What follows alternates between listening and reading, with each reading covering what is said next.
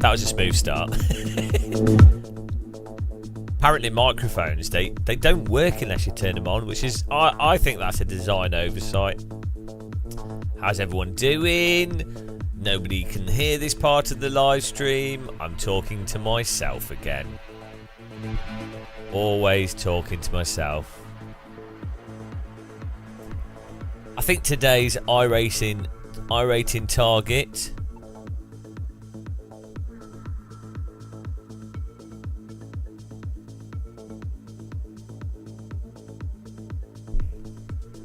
let's go for, should we go for oh, you heard it, should we go for 300, say 250 I rating, 0 out of 250. That's what we're going to go for, 250 I rating today.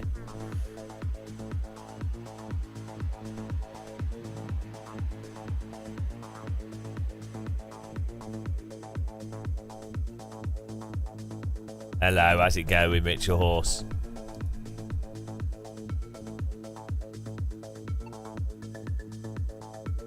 Zero out of 250. There we go. We're making progress.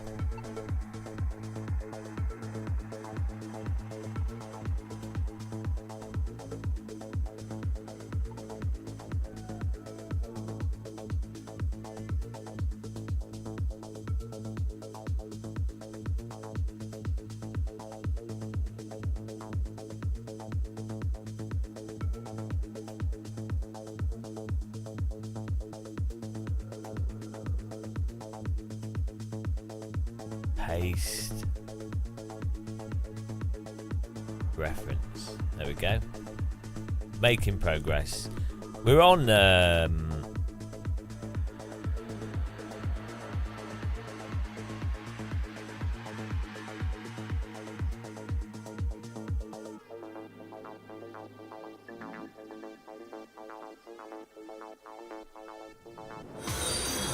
hello. The pace car is out of control. Thank you for following. We are on 3,700. Hang on. The grindometer needs moving. Yeah, we did a lot yesterday. I didn't realise. 3,700. There it is.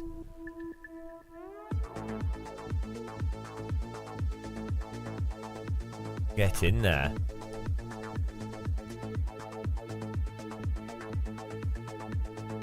The grindometer still triggers you. When we get to well, I'll have to like re-edit it. It's an image, so to change the grindometer, we'll have to, the spelling will have to be changed. So you know, but it's not easy to edit. I can't just fix stuff willy-nilly. Willy-nilly. Myro Sander, hello. Sorry for bothering you. I want to offer a promotion to your channel. No, that's a ban. The quality is guaranteed, flexible and convenient. Order management panel, chat panel. What? Fuck, go away. Ban.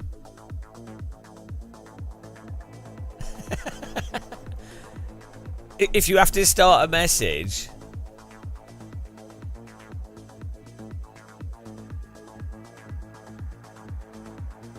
if you have to start a message with "sorry for bothering you," unless you're like a policeman that's reporting someone dying, so starting a message with "sorry for bothering you" is never good. Sorry for bothering you. Well, don't bother me then if you're sorry. You're not sorry because you're bothering me. Like, you're not. You really are not. You're saying sorry, but your actions are demonstrating that you have no sympathy or care or concern for bothering me. You just wouldn't. You wouldn't be bothering me, and you're not sorry. Oh, sorry for bothering you, sir. Are you interested in becoming a member of our cult? No. Sorry for bothering you guys with this live stream. Sorry for bothering you. Oh, hang on a minute. No, I'm not. Sorry. Is that what countries say before they invade? Sorry for bothering you, Poland. Sorry for bothering.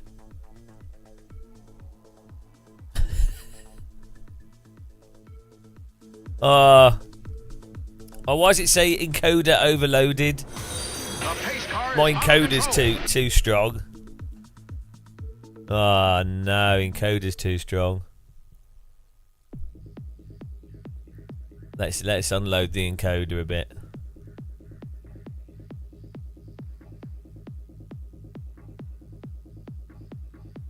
I'm unloading the encoder. Do we got too much? We're leaning on the encoder.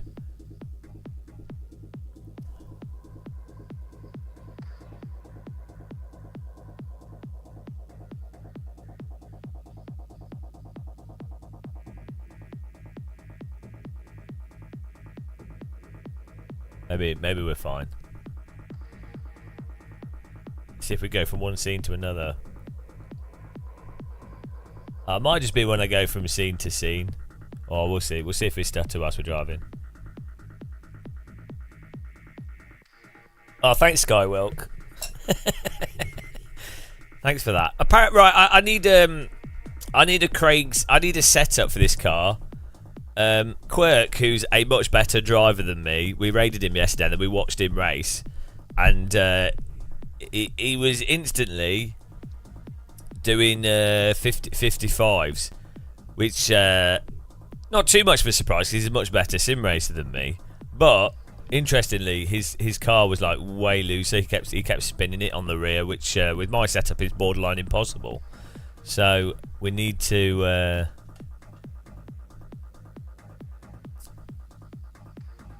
We need to adjust these things.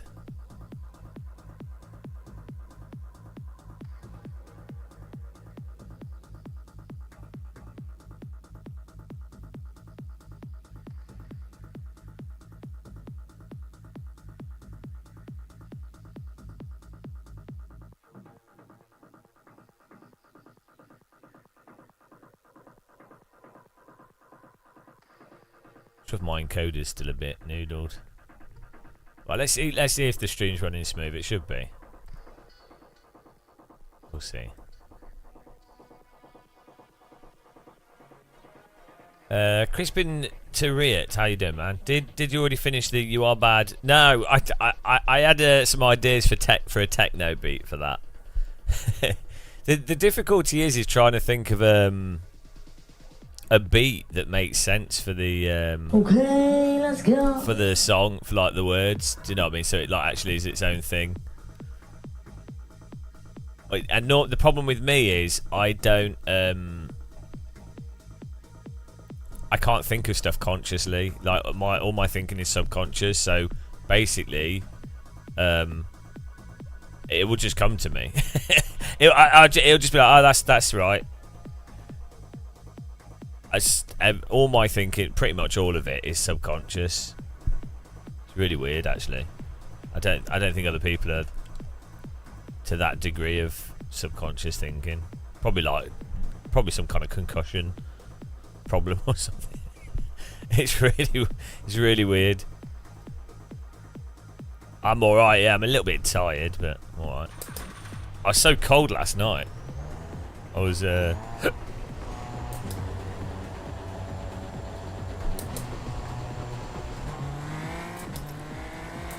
I like to sleep with like a thin. I like to be generally cooler at night rather than warm. But bloody freezing last night, and I couldn't get warm, and I didn't have another cover nearby. So I ended up hugging a pillow to stay warm. It's like camping. I don't know why it was so cold.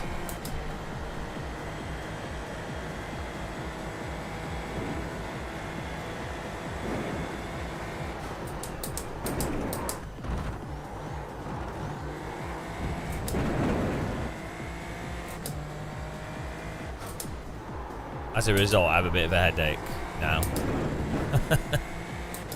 Oh well.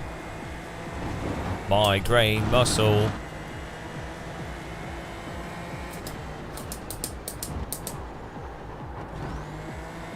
I could get a doll, yeah.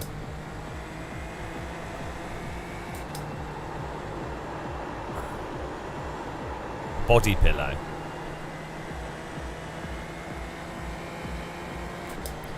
Man, I sleep in a super weird way because I have problems with my back.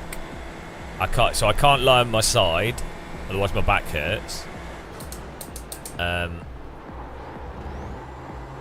And I have to have my back tilted in a certain way because I have like nerve damage in my back, and if I bend over, I start losing feeling. So I have to. Oh, it's so stupid. I have to sleep with like in this weird position. It's fantastic. People, maybe that's why I'm a bit weird, because I've got plenty of excuses, you know.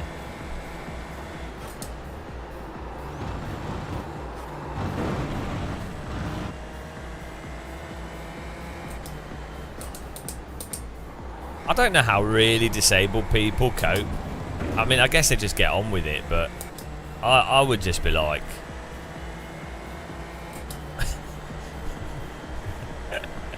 I'd be like, oh no. Hello, Twitchy.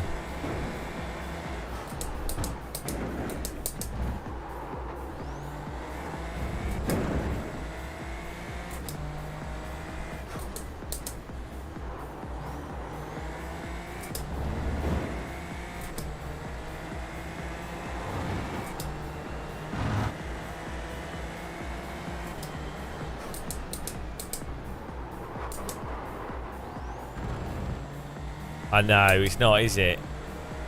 But it has to be done. It's a matter of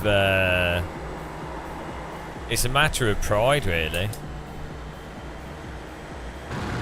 I have I've been enjoying this car though. I do like this track, this car. I find it fun. Just getting faster at this car track combo, just this track in general, as its own game. I find this track, doesn't really matter what sim it's in, it's a really nice track.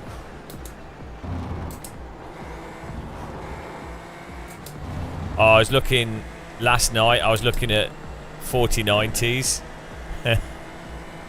They're bloody £2,000, and I was like, ah, I can't justify that. It's a shame that when I bought my 3080, like the 4090s didn't exist then. Still there. Clear on the right.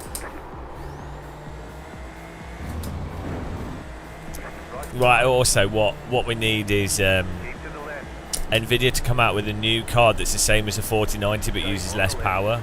That'd be the ideal.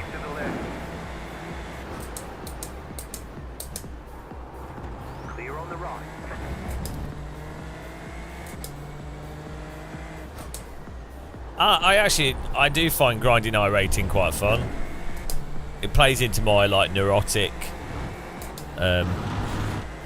plays into the neurotic gamer. This is why I don't dare play Civilization, or I won't even load Civilization up. I won't even touch that. I just know I last time I played like a Civ or like RTS games, I would load them up and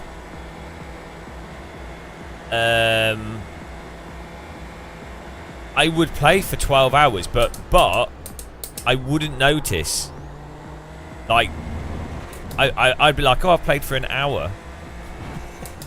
No, like, and I genuinely wouldn't notice that. There's something like with them where they're so addictive to me, but also I can't.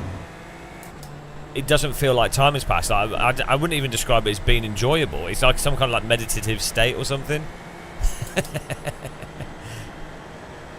was your fastest lap of the session. So I just don't dare load them.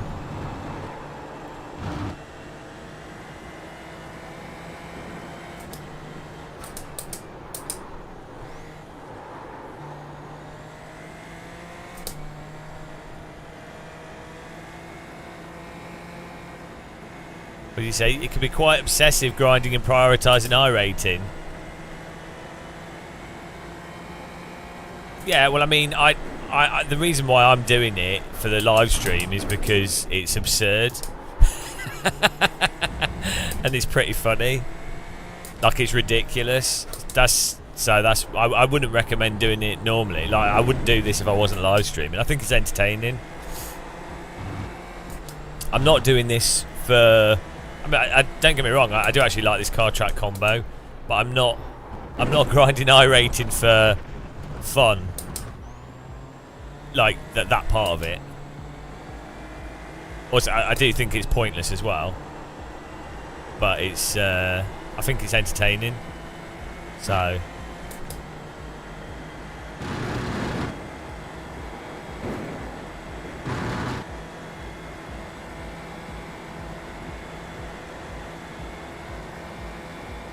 Really? Yeah, I wouldn't do that. If, yeah.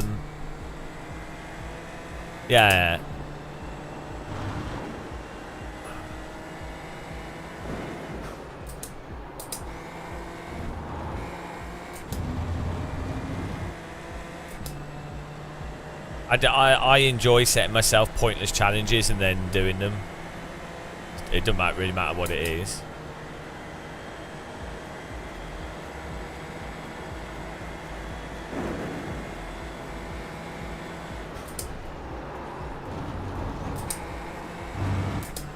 It doesn't save your brake wise. 55.5 I think is what we want.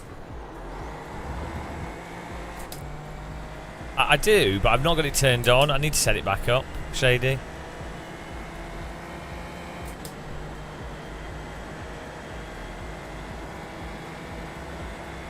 Don't complain for an entire stream. Well, how about we could set up like I could set up a donation thing. Where if people who the last donator can decide if I'm allowed to be critical or not, and then so we have a critical or uncritical mode, and whoever donates can switch could do the switch. We can have like a border around the stream because. Yeah, well that's it, I've got to make money, haven't I? Money hack, yeah. I have to think about ways to make money.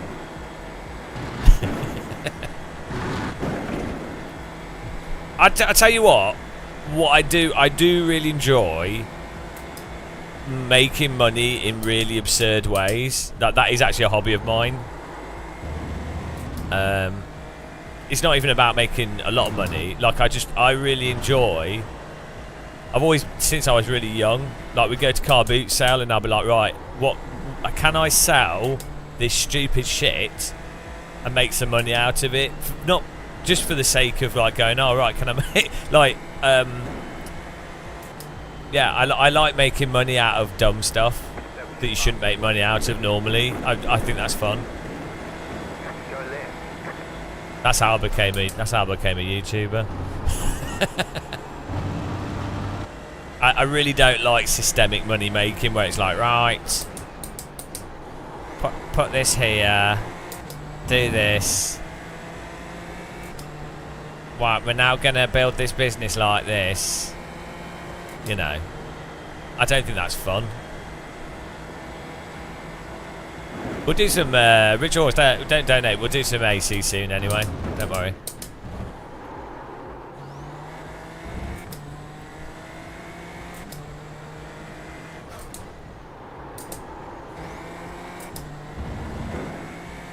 I don't like ACC, but I do like the normalist. The normal. That is amazing. So it's probably one of the well, one of the or not the best simulation to practice, like even F1 or GT mods. It's really good. Max Verstappen should say hi in chat one of these times. Problem is, you can't. If you're like vaguely famous, you can't just pop into a chat on a stream or like on anything. You can't even comment on anything. So you have to use alt accounts.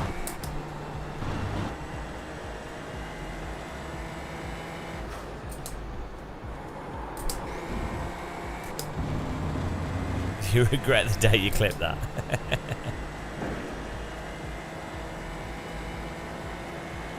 Oh yeah.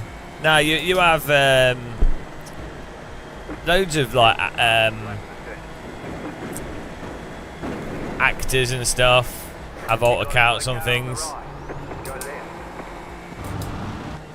It's not worth the financial. What? It's not worth the it's not even financial. It's not worth the bollocks that you get. And also, with me being so successful, obviously I've experienced this as well. It's like you don't want to go like I might want to say to you know, like a new streamer. I might be like, oh hey, or like you're in something. You're like, oh this is cool, and then the chat will be like, oh hi Game of Muscle, it's Game of Muscle or whatever. Like not that much for me, obviously, because my channel's not that big. But like for me, as someone really really small, then you're like, oh well, that's a bit awkward. So like you see it when. Even more so once you get to once people are like anything motorsports. If Jimmy Broadbent types a message, like it'll be like a minute of people. It'll be a minute of people going, "Oh, Jimmy Broadbent, I love your content. I love what you do." And it's like, well, obviously, you know, they don't. Jimmy wouldn't want it to be about him. Neither would any streamer really, because you know they already stream. So that's the same for like actors or anybody like. You just wouldn't want it to be, you know what I mean? So then that's why people have to use separate accounts or not message at all.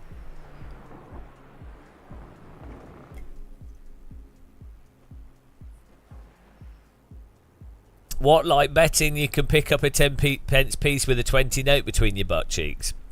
I do that every Tuesday. That's well, that's not a bet. That's just, isn't that how you pick up money? Why use your hands when you can use your butt cheeks? Come on.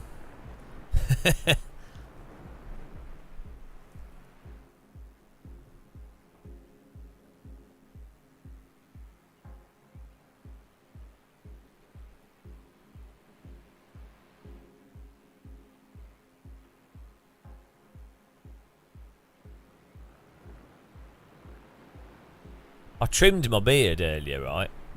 Is my cam switch not working here? Oh, it is. I trimmed my beard yesterday, and I missed like 2 hairs with my scissors.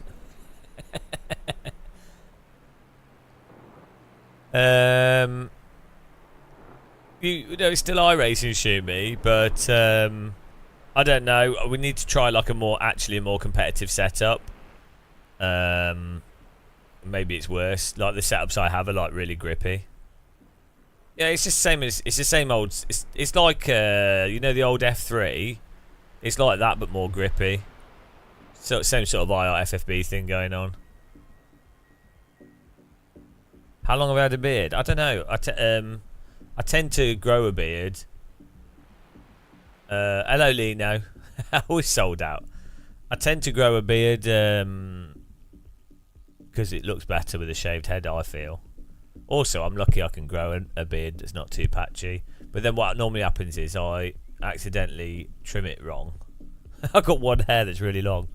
I trim it wrong, and then I have to shave it off and start again. I need to get like a Manscaped thing or something, but I don't think Manscaped goes to. I think 10 mils the maximum it can do.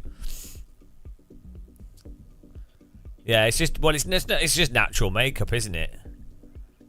It's just a compensation for the lack of hair on the head.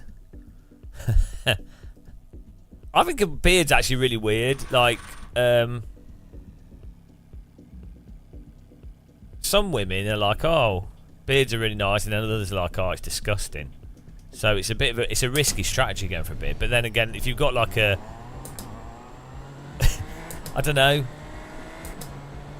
I'm quite happy with my beard when it's trimmed. I'm pretty happy with it. I do appreciate beards on other men. Like sometimes you see men with a nice beard. I'm like, oh, that's impressive.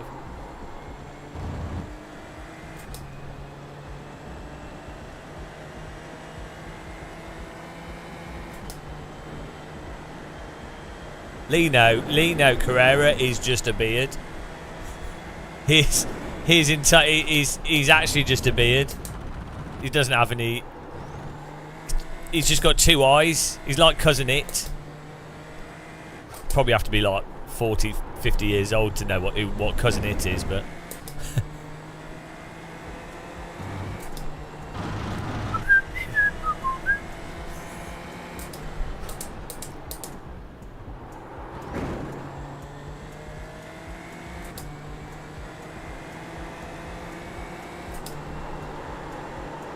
What's weird is if you shampoo your beard. So if you shampoo your beard, it feels really different. And then if you put, I put Pond's skin cream on my face because it's really good for my skin. It stops my skin drying out. It's like one of the few skin creams I find actually really helps. If you put that on your beard, it makes your beard feel really weird. Weird beard.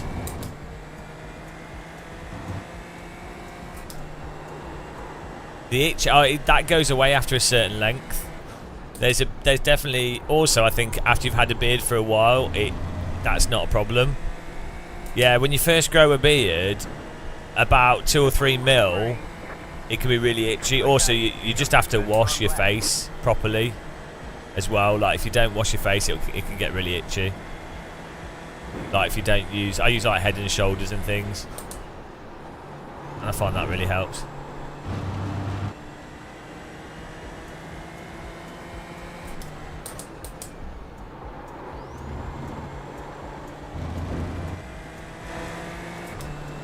Logs. Drawn in red. Yeah, well, it's weird. So normally, beard irritation is from oils getting stuck. But who knows? Like I've had weird skin conditions since I was young, so I don't know. Sometimes it can be random stuff that causes it.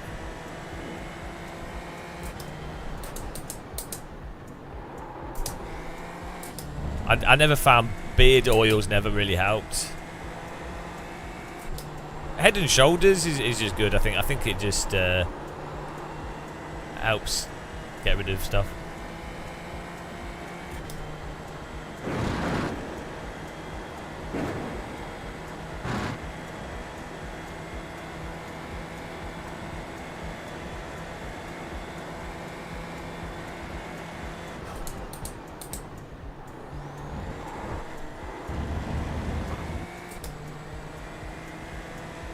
Always my first race, my first drive, we were always super slow.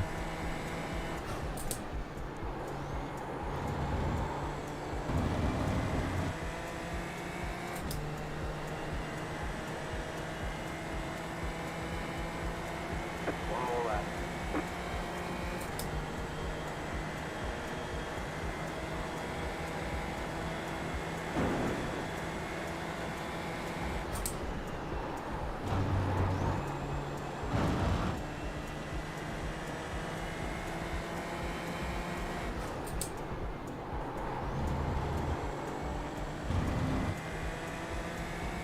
Turtle wax.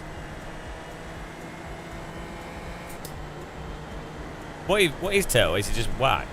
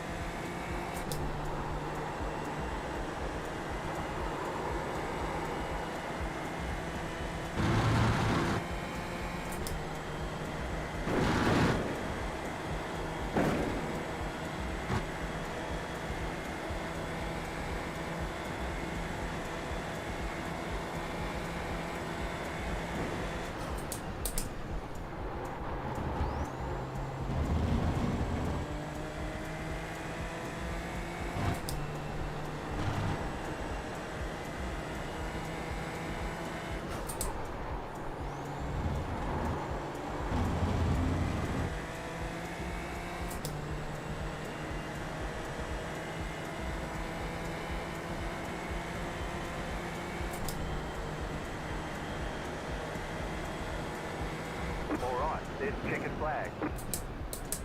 Hello, very rare. Back to life. The thing is, right? I can see that. Like, I can tell visually that I'm driving a second slower than what I'm capable of.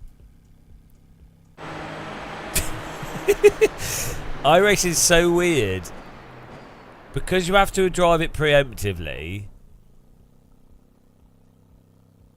It's like, it's bizarre.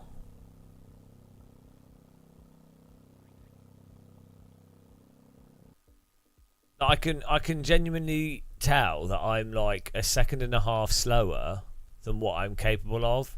But then if I try and brake later or push harder or turn in a different way to what I've learnt the pattern of, that I will just spin. Or it'll just get stuck in oversteer, understeer. So I have to keep chipping away at the the routine for me. I think they sat down and designed iRacing to be incompatible with my brain. I think that was the goal of iRacing. They were like, right, how can we make this sim? how can we make this so that Game of Muscle's brain can't cope with it? Hello, Danny.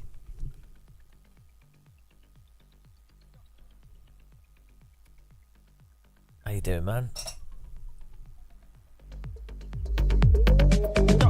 Got the techno playing today. Like Arabic techno.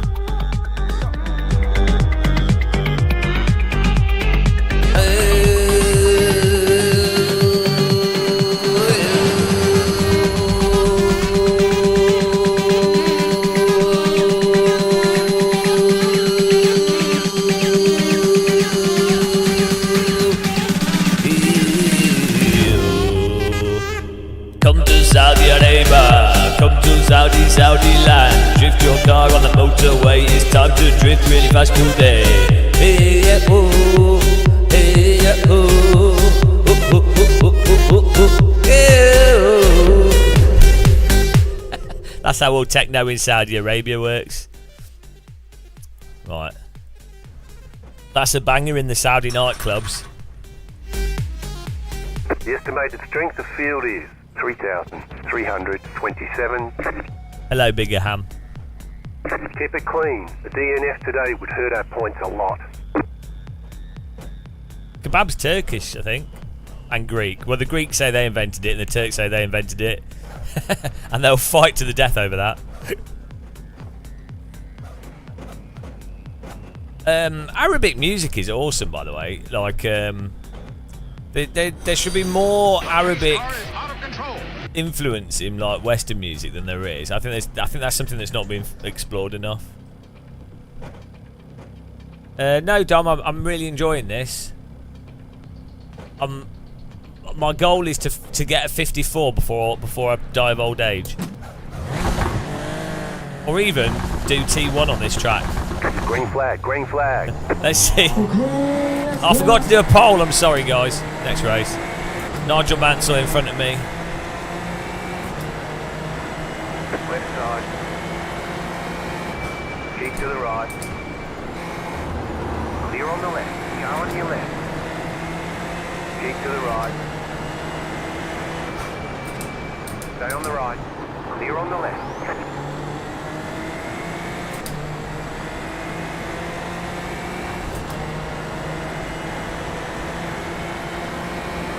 Left side. Keep to the right. Still there. Clear on the left.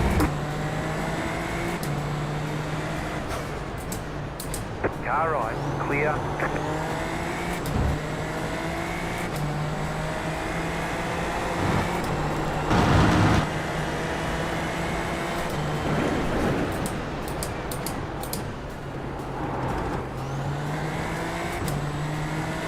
I'm hot, and you're not.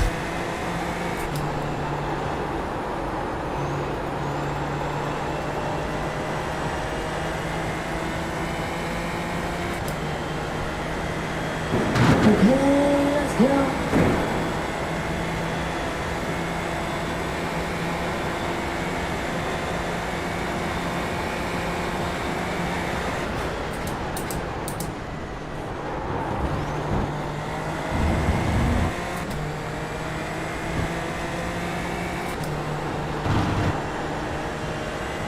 green and white car is really slow. Nigel Mansell's got stuck behind him.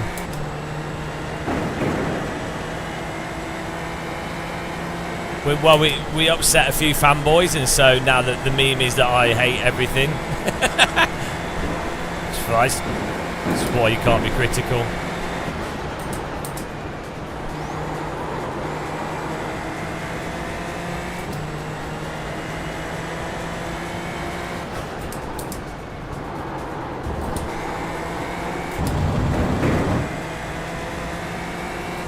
Car on your left. Oh, Nigel Mansell running Car wide. right. Clear on the left.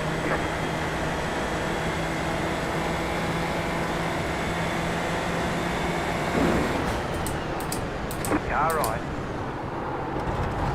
Clear on the right.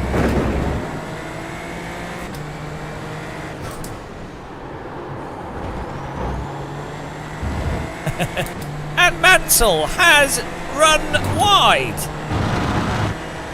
Senna takes the position.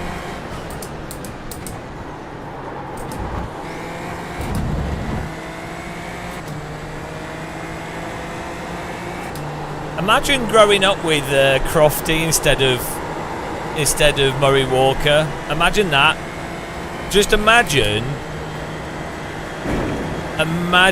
you Slow car ahead. You- Go right. yeah. Imagine you grew up with that. Ah, lights out and away we go. Jesus Christ.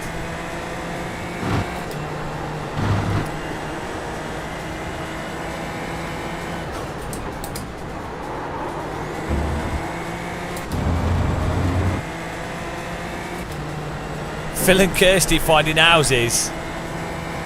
Oh, Phil, you're so funny. I wonder if this house nearby that's within budget will suit them. Or will this house on a council estate with broken windows? Well, this is an interesting house. Oh, thank God I can't watch that programme. It's so... I feel with that program that's like torture. That program makes me feel like I'm being tortured. I would rather be waterboarded than watch that. Like, on the face of it, that program seems perfectly fine. Right side. Clear.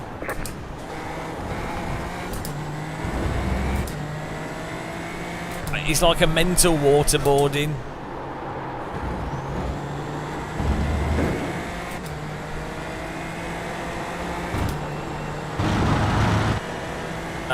Boiling water T-boarded. Well, apparently you could cut the corner there almost entirely.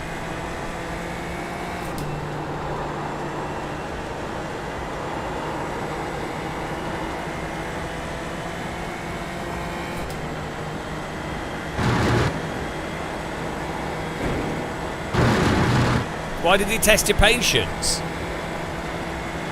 I don't like ACC, but I do like the normal ACC. That is amazing. So it's probably one of the of the or not the best simulation to practice, like even F1, Stay on the right. GT mods. Imagine going for an entirely pointless overtake. Let's go. Clear. Imagine going for an entirely pointless overtake and losing the position to the car behind you. Well, that's a good idea, isn't it? And then imagine going for a pointless overtake, causing the car in front of you to lose the train of draft, and then lose the position from the car behind you. Still there. Hold your line.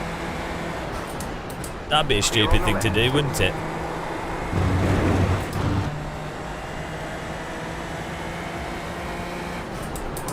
Right side. Oh, this guy's an idiot. Goodbye. What are you doing? Why? He almost wrecked me doing his pointless overtakes. What was he doing? I had to stay on my brake to not get hit by him, which then he understeered into me.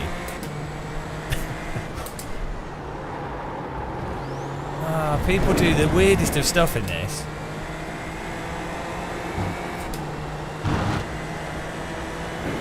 It's Nigel Mansell, to be fair. His moustache was probably getting in his eyes.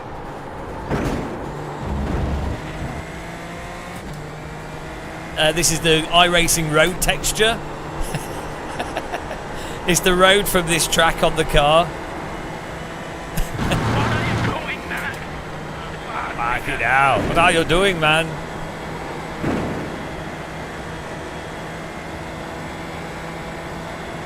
That's not funny. It is. It is. How dare you? You're not funny. Oh no, the laser beam is going to get us. Left side. Clear.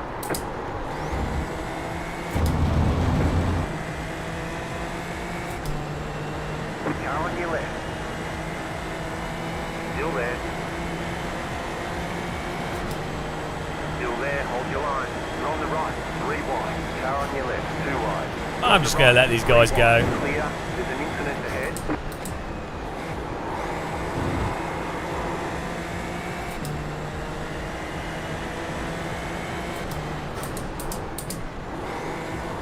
Oh look, the laser beam went for an attack at the wrong time and then lost the draft up the straight and didn't gain a position.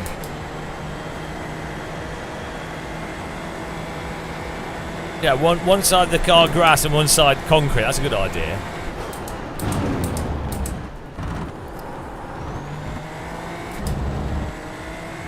Oh dear, what are they doing?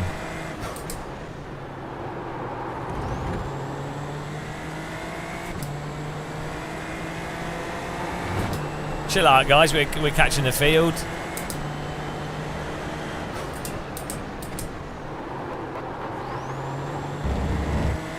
Still 6 laps to go.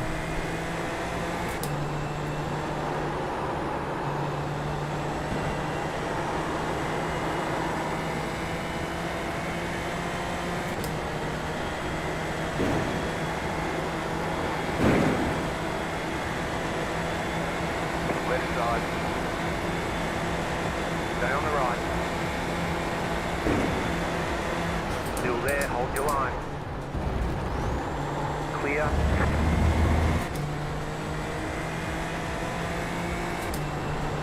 Laser beam, just wait behind me and redraft me down the straight. Get the full draft from me and then you'll be on the red car and then I'll be back on the red car. I'll go on the right, you can pass on the left. Left side. Keep to the right. He didn't get enough draft, he was too close. Still there, hold your line. This is less than optimal. Clear on the left. I don't think people really understand the whole using draft and using that to your advantage.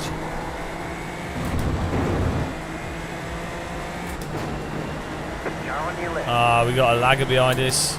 Still there. Still there. Oh, Stay he's. on the right. Clear on the left. Car on your I left. can't drive Keep to this the guy. right. Still there, hold your line. iRacing. Still there, hold your line. Clear Right. on the left. How on earth? Why do people defend this sim from these sorts of like what? How is this acceptable? If I can visually see a car blinking on and off and bouncing up and down, I'm damn sure that the code can detect that.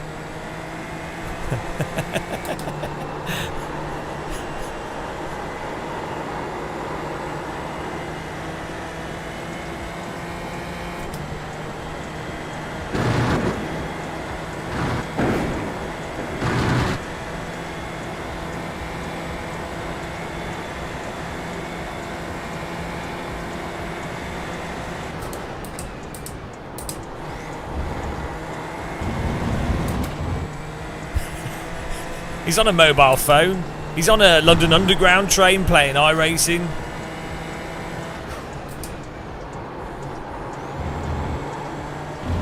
The lead consider 55.196.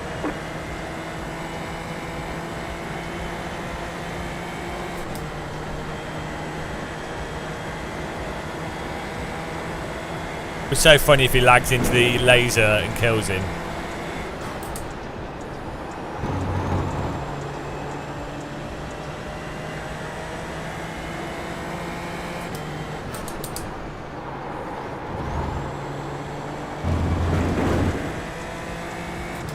Vertical defending. He's over blocking. He's over defending.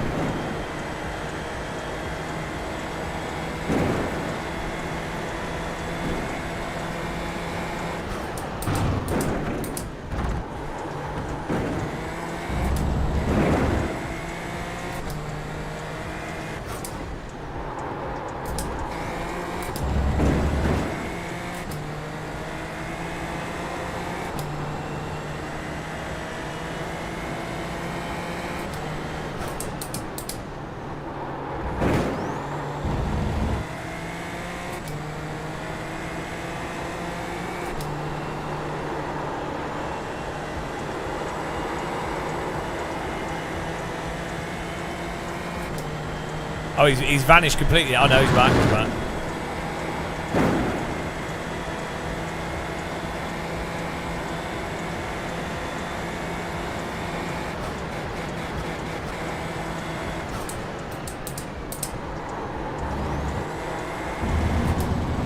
The thing is, I don't think we can race this car safely. he's got moves that I just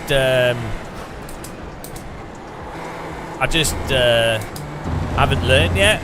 I've not learnt how to kickflip the car and fly through the corner using the aero to maintain the angle.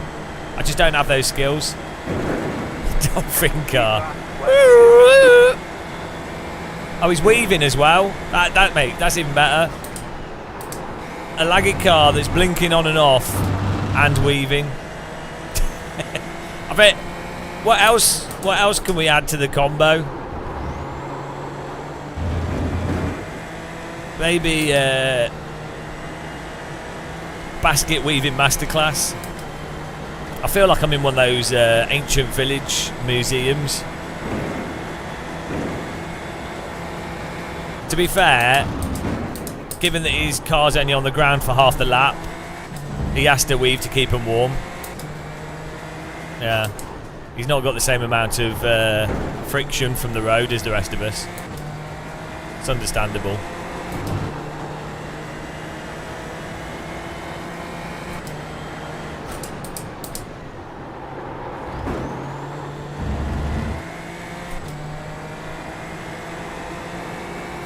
It's a new tyre saving method.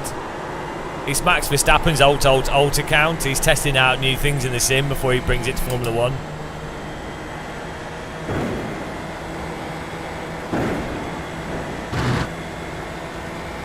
I did shake it in. They're all right, but they changed the sound on the headphones. They make the sound more bassy, but they are very comfortable. They're really good, but they do affect the audio of those headphones. They sort of muffle the sound a bit in a weird way. Don't know why. They also make it pick up really deep bass from ambient bass. Weirdly, like I can hear like super deep bass stuff from a long way away, but they're comfortable and they work fine. But yeah, it depends how. If you like more bassy sounding headphones, they're really good. I'm using the Moser Formula Rim. I should probably put a little bit of text on the screen for on that camera.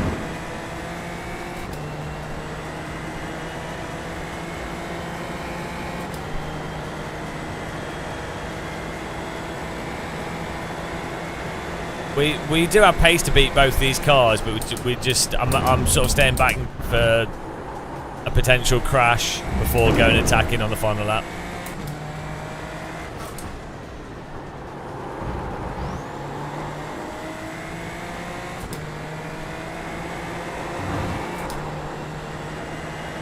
This is Super Formula, which is basically like an F3 car.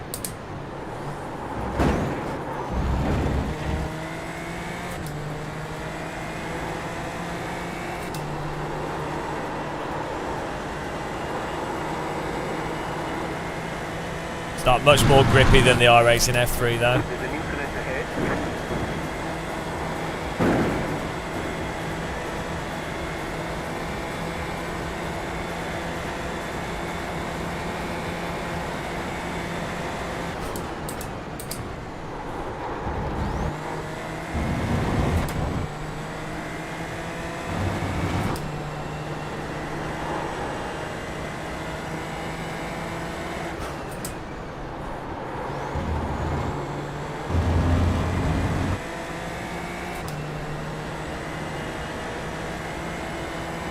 Nope. Now he's shedding bits of bodywork whilst jumping and making them reattach. Really is quite clever. Amazing what kind of advanced techniques iRacers bring to motorsport. This is why a lot of real drivers use iRacing to train.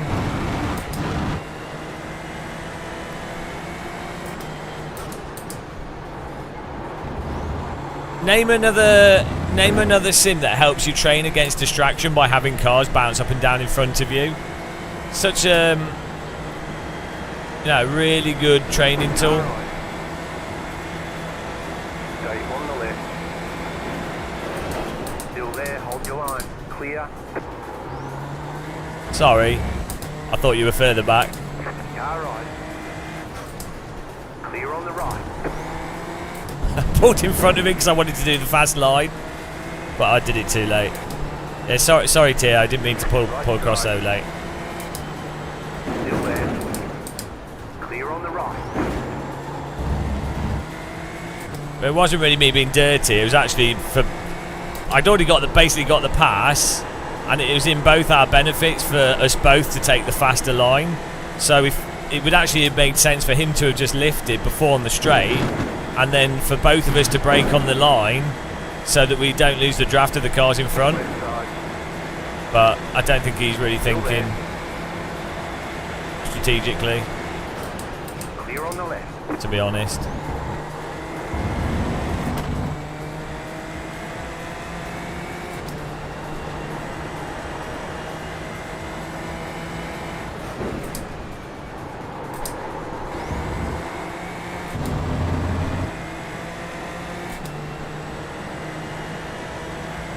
White flag this time.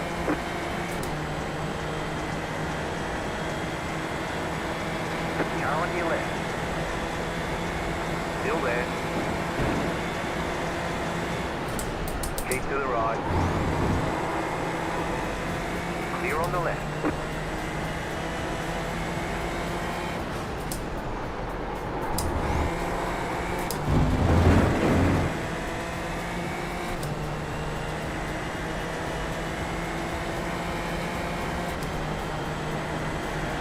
Right side. Still there. Keep to the left. Stay on the left. Clear. You're in the middle. 3 wide. Why is he Car on your pit left, manoeuvring 2 me? wide. Still there. Still there. Hold your line. Clear on the left. He almost pitted me there. That'll be go. If they're sensible, they'd try and go for the run here. Hello, Frank Zappa.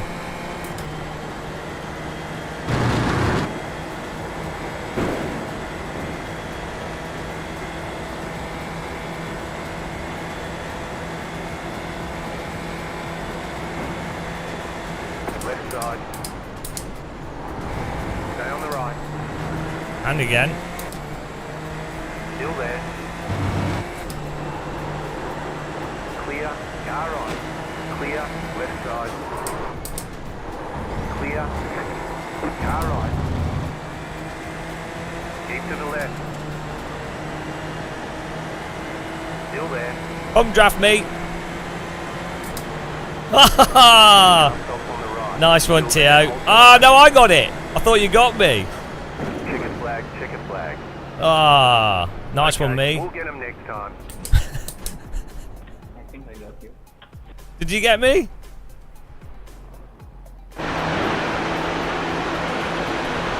Okay, let's let's go. You got me, you git.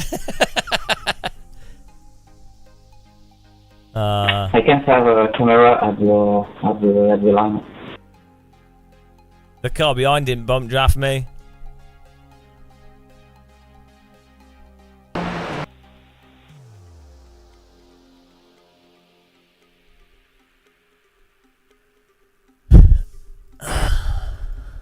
I was scared. I didn't want to kill you. Nah, you should have waited and then pushed me just before the finish line. You should have driven into the back of both of us, and then we'd have both gone flying sideways, and you'd have won.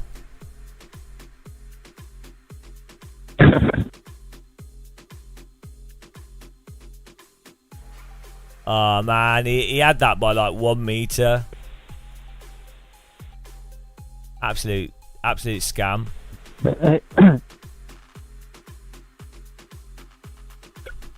Total scam, guys.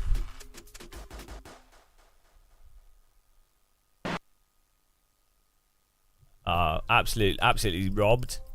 That was a theft.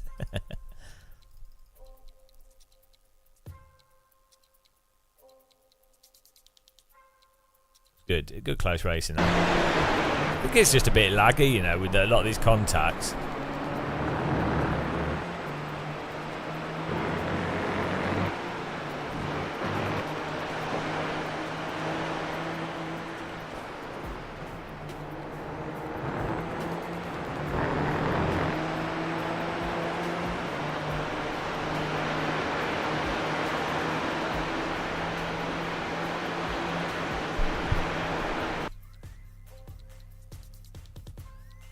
It's a shame that white blinky car really just got in the way. Sir Lag, King of Lag.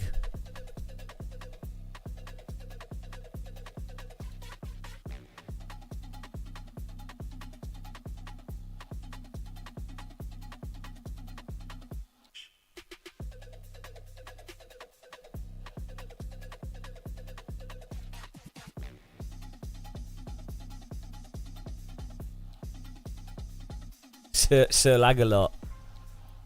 No, it's not. It's just so this is the fixed one, so it's the same. It's the same thing every time. But the open one should be dynamic weather, but the weather will be based on that time of that date and the likelihood of the weather at that date. So it should change, but I think it's at a time of year where it's normally overcast. I don't know why. I don't know why it's being more like that. It should be variable. Right, we need to try setup here.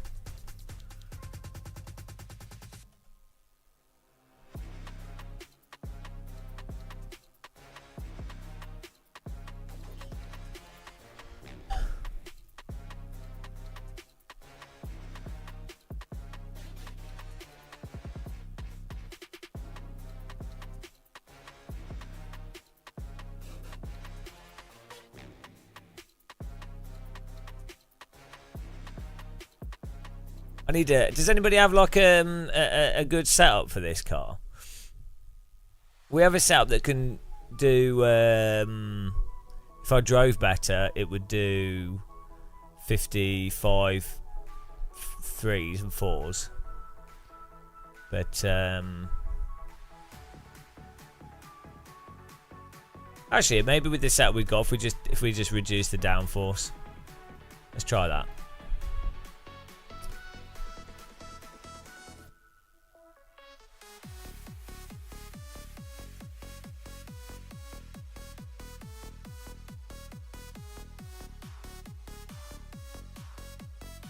Yeah, we need autopilot.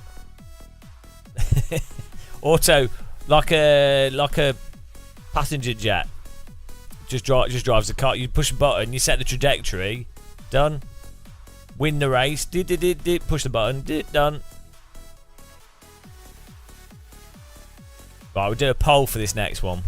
Oh, hang on. How much I rating did we get from that? Probably like 9 or something.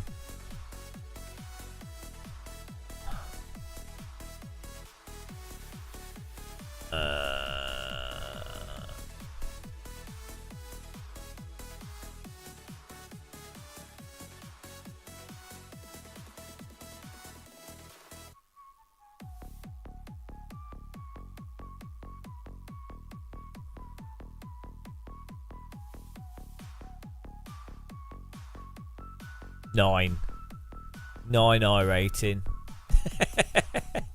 Yeah, that was good. Yeah, but the lagger car ended up getting 2 places by confusing everyone with the lag. New poll prediction, 40 I rating.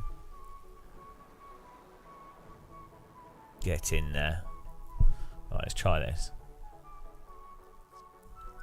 Oh, hello. Why is my wheel doing that? Disgusting. Right, we're going to try this.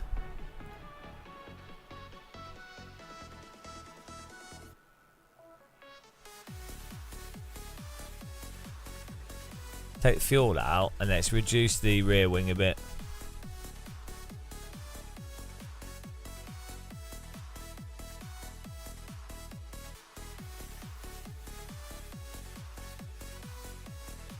What does this even mean? Ah, dear. Hang on. Aero package. Medium. Front flap angle. Rear upper flap. Gurney flap. Right, what? Is a lower angle less? How do they measure the angle? Like, is more angle more downforce?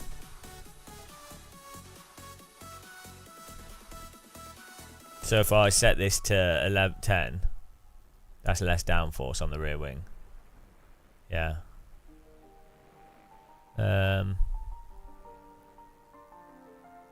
Let's put it on 8.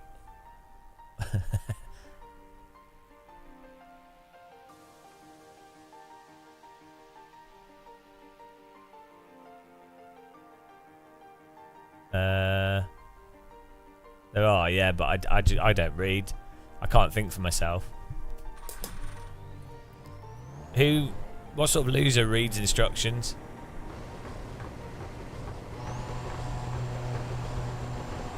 I don't read the hover over.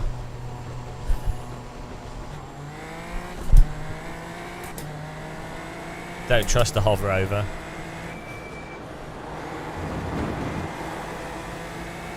I'm anti hover over. You can't hover over water.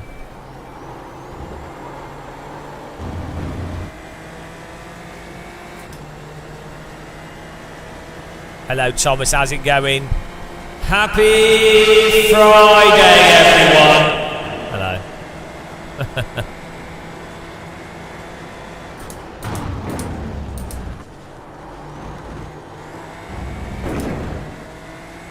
The car is the road texture from this track.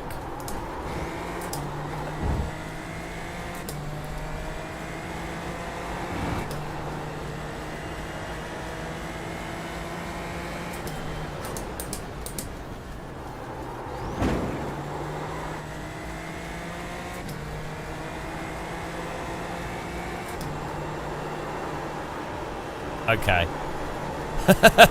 Whoa, okay. Yeah, that's lower downforce.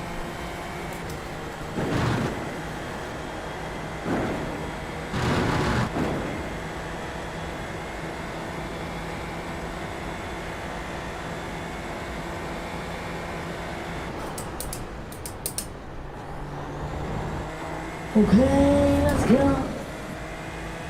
The sheep are on holiday at the moment.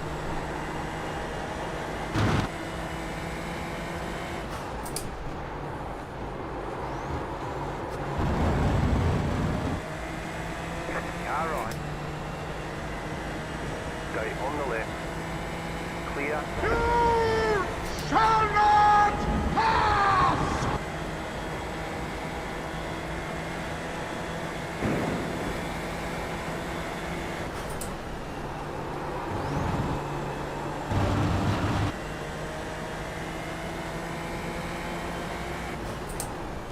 Mind the gap. Oh yeah, this could be like absolute aero hacks, guys. These setups are so stupid. Setups are so stupid. Like,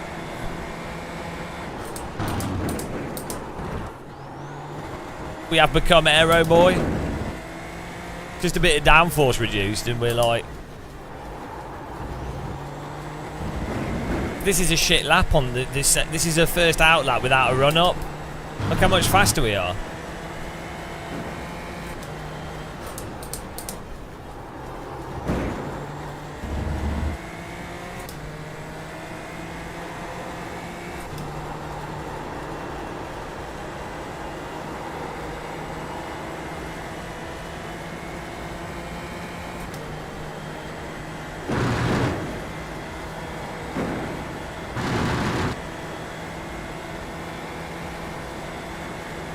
Yeah, it's, you know, the stupid thing is that the game should have default setups at easy, medium, hard.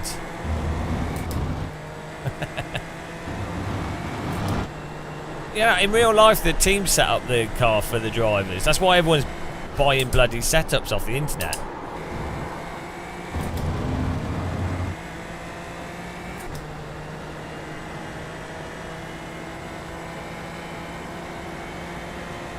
We just need to get used to like a lower downforce setup and then drive according to that.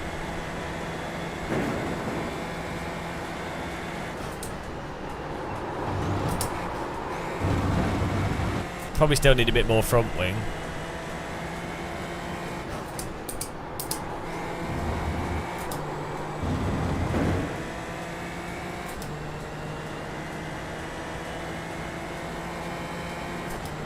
With draft as well, this is going to like give you a really big advantage on overtakes, having lower downforce.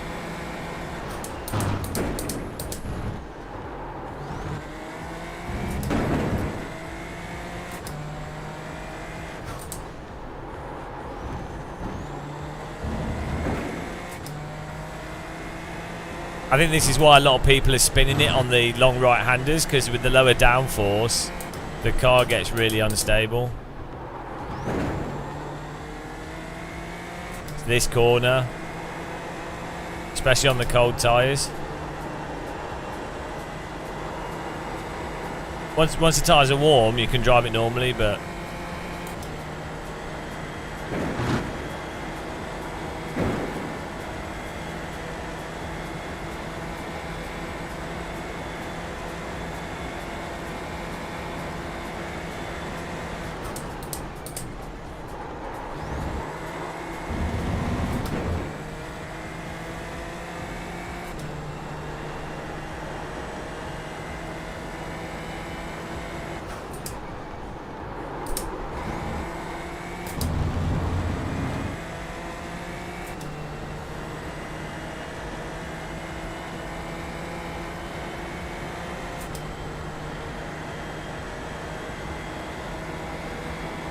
we're doing 56 ones. I'm not even braking properly. You've got about 5 laps of fuel.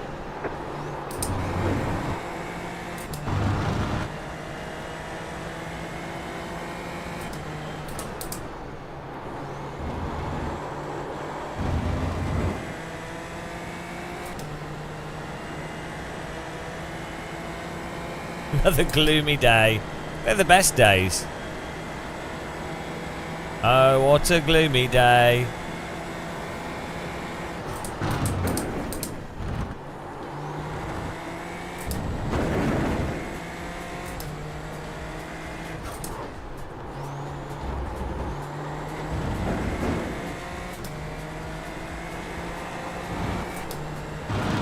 This is on 15 litres of fuel as well.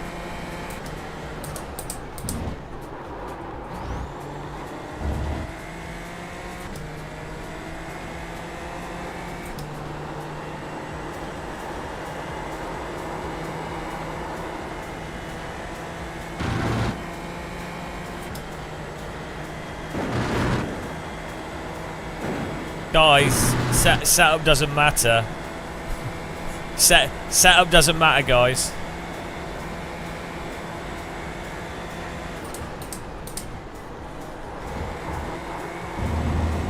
It's all down to you as a driver.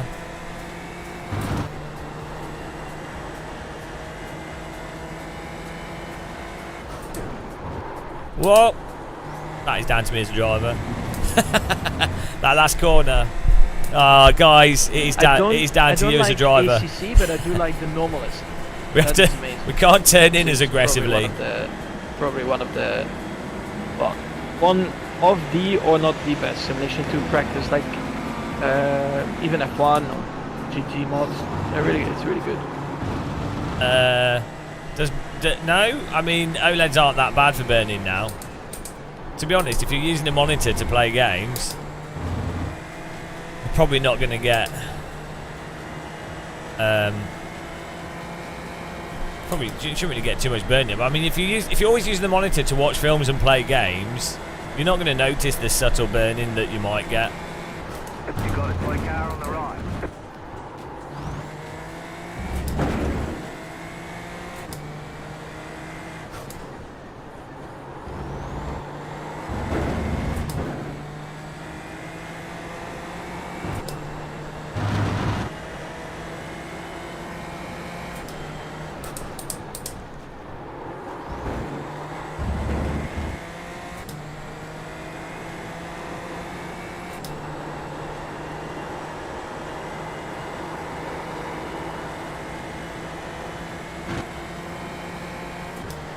Actually, I wanted to test one of the settings on this monitor.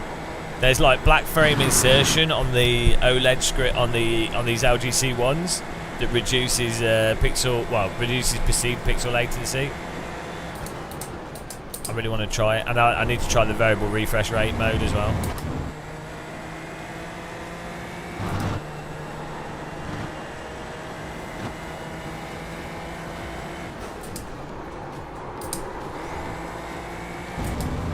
That last corner, for some reason, my brain has unlearnt how to take it. Like, the other day, not yesterday, day before, we nailed that corner, and now like my brain has gone, no, we can't do that anymore, matey. Sorry. Do you want to take that corner properly? No. I'm afraid we can't do that. One part of my brain's going, you know, you need to go on the outside and you need to trail brake it in, and then there's a hookup point where it will grip in and then you cut the grass a bit on the right. My conscious is saying that, and my subconscious is going, I don't think I'm going to do it this time. I think what you want to do, I'm going to move the foot this way. Oh, thank you. Thank you, brain. Really appreciate the effort. I tell you what, there is not a team. My brain is not a team effort. My brain is it's like a constant battle. I'm not at peace with my brain. It's a war. It's like a Chernobyl reactor. Hello, Luke Skywalker.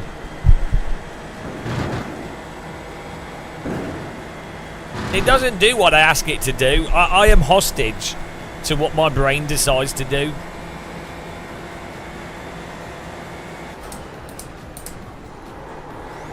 And it decides to do whatever it... Like, I don't know what's going on. But here we go. Guarantee you it's not going to do what I want it to do here. Oh, now you try... Well, that was a little bit better. That was a little bit better. It's because I said it wasn't going to do what I wanted it to do, so it half did it. Psyching it out. I'm psyching my brain out here.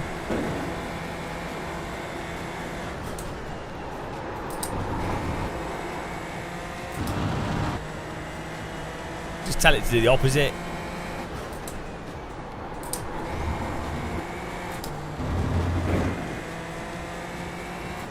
Exactly. There's been reactor 4 is imploded. There's a full meltdown has occurred. So much so everyone's left the control room. It's too dangerous.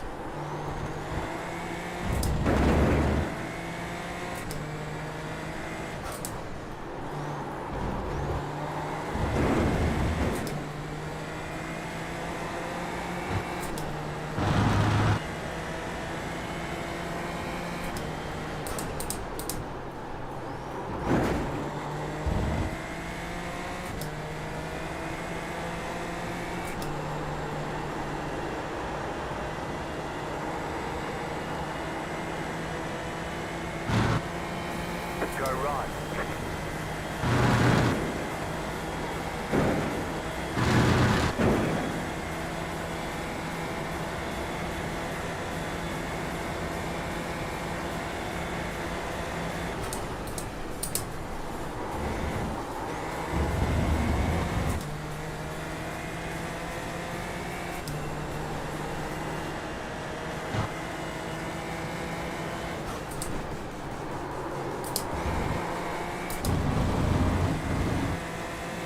We need to do that in 4th gear.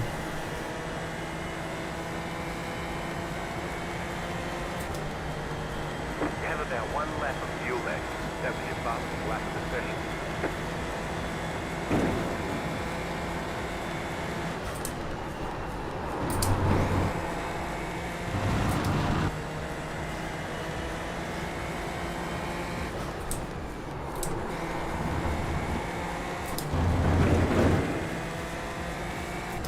When things are really bad and I can't get any worse, I watch Game of Muscle and I'm happy again.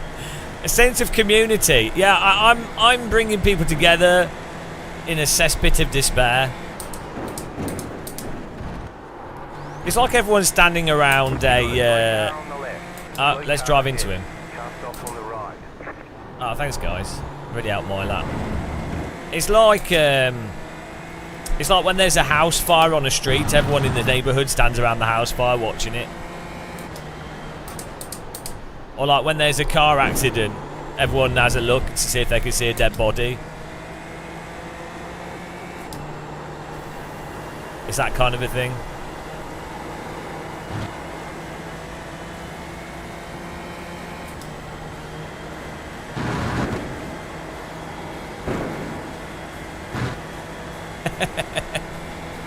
There's nothing quite as enjoyable as watching someone else's belongings go up in flames. And then you go, oh, I'm glad it's not my house on fire. Oh, isn't that terrible? Really sad. I'm glad I'm not on fire. That's what it is. That's what people are doing. Don't forget to pit this lap for more fuel. Oh, here we go.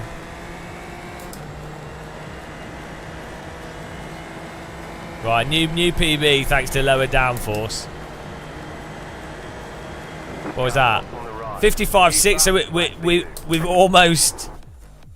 I feel like maybe it's worth knocking the. It's just downforce, guys. It's just downforce. Maybe the front. What I mean, the thing is.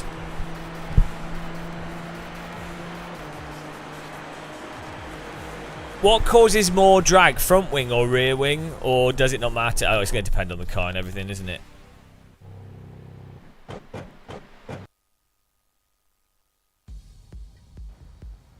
Yeah, add a bit more front and then it'll be a bit more pokey. And there'll be the steering will cause more oversteer, but we'll just be careful. We just don't want understeer. Go low downforce. No, this is fine. We can do 54s on with this, which is actual like top pace. Let's put this back to 10, leave the rear on 7. Oh, the race is starting anyway. Save as. Oh, hang on, how much fuel's for the race? Was it 31, wasn't it? Let's see if we can...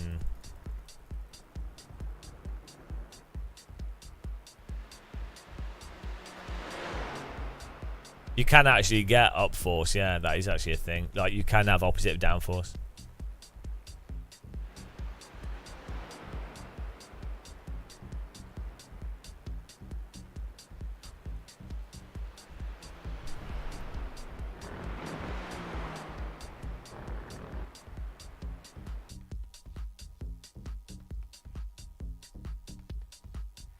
Oh no! What are you doing? Why is your I rating so low, Thomas?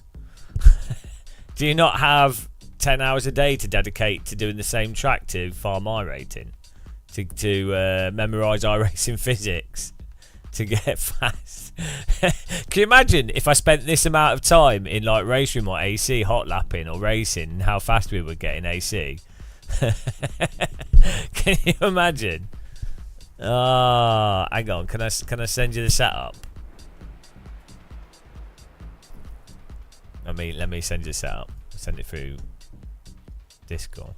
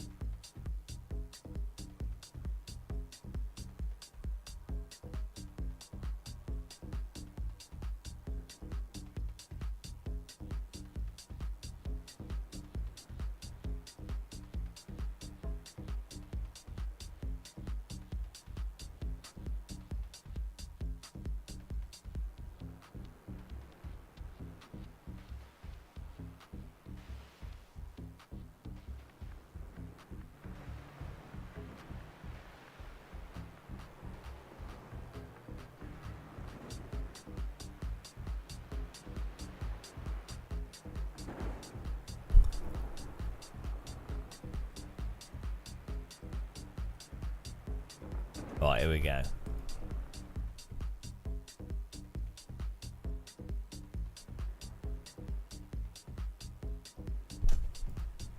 Is there the pole's going, guys? Brake hacks installed, or as always. Right, let's try this. Rate the low downforce setup we made. We did finish it, yeah. We got like 2 laps in at the end. We always finish the endurance races. He didn't really. He wasn't really driving though. Like at no point did I feel in control of that car. So it really wasn't. Like I feel somewhat in control of this car, but it's still driving preemptively. But yeah, like that LMDH, at no point did I feel like I was actually driving the car.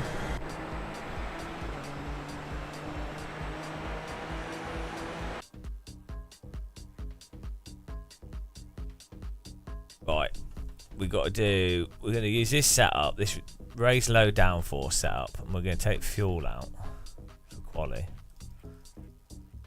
We probably will do soon. I like this track, and this new car's actually, it's fun to race on this track. So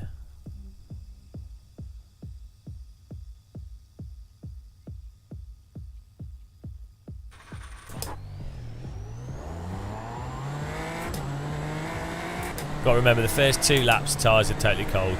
Oh, pole's closed. 52,000 for yay, and like 60, 70,000 for nay.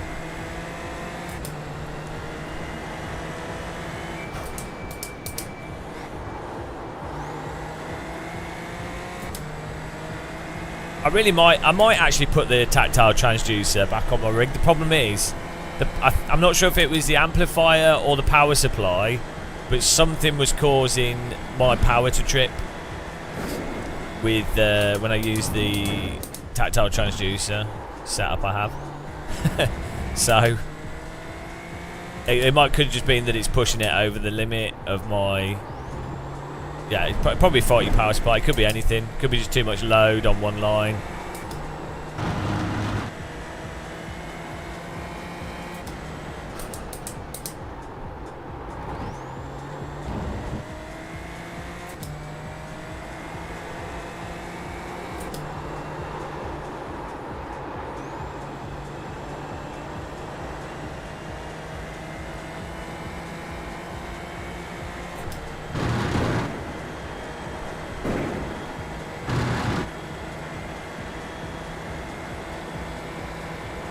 Yeah, it's the same one. It's a good setup. A lot of people who use that setup. The problem is, I have like 3,000 watts worth of stuff plugged in down here, so, and it's all like, it's pretty janky.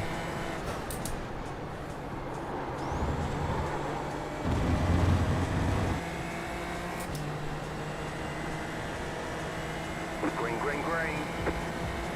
Okay, here comes your first time lap. I probably could actually drill through the wall into the neighbour's power.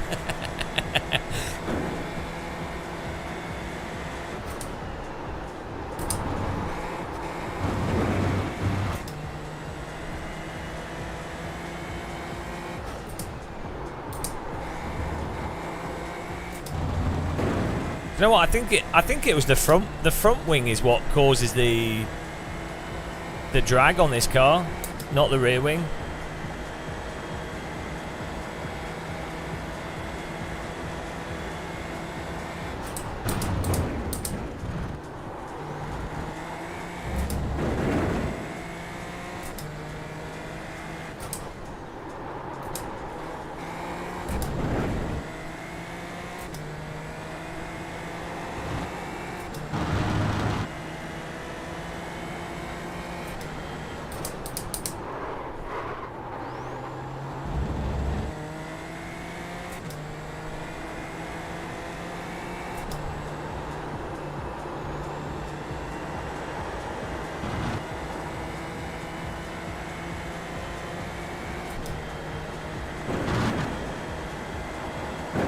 Yeah, I think the front wing is actually what causes drag on this car. More than the rear, weirdly.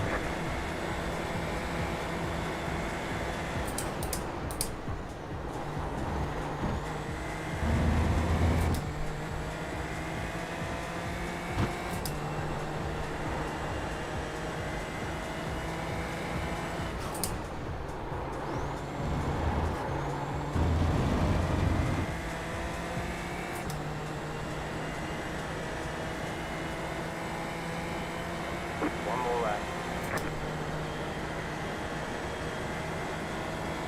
Yeah, look at that.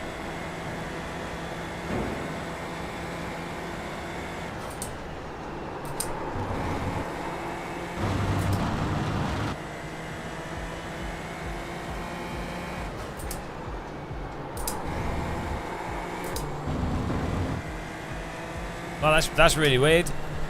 So we just increased the front wing by 1 notch, and we've lost a ton of the downforce advantage we had.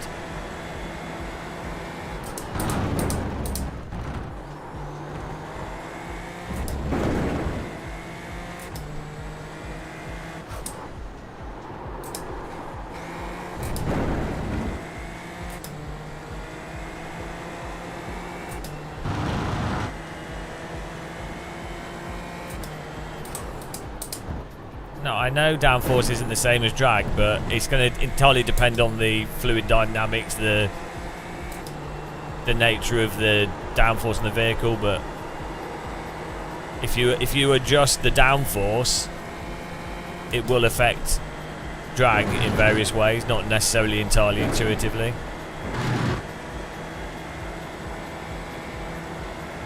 have about 1 lap of fuel left.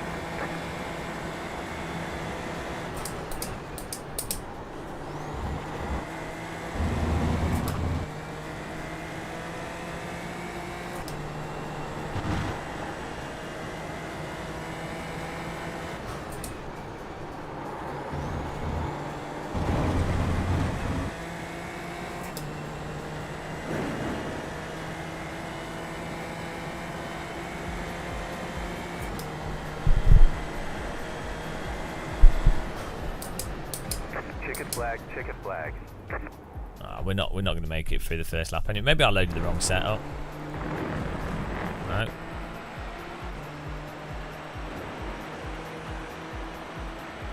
What's the brake bias on?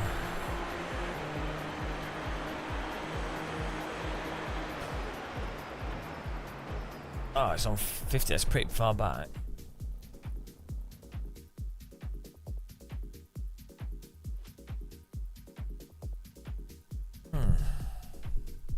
Put that back on 9.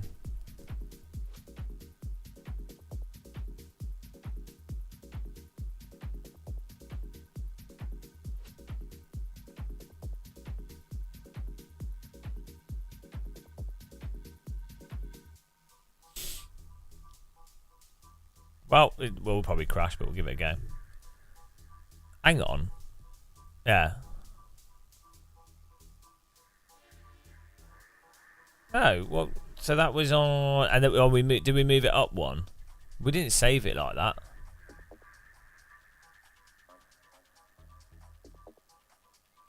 Yeah.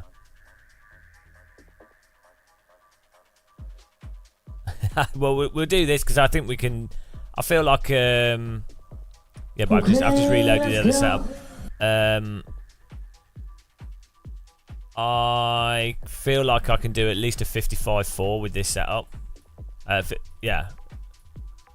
So, give him a commentary.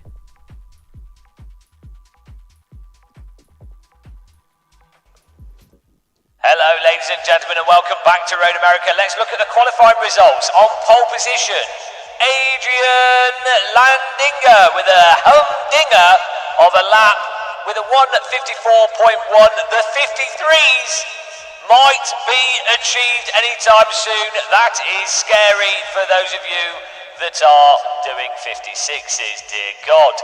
In second place, rated as driver number 1, Thomas Simon with a 1:54.2. And in third place, Handy Noah Mimasi with a 155.2. Look at those 55s, a lot of 56s and a few 57s. And of course, the honourable mention for last position, Martin Arnoldas. Not even qualifying, starting in 25th, crying himself at the back, hoping to miss the crashes. Good luck to him, good luck to everybody in the race. Take it easy, 30-minute race, make sure you have enough fuel, 32 litres will do it. Let's go racing at the real cheesy racetrack of Road America. Okay.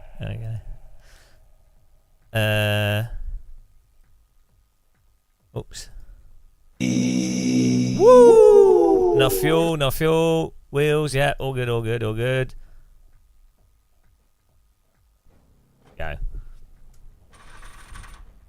Okay, let's go. The estimated strength of field is 4,435. Oh, shit. I'm screwed. Points racing.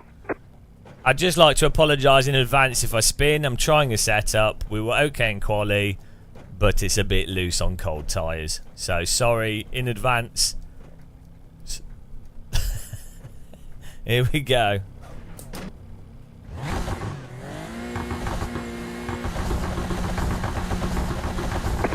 Green. Okay, let's go. 30 minutes, guys. Take it easy. Left side. Keep to the right. Still there, hold your line. Keep to the right. Okay, let's go. Clear on the left.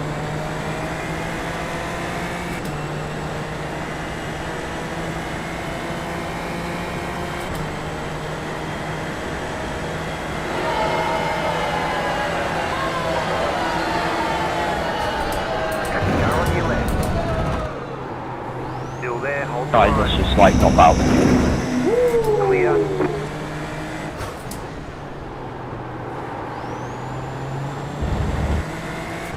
Nice and easy, guys. Come on. Good so far. Okay, let's go. Car right. Still there, go right. Clear on the right, go left. Good brake check, mate. Good one. Spoke to you soon, James. Yeah, I mean, I did say take it easy.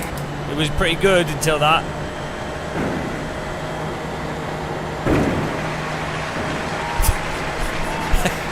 "30 minutes, guys.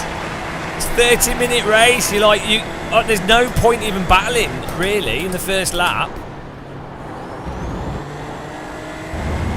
Okay, just shut up 1 minute. Mute button, mate.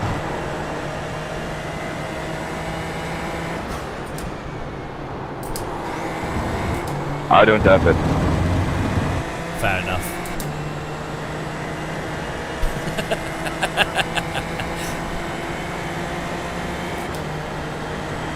Yeah, shut up. Left side, you're in the top 10. Keep to the right. Clear on the left.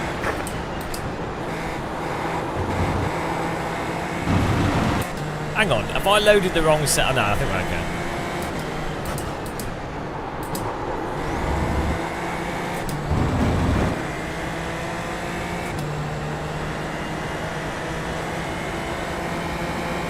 It's just really weird. It's a 30-minute race with cars that have a lot of draft. So there is absolutely no point in aggressively fighting at all. There's no benefit to it. There's only a downside to it, that you're probably going to wreck. Not so smart.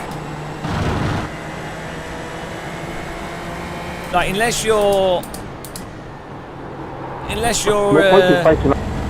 in the top position, like pace, like the top 3 cars, but even then they will all be at the same pace, so there'll be no real point in them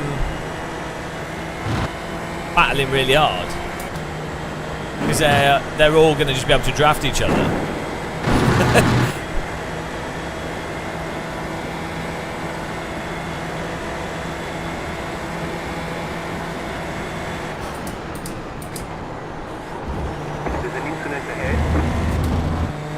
No, there isn't.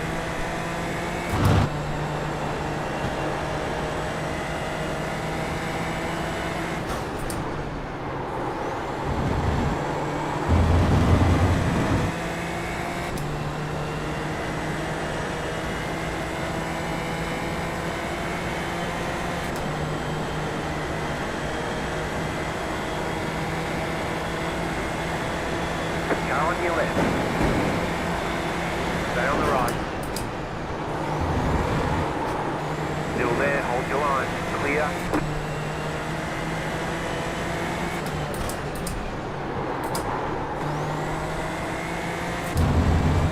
See if we can get some tow from this guy.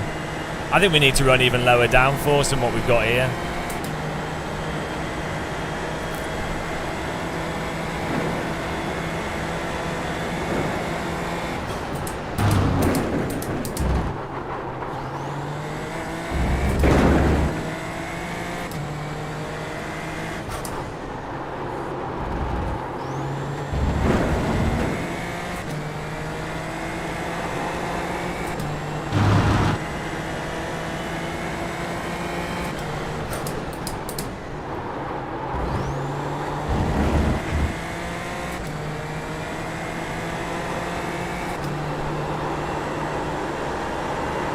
I think we can have even lower rear wing, to be honest.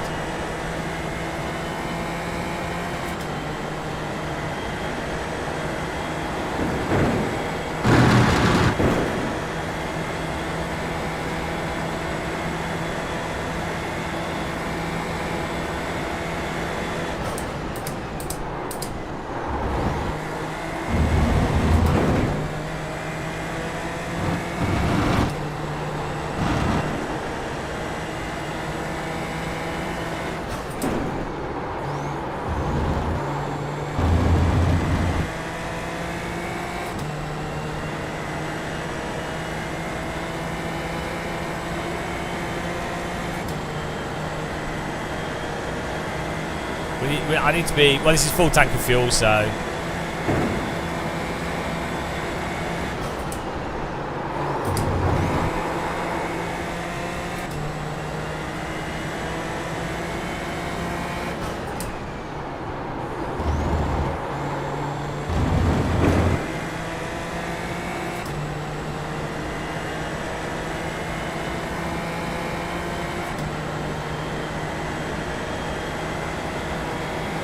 Hello, Michael Price.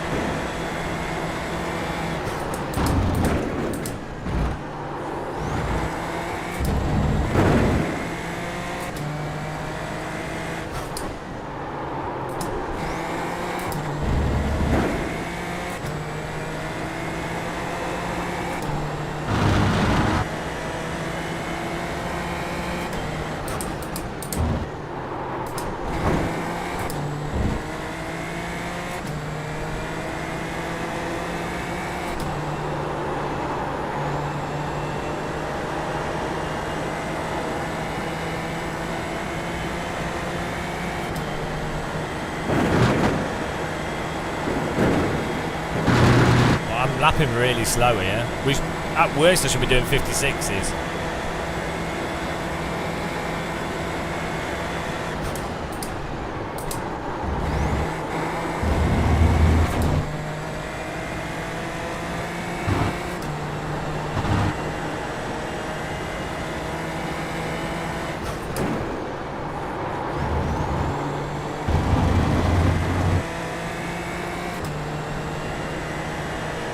Why am I so slow? We just did a practice session. We just did a practice session and we were just absolutely bombing it down the straights. I mean, we do have a lot of fuel, so maybe that's why.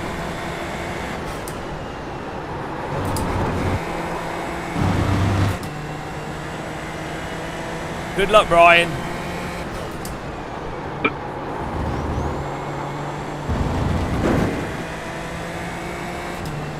Maybe it's fuel.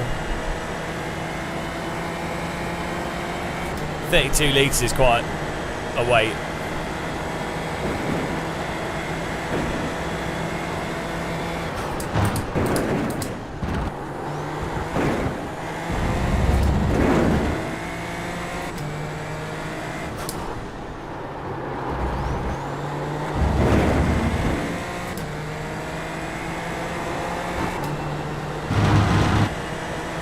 Yeah.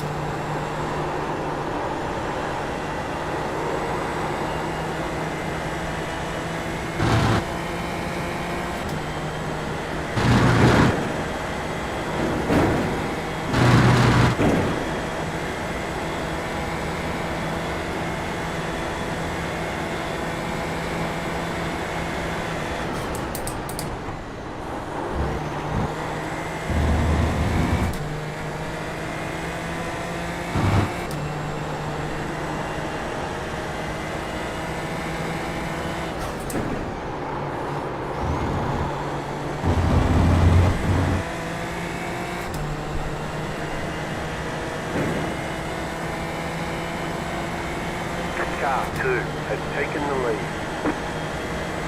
That was your fastest lap of the session.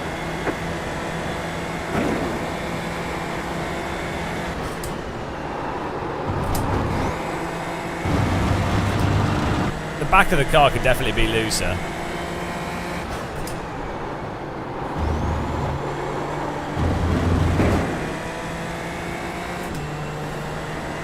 When we were driving it before, the rear was trying to step out quite a lot. Whereas now it's... I mean, maybe I could just throw it into the corner harder, but I don't want to just bin it.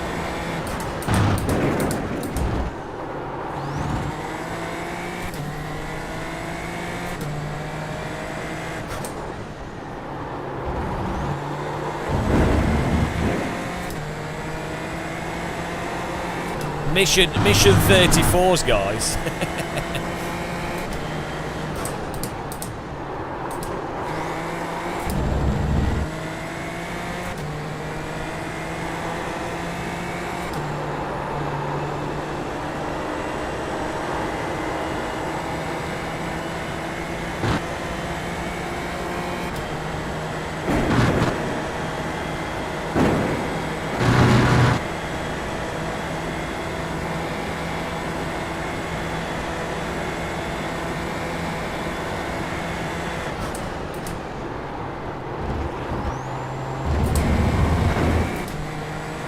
I think if you do that corner just right, fourth gear would be alright. Okay, just carry more speed through it. The leader is running 55.049. 55's they're on already. So, I'm a second and a bit off pace.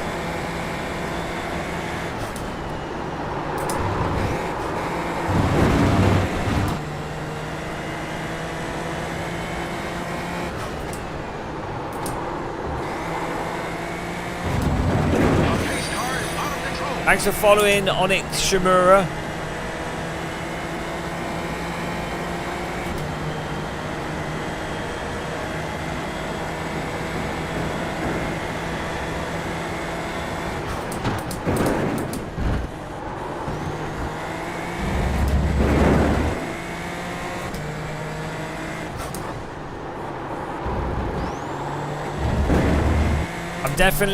I'm losing about 3/10 due to my shit braking. Maybe 4/10.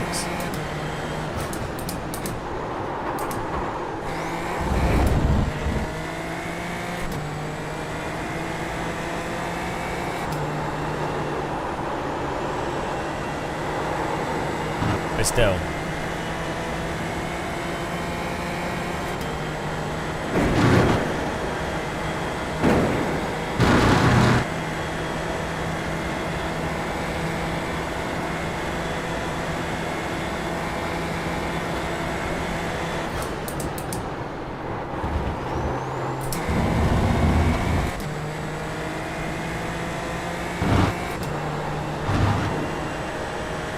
No, I'm not. We've been using high downforce setup.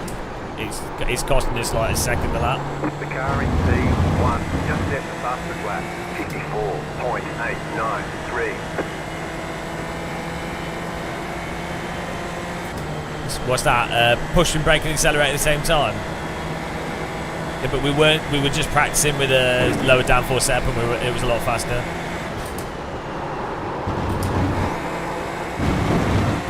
We also have a full tank of fuel here.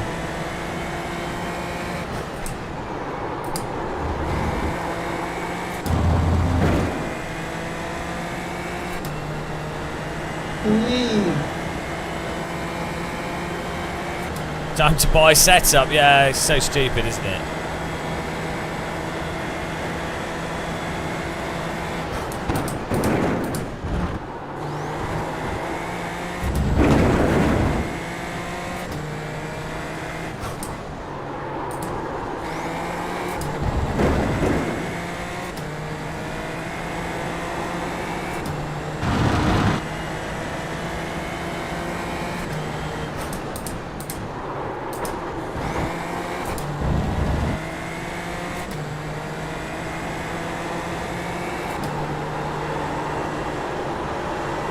Yeah, our PB was set with a low downforce setup, so I guess what you've done is you've looked at the delta and you've assumed, oh, that delta is from a high downforce setup, so therefore it looks like you're going slower.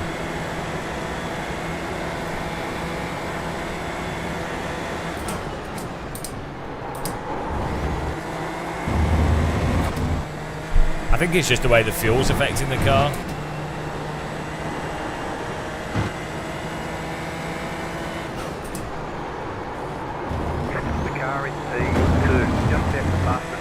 No, I don't have VRS. 801.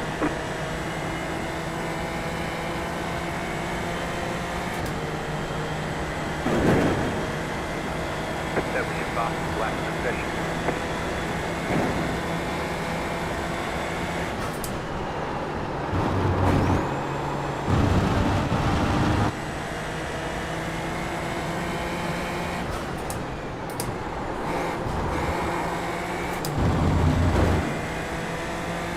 I watched his video. How stupid is that?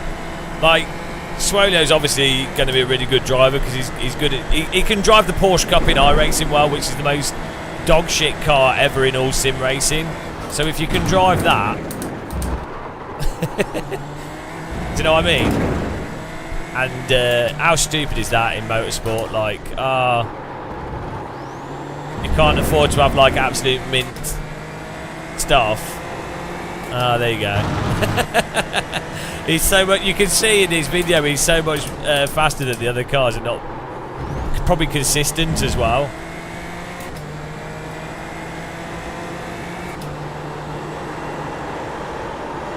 Yeah, it's pretty common though to have like weirdo technical issues with vehicles. That's the whole thing.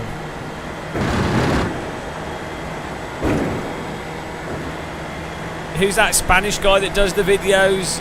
He was doing like, I don't know, he's doing like some weird formula class, and it's just constant with real cars, just constant technical issues.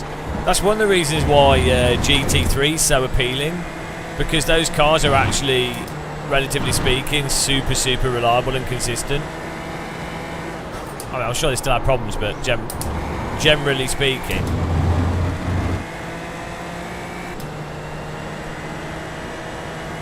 Guys, you trying to make a basket up there?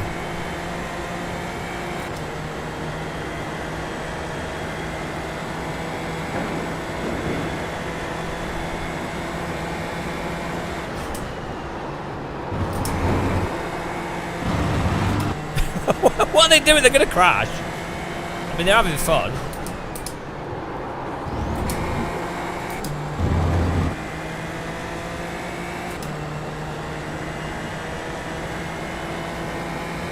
Guys, you do know there's no chicanes down the straights, right? Oh dear.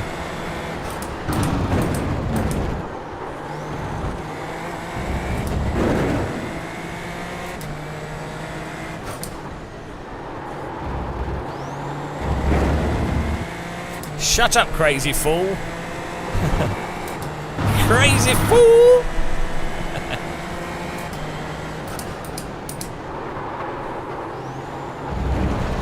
Oh, hello. That's weird, that corner. It's very easy to do that, and then it just gets stuck. Clear. You have to just wait for the slide to stop.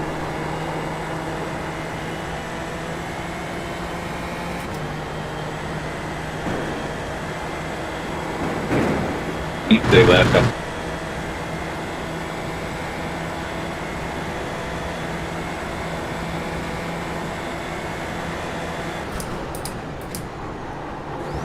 See, Jacob actually has brains. Would have flipped it, not have flipped it.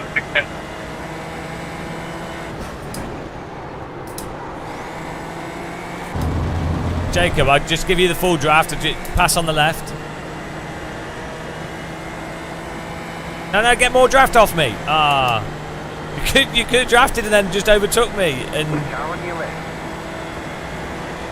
Keep to the right. ah, what is he doing? Car on your left. Why would you not? I'm like not going to defend it. Just take the draft and go in front, and then we can be closer to the car. What, like, why? What is going on in people's heads? What is going on in their heads, guys? Honestly, what? Car right. Why here? Still there. Clear. Just let him go. What on earth is going on in people's heads? You even tell them, I'm not going to defend, I'm going to move over, and then he gives up the draft.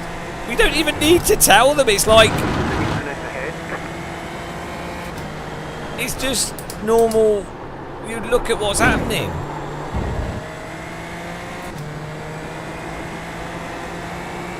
Oh, he's lagging.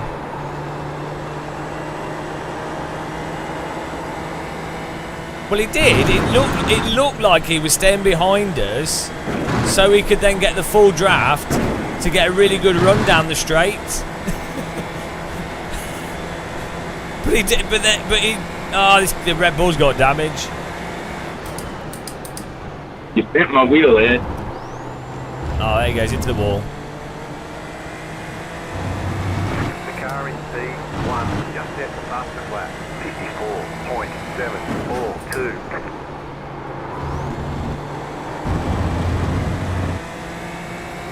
No, there's no need to lift, because then we're losing time. He had the full draft. He could just stay behind me. He would have absolutely have powered past us. Like, look how far back I am from him. He would have just absolutely powered past. He gave it up, and he moved out the draft like 10 meters. 10 minutes before. It didn't make any sense.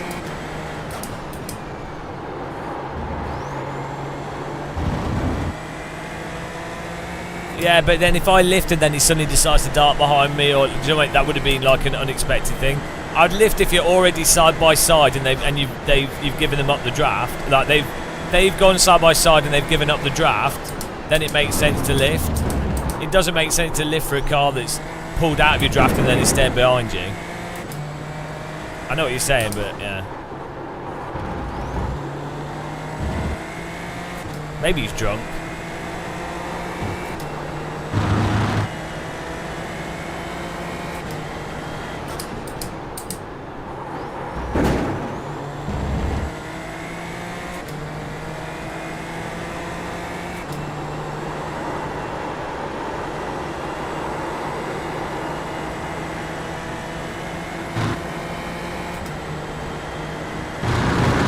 Because I told him, and it doesn't really matter if you move to the right or the left. I move to the right because the line into T1 is on the left, and you have so much draft to complete the overtake that then it's just less erratic.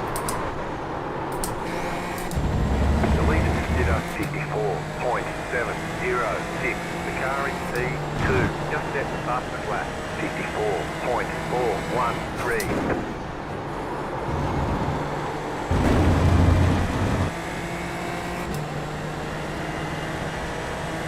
We definitely need a different setup. I don't know what's going on here.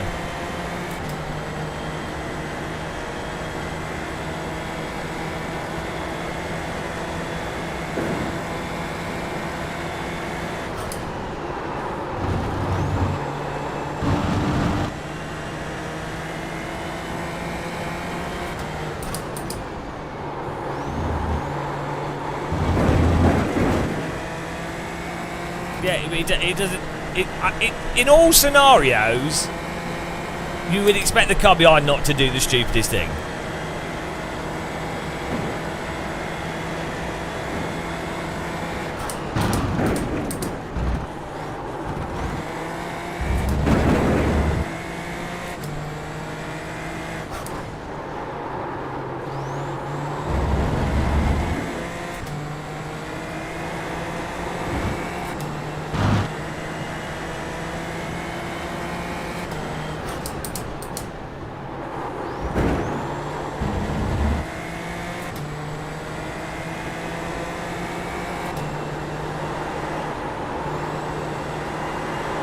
You have about 5 laps of fuel left.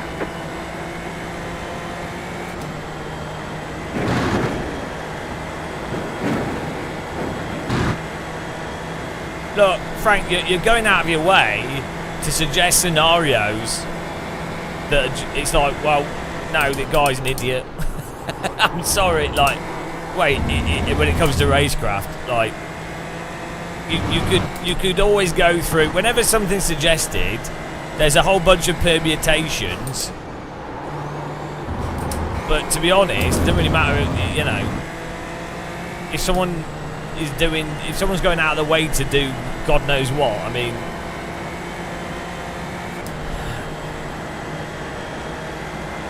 That was your fastest lap of the session.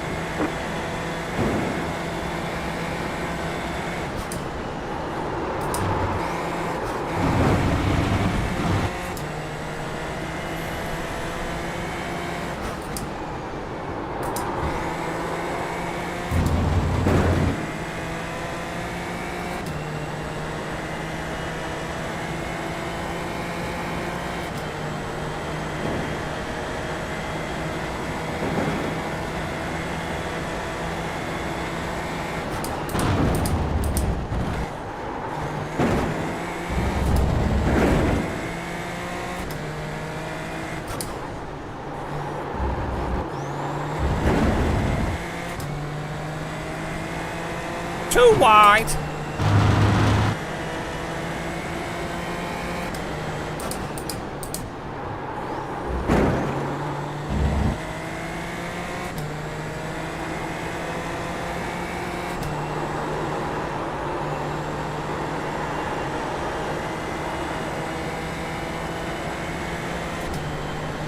I don't know. I don't know what my favourite muscle is.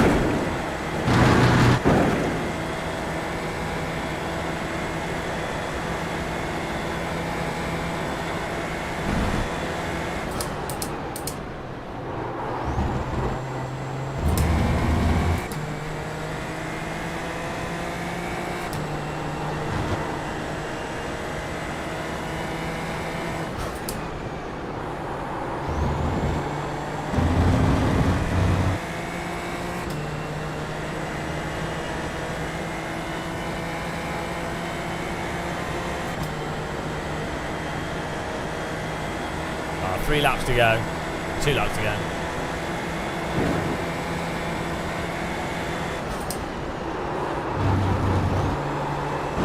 Oh, Let's go left. hello.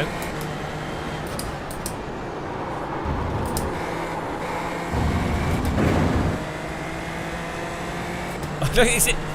We must have loaded the wrong setup. Look how slow we are down the straight. I did take that corner badly. We've got the wrong setup loaded, or the downforce is messed up. I must have loaded the wrong thing. This does feel too grippy. Oh dear. Or maybe the car just acts really weirdly to wing changes.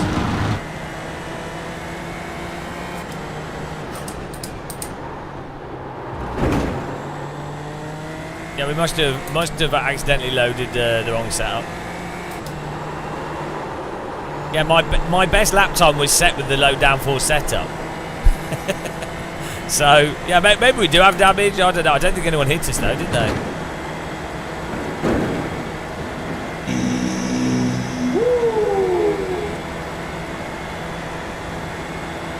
There's no point even defending this. The car in P2 just set the fastest lap. 54.356. Right side. The pace car is out of control.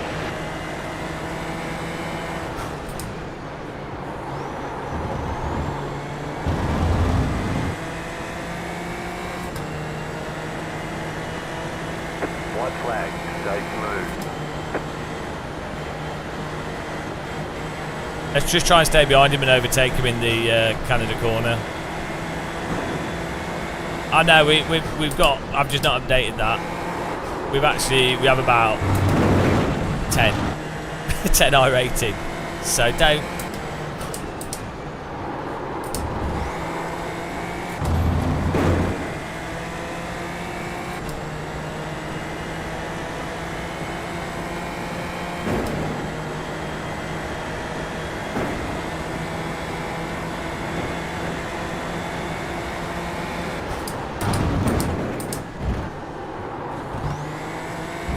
Stay behind this guy, and then yeah, Canada corner.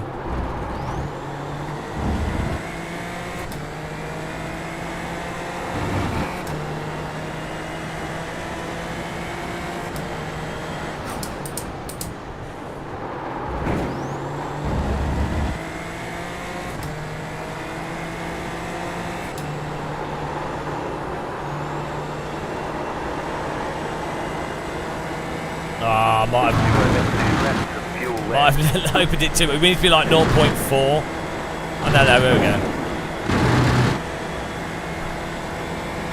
Bit far back.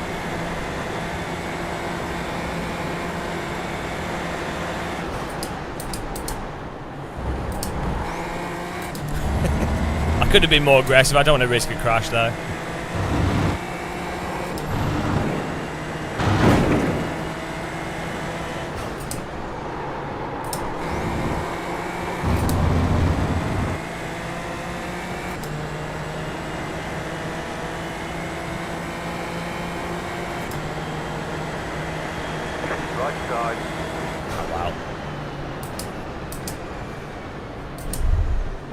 There's the checkered flag.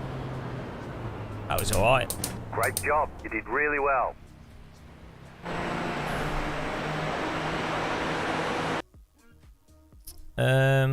What setup did I load?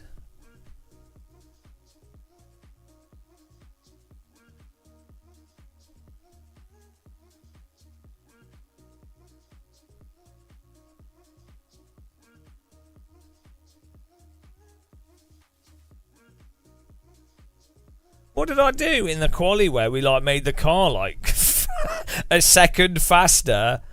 I had changed the rear downforce and the back was really loose. Oh, thank you for Snooper. Thank you for subscribing. I am the champion of the ninjas. We need a VRS setup for this car. Maybe the front wing has to remain high.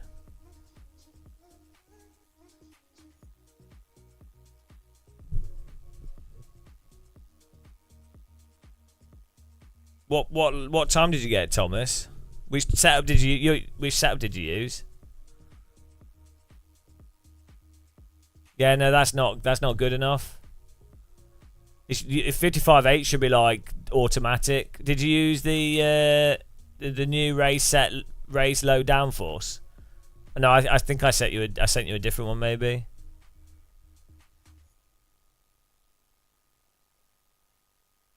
I think I sent you this one, more fuel. Is that what I sent you? New race out, more fuel. Yeah. So this, you could. I've done 55s on that one, but like I'm in qualifying, I could tell that I could do a 54 on it. Thanks, Jacob. It was good. It was a nice fun race. I'm just trying to get the setup right here because I can tell we're losing. The car's just way too stable.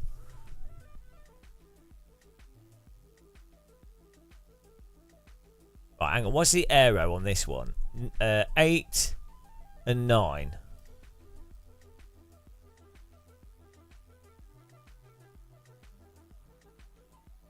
11 and 10.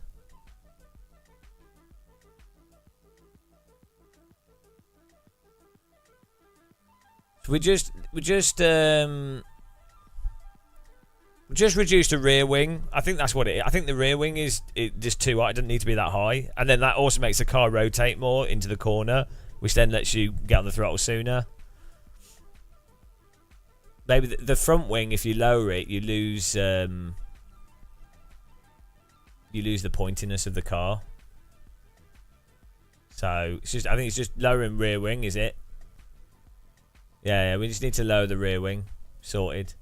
Well, we'll get that in the next one. It's good. It's good fun. The setup conundrum. But yeah, I could just tell. You can see we should have been doing 50. Like my pace in this car now is 55.9, 55.8, and then the pace I should be able to get is a 55 flat with setup adjustments.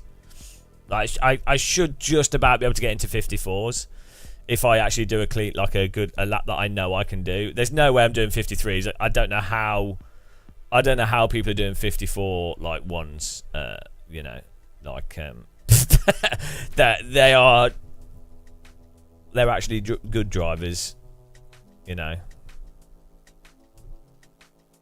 Right, let's do the poll results. That was good fun though. I might make a cup of tea to celebrate that.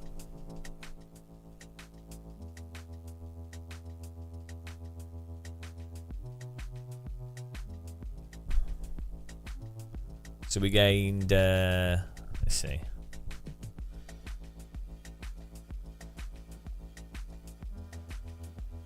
Always try to remain optimistic. You haven't watched TV for 5 years. That helps. I'm optimistic. Well, I'm normally pretty neutral myself. I don't know if you're talking to someone else. Oh, Jacobix, you had wheel damage. Oh, yeah. I'm pretty neutral, to be honest. I like the reality is bad. Like, you know, life is pretty stupid, isn't it? Like people being murdered, genocides in all over, like Africa, Gaza, all over the place. Famine, pointless starvation, North Korea, camps in China with people being put in them due to their religion and what have you, and ethnicity. British government being outright racist and entirely and massively corrupt. Nobody addressing climate change, which is obviously going to kill millions of people. Nobody addressing wealth inequality. NHS collapsing. Education has been shit for 15, 20, 30 years. Oh look, Love 46 has joined just as we were talking about the decline of humanity. Love 46 with the purple hair. Love 46, hands in the air for your Weetabix. Love 46. She can only count to 46. That's why she loves it. It's the biggest number she can count to. What comes after 46? She's like.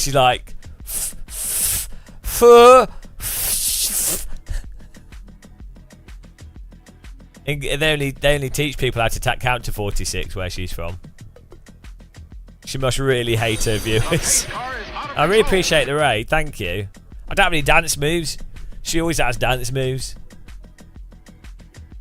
I can count to 7. That's why I always finish in that position. The pace car is out of control. Plus 47. Hang on, what do we get here? Yeah, hang on. Plus 46! Love 46!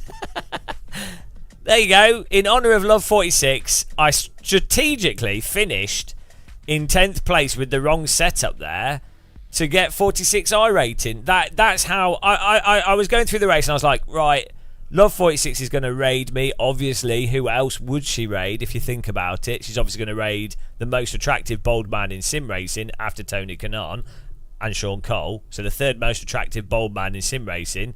Obviously, she's going to raid me. So I was like, right, I need to make sure that she's rewarded for her raiding by getting 46. So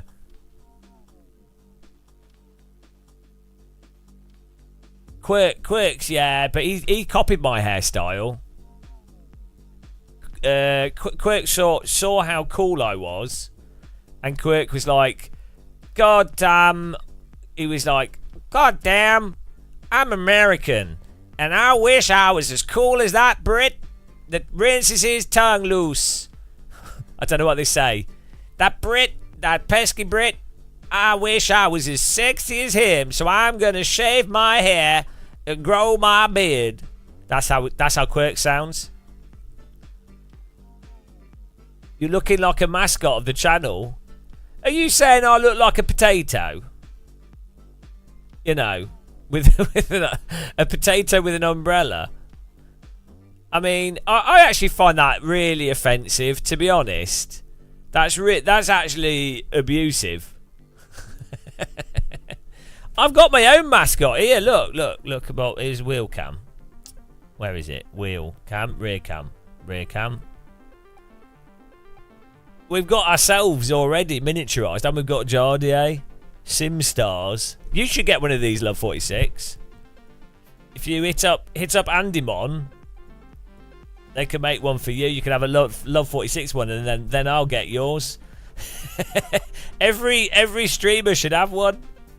We could all have like miniature streamers. It'd be amazing. Yeah, Jardier with his weird hair. Then me with my teacup. What more could you want in life? Beautiful. Life-changing. Yeah, Andymon makes them by... designs them and then paints them all by hand and like 3D prints them. Pretty good. Oh, hang on, we got to register for the next race. Choose outcome. Yes, we did it, of course. I need a cup of tea. Yeah, they are voodoo dolls as well, so be careful who you send them to. You perfected your nose. All you need to do is just, like, chisel the face and you've got me. Alright, Love 46. Thanks for the raid. Really appreciate it, and hope you're doing well, and that your hair dye doesn't wash out. One day I'll dye my hair. I'll dye my beard purple one day in your honour. I will look like a tit with a purple beard. Just for you. Just for you. That's how I will dye my beard purple and I'll go to Kazakhstan. And they'll be like, why have you got a purple beard? And I'll go, she did it. She forced me. Do bold men ever say anything positive? No.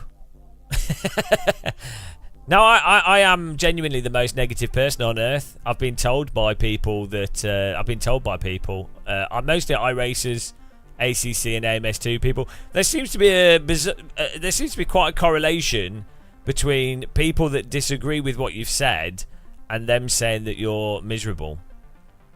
The people that agree with me say that I'm pretty upbeat. So it's I don't know what's going on really. The data's all over the place. If Gamer Muscle dyes his hair, nobody would be able to tell. I've still got hair follicles. There's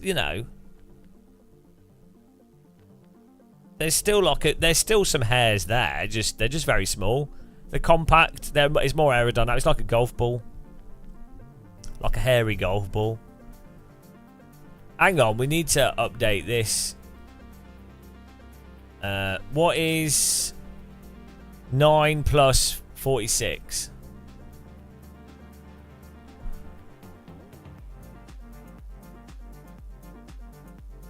Is that 52, 53, 54, 55? I can't count, guys.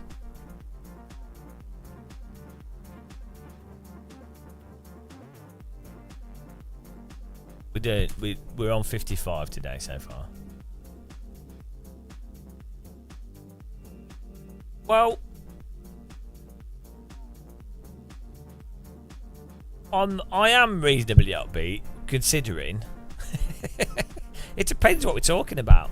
If I sleep well, I'm really happy. Did I really ask that? Yeah, I can't count. I'm innumerate. My brain my brain can't do anything with numbers. I have to use even like really basic arithmetic. My brain's like, whoa, boo, boo. Doesn't work. And like, what's 3 plus 6? I don't know.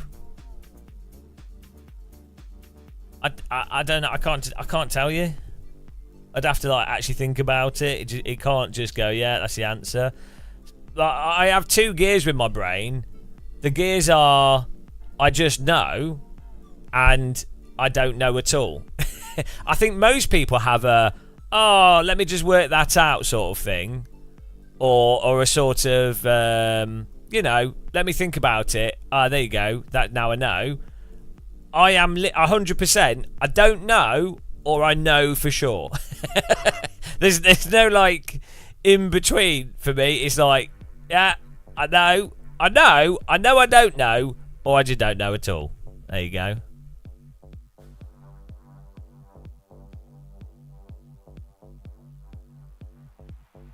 Just a realist. Yeah. What do you call someone that's not a realist though? An unrealist. Maybe they really like first person shooters. Right, I'm gonna make a fresh cup of tea for this race. We'll do a new poll. I really wanted just for today 250R rating would be nice. That'd be a really nice little amount. 30 minutes. No, 5 minutes for the poll. I'll make a cup of tea. A Tory. No, they know what they're doing. Most of them do. Some of them don't. But they, you know, like if you're going to accept 10 million and more, well, isn't it even more than that? If you're going to accept a lot of money from the type of people they accept money from, you know, you're going to you got to know what you're doing. There's no way that like Rishi Sunak genuinely thinks that their policies are better for the entirety of the UK. Like, you would, I mean, it's possible he's that stupid. I mean, it wouldn't surprise me. It is entirely possible that he's that stupid. That they're actually, I mean, the thing is, it's often easier to attribute like malice to intention as opposed to idiocy.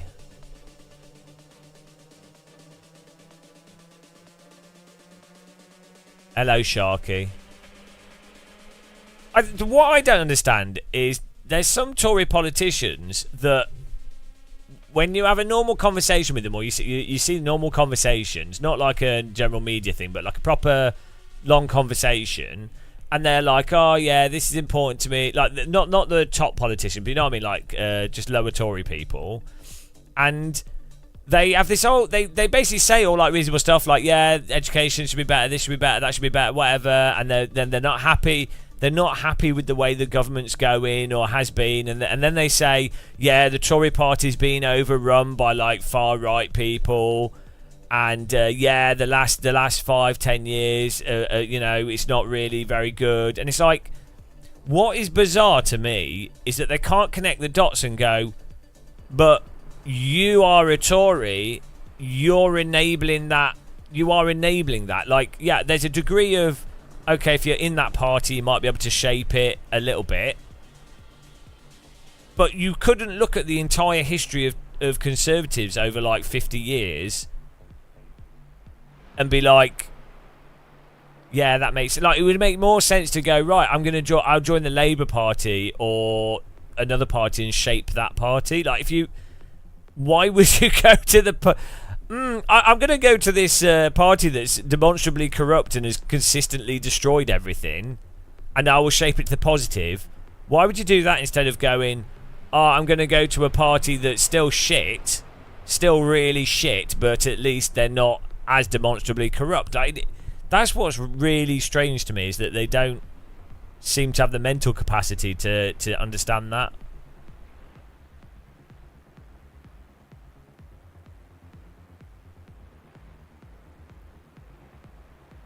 But that's just how it is. famous. Yeah, they are, and I agree. Can't debate, but it's less shit. But not. It's not the solution.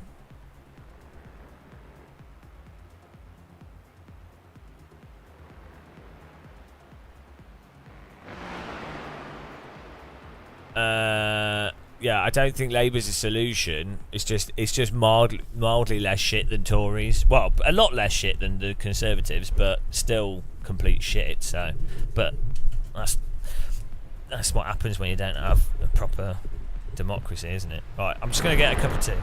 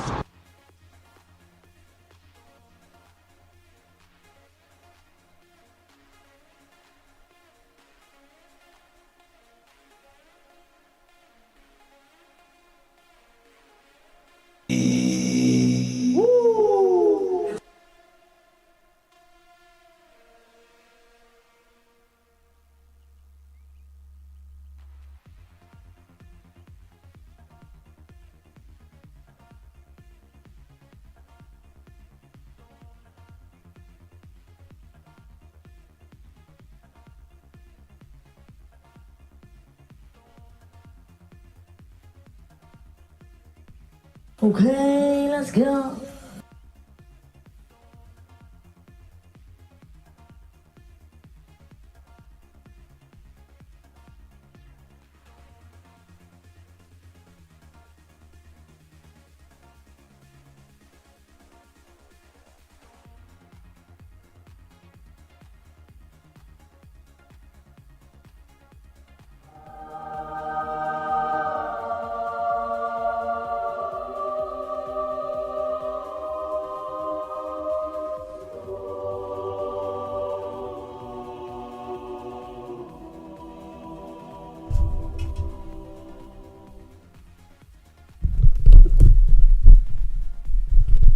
Hello. Oh.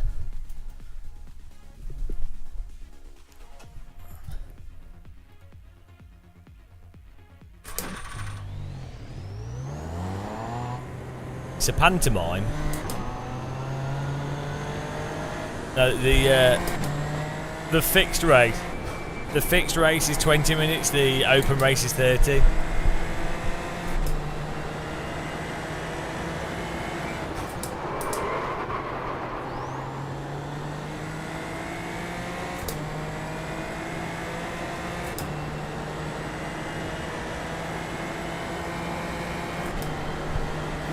Have we got any Love 46ers still with us? If you're a Love 46er, say hello.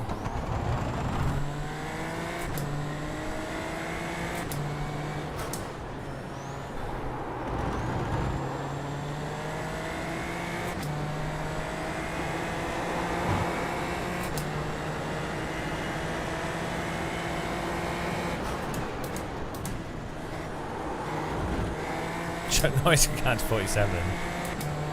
But yeah, the key thing with the Conservatives is it's all about money, but money for a select small group of people. But they market it as like, they're the business party. Oh, they're really good with money. It's like, yeah, they're really good at stealing money and giving it to a small group of people. but they don't say that part. So the narrative then gets established by people that don't really follow politics or understand what's going on at all. They're like, oh yeah, they're a good party because they're good with money. It's so stupid. It's like, yeah, they're good at stealing money.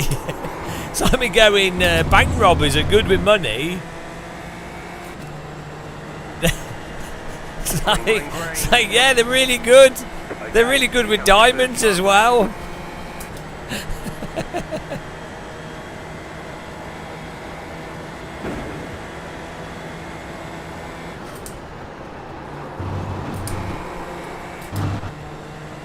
Yeah, a lot of people really don't understand that lies are told by not saying stuff. The most pervasive and the strongest lies are lies of omission and distraction. Those are the biggest lies. For some reason, it's like people are sort of taught from a young age that lies is someone says something that's not true. It's like, no, they don't say what is true. That is lying. And you purposefully promote what isn't true with another truth that's unrelated.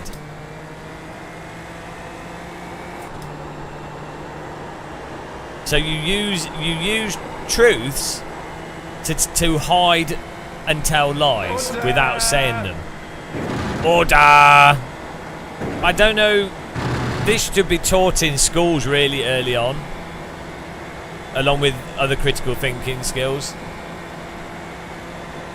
And the convenient thing is, you can often really spot people that lie by omission because they normally project their lies in a very clear way. So much so, as we said, like McDonald's will market themselves with football and sports because, well, they're clearly not healthy. The Democratic People's Republic of North Korea, or whatever it's called. It's like, well, you know, if you have to call yourself something, you probably aren't that thing. That's why you're having to call yourself that. Like me, Game of Muscle. I mean, you know, that's how I lie. I fooled you all. So many people tune into this thinking, wow, this guy's going to be ripped.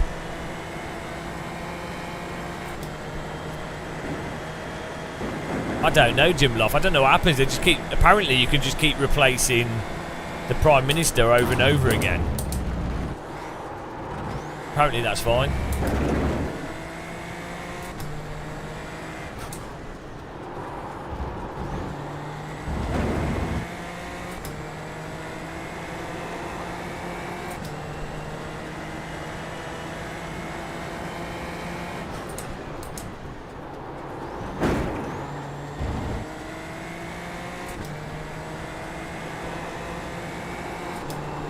But, you know,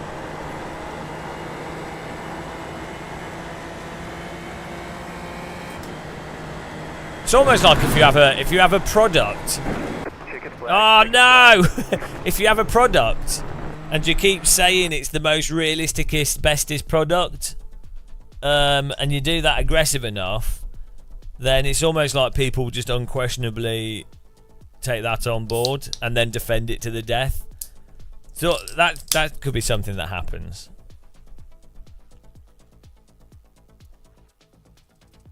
That'd be a bit sad though, wouldn't it, for people to just go along with stuff without thinking about things.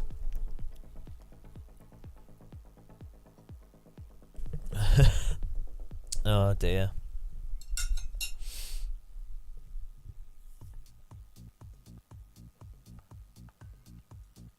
Yeah, sometimes you can get. I can see how you could get local councillors that could be different in whatever government, but then you still have to ask why. Why would they choose to support? Like what you would act like someone could be the nicest person ever, but they're like, oh, I'm representing UKIP, and you'd be like, well, why? Like, you know, do you know what I mean? You'd be like, okay, I'm going to change it from the inside. But fair enough if you're in the army or, like, you know, you work for, you know, civil service or whatever, the government changes, they can't really control it. But someone that's gone out of their way to choose to promote a political party.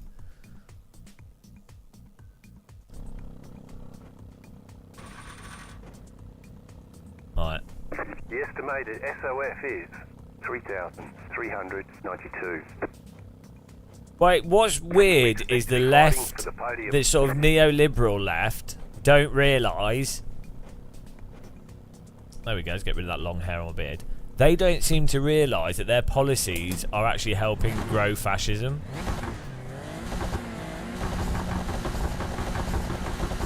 Green flag, green flag. Can we take it easy for the first 2 laps, guys? 20 minutes, thanks.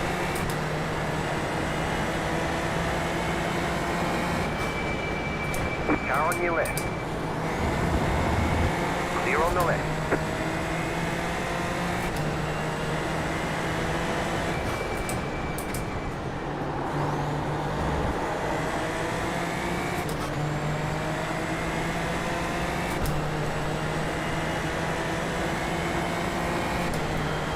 I always find it interesting as well with the alt-right or like sort of libertarians that are like, the left is censoring stuff, the cancelling, all this stuff, and then they completely ignore the nature of censorship that arises through just basic capitalism. Like the degree of censorship that fundamental capitalism achieves, and the way capitalism in its current form stifles democracy and stifles people's ability to talk freely. It's absurd. Like, go into your office if you have a normal job, a normal office job. Go into your office and say, or like be very clearly, just be genuine about saying, why is he driving into me? Just say, I don't believe in the fundamental tenets of capitalism. Just say that and see what happens. or like, do you know, like talk about politics or something in your office and see if you get a positive outcome. I don't think you will. People go mental. I don't believe you're so idiot, man. I don't believe. Surely obviously you've got work. If you've got a job, you're doing work. You want to get on with work and stuff. Fine. And You are a fucking idiot, really, Valentin. My God. There's an appropriate time to talk about stuff, and obviously you don't want people to be talking about politics all the time. But at the same time, if politics is one of the most important things in general, so people culturally should be able to talk about politics without getting upset. That's the problem. The issue isn't the political views. The issue is people unable to work while still being able to talk about things. So, or you know, people unable to not be emotional about stuff when someone says something, well, it points out a basic view. That's the problem, not the actual views themselves.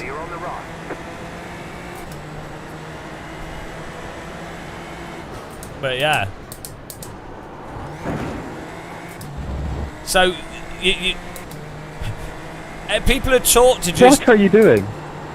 Toe the line of anodyne, non-critical thinking. Even if you put politics aside and anything contentious, which you could go, right, fine, that's reasonable. It's, you know, people are going to get upset or whatever, right? Even if you put that aside, even in a normal workspace, if you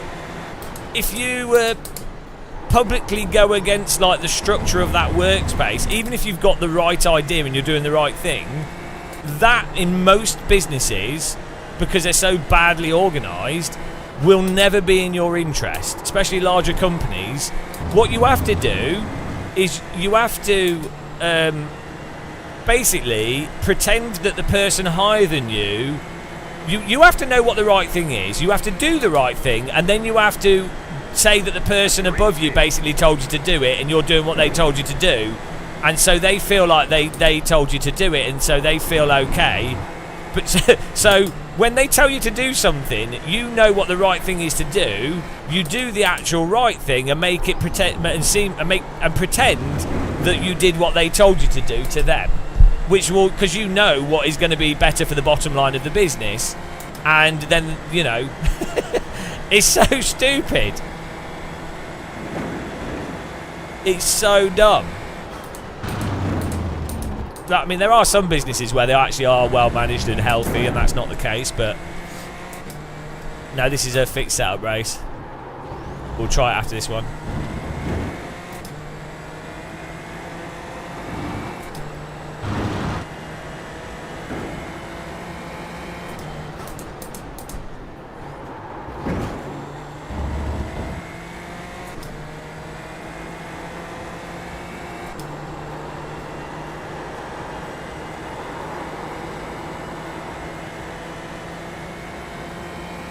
Who in chat works in a business environment where it's stupid? Well, that's the other myth that you hear a lot of the times, where people go, they go, businesses are more efficient than government run, like publicly owned government run stuff. like what are they on? Have they ever had a job? Like, who? If you've ever worked in any business, how could you ever come to the conclusion that just by something being a private business, it's more efficient? Like, it's so stupidly inefficient. Yeah, there are public projects that are a complete mess and stupid, but I think a lot of that mess is normally due to public projects' interaction with private businesses trying to get as much money out of the public sector.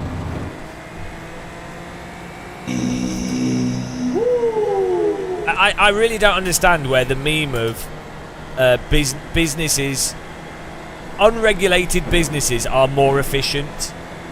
How on earth has that lie caught on, and how do people think that with a straight face? Like, it's actually mental.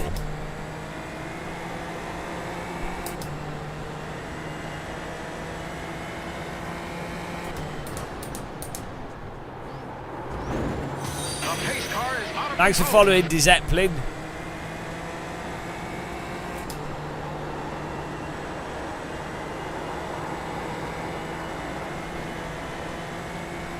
I mean, you can look at British Rail. I mean, at the end of the day, when I was a kid, if you went on a British Rail train, you would get a free cup of tea with a normal ticket. A free cup of tea. You don't get that now, and the tickets are like twice as expensive. So, I mean, honestly, that should be totally normal on a British Rail train that you get a cup of tea. If we had if Brits had any national pride, they would make it law that you get a free cup of tea on a train. Like, it's not hard to have a tank of boiling water and a 5p tea bag. Why do we have to have? Why wouldn't you have that? I'm missing messages. Sorry. Thank you. Sorry for missed messages. I'm trying to drive and rant at the same time. But yeah, right? How is that acceptable that you can get on a train and you can't just go and get a cup of tea for free? Someone doesn't even need to man it. You could literally have you could have some tea bags and a tank of boiling water. And how nice is a cup of tea on a train? It's so dumb. Like, why? I'm hot and you're not. It should just be normal. Like, a tea bags are basically free. 5p for like a Yorkshire tea bag.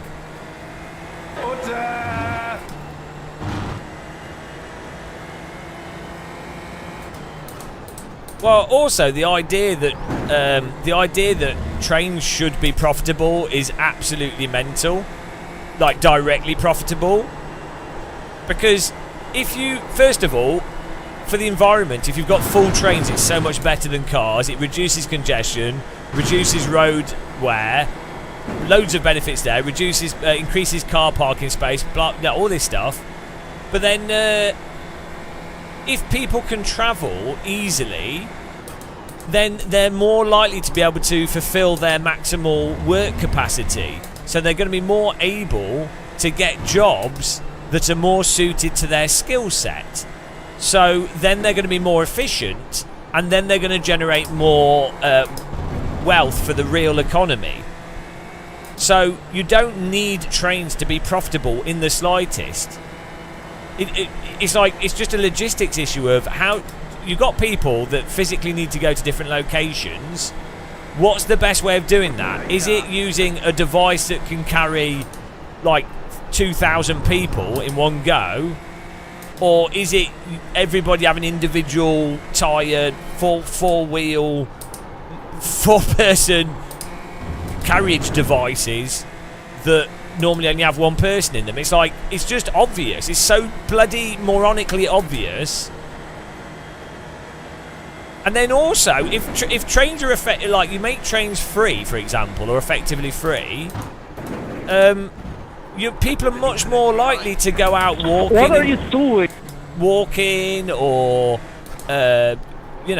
travelling around the UK, visiting other areas, and then they're going to spend money in those areas, which then redistributes wealth from the economic centres of the country, which then makes the nation more financially redundant in the sense that you don't have a singular financial area.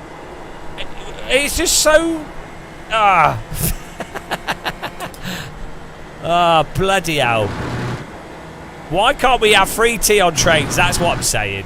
It all starts with free tea on trains. It's not punishing car owners. You can still, there's nothing stopping you from buying a car. It's actually making it better to be a car owner. It's the point is you can then choose to drive if you want to, so roads will be less congested, and if you buy like an expensive luxury vehicle, you can actually drive it better without being on like a shitty road full of traffic with massive potholes. So no, it's actually, it's better for people that want to be in cars because they like cars.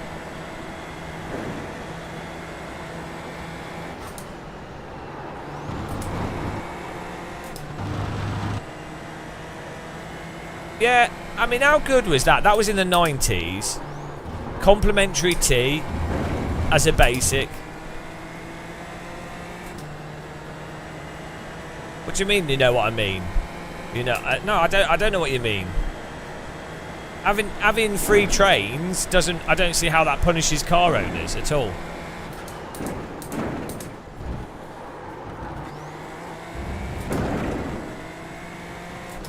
And to be honest, cars are a terrible form of general transport. But still, people still use cars to get around because UK. It would take like decades to build up actual infrastructure because we got rid of all the tram lines and everything else.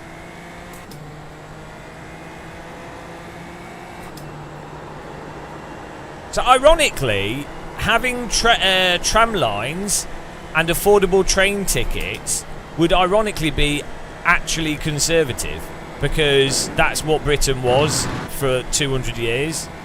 I mean, long train tickets and steam tickets were quite expensive, but tram lines, which were very regular because most people didn't have cars, were really quite affordable.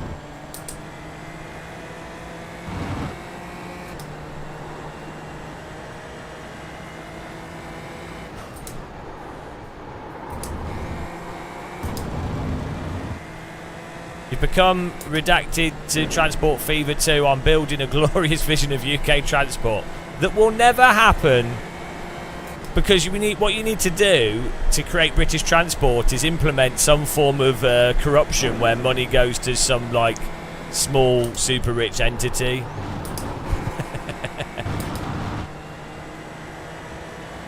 Why am I contradictive? You can't just say, ironically, you're contradictive. You have to actually present an argument. you say why someone's contradictive, because if I've said something that's contradictory, I've obviously, or if anyone says something that's contradictory and they've said it, then the fact that they've said it would suggest that they're not aware that they've said something contradictory. So you can't just say to someone, oh, you're being contradictory. It's of no use. You would have to say X position and Y position are contradictory. Otherwise what you just typed is of no value.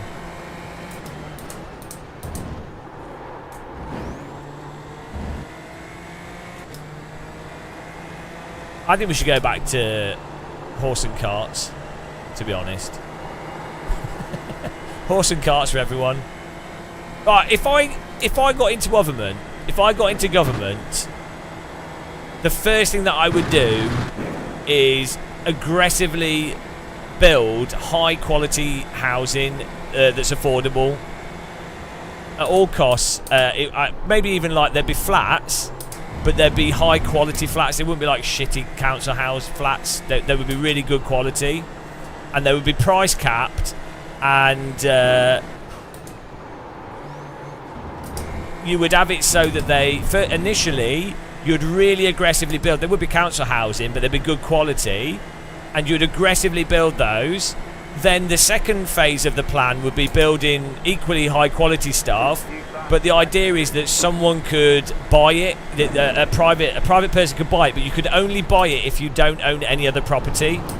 So basically, or even with those first tier flats, you can buy them, but you can only buy them if it's your only property. So the moment that you own or any other living property, you can't own it anymore. You can't. So that's it. So you can buy the house that you live in, and you can have, like, each person in the country is allowed to own one house, basically, of one of these things. Like, unless you already own a house, because obviously you financially don't need it then. But if you don't own any form of house that's like your dwelling, yeah, there's ways around everything.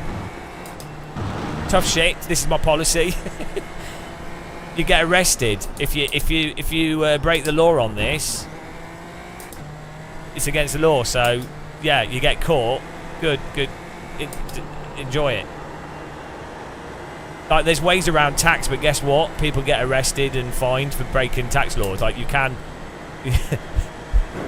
I would also fund the police properly so they can actually deal with this shit. Yeah, I mean, you know.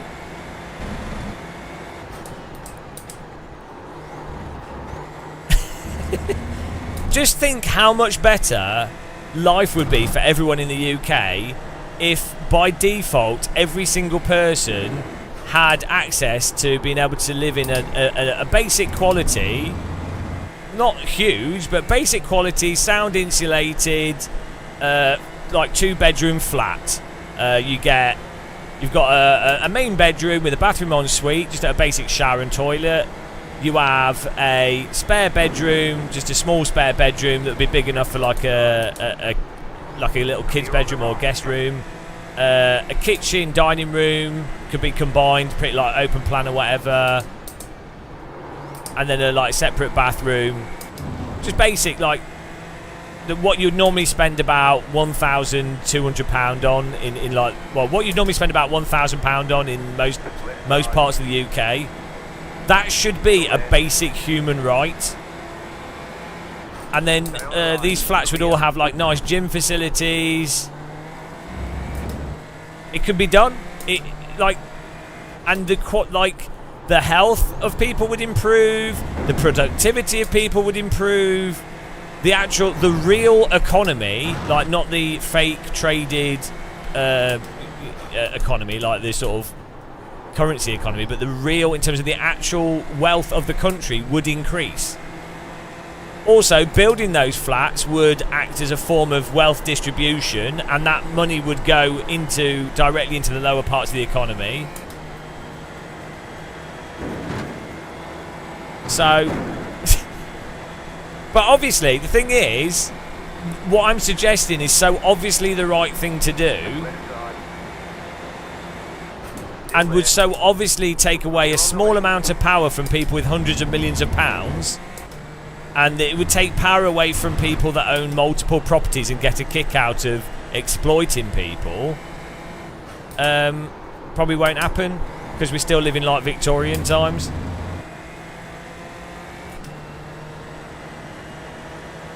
White flag this time.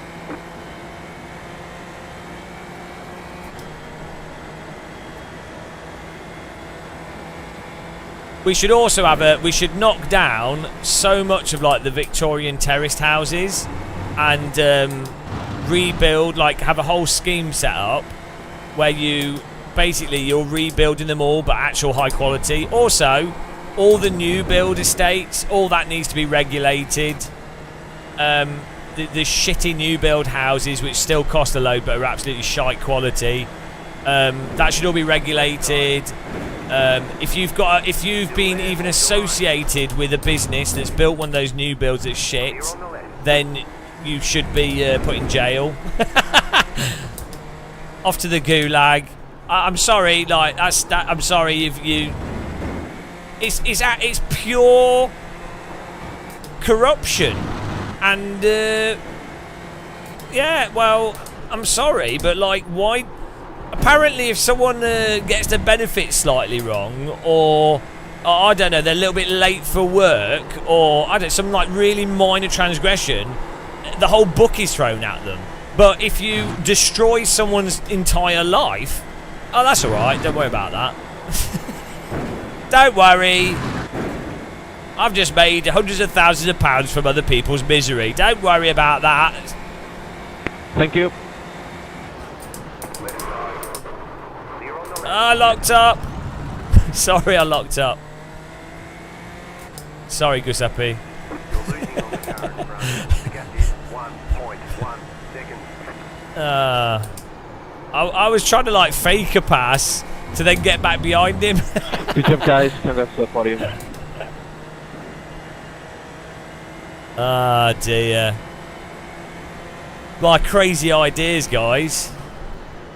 Imagine people being able to live in a house. Nice run. Solid work. Isn't that just insane? Imagine like someone that's got a degree and has worked for like 3 or 4 years to be able to buy a property that they can then have the security of not having their rent increased arbitrarily, or you know, they can actually paint and repair and do work on their property rather than having to like wait for a landlord to do basic stuff. Imagine that. I wonder if that would help people's mental health at all. Let's think about it, guys. Matt, hey, one thing I think, if you can afford to pay rent for X amount of months, you should qualify for your own mortgage. Yeah, well, the problem is the entire system is privatised, and it's not associated with the real economy, i.e. the actual real value of. So you have like the economy, like all the trading, all the speculation, money value, like inflation, the value of a pound going up and down, all this stuff. That is all separate to the actual real economy. Like if you stripped everything away, if you were to take all money away and strip everything like from the equation, you were to go, right, what is the actual production capacity of this country? That's the real economy. Like what's the actual value, not just a monetary value, like the quality of life value. You could attach it to different things.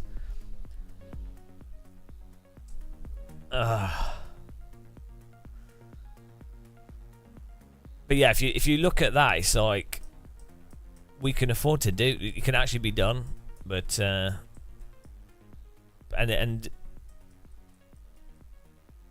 Well, wasn't that if someone dies, the cost? So a life, right? What was it? Someone worked out the value of one person's life, like the yearly value.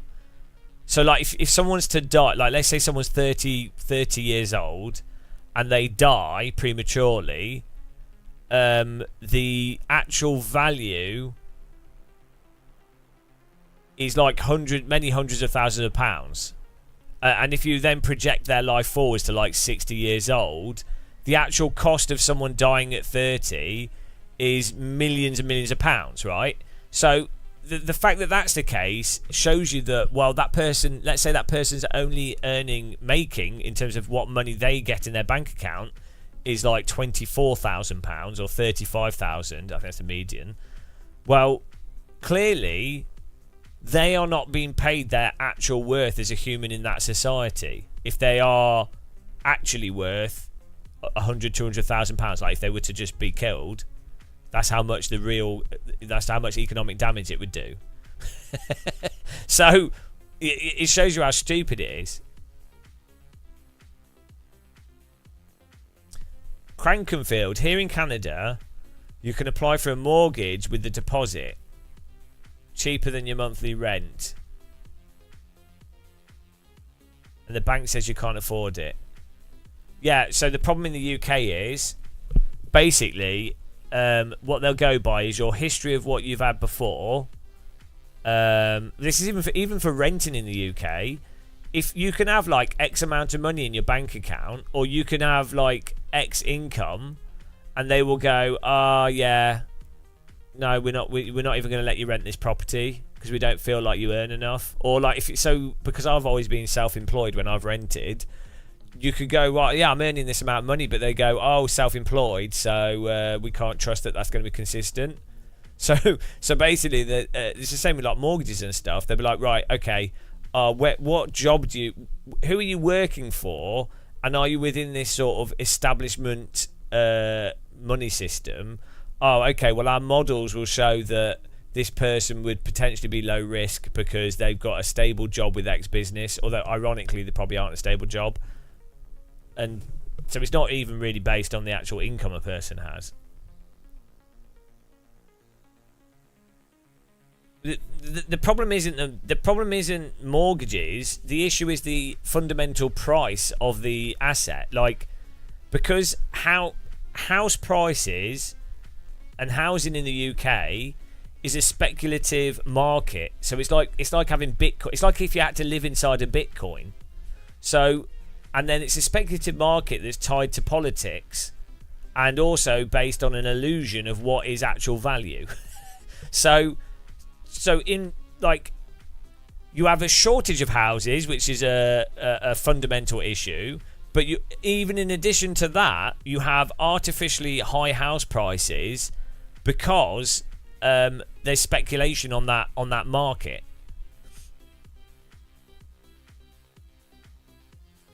And it can't crash. Like, the government will protect it at all costs, because if the house prices go down, elderly voters will be like, oh, you've lost me all my money. So they protect that market. They don't actually allow the house market to operate naturally. So ironically, you have all these people that are like, oh, free market libertarians, but then they want the government to magic £8 billion or £3 trillion or whatever to cover up the banks when they collapse. Like, because the fact of the matter is, the banks can't collapse, because if they do, the collateral will be mental, and so there is no such thing as a free market. It's physically impossible, because no government, even if you were like the most ultra left-wing government ever, or the most far-right free market capitalist government, like whatever, you would still have to bail out the banks, because you wouldn't want the fundamental system to collapse. You'd have a choice. Separate to that, if you look at what's it called? What's it? Modern monetary theory. It doesn't even matter anyway, the actual numbers. It's all stupid. It's all stupid all the way down. It's never-ending stupidity. We're trapped in this shit system of stupidity. Niels, the flagman's been attacked by a bee. No one has stopped it. It's been going on for 15 years.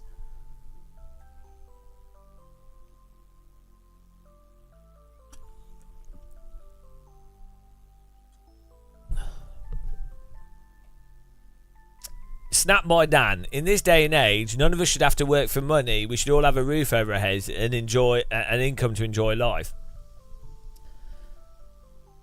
Yeah, you shouldn't be forced. So people should work and even do like weird, like random jobs that they might not be the most enjoyable jobs at all times, but people shouldn't be forced to do work that they don't want to be doing at all. Like they should be free to be able to move to a different job if they're really, really uncomfortable. Which is the lie is that people can choose to work where they want to, and it's like, well, bollocks, they can't. First of all, there's a huge even if you were completely free to move to different jobs, like even if there were plenty of jobs that fit your skill set, there's a lot of resistance to moving job. Like just basically the effort required to learn a new job, get used to new employees. All those things are a huge resistance to someone changing job, even if someone's paying you more money in another job, or like even if it's a better job. But I mean, this is all well known. This has been known for like 50 years. The problem with the left is they act as if it's like, oh, we just need to tell the right wings or the incumbent capitalists. We just need to tell them. They just don't know. So they do know. They've known for 50 years. We're just in like a... People in power obviously don't ever want to give up power. It's intentional. It's really weird actually how left-wing people always seem to think that it's like, oh, we can reason with them. It's just a matter of convincing people. It's such a stupid weak point of educated left-leaning people. Oh, we just need to make a better argument. No, you don't. As you've seen with the sim racing, I've been doing sim racing for 15 years. We've been playing iRacing, complaining about iRacing for like 5 years. No argument I could ever say about the most blatant issues with this game would ever convince someone that's made their mind up. And the authority that is iRacing are never going to change stuff unless they sporadically decide to, or there's a way for them to make more profit out of it, or God forbid a member of iRacing staff happens to like manage to convince the corporate entity to do something because probably they somehow manage to convince them it'll make more money within the business, which is quite unlikely. Stuff could happen, but it's completely independent to any reasoned discussion outside of that.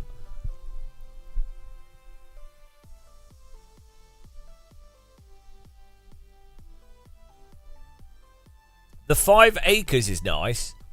Altogether, there's 50 acres of family properties here. In-laws love 500 foot behind us. Well, that's nice, alright. Okay, let's go. Housing prices are dumb right now, so my father-in-law gave us 5 acres of land. Yeah, well, that's not available to everyone, is it? But that does sound really nice. I mean, I'm a little bit jealous. I'll have 5 acres of land. Build a Simbrig Emporium. Pete Jarram, ironically, the rent I pay, which is preventing me from being able to afford a mortgage, is helping someone else pay the mortgage. Yeah. It's criminal. It's not criminal, but it should be. You did some practice and qualified P2. Oh, well done. Nice job, Jelmore. Okay, let's go. Yeah, we've got to try this setup. Poll results as well. Yeah. The right. Okay. The idea, right? So rent only makes sense in the context of, like if you were to rent something because it's convenient. So like, let's say you want to go kayaking. Well, I don't want to necessarily. Oh, we got 51 I rating.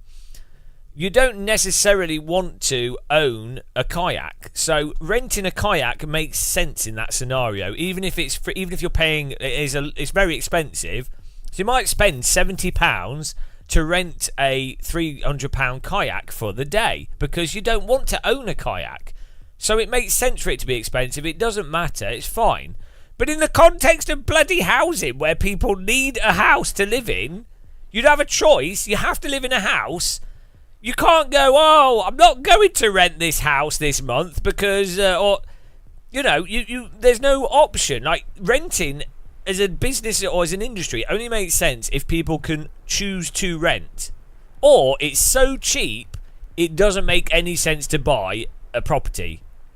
In which case, they are still choosing to rent. In the UK, you very rarely do you choose to rent. It's absurd. It's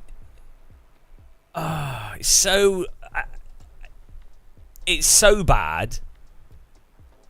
I mean, the years of me spending, you spend so much money on rent that you're like, where's that money going? Oh, someone that's running a shit house that's been divided in two. I actually own 2 kayaks because I don't want to rent them. I bought a second-hand kayak, a really nice one for £250. Piranha River Runner, and a £100 sit on top kayak for friends to use. Let me do the poll here because it actually I worked out if I spent £500 on kayaks, if I just used them 10 times, they've paid for themselves.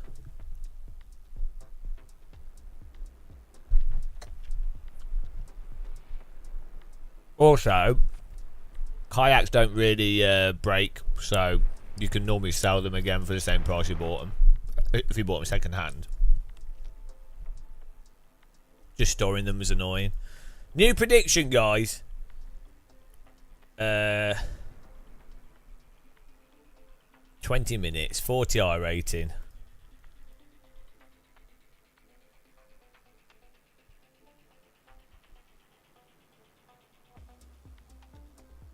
Well, it's in the UK, in lots of places in the UK. Okay, let's go. It's by far cheaper to have a mortgage than it is to rent. But then this is the other problem.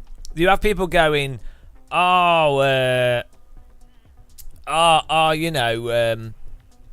you could go to where there's work. Well, okay, if you go to where there's work, you then can't buy a house. You then have to rent. You're then stuck in a rental system. If you buy a house, you then have to make sure that you're within commuter range of where there's likely to be work in the industry that you work in. God forbid that you allow people to work from home, so that's not an issue. No, we need to force them into offices. The whole thing's so stupid. Okay, let's go.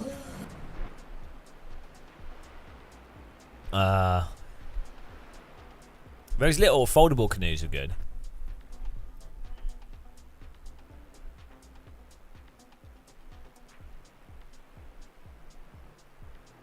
Are you making a funny snap by Dan?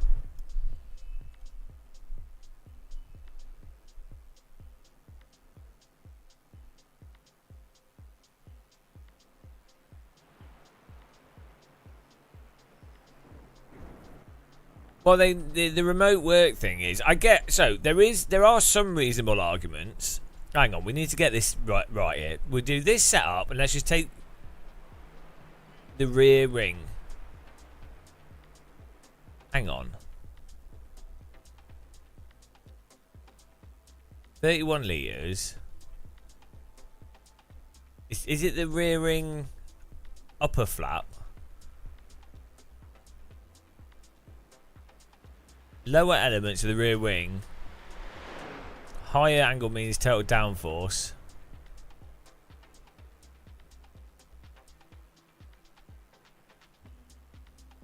Okay.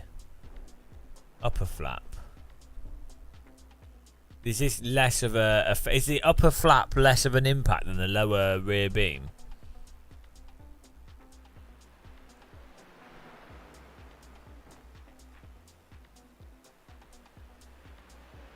Let's just put that to 8 and see what happens. Mina Yas, in the Netherlands, you need to make 100k a year to be able to get a mortgage where you pay €850 a month. However, if you make 40k a year to pay pay €950 a month for the last 9 years, you can't get a mortgage where you pay more.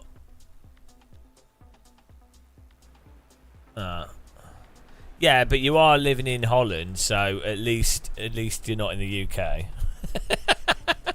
on the positive in that scenario, you are living. You have waffles everywhere, and there's attractive women everywhere. Downside is your country's going to be underwater. Houses in the areas I've been in have been nice, but I've only ever been to nice areas in Holland. So on OQS, there's basically 2 reasons for 99% of the back to office plans push. 1, CEOs hate their families and need an excuse to get out of the house, and 2, lack of return of interest or income or return of investment for the commercial real estate.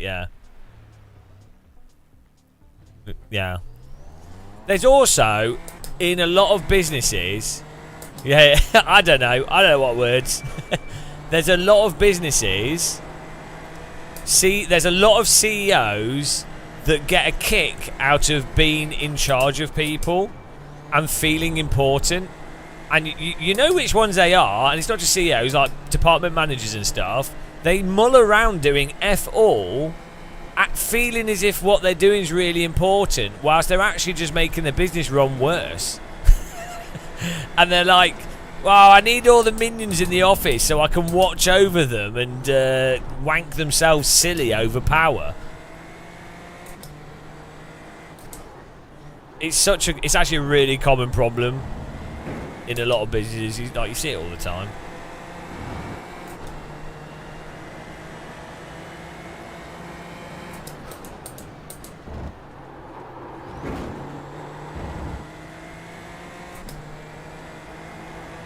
Niels is the worst. He's been watching over me, the primary marketer of air fryers and Helsingveld pedals.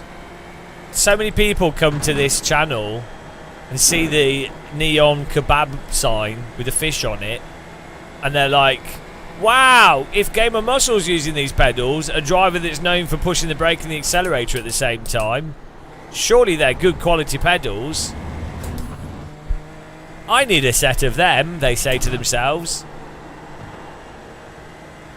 Which is understandable, really.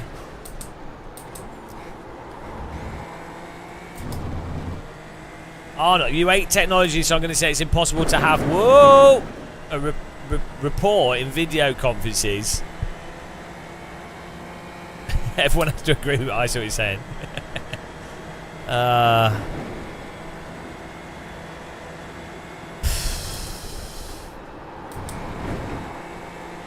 Oh, this is better. Yeah, look, straight away. Look at the time just going down as we drive out of the corner. We can have even less rear wing, but... Is this with a full tank of fuel? How do you see fuel? Yeah, this is with a full tank of fuel.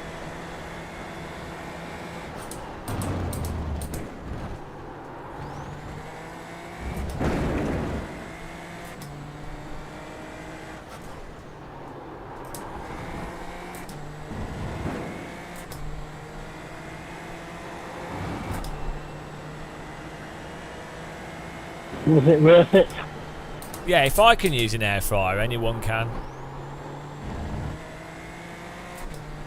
We can have even lower rear wing on this.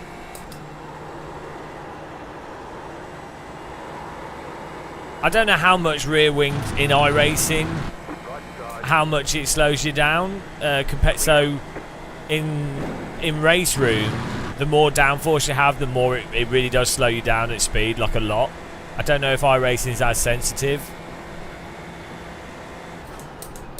All right, please. Why? And my feet don't smell. My feet, they used to smell, but now I I'm overly aggressive with washing. We got this. Rear wing should be very draggy. Okay. So it's hard to run into Yeah, me then. deals. Is front wing Cool. rear? Whatever's the biggest surface that's producing the most downforce, presumably will also create the most drag. Like it's converting energy coming this way to down, so it's gonna produce drag. Like that's the conversion, isn't it? It's like the less downforce you have, or does it not work like that?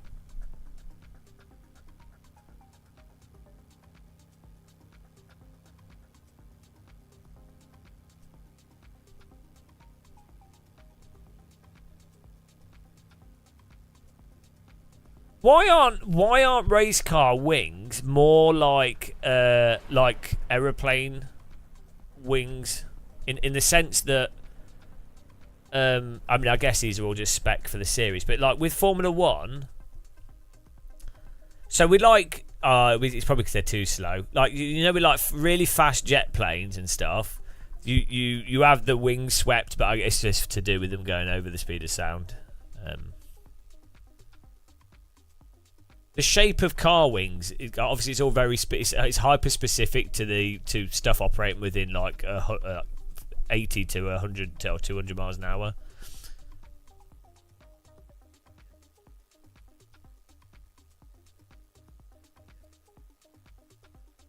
Front wings get clean air. They seem to be more efficient than rear wings, possibly. It's probably other.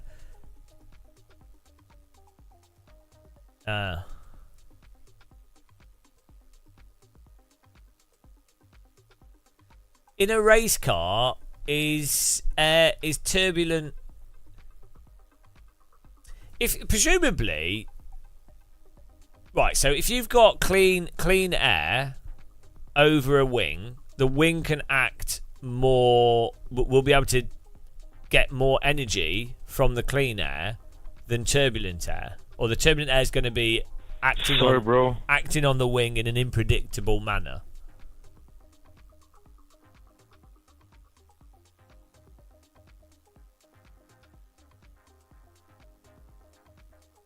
Oh no, I'm thinking now. This is dangerous.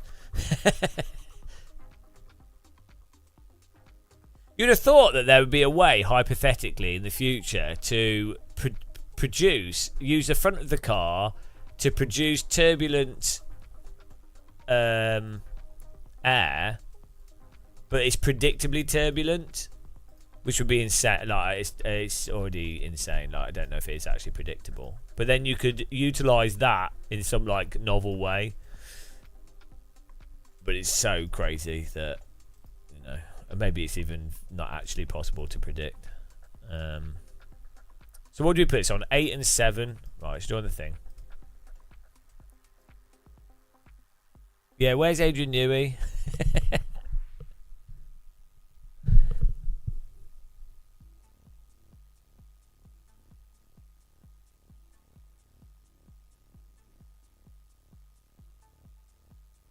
Yeah, I know they do that a bit. Like they yeah.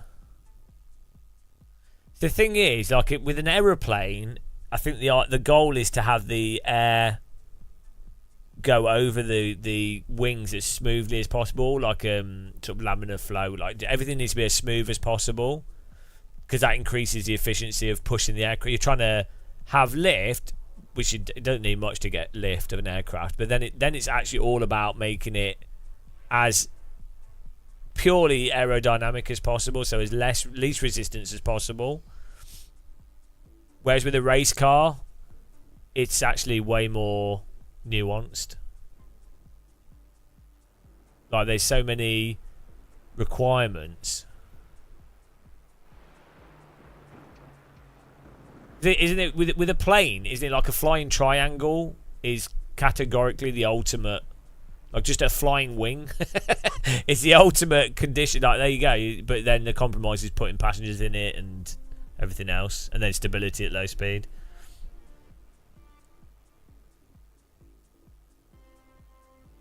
Yeah, I really don't understand ground effect, like intuitively. Like I get it. I've watched videos. I've seen fluid dynamic simulations. I don't get it. Like I do and I don't. Like logic. Like I get the explanation, but it doesn't. I don't have a feeling for it. Like it doesn't seem right. Do you know what I mean? It doesn't feel right. Like it makes sense. It's a vacuum. It's sucking it to the ground. But it just doesn't make sense from... Like... It doesn't feel right. It doesn't... It doesn't sit with me well. You know,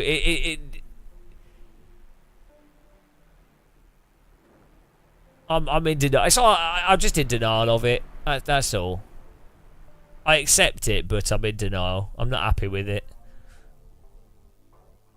But even hovercrafts make sense. Like I understand a hovercraft. I can feel what the air's doing. Like in my mind, oh, it's a cushion of air, and his air's being restricted, and like it's like ground effect. Oh, that makes sense. That makes sense. It feels right. I can actually simulate the feeling of what the particles would be like if I was the particle, or like the amalgamation of it. If I was, I can feel it. But ground effect, it doesn't feel right. Yeah, that's a good idea, Niels. Let's go. Let's do it in quali. I think maybe we can do 6. On this, let's go all in. The front, not lowering the front. The front wing needs to stay high. Let's go. Let's see what happens here. Oh, hang on, we need to take fuel out as well. So what is it? 30. Let's put like 7 litres in. Yeah, we did that before and we were faster, but then I don't know. I must have messed the setup because then we were slower in the race, but I must have changed something else by accident.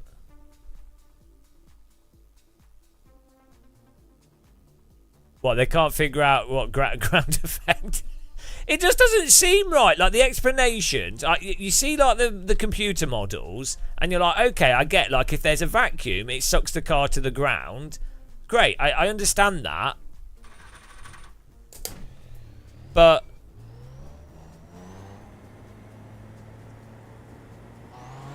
the nature of how it is just seems unsatisfying.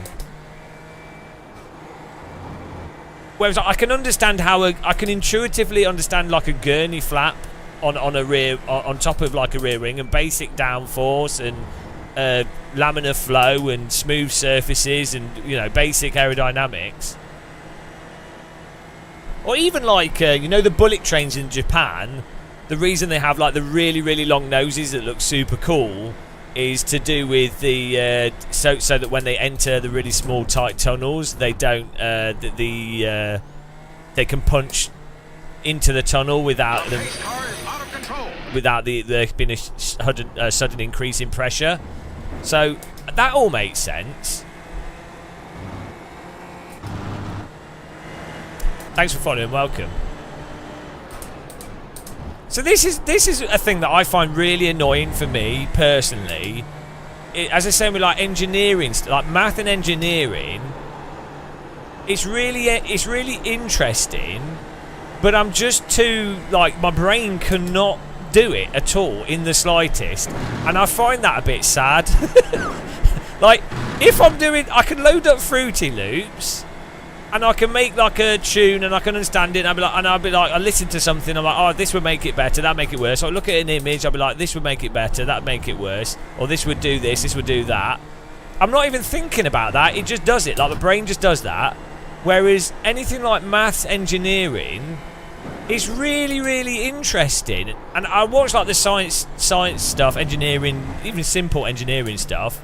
Or try and read like electronic books on electronics processors and stuff, and I am just too thick. Like I can't. Which is just like I don't think there's any way to ever get around that.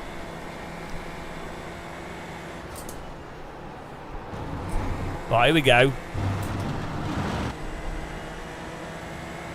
Maybe it's all just taught in the wrong way. That's what I tell myself.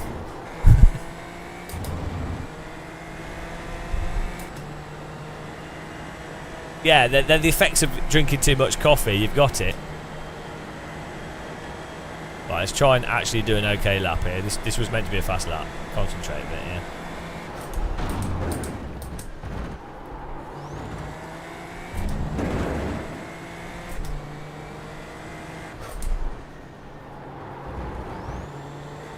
I mean, creative stuff still has a conclusion, in the sense that, like, there might be multiple. I think you've got the same problem in terms of a conclusion. Like, the only thing you're doing with a mathematical and engineering thing is you're setting a parameter for what is an acceptable conclusion. So you're limiting what's an acceptable conclusion. That's exactly what happens with music or art or anything. Someone's just going, right, well, I'm stopping working on this song because it's at an acceptable conclusion for the general goals of what we're trying to achieve with this song. So it's not really any different in that way. Sorry to ruin your enjoyment of engineering for you.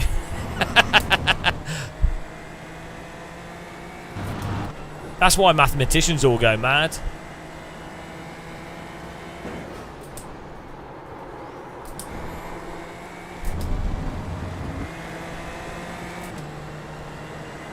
Well, math is just a language. So maths is just literally a language. So it's just a descriptive tool for anything. So math obviously applies to everything. It's a logical descriptive tool for reality. So everything is maths because, yeah, that's what it is.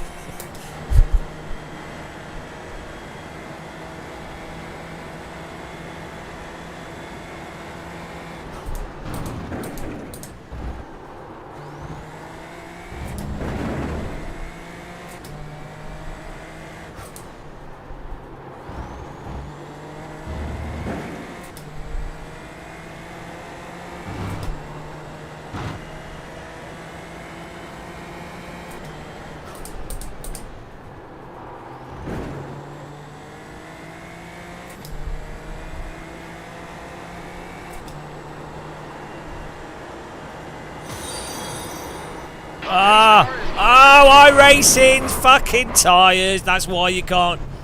Oh, it's so dog shit. That's why you can't run lower. See how we caught that? Fucking iRacing physics. Look, little bit of a slide. Catch it. Oh no, still off. Ah, you're iRacing. No, so this first slide is a lack of downforce and me pushing too hard. Fine. Counter steer it. Tyres are still off. Welcome to iRacing land. That is why you cut. It's. Right, that's. I mean, maybe after 3 laps is better. No, the problem is you just have to underdrive it, so it's fine. We'll just. What did I change? This.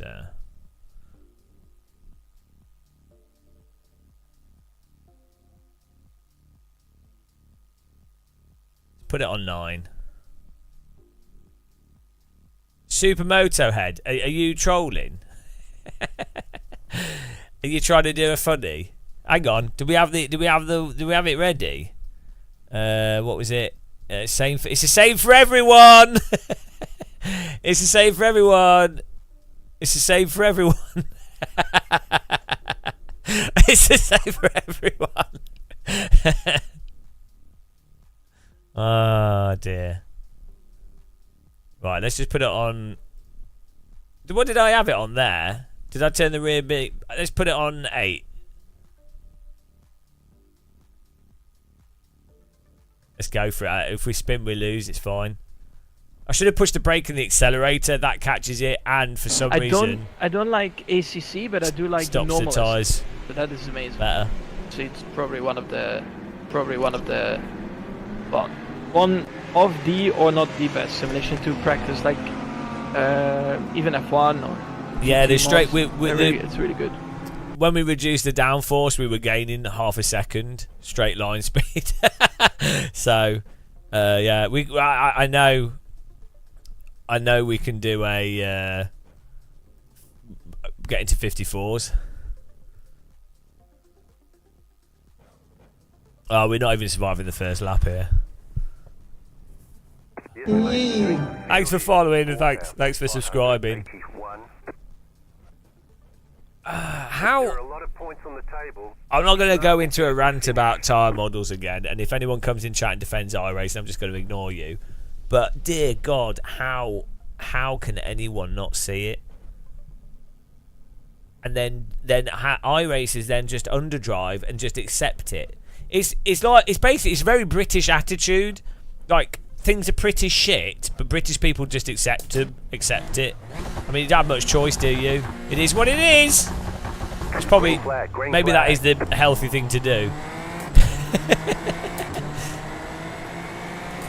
No! I'm not getting drawn into another pointless rant. Let's just let him do what he wants to do. 30-minute race, 30-minute race. Are you fucking kidding me? Oh, we're okay. That was lucky. What is wrong with this? We ran over his nose cone, but I think we got away with no damage. I was like, I can't react, can't do anything. Just pray that the wheel doesn't fall off. 30-minute race. I really like how this. I really like how there's so many cars though. Oh, Jimbalaya, thank you very much. Really appreciate that.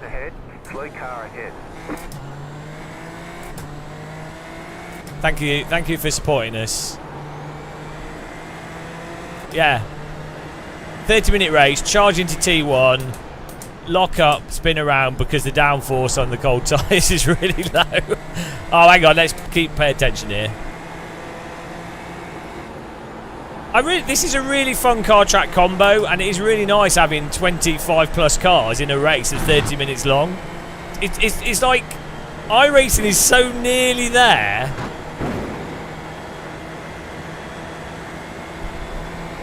Oh dear, I mean, let's not even bother. Let's just wait a bit. Oh, he's lagging something special. Okay. Fine. We don't want to like just lose the front cars entirely, but I don't want to get caught up in a stupid accident. Yeah, so with iRacing's physics, the faster flowing tracks with the car that has downforce helps mitigate the tyre model issues. Where's the blue car going to go?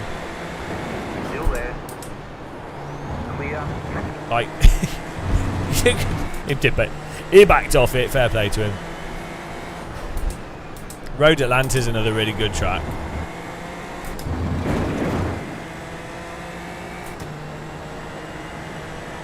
The finish line yesterday.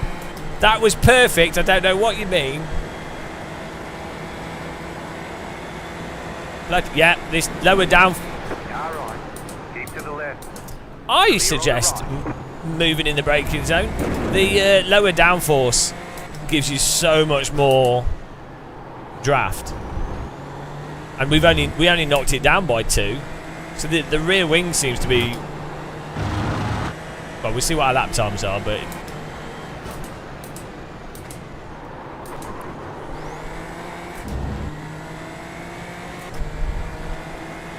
Now just imagine if instead of this being this super formula, imagine if it was a 80s Formula 1 car with 30 car grids. We could have that. Oh no, why? You don't need to. You're actually probably slower than me. Oh, you go. Go on then. Go on then. I don't want to lose any more places though, so we're going to... After like lap 3 or 4, I'm going to have to start attacking. I really think that blue car and the black car are going to crash into each other at some point. Is that some salt? I think I'm going to be forced to have to attack here because otherwise we're just going to keep dropping back and then we're running the risk of still having an accident. Keep to the left. Clear on the right. Car stop on the left. Go right. Yeah, I'm just going to start attacking. Nope. Car behind is gone.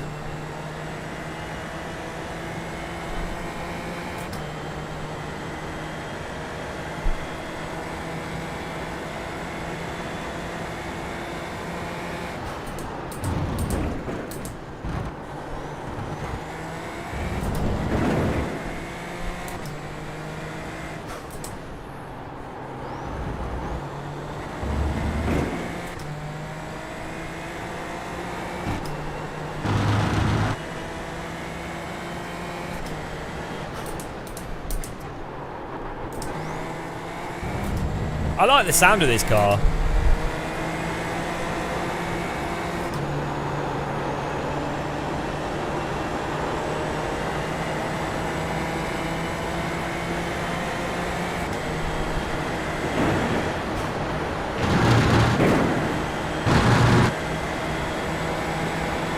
Left side. Still there. Clear on the left.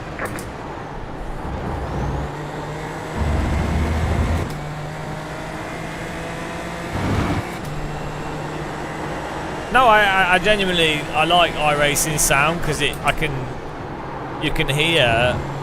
It's not exciting, but it lines up with the RPMs and the transmission whine.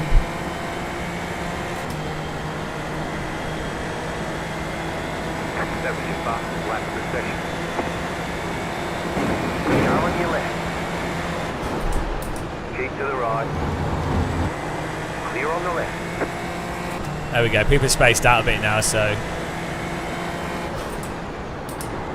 do be a bit more aggressive. Oh, bugger me. Car on. Let's see what our downforce is like compared to his. Look! Look at that! Still there, hold your line. He can't. Clear. Yeah, lower downforce. Lol.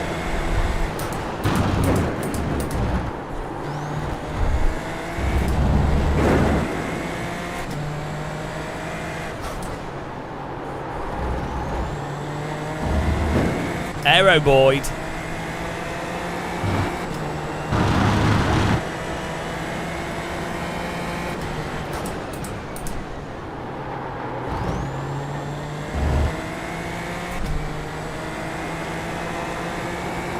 Oh, imagine having an entire economy in sim racing based around car setups. Imagine people making hundreds of thousands of pounds every year just by selling setups for a video game that should probably have those in the game by default.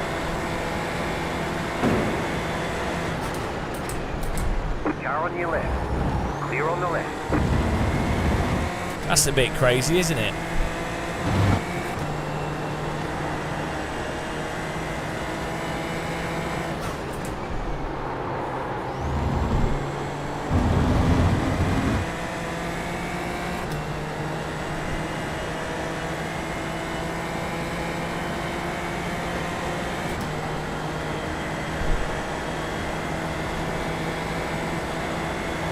Probably take me out. The car in P1 just set the fastest lap. 54.674.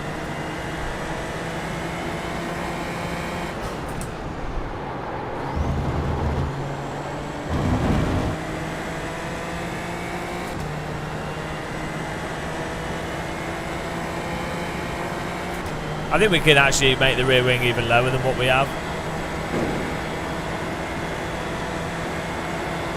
Car right. Clear on the right. Car right. Clear on the right. Annoyingly, I'm having to defend this quite aggressive so we can hopefully catch up with the cars in front that I know I've got pace. If we get stuck behind the cars behind, we won't catch up with the cars in front. So we need to, unfortunately, defend the pink car without losing time to then get on the tail of these cars in front, and then we've got the draft of the cars in front, which will allow us to escape the pink car.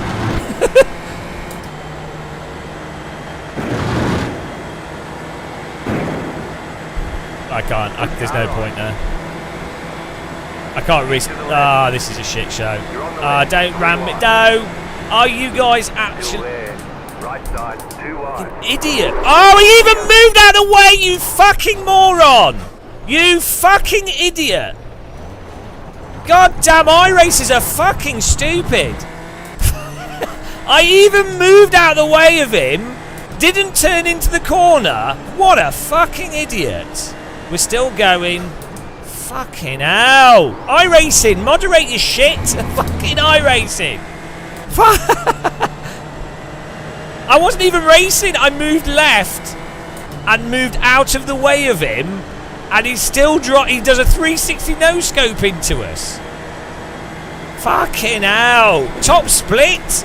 They're so shit. We're 3 wide, lap 6 of a 30-minute race. We're alright, we're not got damage. TNT.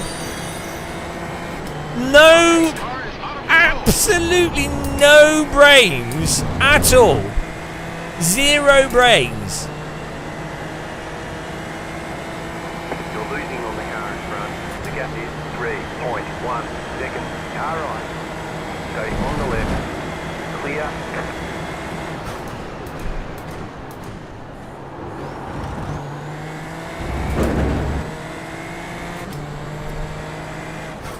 Ah, even moving right out of the way. Like, so the thing is, I could preemptively, illegally block the pink car on the inside, which would actually be, that would be blocking. So I could have blocked the pink car, but then with the downforce I have, if I turn right there, we probably would have just oversteered in a shitty way, which we can't catch.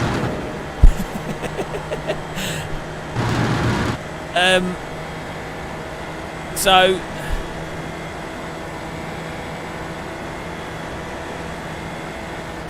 The leader is running 55.018. it's like,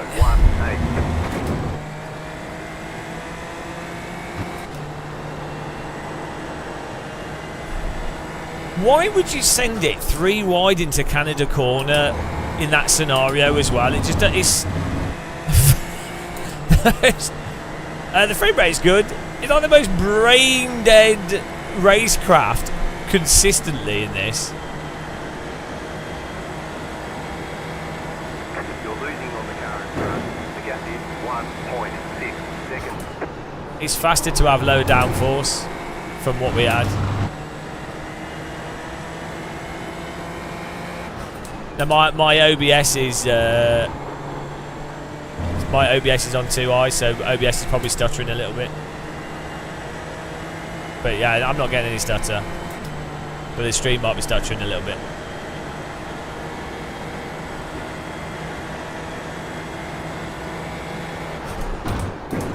You're gaining on the car in front. The gap is 1.1 seconds.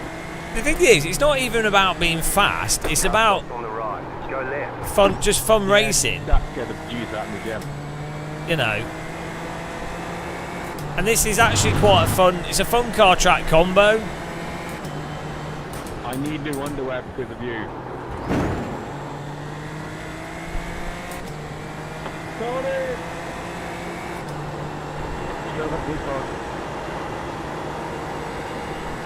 Jacob, I'm not happy you're winning this with only like 5 seconds. Let's keep Whatever, going. mate. It needs to be at least 10.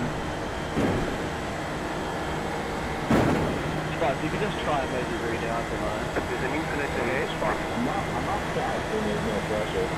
We're coming back, guys. Don't worry. The channel points are safe. It doesn't look like we had too much damage. I need incentives. The pace car is out of control. Thanks for following. I really like the strategic aspect of going, right, we're gonna put, like what we were saying before, like we want to close in on those cars in front. We don't want to we're defending the cars behind to get position, and yeah, you want them to actually attack you and do whatever they do. That's fine, but I really I like that strategic aspect of doing. It's not about being the best or being the fastest. It's working out within my skill level and my pace and my race that I'm having how to get the best out of my current situation, because I'm never going to be really fast and I'm not that good at sim racing. So it's the fun part is doing the best with what you've got, you know, what's available to you, right? So the frustrating part of iRacing is when people do completely moronic stuff that not only deprives you of that, the one gameplay component that's actually quite compelling, but they also deprive themselves of it. It's like I can't think of another game where other players are so able to ruin it for themselves. Like, there's lots of games where it's a team game and other teammates can throw the game and do stupid shit, ruining it for themselves. But when it's something where everyone's doing stuff mostly for their own interests, like driving, everybody's fighting their own, like trying to win themselves. They're all driving for their own team. It's really, racing games are like racing is one of the like most prone games to people ruining it for themselves and other people. Yeah, but that's a team game, mean the ass. So that's what I mean. Like this happens normally with team games, not with single player multiplayer, if that makes sense. Yeah, Counter-Strike. Well, that games of Counter-Strike where teammates throw the game for no reason. Rocket League, where you can easily win. Oh, is he? Why would you follow? Why would you follow this? Unfortunately, we didn't get damage. I thought we'd got terminal damage. That's why I was a bit annoyed. Because that's the other part of it. Is that someone else wrecks you and then you get damage for what they've done. So I can't think of a scenario where damage in iRacing from other cars has ever made sense or been a benefit to gameplay. But the thing is, iRacing through game design don't have mechanical failures and random mechanical damage or random engine performance issues, which is very common in real motorsport. Or like, you know, you put a setup on but the team didn't do it properly. That's actually quite common in real motorsport. iRacing don't simulate that, so why make the choice there but don't make it for car contacts? Like, considering that the damage is completely random anyway, surely you'd go, what's better for gameplay, given that it's unrealistic as it is? Surely, I don't know. Oh well, we're still in the race. I've got a cup of tea.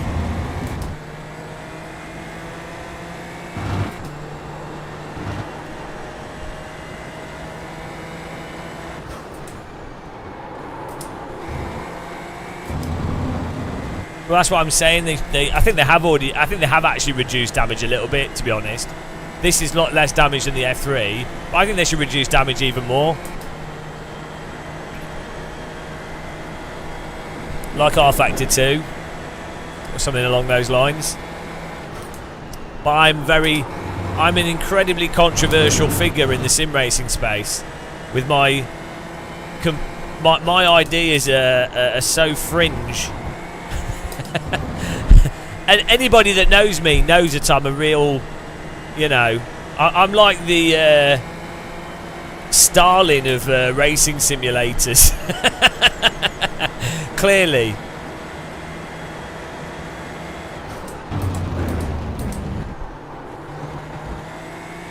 It was that Russian guy with the beard. Slow car ahead. Car stopped ahead. Go there. Can't park there.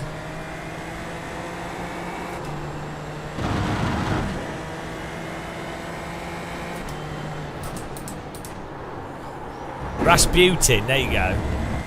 I look a bit like Rasputin. We're related. Rumour has it you have to drive into me 7 times for my car to be DQ'd.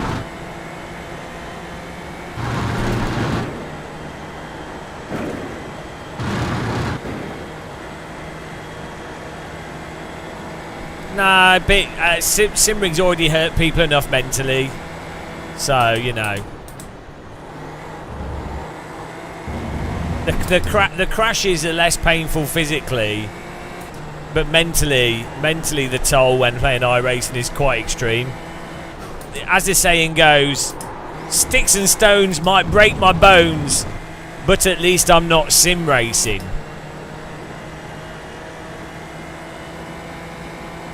You often hear that on the playground. We are where we expect it to be.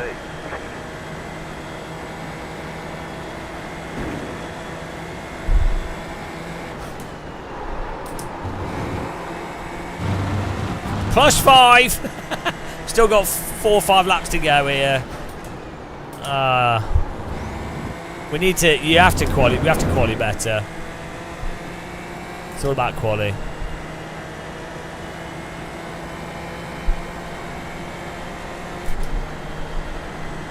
Now we're up 55. No, we're up more than 55.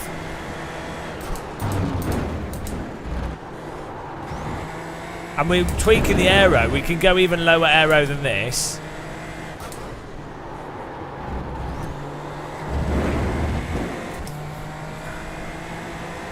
The goal is to get a 54. My normal pace is a 55.8. For some reason, I'm really slow at the moment. I think it's. I blame Niels. He pops into chat and says air fryers aren't the best, you know, and it's distracting.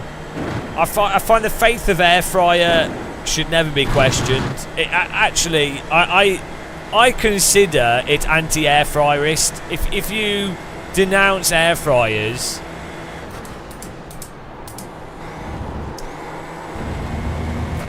then you know.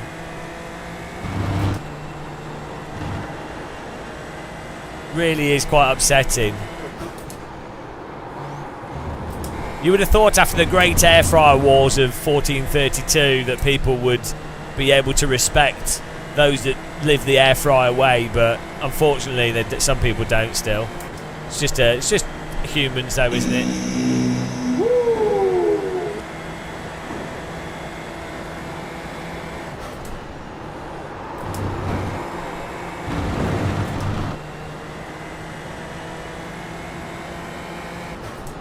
Okay, let's go.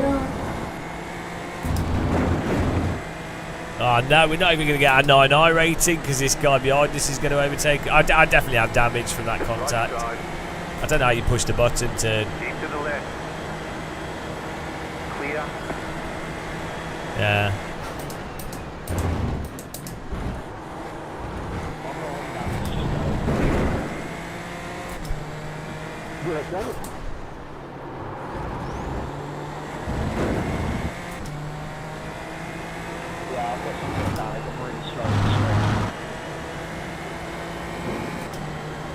Maybe we can follow this guy though.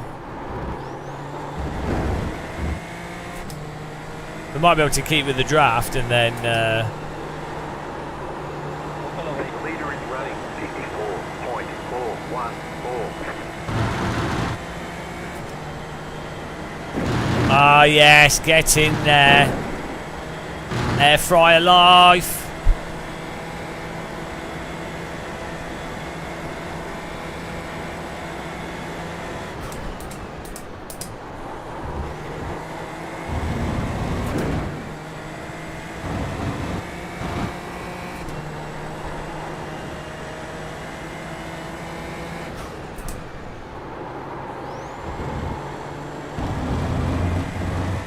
You got about 5 laps of fuel left. 6 minutes to go.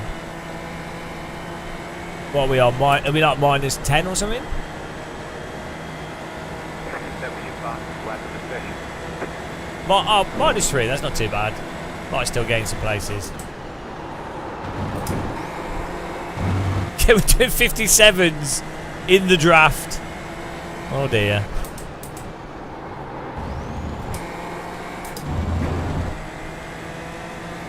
$57 with the double draft. Double draft craft brew beer.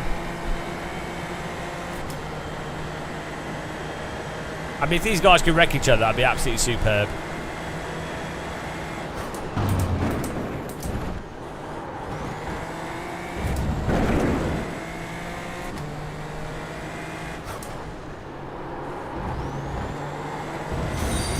The pace car is out of control. Thanks for following. Welcome. Having a nice Friday afternoon. Friday. Got to get down on Friday.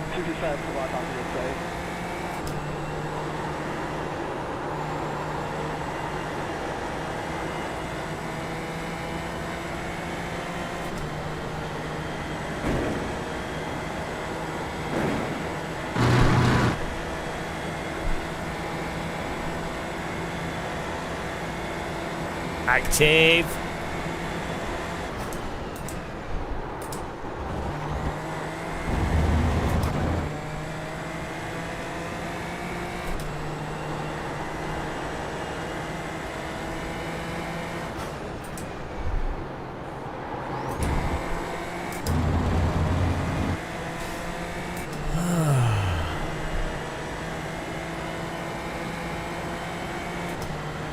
I'm alright. We might as well just battle this guy. Why not? Too fast, flat for you. Left side. Still there. Clear. I mean, he should just overtake us down the straight, but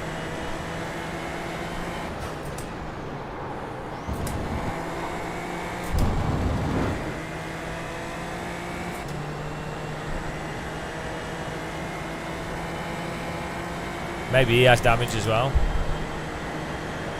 Right side. Stay on the left. Clear.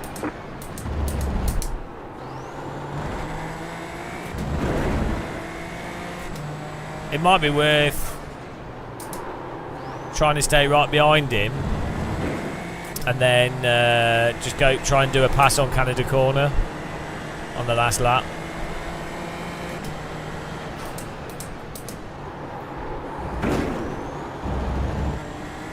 Right side. Clear.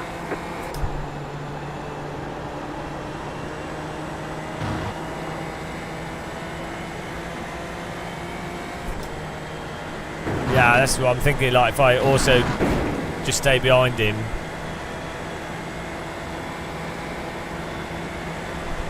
Or maybe just put him off a bit.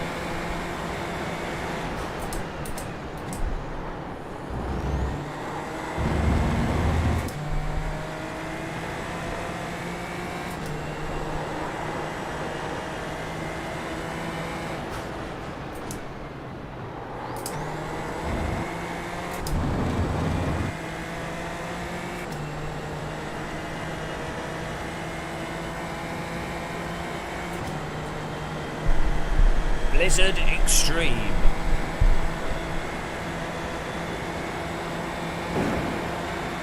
Left side. Stay on the right. Still there, hold your line. Still there. Keep to the right. Why is he going to drive into me? Like, there's no space for a car there unless I move over. I'm definitely annoying him.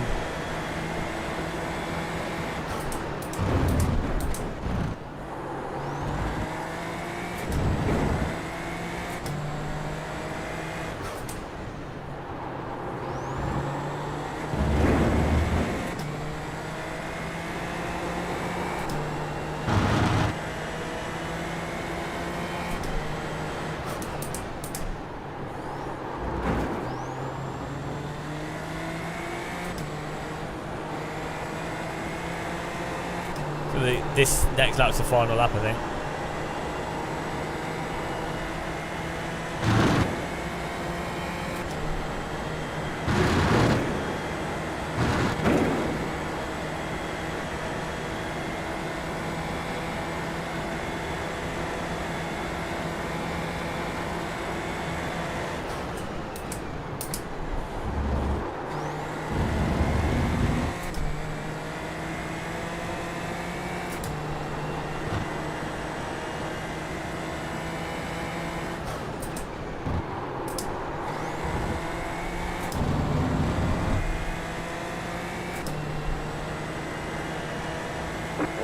White flag.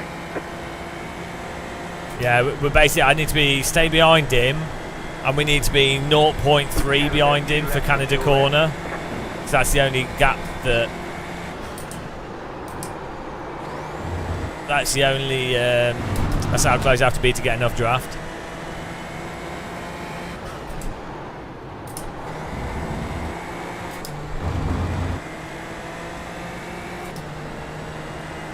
Maybe even 0.2 with the amount of damage we've got. That's the record, mate. What the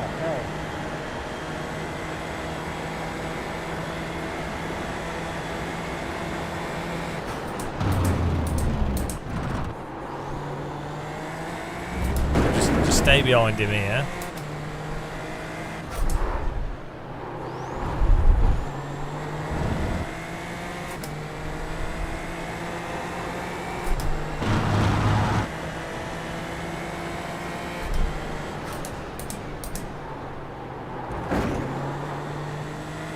.3. 0.3 would be alright actually.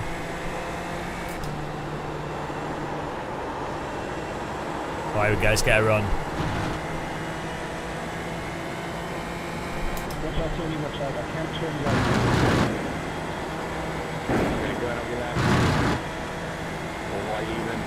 Ah, the draft's not there. We need to be 0.2. Saw that man up from NASCAR.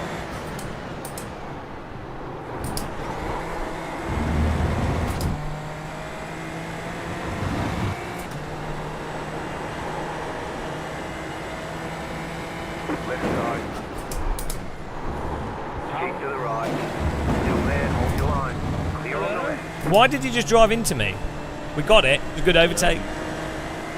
Absolutely perfect. Textbook. Textbook. You got a slow car on the right. No, he drove into the back of me.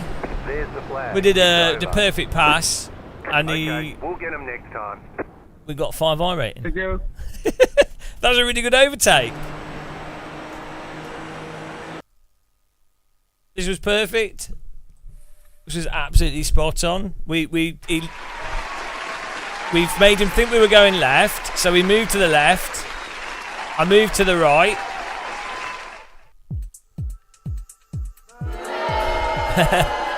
We're now on the inside of this corner. He broke early. He said, "Good move."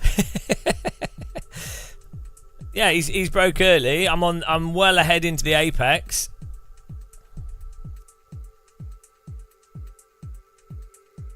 We're in front of him through the corner, so this is my exit now. So he would have to. He's just driven into the back of us. It's a perfect overtake. He has to lift. He doesn't have a choice. That was top notch. We left it to the last corner for 5 I rating. I gave him front DRS. You shall not pass!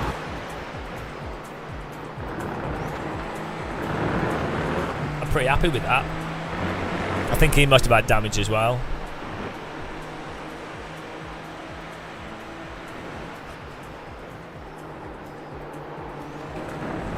He was probably a bit caught out because my rear left was sliding as well.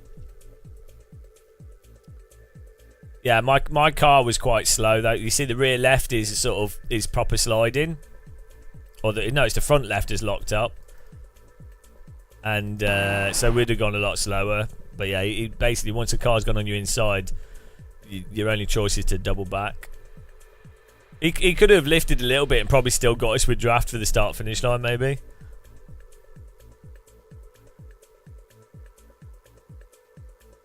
Right, let's have a look at the crunch on this. It would have been such a better race without that guy crashing into us. I wonder what happened though, like if he lagged into us or what was going on.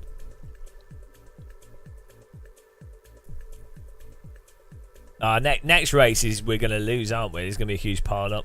It's banned. It's got to come.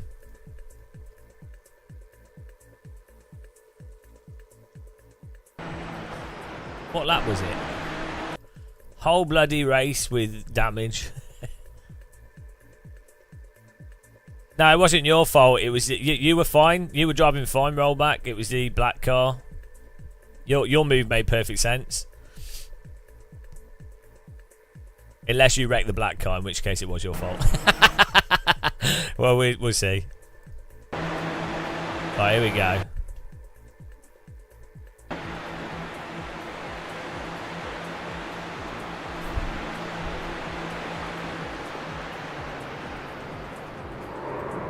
I mean, it just drove into the back of you. I even look how much I back off because I'm like, oh, he's gonna. This guy is gonna do something really stupid.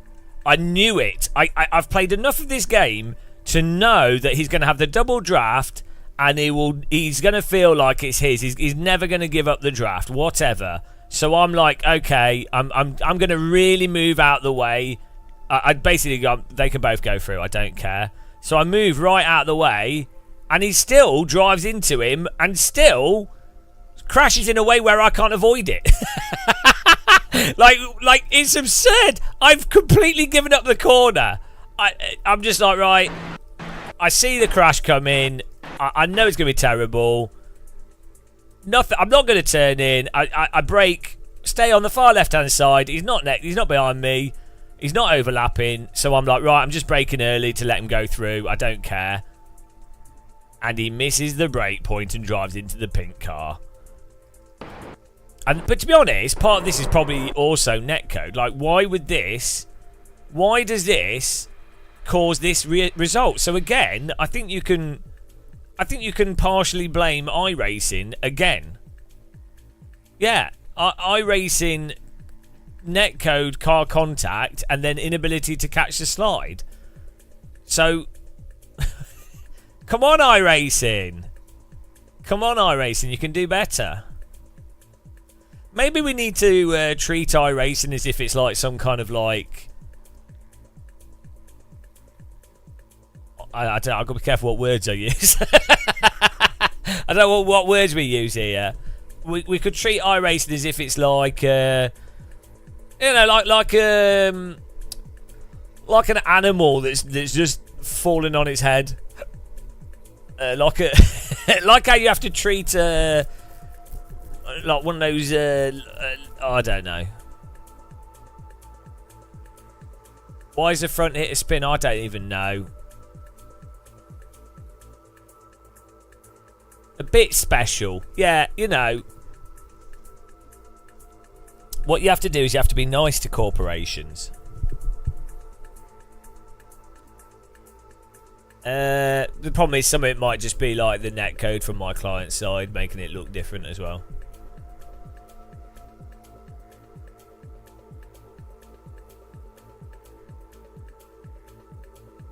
TNT, guys. Tyre model. What was it? Tyre model, netcode. What was the other one? I can't even remember. What my own saying was. Takedowns. Tyre model, netcode, and takedowns. That's iRacing. Tyre model, netcode, takedown.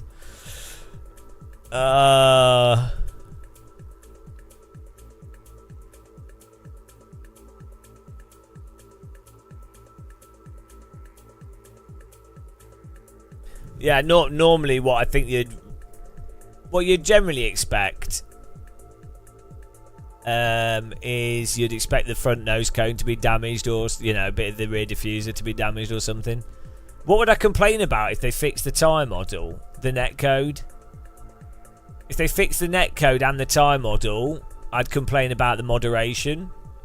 If they fixed the net code, tyre model, and moderation, I'd complain about the pricing structure being exclusionary for people that, the pricing model stops people racing content that they would otherwise race, and also excludes people that are less wealthy or because there's younger users on this. This is the irony as well, when people go, I like paying for iRacing, I like that it costs more because it keeps the racing clean. It's like, have you seen the number of like 12 to sort of 17-year-olds? Nothing wrong with younger people, but that clearly they're go-kart kids whose parents have bought them a copy of iRacing. It's almost as if this is guys, hold on, guys, just wait for it. It's almost as if wealth is not associated with one's ability. Can you imagine a world?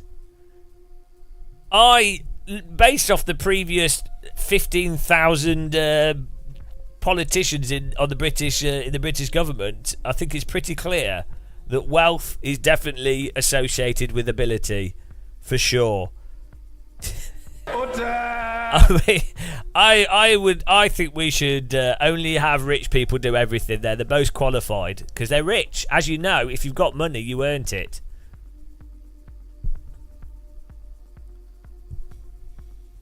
Right. I do another one. We're gaining.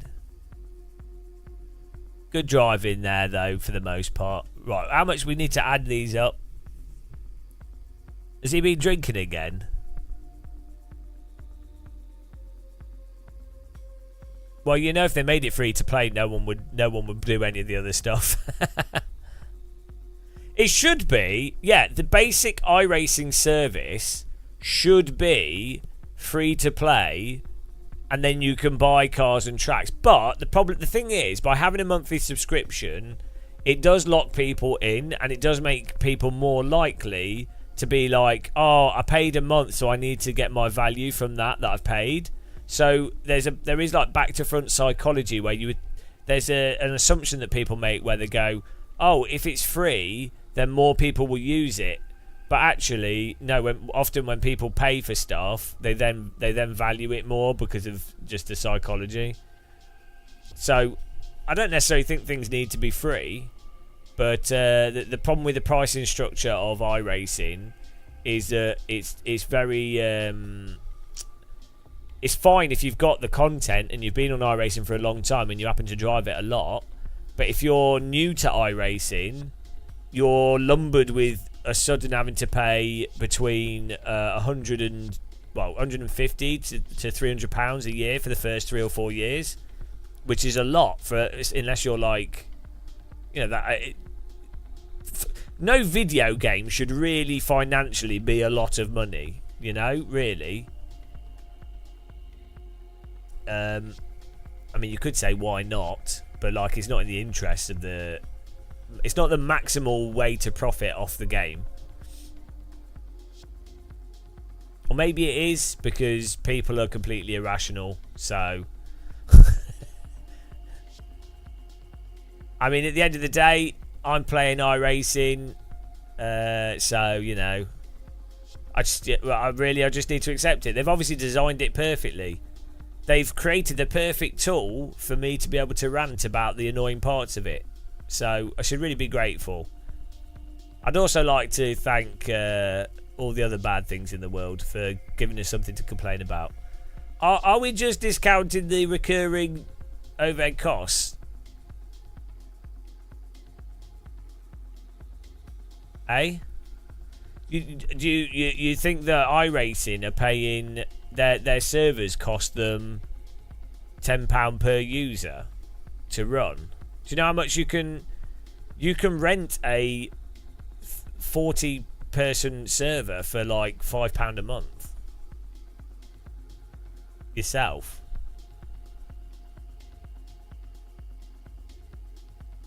Yeah, no, I do. iRacing is very entertaining. For me, personally, it is really entertaining. I've said this repeatedly. It's a very annoying, but is the most entertaining sim on the market. Like, that is just a fact. I wouldn't be playing it. I wouldn't be streaming it if it wasn't entertaining. I mean, it is a form of entertainment derived from despair and misery, but you know, that's fine. It is funny as well. It is the funniest. It is also the funniest. Oh, we need to register up. We've got I-rated to get.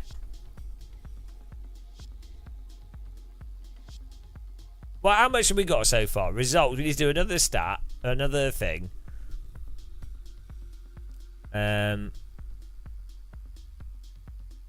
Well, yeah, you can rent me if you want. You can become a channel member, which basically is like renting. But Game of Muscle's free to play, so maybe we need to make Game of Muscle videos an entirely subscription service, and then people will have to tune in. They'll go, I paid for this shit. I need to tune in. I need to tune in to watch it because I paid for it. It's terrible. I'm not enjoying myself. The guy never shuts up. But I paid a monthly fee, so I better tune in. So yeah, we're gonna go pay only soon. Hang on, right, what's 55 plus 5 is 60. We can do that math in our head. Genius. 60 plus 51. What's that? 101. No, 111. Oh, there we go. 111 is what we're on. I know. That was pretty impressive maths. That was pretty shockingly good math. I probably blew your minds with that arithmetic. You were like, oh God, how is he so fast? Not only is he a talent in the sim rig, he's also a genius with numbers. People are writing into their politicians to say, guys, don't overlook this genius. You need to give this guy a job in the math department of government. He will fix everything with his pure understanding of math. I'm sure if we give him a physics problem, he'll solve it in his head in mere minutes. This guy could decrypt a 16-bit password in a sentence.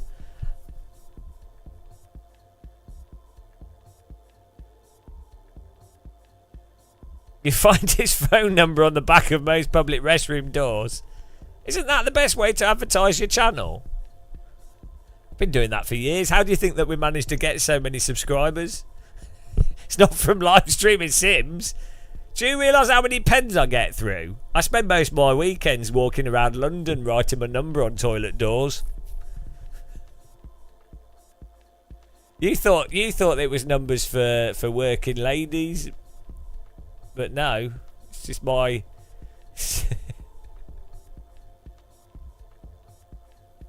Yeah, the thing is, I lost a lot of growth when they got rid of phone boxes, because that used to be the number one place of putting the number.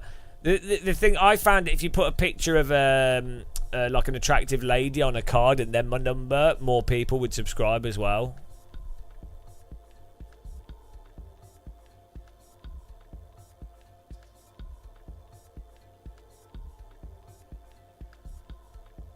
I wonder if the word tyre model is a banned word in the iRacing offices. They're probably like, it's probably in their employee handbook. It's like, don't mention the tyre model. They probably in their employee handbook. They probably have a note saying, don't type any messages in Game of Muscle chat or videos. Do not interact with Game of Muscle. Like I would if I worked in a stifled American capitalist corporate environment.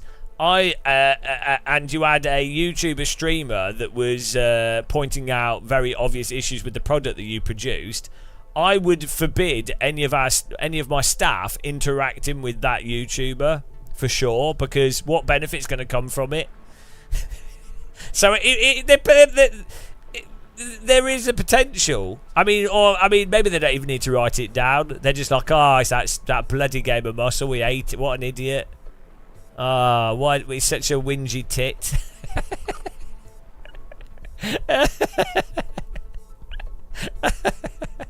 Oh dear. I mean, ever since I landed my helicopter on the roof of their offices, they've been a bit miserable. Probably netcode, maybe tight. It's hard to say. Yeah, the legal protection for whistleblowers is to get murdered and then then have it be described as a suicide. I am about to expose the issues with this giant corporation for whom there's a lot of interest to protect it from the government and various other probably slightly shady interests. I wonder if anything bad will come to me. Let's think about this. This company that is one of the largest industries of a nation. I wonder if a whistleblower has any risk to their lives. No, not at all. That would be ridiculous.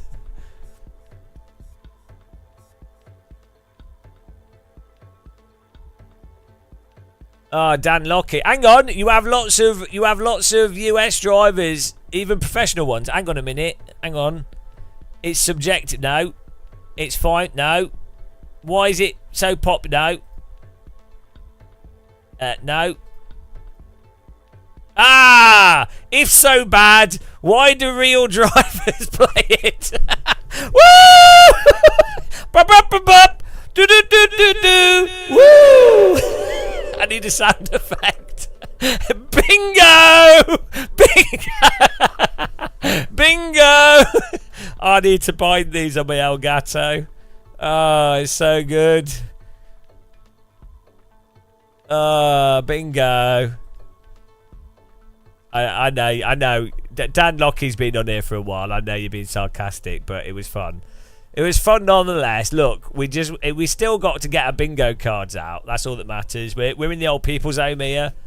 It's Friday night in the old people's home. We've got to do our bingos.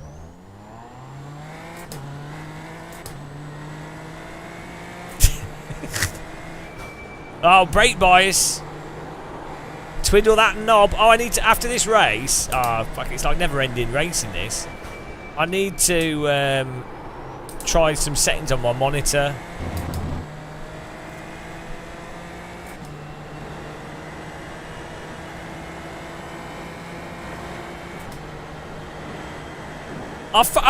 We've worked out a way of not allowing that stops the sim shills from derailing the live stream. It's only taken 3 years. We should have done this with ACC, but then again, it was so bad I couldn't even play it. I can't even take ACC. I just can't. I have precisely 0 hype for the Nordschleifer in ACC. I'm sure it'll look really nice. I'm sure they've done a good job on it, but you know, the force feedback and everything. Oh my goodness. Just I think I'll have a mental breakdown after 10 minutes of driving ACC. Maybe. I haven't tried the last ones. I just don't load it up. It just makes me feel sad that that's what Kunos produced.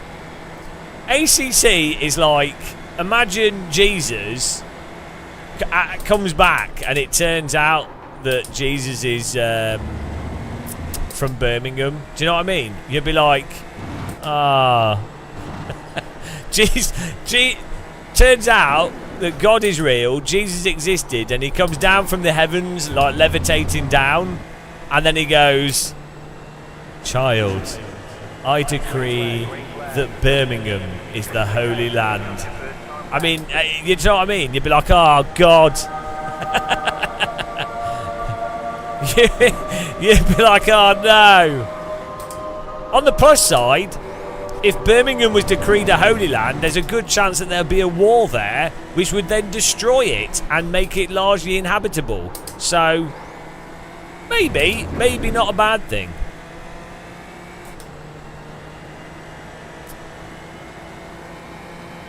For everybody that's watching this who lives in Birmingham, I'm sorry, but you know it's true.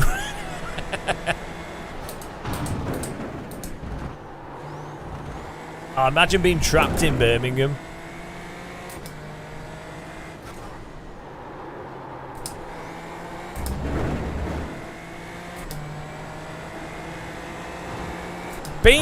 Being trapped in Birmingham is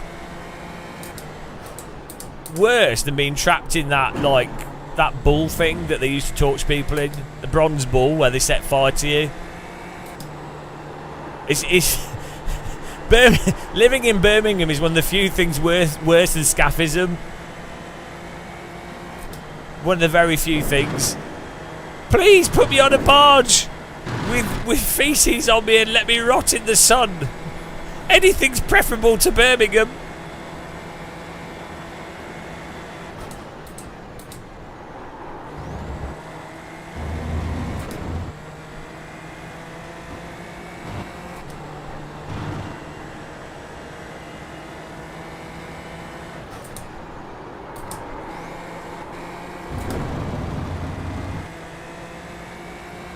I think that was all made up, Mina Yas. I mean, I don't know if it was, but I think it was. One more lap.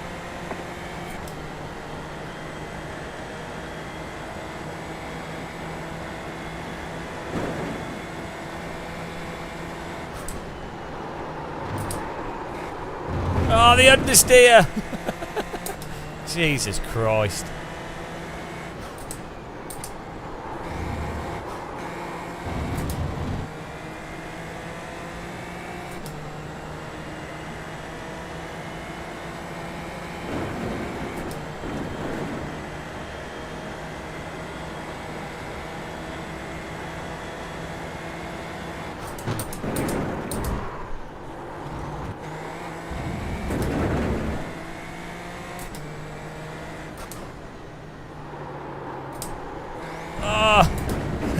If you're going just slightly too hot, you're just in the land of chronic understeer. I don't know why there's no rain in this.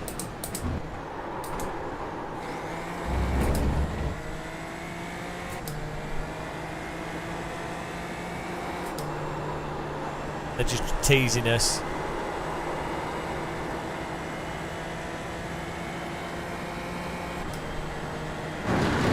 Oh, we're so dying, aren't we? I'll mess this up.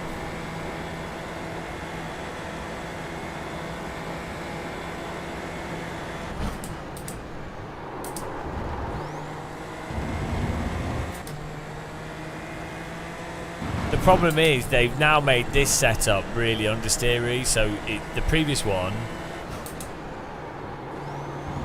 the fixed and the open were somewhat close, but now they're completely different.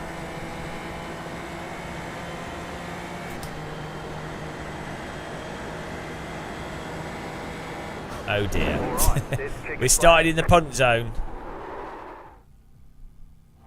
Oh, I'm going to have a quick toilet break.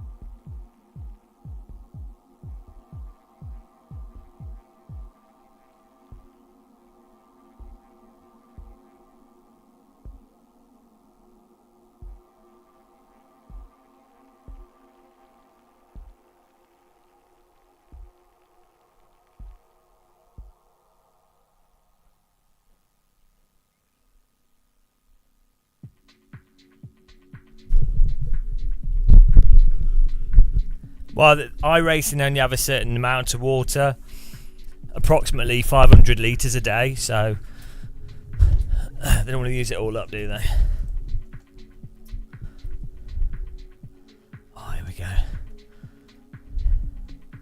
Oh, pole. Last one was a no. This one. 2 minutes. There you go. New pole. Get your pole in, guys. Woo.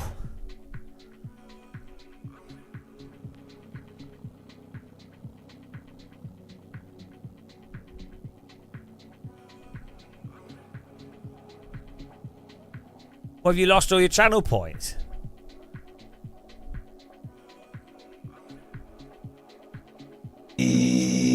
Woo! Get in there.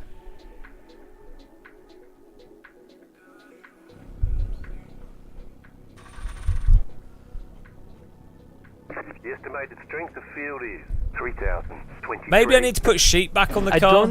I don't like ACC, but I do like the normal. Fighting for the That podium. is amazing. So it's probably one of the, well, one of the or not the best simulation to practice, like even F1 or GT mods. It's really good. Oh, here comes a wreck. We're in 7th though, so. Okay, let's go. Green flag, green flag.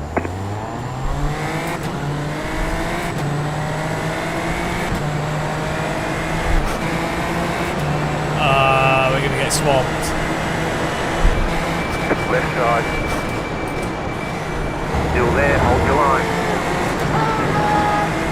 These guys, why they been dumb? Car on your left, there's an incident behind. Keep to the right. Clear on the left. Every race. Car right. Guys, chill out. 20 minutes, 20 minutes, You're 20 on the minutes, left, 3 wide. 20 minutes. Right side, 2 wide. Still there, you're on the left, 3 wide. Car right, 2 wide. Keep to the left. Clear on the right. Car right. Stay on the left. Clear. Idiot.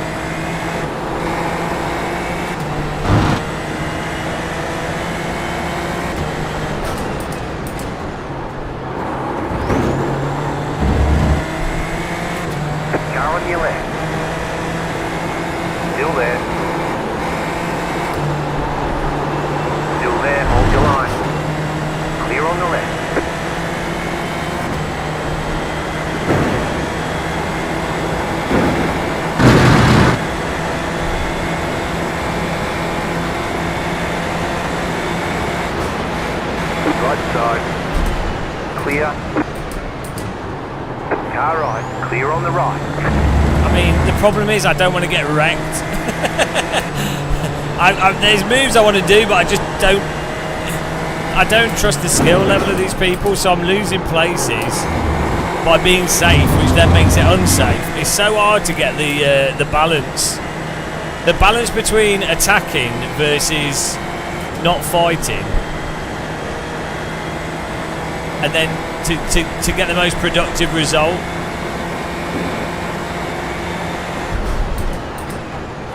When you have like random erratic drivers in this.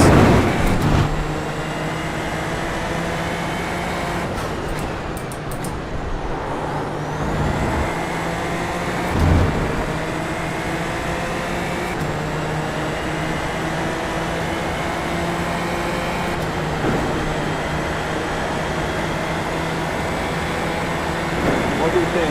Middle? Car right. Stay on the left. Clear. There's an incident ahead. Slow car ahead. Go left. That is not a good way to rejoin the track.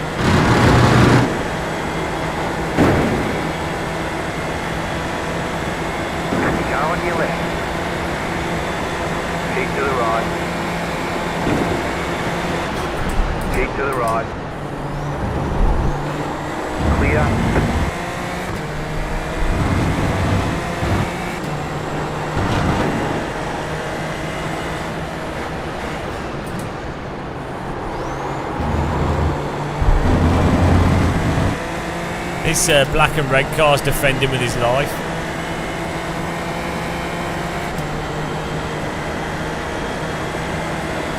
The car in C2, just set fastest lap. 56.502, left side, keep to the right. Just set your fastest lap for this. Clear on the left, you're in the top 10, left side. Stay on the right.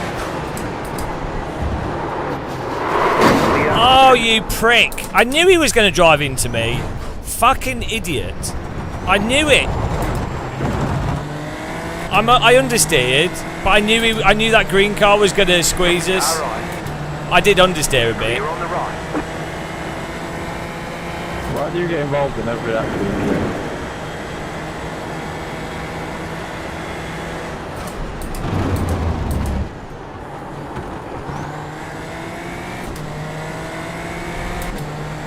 But once you're in the corner, slightly understeering, you're stuck. Like I was going to understeer at that point, regardless. So. The car behind is closing on you. The gap is 1.1 seconds. Yeah, I understeered because I went into the corner too hot. But like at the point of entering the corner, at the point of entering the corner, I was going to understeer. There was nothing I could do at the point of entering the corner. I just got into the corner slightly too hot, so. Probably a little bit, but I think we're all right. I just knew the green car was going to end up hitting us at some point because he was being so aggressive on us. I'm hot, and you're not. I just went into the corner too hot and understeered.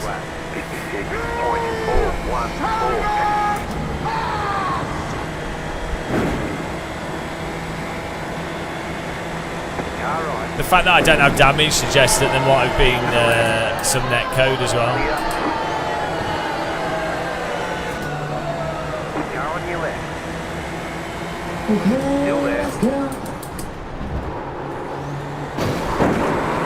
Oh, that was on him. That was entirely on him.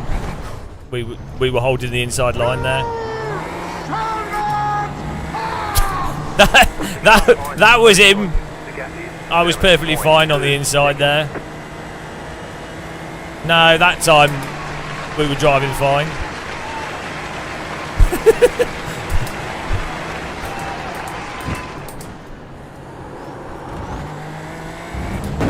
I'm hot, and you're not. I think what's happening is they're on the outside line and they squeeze the inside, not based off where the car on the inside is. So if the car on the inside is slightly off from the inside line, they just drive. They'll end up being a contact.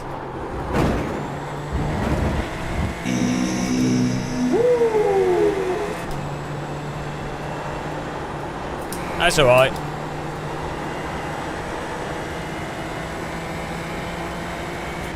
I'll let you pass, James. You've got damage, I think. Thank you.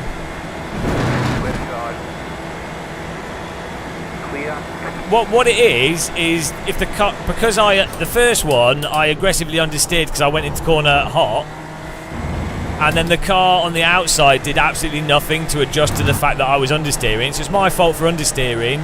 The car on the outside just doesn't do anything at all. So they shouldn't have to, but I'm going to be stuck in understeer. So, you know. And then the second time, I've not gone in on the, I've not taken the tightest line on the inside of the corner, but you don't have to.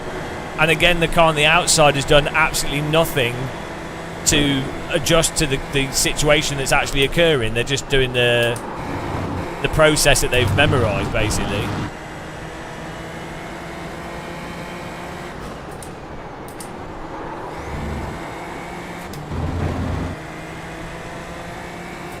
Yes, Iron Aces. Right, that's a timeout. If someone explains exactly what's happened, that's the response that you give. Someone explains exactly what happened. Someone says, my car understeered, that's why we've understeered. And then... yeah, I'm not going to argue with them, but like... There's an incident ahead.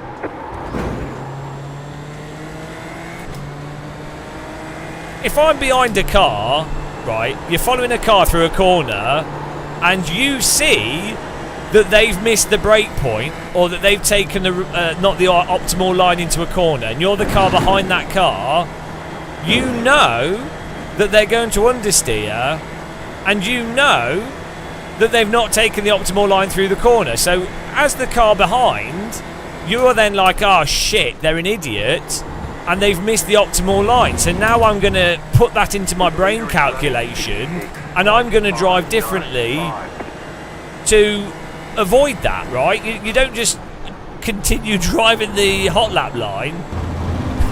Or I'm just going to ignore what's happening. It doesn't matter. It's like crossing the road when if a car's coming or whatever. You can be right. It would be the car's fault if you walk into a car, even though legally speaking, like that is the car's fault. Well, it's not in 0.5 seconds though, is it? If you're behind a vehicle, you can see the line they're taking. It's like a drawn-out process. But we'll see the replay. That green car was going to hit us regardless at some point. Like, even whatever way you look at it, that green car was going to kill us.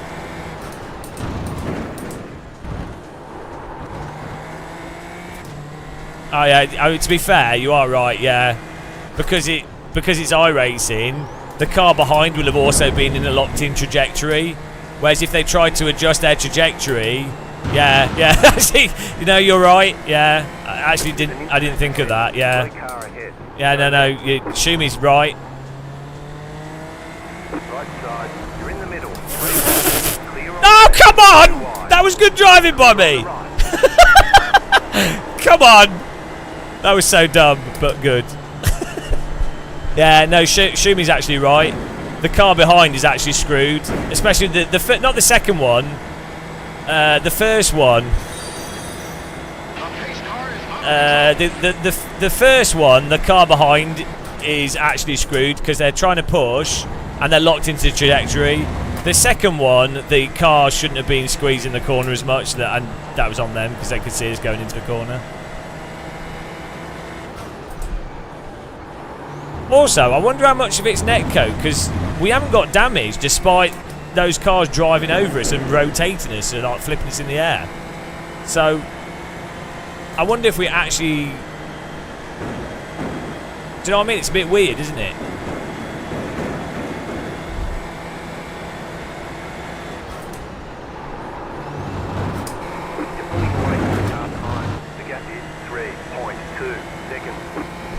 Hang on. You had no business forcing a pass there. What are you on about? Oh, you mean the two cars? Those two cars? Yeah, no, I had. They were both trundling. They'd had an accident. They've now dropped off 3 seconds. So it makes sense for me to drive through the middle of them. That was genius. There was space. I got pace.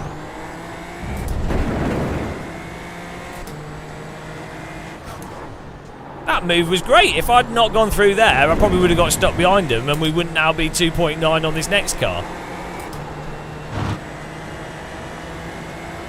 I wasn't... I think I was alright in terms of passing. It was just my car was understeering.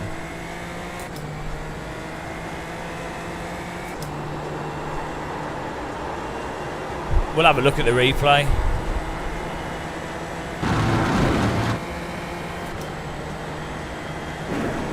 My entire concern was the green car behind me because he'd almost wrecked us before, so I was like, oh, he's going to drive into us.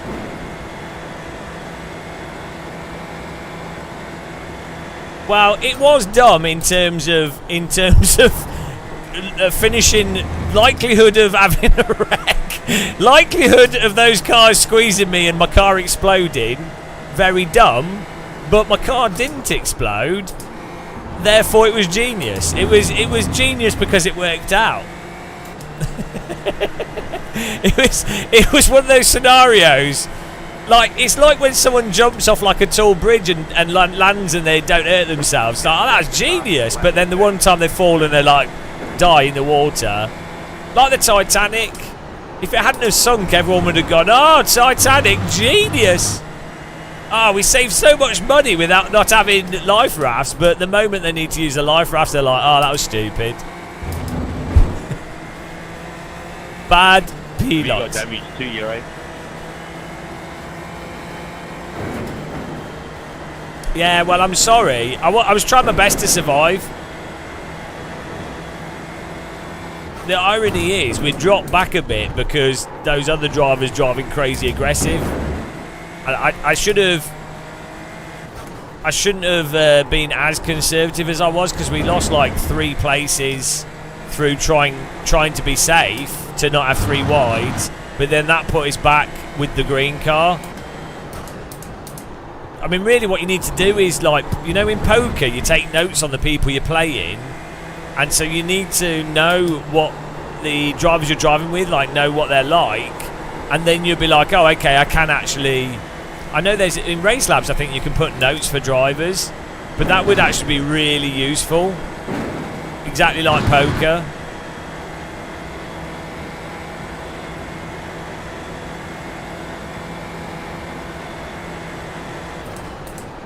Because there's probably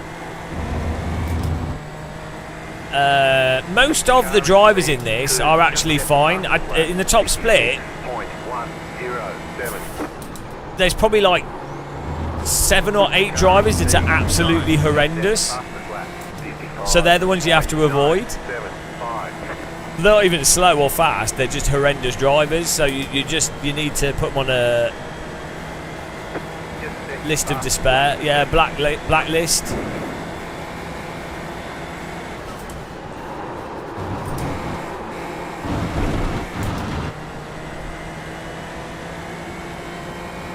I'm surprised my car doesn't seem damaged after that, though. This is what I mean about the random damage in this game. We've had 2 cars drive over our rear wheel and we flipped around. And the cars, I mean, maybe we've got a little bit of damage, but it's not terminal.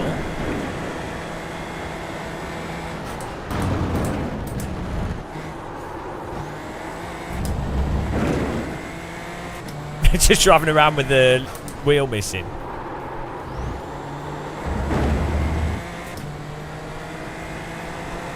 That was close.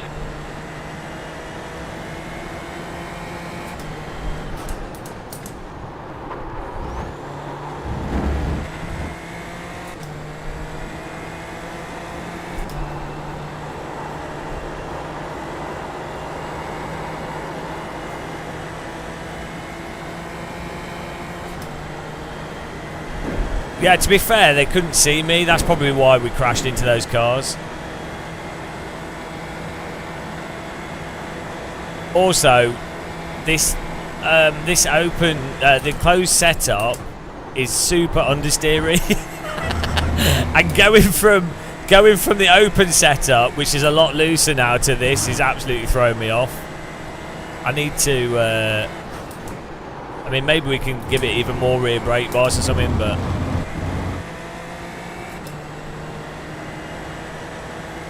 Last lap.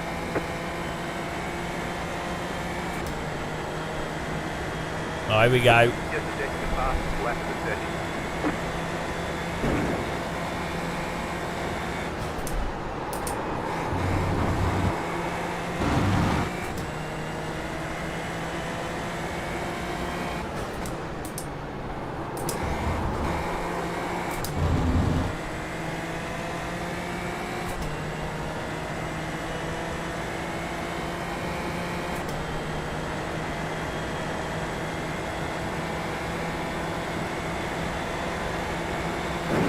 Right side.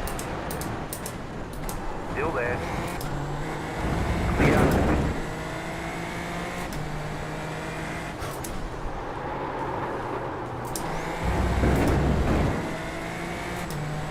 Car on your left. Clear on the left. Right side. Still there. Hold your line. Clear on the right. White lining. Some textbook white lining there.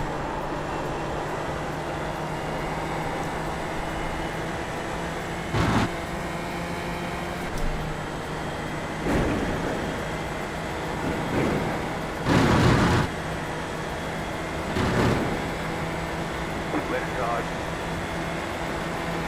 Keep to the right. Keep to the right. Clear. Oh, nice overtake by him.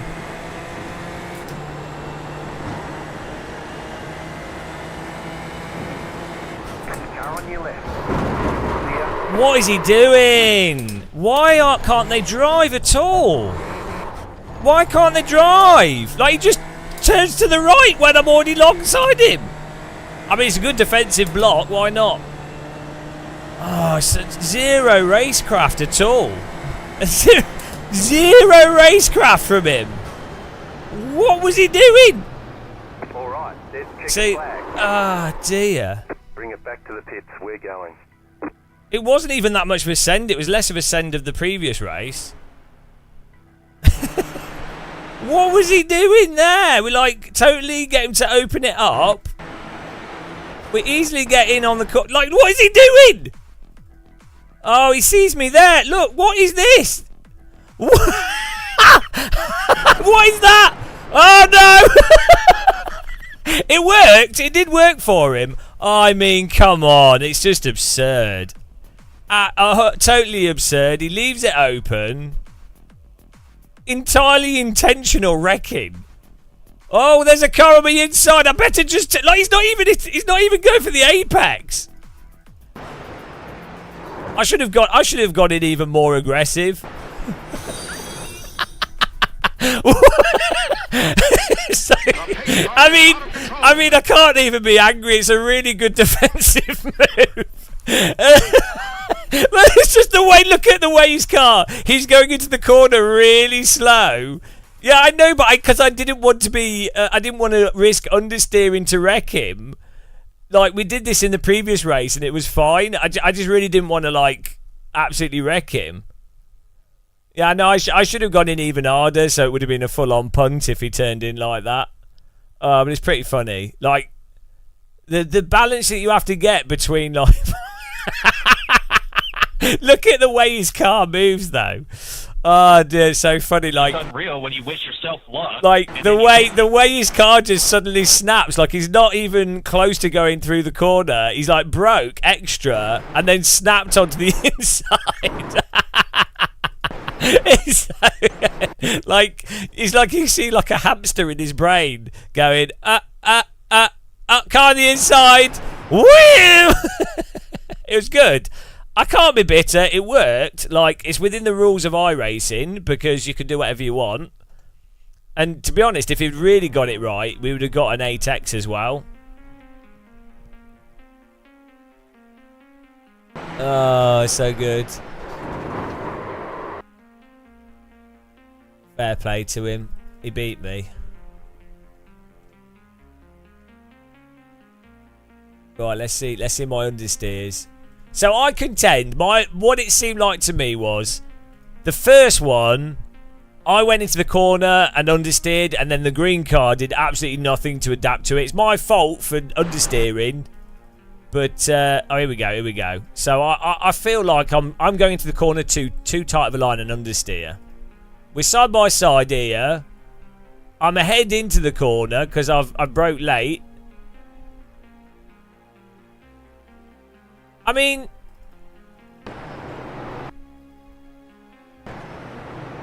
I think you can blame, like, that's what I'm saying. Like, I think it's like, yeah, I'm understeering.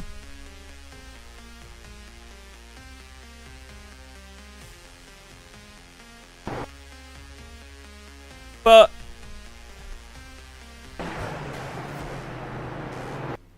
like, honestly, that's on the green car, isn't it? I do understeer, like 100%, and he is locked in. But like, why close the outer ape? Like, why would you turn in so tight?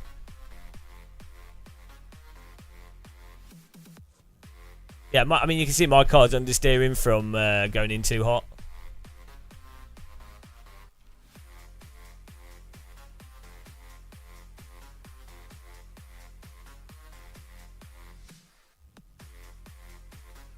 But yeah, no, as I say, I went in too hot on the inside of the corner.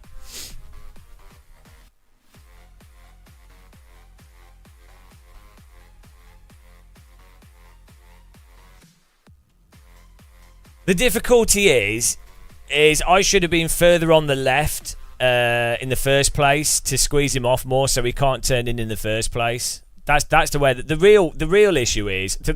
So I'm trying not to get wrecked by this guy who's been really erratic before. So you don't want to be too close on the inside of the corner because they do weird shit and drive into you. But like, assuming this guy's not mental, I should be further on the left here going into the corner. Thing is, he has come from behind here, so he's actually doing the pass on us here. But anyway, regardless, going into the corner, I should be further to the left so that it lowers the opportunity for them to turn into you. Yeah, but the way to stop this from happening, I should be way over to the left. That's this on average. This car being on the left more means that this car is aware that the car's to their right, and they can't then do the then if this car understeers, it's not going to understeer as much into them. But it also means that they are going to be like hyper aware and not trying to. They're not going to try and do the hot lap line. So you have to like preemptively squeeze it, which you do. That's normal racecraft as well. But the reason for doing it in this scenario is so that a hot lapper can't do the hot lapper thing.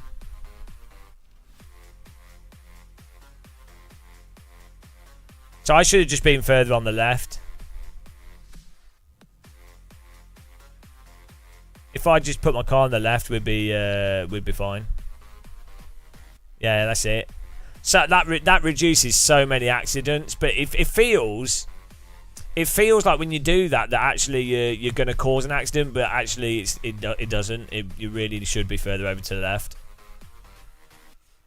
I think I was too concerned with thinking about he's going to pump me, to be honest. But yeah. Always squeeze the car that's on the outside if you're on the inside. Maybe the only scenario not to is if you have a car close behind you. because then that car might send it up the inside. So unless there's another car behind you that's going to send it up the inside, you need to preemptively squeeze the car on the outside. So that's why ultimately this is entirely my fault. Because if I'd have done that, I think it's really unlikely that anything else would have happened. Also, I'd have been able to apex for the corner better.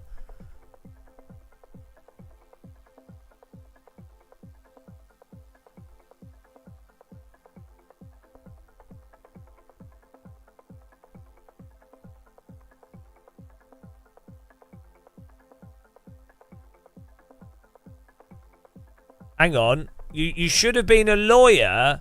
You have 100%. That's a timeout. It's a timeout. Because no, like, how do people watch this and then I explain all the different variables separate to blame? Like when we're looking at other crashes that happen, people then don't go, game of muscle, you're defending this car or that car. I'm applying exactly the same logic when there's another crash. When there's another crash with other people, I don't suddenly go into different logic for the accident. I don't care that this is my car.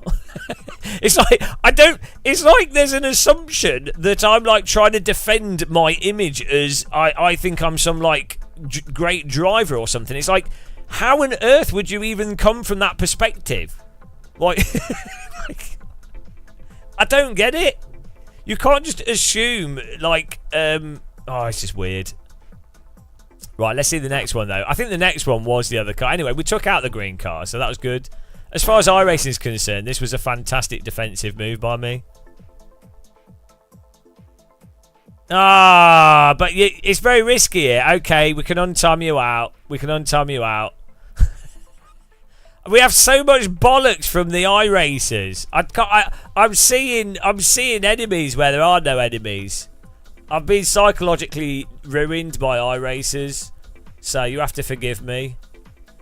The sheer amount of abuse I've received from iRacers has caused me great psychological trust issues.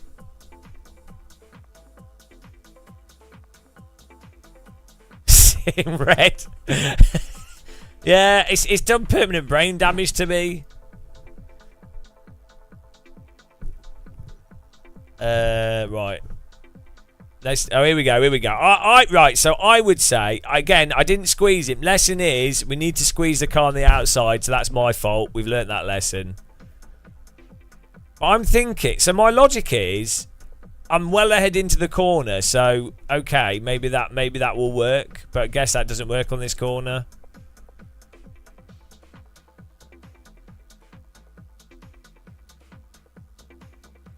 It's a really good way to take cars out, though. Oh, we jumped. We did a nice jump.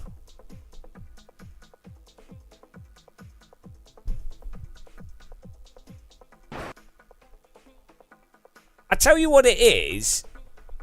The thing is, let's say you're in a racing scenario where you would be on the inside. The car on the outside is not adjusting to that at all.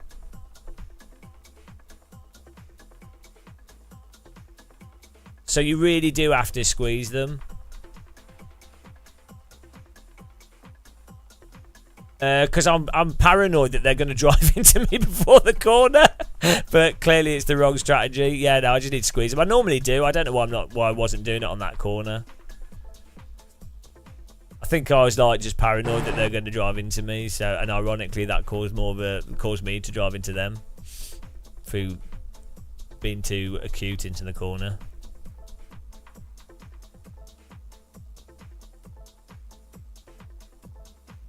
Well, you have this, so from, like, if this is happening to me, like, if my spotter says, car on your right, and I'm going into a corner, I would just go, right, like, so, for me, in this car, in this scenario, if I have a car on the right here, I don't need to see them. I'm not going to go for the corner. I'm not going to try and apex the corner at all, because there's no point, so I just wouldn't bother. So that's the mistake I'm making as well, is I'm assuming the other driver might would do what is probably the more sensible thing, but you can't assume. So you have to squeeze them. You have to force the other driver to do what you want them to do. If that makes sense. Francis, no, but the spotter tells you car on your inside all the way leading into this corner. So there's no, you wouldn't apex. I mean, he did leave it open, to be fair. No, we are understeering off, so he didn't do a hot lap into it, in fairness to him.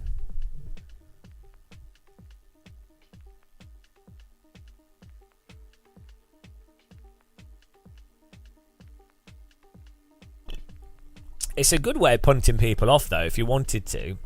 It seems like for whatever way that the game calculates the car contacts, it might be right, I don't know. But basically, let's say you're in a race and you wanted to punt a car off that's to the outside of you on the corner, and you want to probably get away with it yourself. Don't go on the inside, really tight on the inside, and have it so that you're basically obviously going to understeer off the corner. And if they take anything that's somewhat of a if they actually take a hot lap line or even moderate line, you will understeer into them. So you could really use this to pump people off, because this happened twice. I don't know if it damaged his car though, but it didn't damage our car, surprisingly. Yeah, try this punt next race. I just need to squeeze the car on the left more, so that they can't turn in the first place. I don't know why I wasn't doing it on that corner. I do it on every other corner. This is a livery. It's the tarmac livery.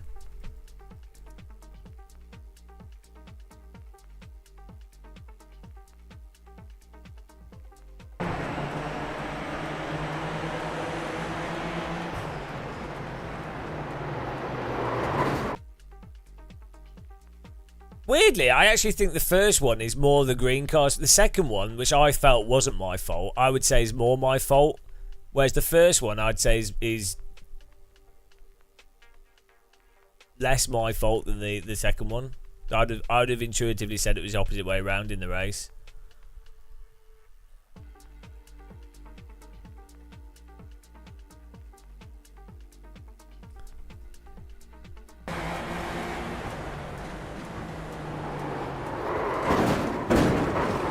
This was a great takedown. Ah, Lorenzo. Game over. We took 2 cars out.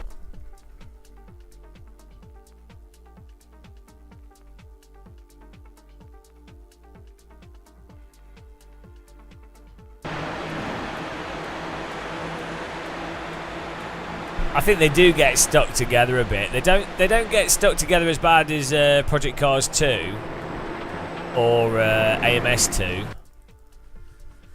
I don't know what causes the sticky car issue in simulators. It doesn't happen in it doesn't happen in R Factor 2 or iRacing. Or it happens a little bit in iRacing, but it's particularly bad in AMS 2 Project Cars.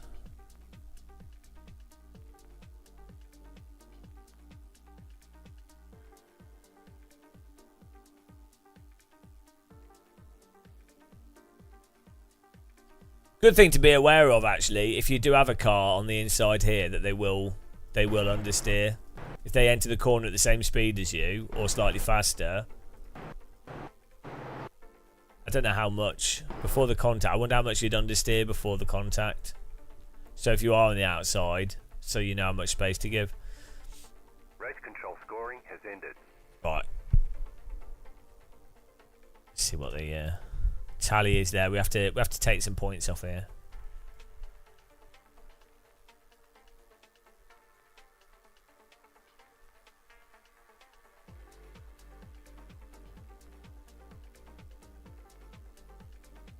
Oh, we need to get the downforce setup going on this. We need the low downforce. We need to get that. We'll take it off for quali.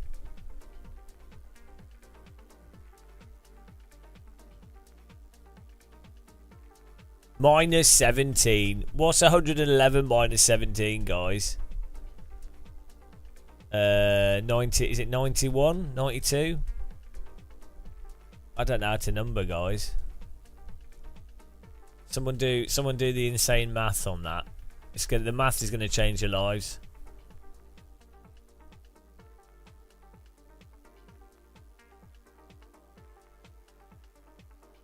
$94. I mean, I'm just gonna trust you. I don't even know. Maybe 90. Maybe we peaked at 94 today. Maybe that's the limit of our skill. Right, squeeze the car like an orange.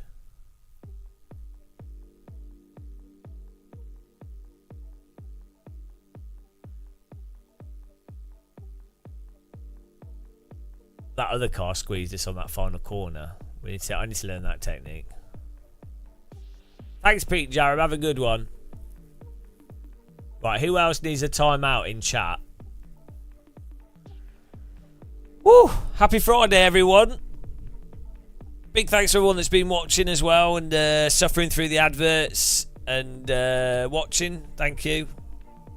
Thanks for the subs and everything as well and all the support. Appreciate it. If you've got any good aimbots you could send me, that'd be fantastic. Could really do with some aimbots. Let's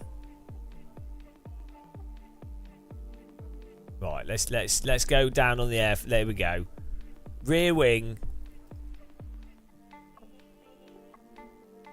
Here we go. We're gonna try this.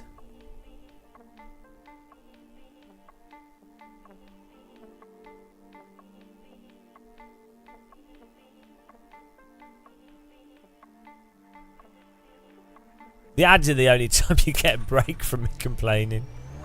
Here we go. Simon Knott. I need to do some stir fry today. I hope my vegetables haven't gone off.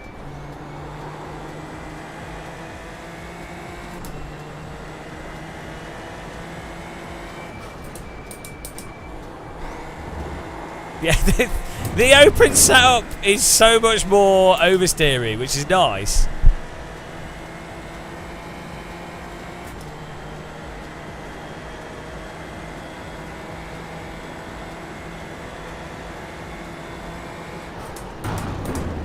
It's really throwing me off there.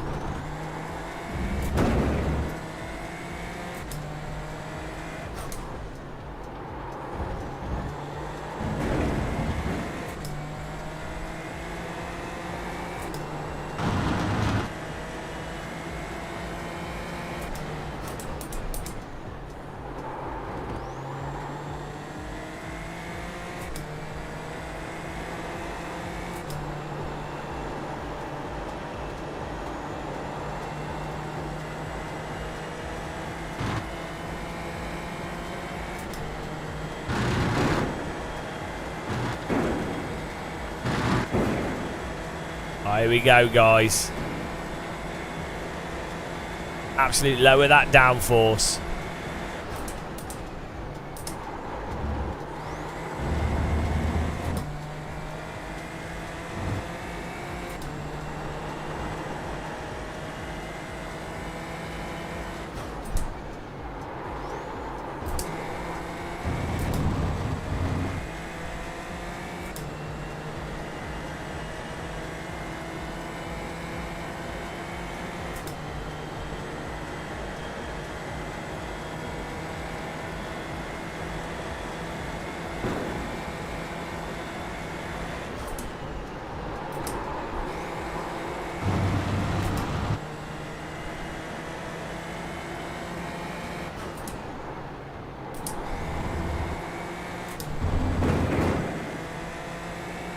I don't know what... I'm not sure the effect of the top flap versus the bottom flap.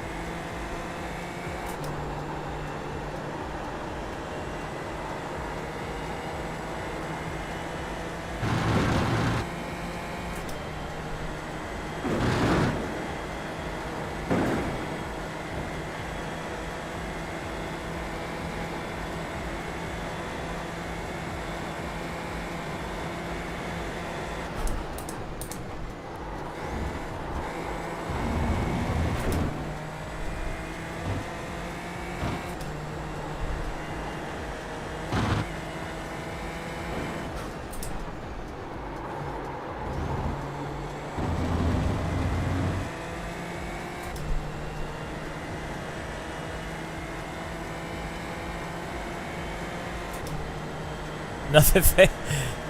Yeah, I mean, that's it. Without a spreadsheet, we're all lost.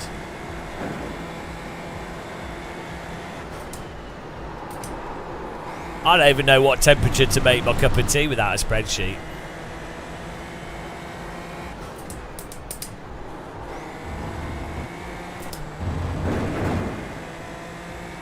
iRace is making me bloody paranoid about turning and losing the rear.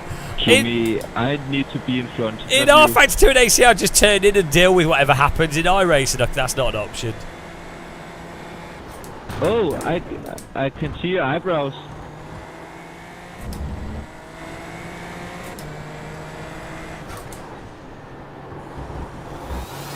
I am the champion Oh, of the thank ninjas. you, Qualos. Really appreciate the sub. Thank you so much.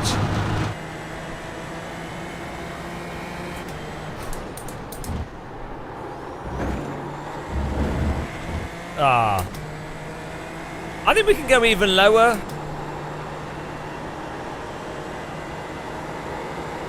It's just avoiding the rear, losing it, but with IRFFB I can feel that point. I get a little bit of warning.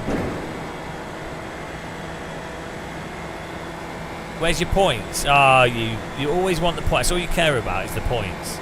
What is the point?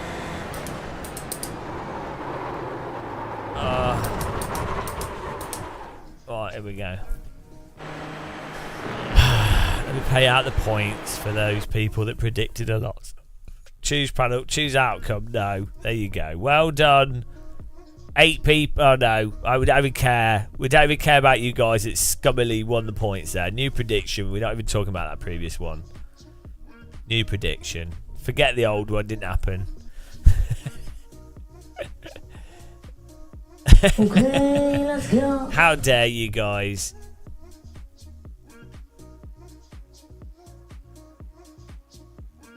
Right.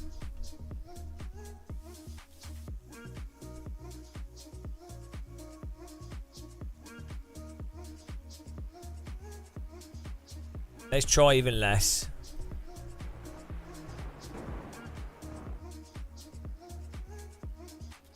Let's just go all in. All in. Here we go. Let's see what this drive's like. I'm sure it'll be fine. Maybe it's the concrete on the car. We need to bring the sheet back, I think. No, not Tom Bland in here. I don't want to be racing with Tom Bland. That's my I rating. Falls through the floor as soon as the Bland is here.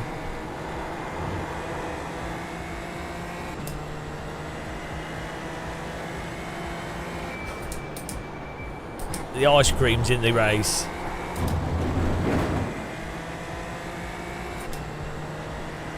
£20. Tom Bland makes a full-time career out of punting me. Yeah, we'll put the sheep. Maybe we can put the sheep on the tarmac. Oh, hang on. We can make half the car grass, And we can put the sheep on the grass part of the car.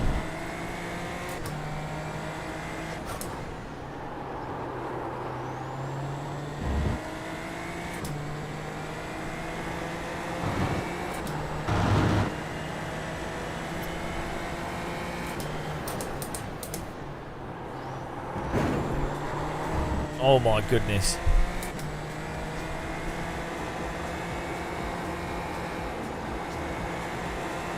No, I need to test this on... Oh my goodness. She's a little bit loose. Oh, that was great. Great. That was a productive practice session. Oh dear God. Right. Let's put that on 5 then and see what that's like. Maybe when the tyres are warm it'll be fine. We got it guys. Oh, hang on. More fuel out for quali.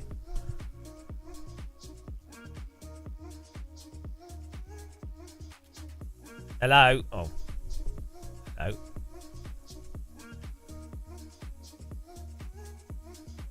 I know it's beyond my entry level, but the price my GF cannot argue with. Why are you arguing with your GF over prices of stuff? 5 laps of fuel left.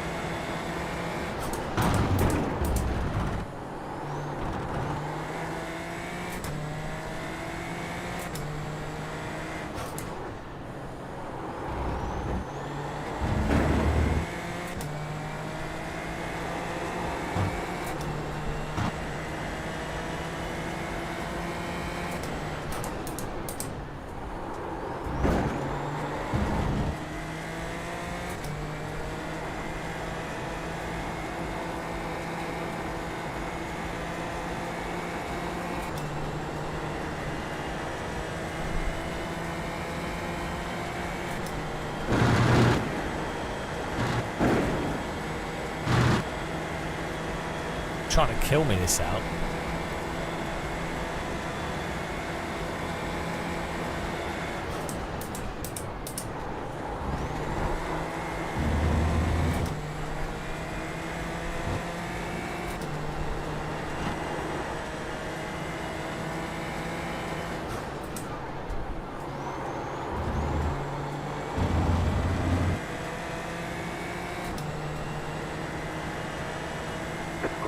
Green flag. Okay, here comes your first time lap.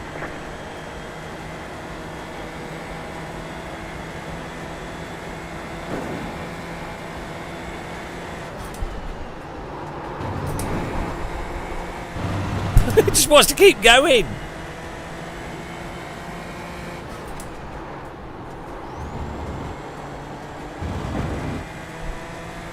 Yeah, look at that extra pace you just get from the lower downforce.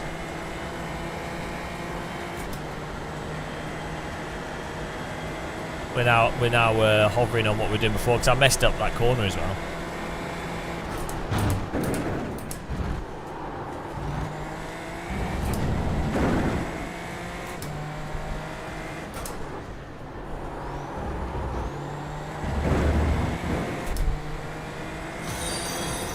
The pace car is out of control.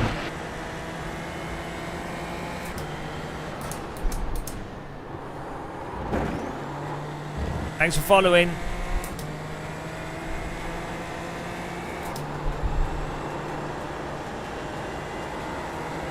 Oh, it's so close to binning us there.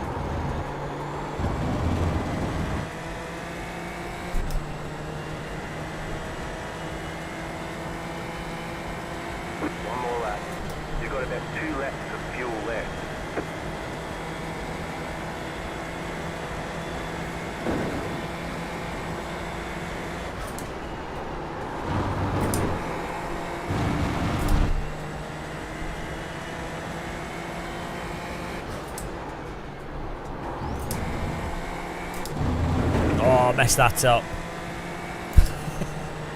You have to just get that initial entry spot on. You can't like adjust it into the corner.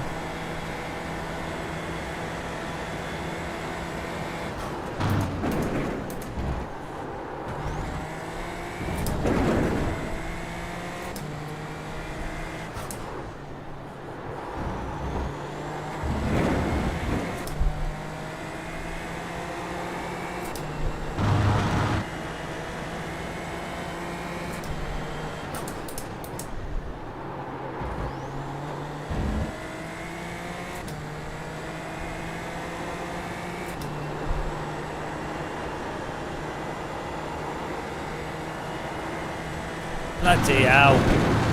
Yeah, that corner's... I'm having to keep turning out of the corner because the back just wants to kill us. So we need more downforce than this.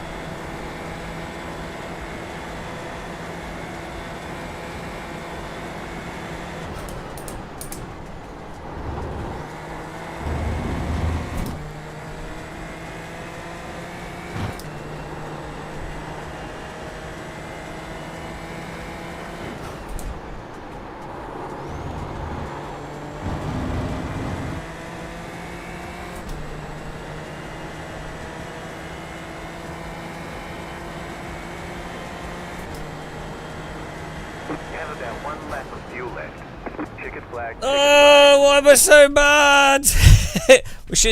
Maybe I should pick up a VRS setup and stop trying to do setups myself. What was that on? 5.5.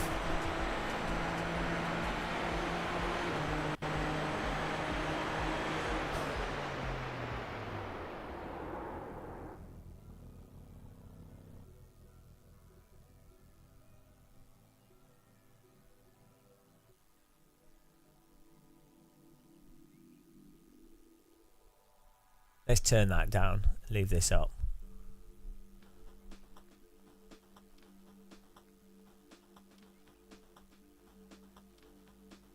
Let's go for that.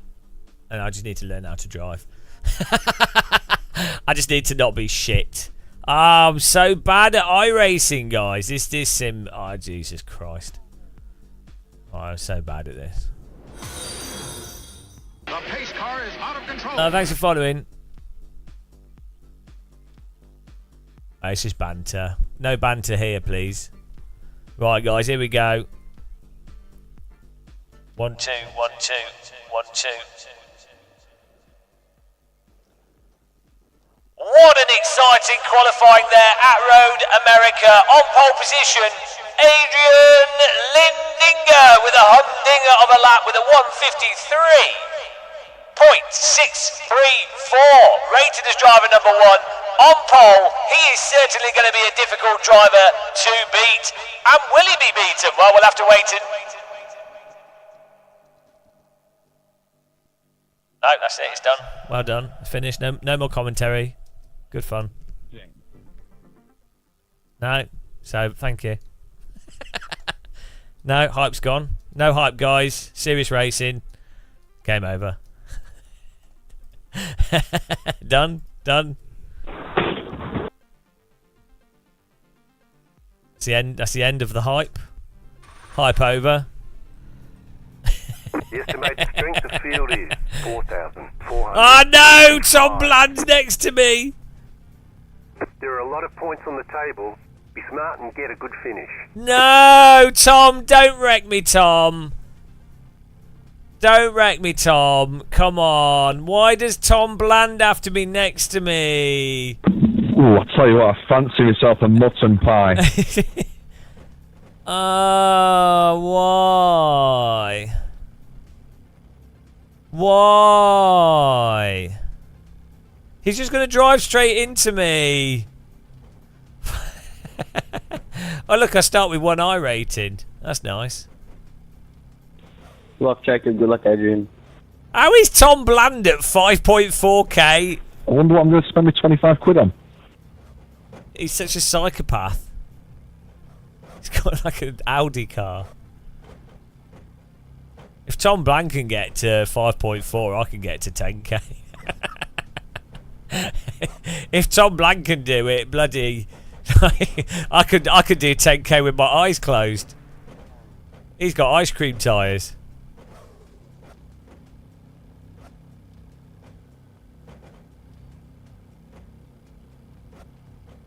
Oh, here we go, guys. Bloody hell.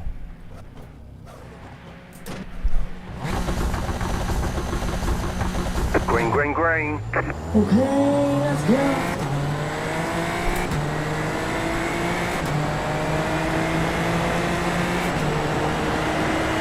Right side. Keep to the left. Oh, you idiot! Tom, you fucking twat! Fucking hell, Tom. I know you want to take it easy, man. Fucking idiot, Tom. What a fucking moron. Fucking hell, we avoided it. Fuck you, Tom. He failed. Like, hang on. Now he needs to... He took the wrong person out. Tom needs to donate £25 to me now. You absolute penis, Tom. Yeah, sorry, correction for the far right. Clear. What? Total penis. What an absolute penis. Just drives straight into the other car. Oh, and then I have to go right to the back of the grid. You penis, Tom. Oh, that's a 1 week ban from iRacing. I did good avoiding that though. Oh, Jesus Christ.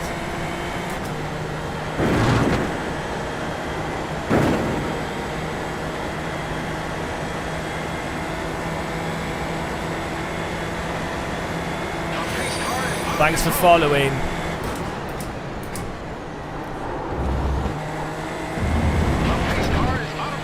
Thanks for following, guys. Welcome.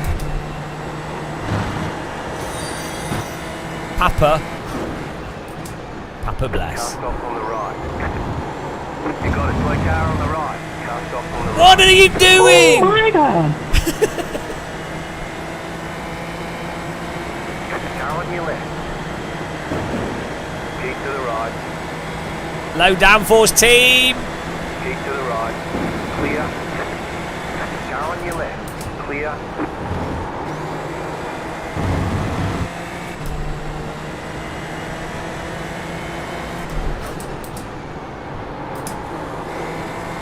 Now he started rolling as well.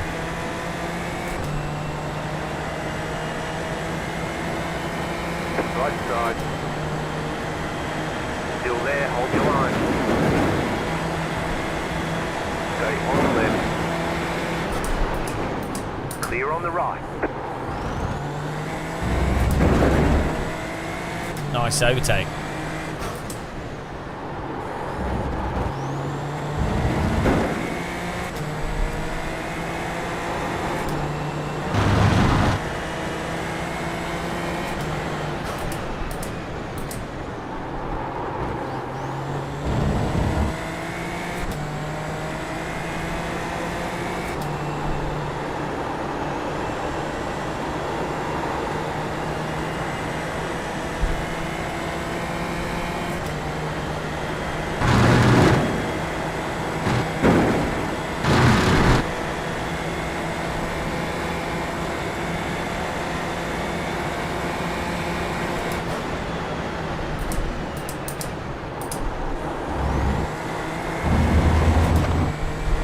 Car on your left. Stay on the right. Clear.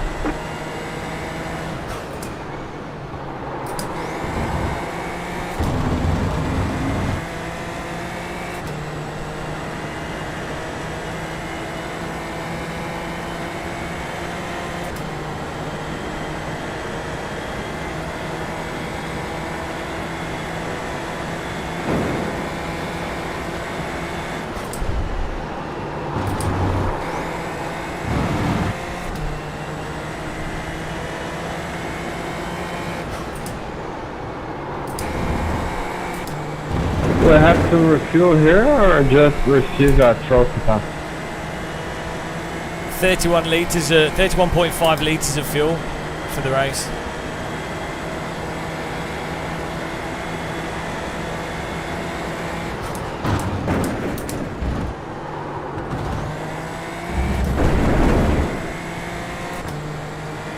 Okay, okay.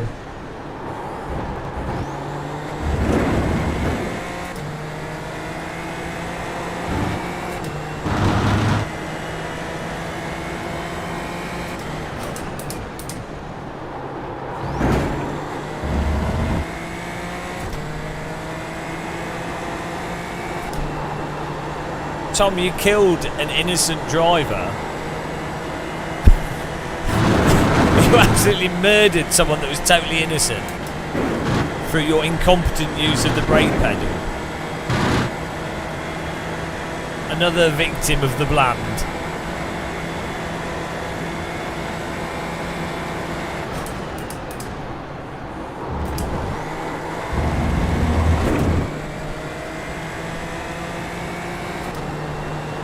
I know, you'd have to be really shit to not put enough fuel in the car. Fortunately, I know what I'm doing, and I never make that mistake. 54.077.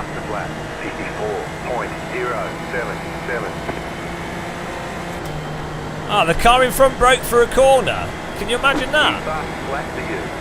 That's a weird concept, isn't it?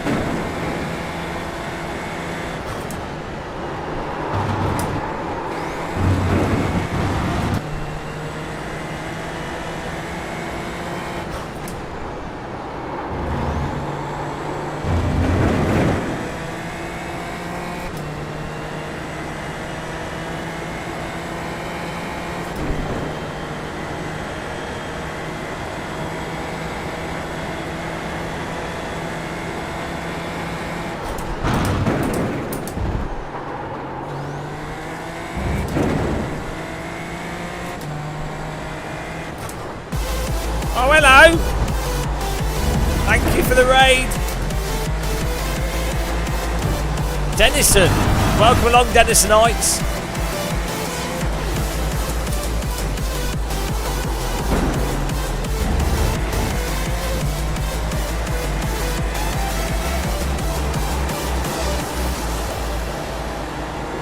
Go right, man. Hope everyone's well. I appreciate the raid. Hope you're having a nice afternoon. Hope Dennison had a great stream. A mean, lean streaming machine. You're welcome, man.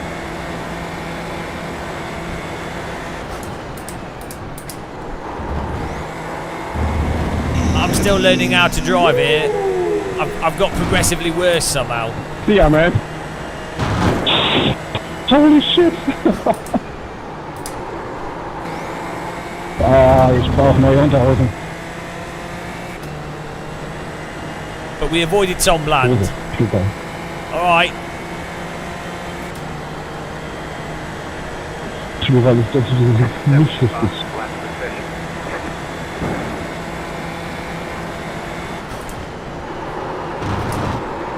Alter, meinst du, was ich die Buchse voll hab?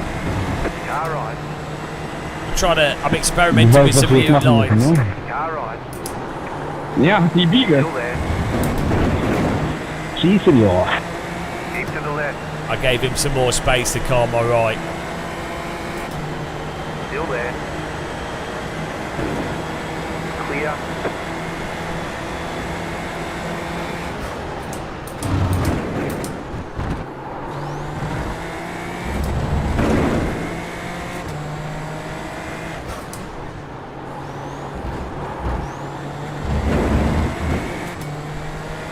Aber du kannst schneller, ne?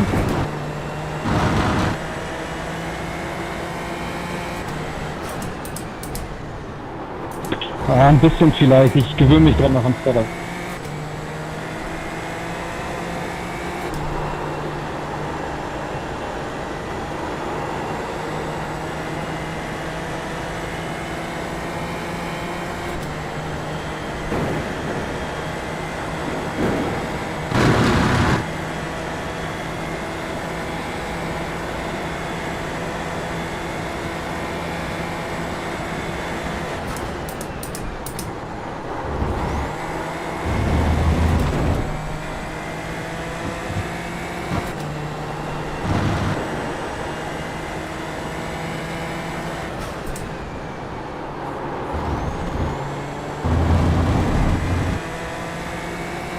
I need to get a VRS setup or something. Sorry. And it'll be interesting to see if that alone makes up for my shit skill. Or maybe, yeah, I don't know. I don't know what setup we're using.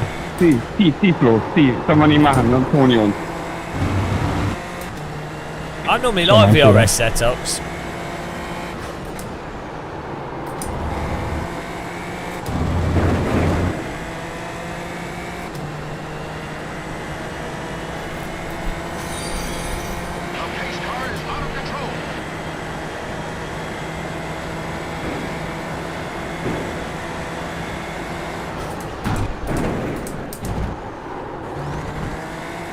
I've got slower today for some reason. Maybe I've not been eating enough mould.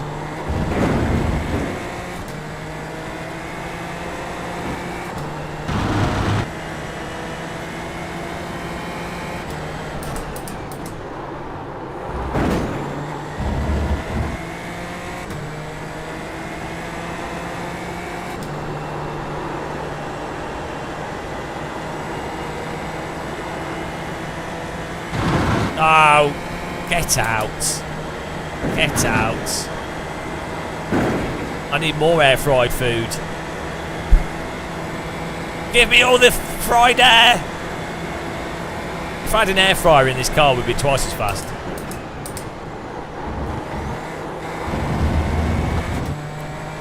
Government secret aircraft all use air fryers. The leader just did a 54.355. Car 9 is now leading.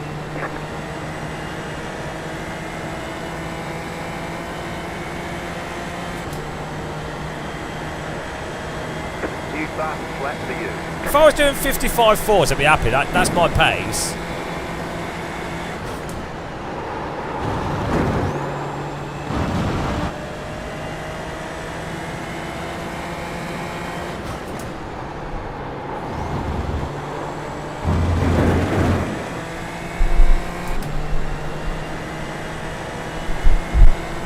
That's why the West don't trust air fryers.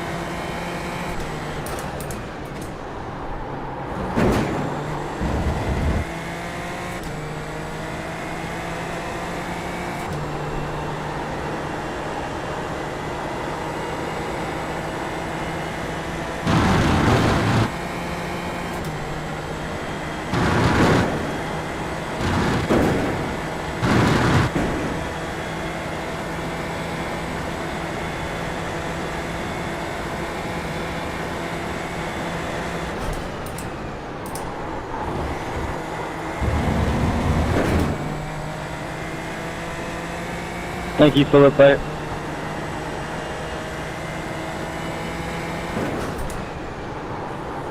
1 is now leading. Go right.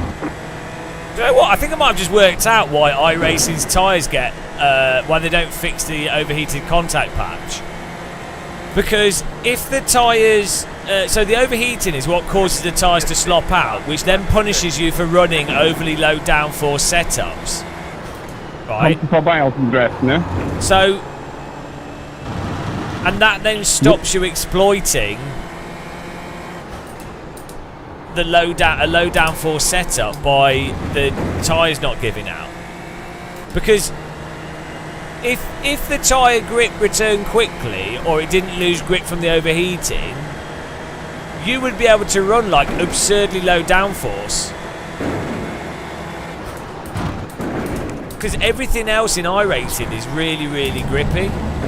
I don't know. That's my conspiracy, especially for like, if you think about it in the context of oval, where it wouldn't really matter if a tyre starts sliding when it gets warm, because it just means you need to stop turning on the tyre.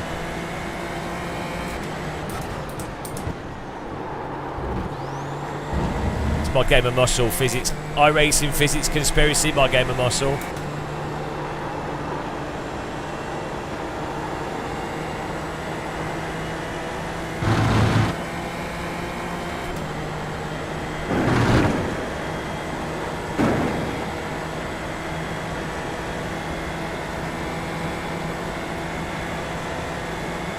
I have tried the active brake pedal. It's interesting, but I think it only really makes sense for simulation Ich werde dich nicht centers. überholen, fahr ganz normal weiter. Mach ruhig, mach ruhig. Nee, alles gut, mach mal. Okay. Adrian, pick up the pace. Clipped it and posted it on Reddit. Yeah, there you go. The game of muscle, tire conspiracy. I'm sure the discussion on that would be rational and fair.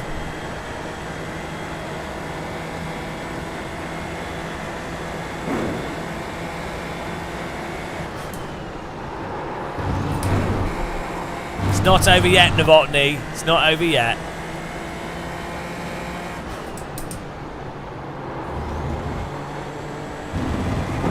Novotny's counting his chickens before the eggs have hatched.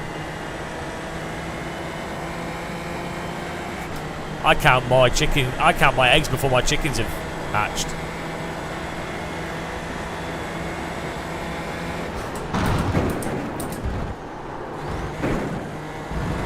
That's a new line.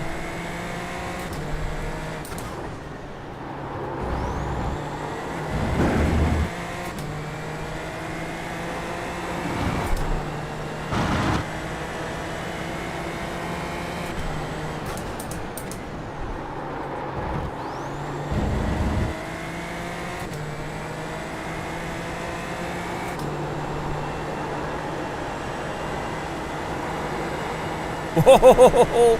The rears are so close to losing it through there.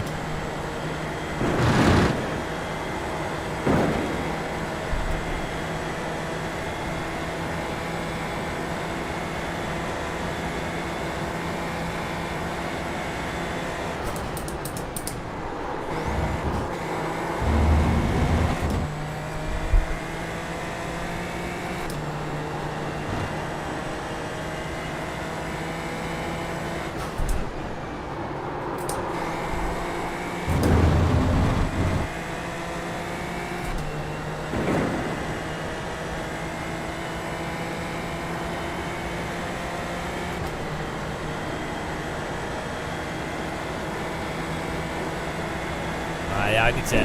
Maybe I just need to eat something. I've only had porridge today.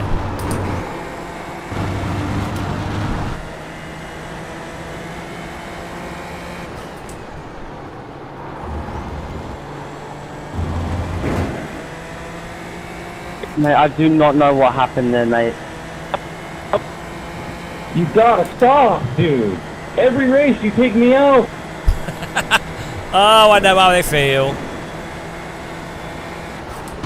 I did not take you out purposely just then, mate. Mate.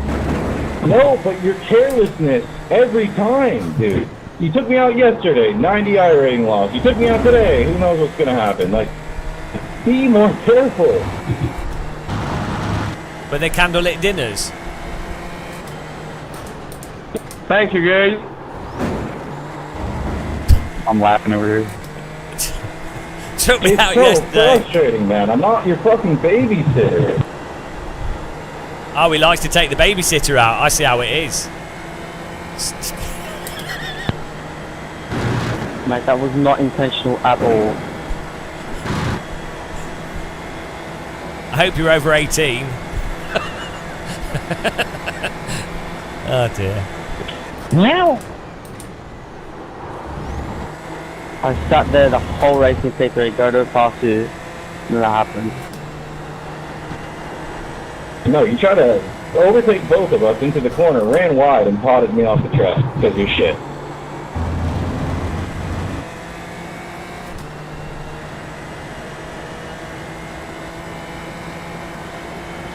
Welcome back to Radio Happy iRacers. Leg wie ein Brett absägen, ne, Flo? Cause I'm shit. I never Yeah, complain. why are you 4K something like this, but you drive like a 7K driver? It's because you're shit and you have like no consistency. We are where we expected to be. I'm shit, but I'm faster than you, okay? Oh shit, but he's faster. I'm a 32-year-old livery designer professionally. Like, congratulations. What's livery design got to do with pace and skill?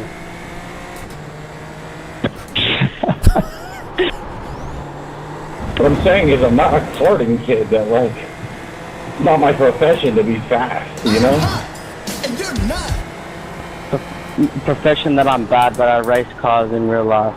And I'm trying to rate my account. Hey Flo, do your thing, man. I'm good where I am. Now, the profession of a karter is to be rich so they can afford to do karting and then win. There's nothing to do with ability. Well, it is, but it's wealth and then ability.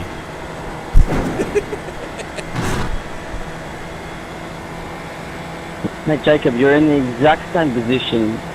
Like, you just can't win. You're still going up 82, yeah? He's a livery designer, damn it! Cutting some slack. James, I took it easy on you yesterday because I felt bad for you, but we can do this all over again, and then you can go on a tangent if you like, you know? I have ammo. Have you tried designing a livery whilst driving super Formula lights in the top split? It's bloody hard! You should try and put flames on this livery. Worth 2 tenths. I feel like I can try. Honestly, mate, happy to it's just a video game. It doesn't mean that much. My livery's perfect. Don't know what you're saying. What's the name of your livery design service?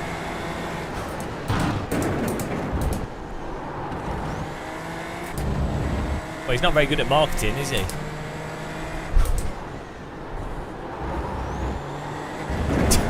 I don't need help marketing, man. What's the name of it? Yeah, relax, GM, alright? No, I'm asking so that everyone can know what the livery designers is, so maybe people can use it. Man, you're being like, relax yourself, okay? You're an adult. You're a grown man. No, I'm genuinely asking to help you market your service. What is wrong with people? Jesus Declan, have I been racing Christ. Oh my God. Yeah. I've got like 3 kph left on the straight, so it's been quite fun. What? Dude, it showed Flo Doms in front of me that whole race. Yeah, I've literally just like 3 kph slow on the straight. I can't do much.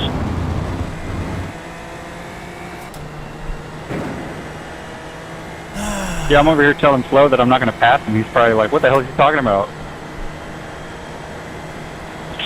I got confused for sure. I need to chill. I need a cup of tea and a stir fry. Anyway, Declan, I'm good where I'm at, man. Bloody hell. Driving a monorail Yeah, there. just take it in, I've damaged. Okay.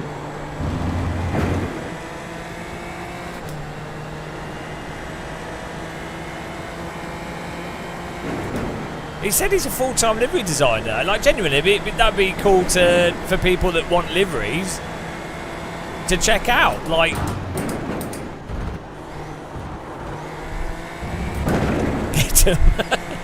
I think people struggle to like separate things out. Like, Michael Blue Flag. You have about 5 laps of fuel left. Yeah, I'll let you pass.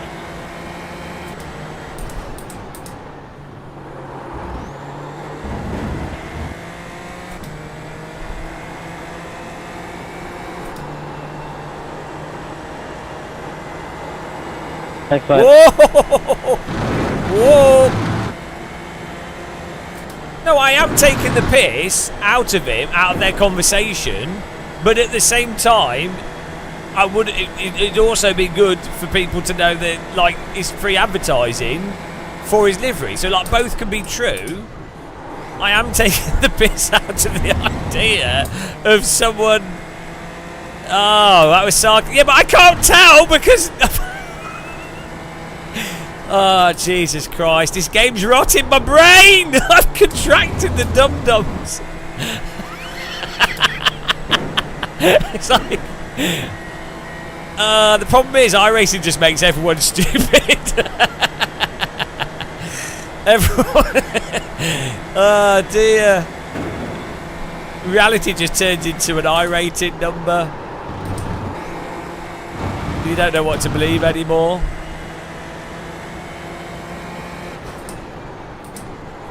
iRacing's a finely tuned product to make you lose your sense of humour.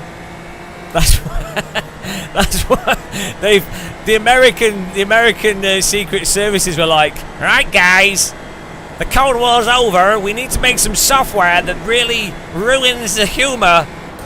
Right. Thank you. Let's use motorsport. Perfect.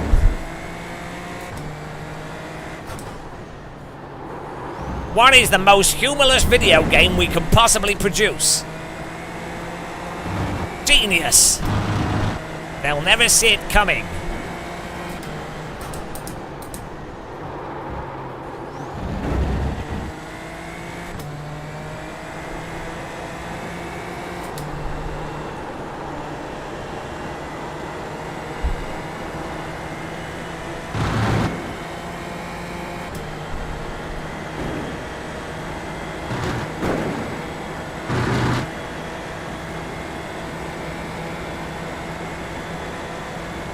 I don't think he has calmed down.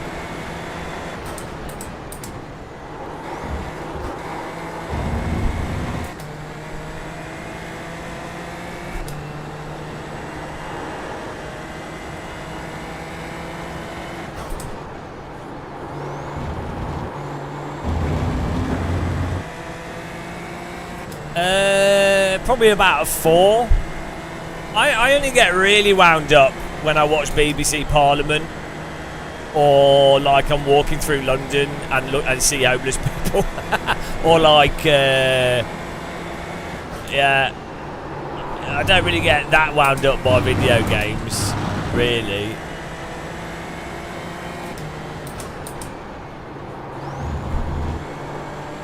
I get pretty stressed when I run out of tea bags or when there's low milk, but our supermarket's not that far, so that's not even a joke. Like, I genuinely do feel quite a bit of anxiety when I'm running out of milk.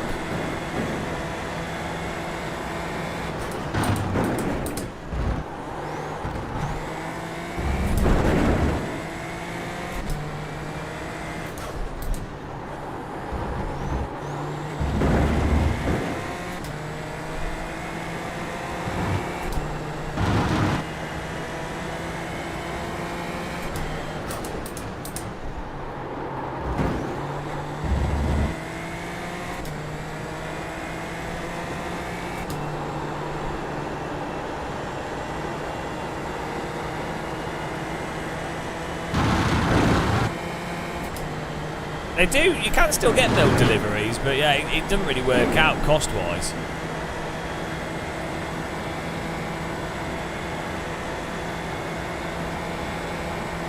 Right, we need to get a paid setup for comparison's sake.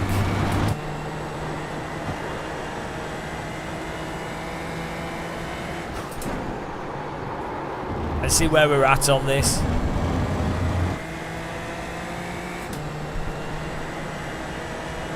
White flag, stay smooth.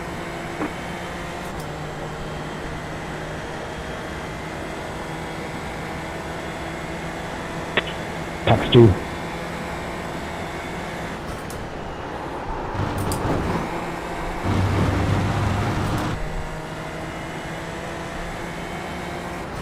You're gaining on the car in front. The gap is 1.1 seconds.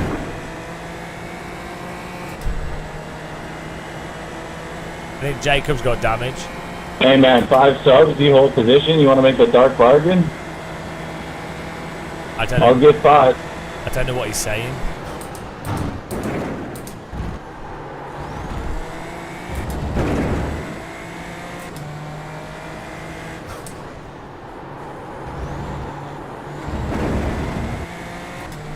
Thanks, Michael. I know you're in an awkward spot there. Fuel left.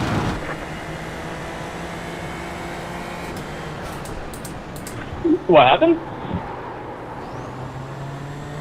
I just said thanks that you're in an awkward spot. I appreciate it. Still there, hold your line. Oh yeah, no problem. I got wheel damage, man. But I'll get 5 subs if you want to let me keep this position. Car on your left. Still there, hold your line. Clear.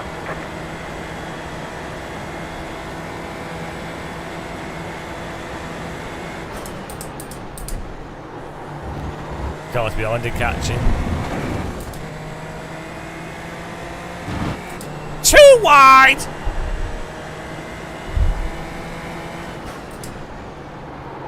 What a fight, man. Yeah, GG, good fun. Too wide! Hey, Declan, I really appreciate that patience there at the beginning. Don't go too wide! Through the kink. Ah, what is that? Ah, 32. 32. Better schedule some testing. We'll get them next Right. Let's investigate the bland. Bland or band? Too wide. Too wide through the kink. Look at this. Look at this Tom Bland behaviour.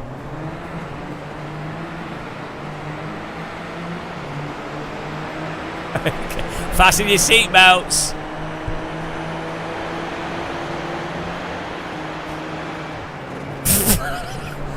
I mean, Jesus Christ, Tom, you absolute penis.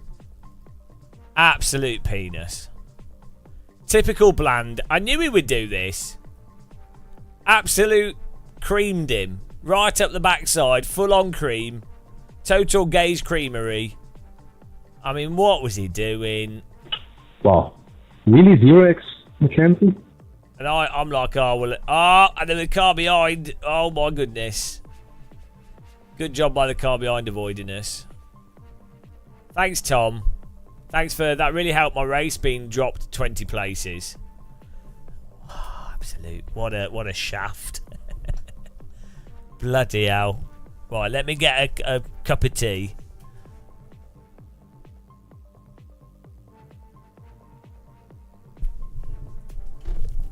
We'll have a look at the results in a minute. Back in a second.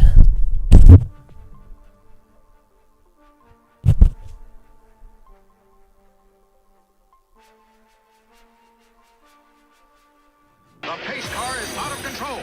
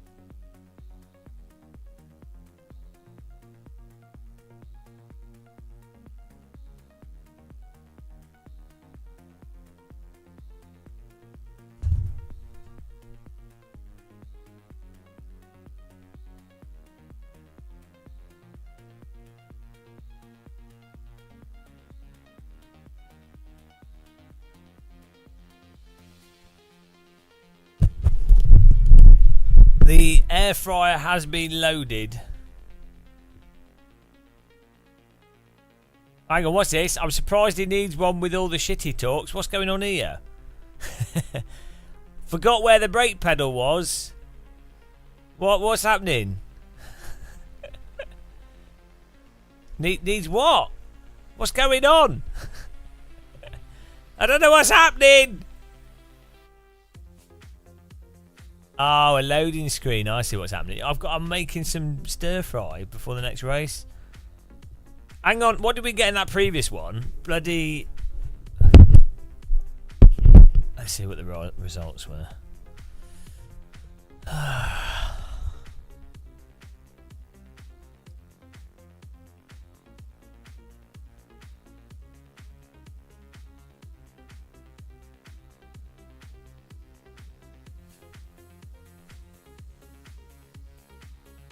31. God damn it. No voters win. Unlock. Order. Well, my stir fry is a bizarre combo because I didn't have any stir fry sauce or soy sauce, so I've made piri piri stir fry. Piri piri stir fry noodles. Why not? Should be interesting. Prediction completed. Banana sushi. Bringing the muscle to SF. What's next?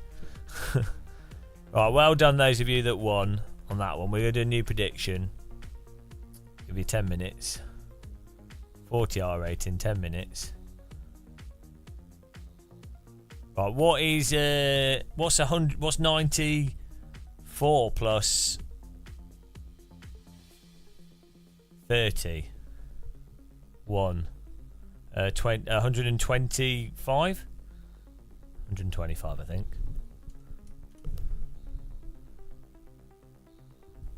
There we go. Maths with muscle. He's got no brain. Welcome to Maths with a dull person. 1 per 4 2 1. That's number wang. I don't know how to number. Right. Back in a minute.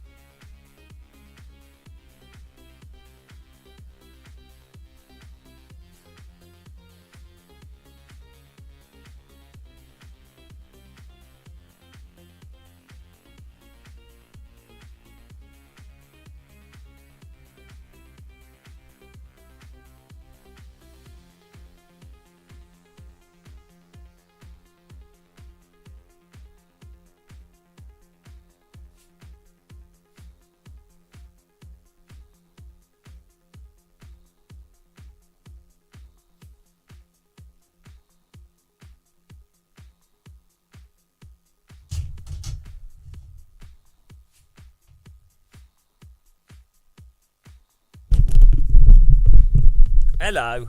Right, here we go. Got some egg noodles. Vegetable egg noodles.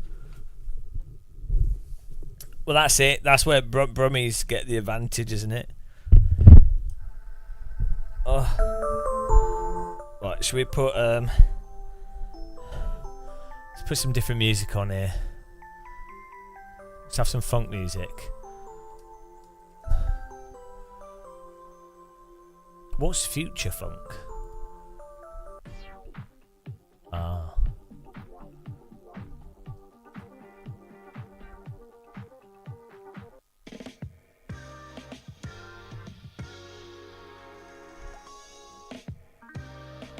Nice.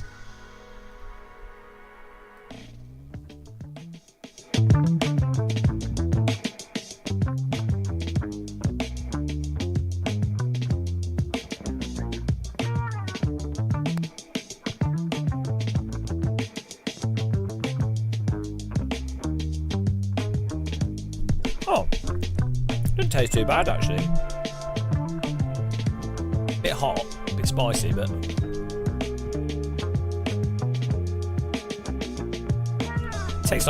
tastes like a Thai curry, Thai noodles.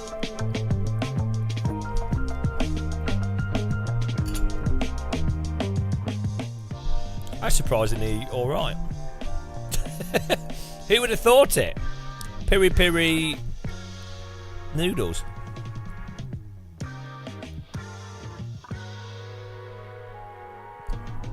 If you put piri piri with coconut milk, that would actually make something. It would taste like Thai noodles.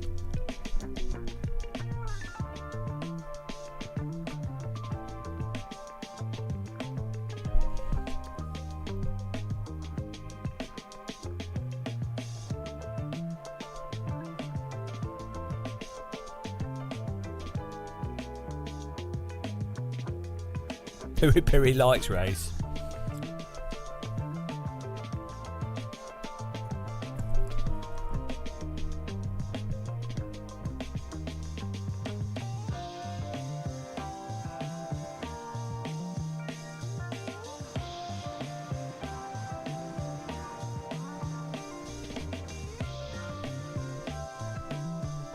Oh, we're on B 3.4 safety. We should get to A license. We'll have to do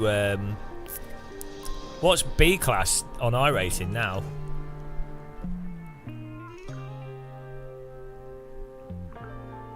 Is that LMP2 B class?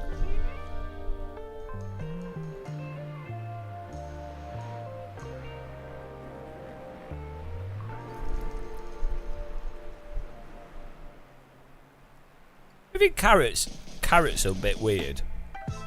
Like, a carrot is almost like eating wood, really. But we just accept it. We're like, oh yeah, carrot, yeah, that makes sense. Imagine if you dug up a carrot, you wouldn't be like, oh yeah, that's something to eat. Oh, this item looks like an orange twig.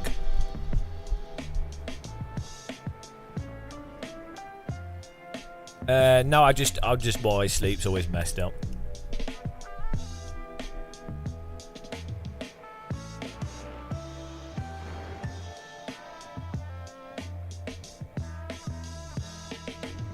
Oh yeah, no, I know I need to. Oh, is LMP2 in sports car category? Oh dear.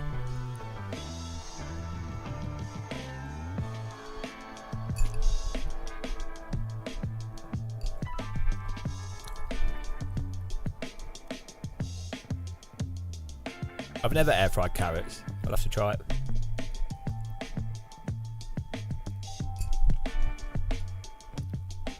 Air fryers tend to work best on the drier something is, the better it air fries.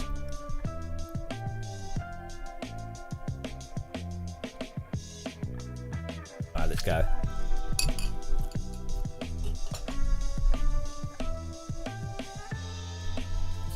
Oh.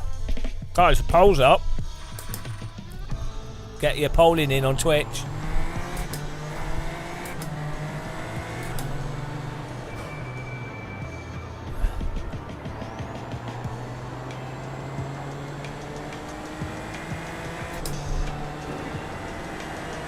Get your channel points in the mix.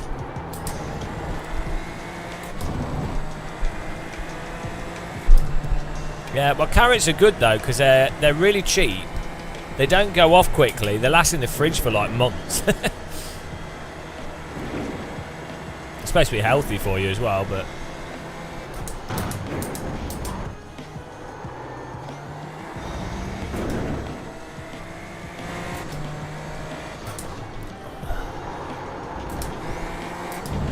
it's weird. Carrots must grow like really easily because they're so cheap. Like bananas are really cheap as well. I wonder if you could live off a diet of carrots, egg and banana.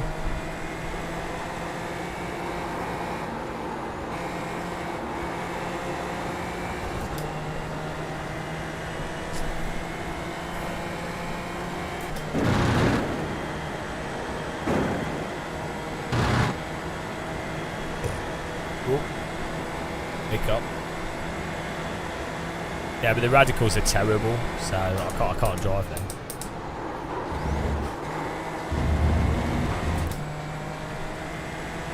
So what I should do is, we need to do that practice mode where you just keep doing the corner. We need to do that on this. You just keep doing the same corner over and over and over again until you get it. Green, green, green. Okay, here comes your first time lap.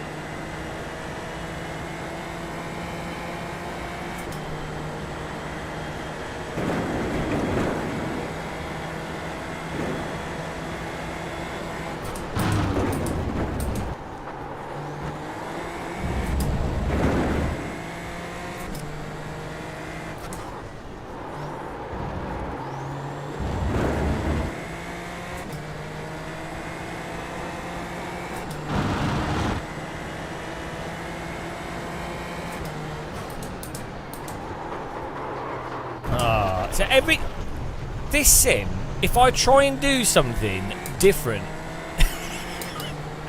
to like the pre-rehearsed,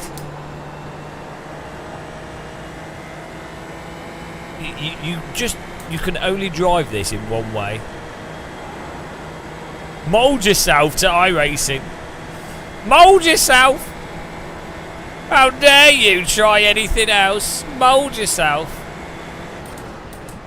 I will. I'm sorry, iRacing, for daring to think differently. I'm sorry. You will jailbreak like we want you to. How dare you try to drive like you want to? You fool! You think you can drive this like other simulators? Foolish child!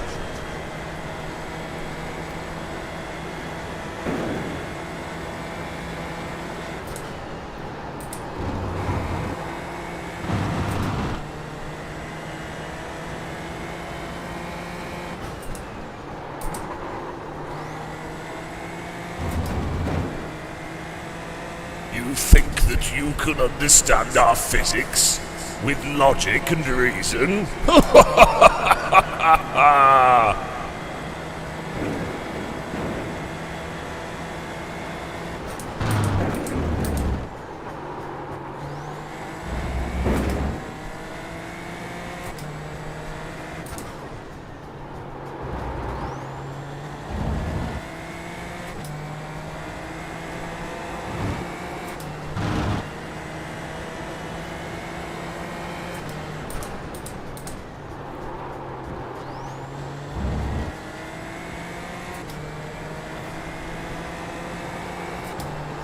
Erwin Black, you just think through what you typed there. just think through what you typed. and then work out why that doesn't apply to driving simulators.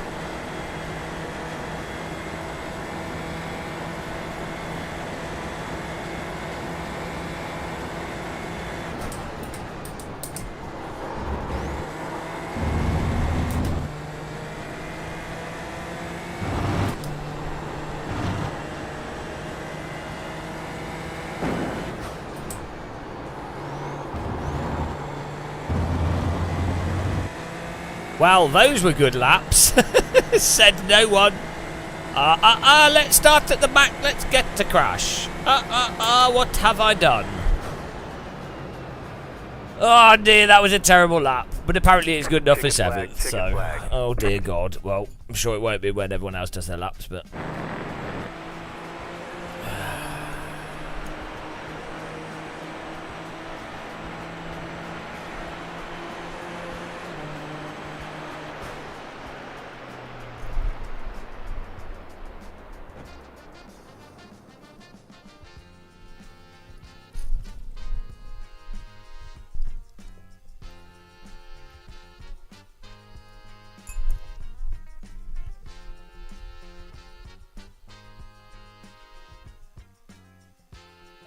I'm using some budget pedals by some weird Dutch company, like an incompetent Dutch company that can't make tea. I wouldn't recommend them, to be honest. I used to like them, but then it turned out that their CEO has like this weird hatred of air fryers, and I don't know if I can. I mean, can you trust someone that doesn't like air fryers? I don't think you can. To be honest, I've lost all faith in the entire nation of Holland. So I'm not even going to mention their name. I wouldn't want to promote them in any shape or form. The worst thing is when live streamers, you know, they just put like logos on their stream and, you know,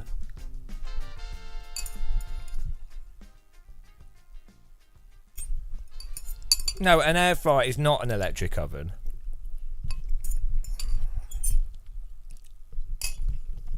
It is electric, and it is an oven, but it's not just an electric oven. You know, what a shockingly poor thing to say. Right, here we go.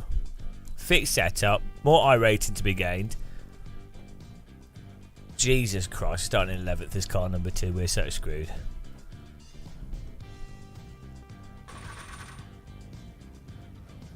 The estimated strength of field is 3,124. We expect to be fighting for the Simon Ort, are you part of Big Air Fry? Big oven? You're clearly not using it properly if you just think it's an oven. He's big oven. Literally big oven. Yeah. I'm actually live streaming from within an air fryer. That's how I keep warm. Turns out a small underground bunker with 3 monitors and 5 PCs and direct drive wheels is actually an air fryer. That's why my skin's going brown. I'm going crispy. I don't actually have any issues with anything to do with iRacing. It's just really hot down here.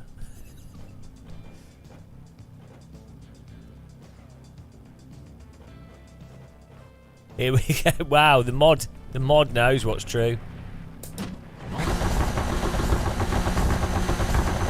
Green, green, green.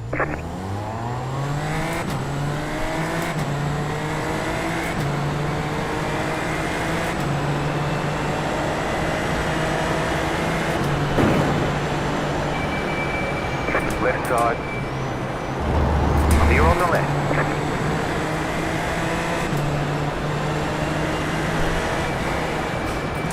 Car on your left. Still there, hold your line. Still there. Oh, I've been Polaroided. Stay on the right. Oh, nothing I can do.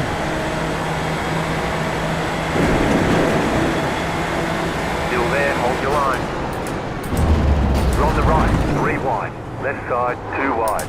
You're on the right, 3 wide. Clear. Pretty good avoiding. Behind. Left side, clear on the left. Fucking idiots. You got a slow car on the left. You got a slow car on the left.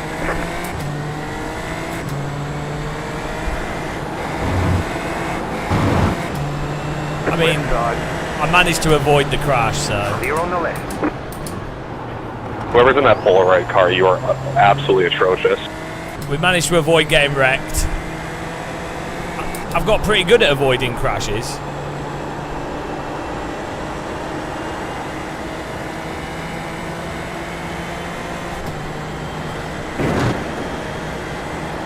It's a shame I just lost 15 places.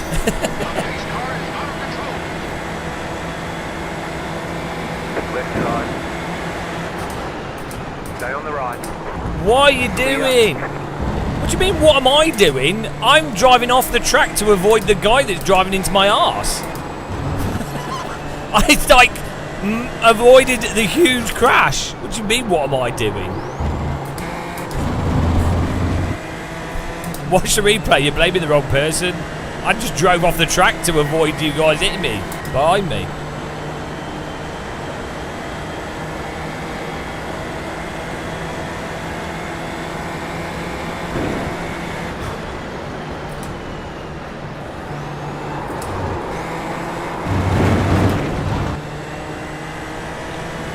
Hey? No, that wasn't me. I think you're confused. Go right. Left side, still there. Clear. Why are you guys spamming me? Car right. Stay on the left. Stay on the left. Clear.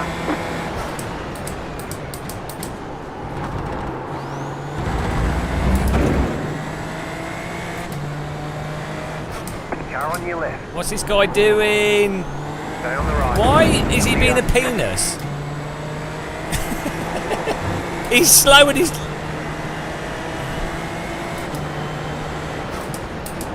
Why is this guy being such a penis? Is he trolling? Left side. Clear on the left. Left side. Still there. Hold your line. Keep to the right. What are these guys doing? Clear. Stop PMing me. Like, I don't know what you're on about. Car stop on the left. Go right. He just punted that guy off the track. Go right. This is... What are they doing? What on earth are they doing in this server? Like...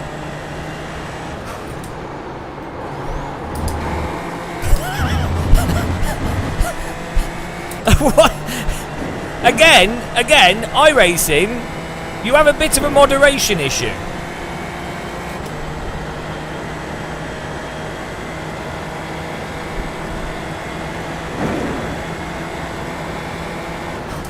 Oh, we were lucky to keep that out of the wall.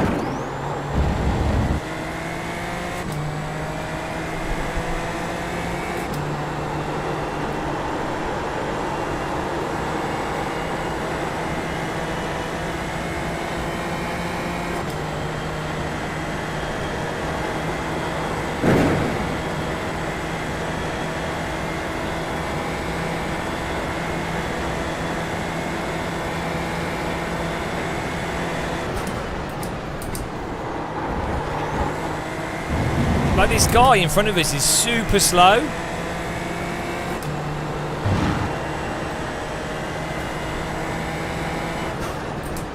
But every time we go near him, he just starts really aggressively blocking for the punt. James, I got some front end damage. Just take it into turn 1. I won't, if you get here, I won't battle you. He's got damage, that's why he's slow.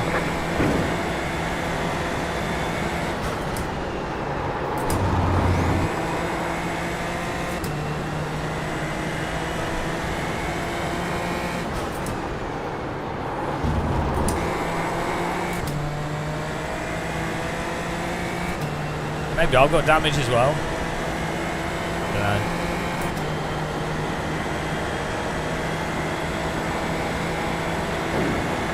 Take it, James. Thank you. Alright, there's an incident ahead. Well done. Well done.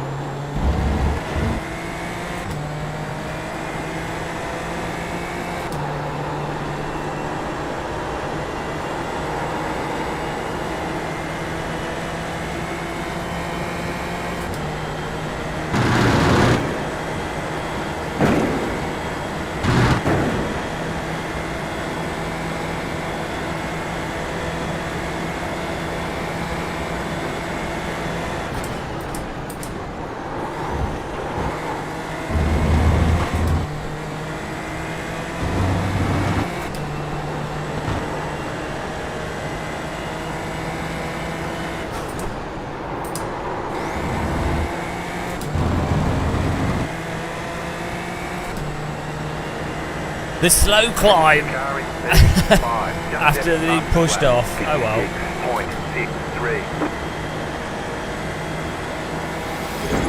Oh, thank you. I am the champion of the ninjas. Thanks for the sub there. John did 3. Thank you very much. Why would you not hold your brakes when you've only got 3 wheels? He's only got 3 wheels! Why would you not hold your brakes? Like, what? You've got 3 wheels! Boy, 3 wheels! 3! Oh! The pace car is out of control. 3 wheels! Oh my goodness.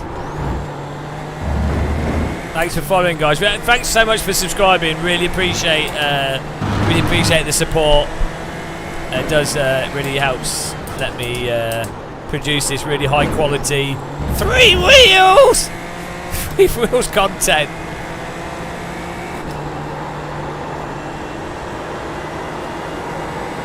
Good morning. Welcome to 3 Wheel Racing. Robin Reliant Special.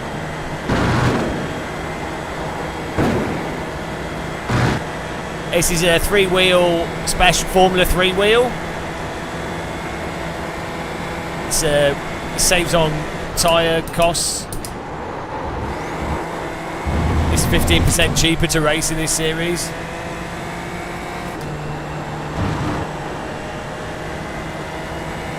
Yo, to the guy who just private messaged me, I'm gonna be 100% honest. I tried not to hit you, but I had absolutely no chance of slowing down, so I tried to drive to the left of you and not touch you, but I couldn't do anything. I don't know why you're so mad at me. You should be mad at the guy who slowed you so much in the first place. I'm gonna be honest, 100% honest.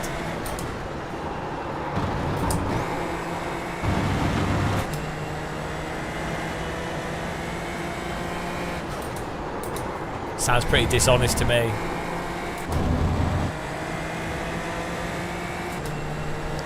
Yeah, I mean, maybe that's why he was struggling.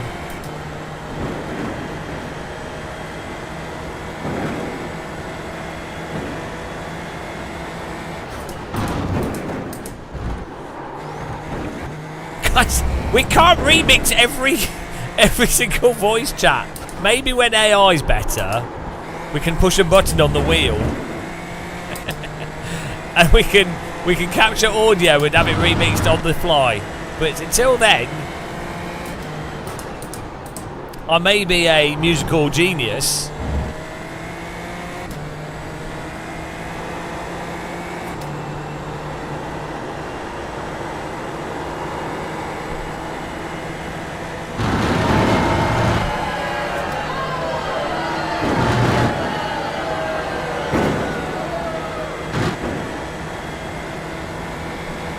The remix button.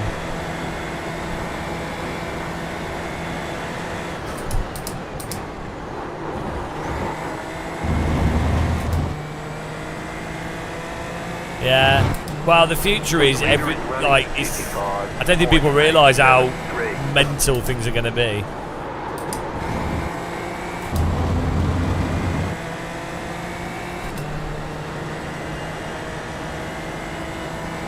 Video game graphics will be able to be completely rendered in real time to whatever you want. So you could be having this could be the game, and then I could just say, "Oh, make it in the style of like 1930s, or make it futuristic or whatever," and it could just all the graphics in real time could just be replaced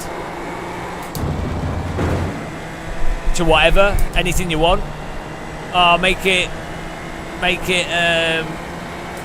whatever. Like, you just say whatever you want, and in real time it will replace the game's graphics with whatever, and it could just use the data from the game, like the graphics from the game.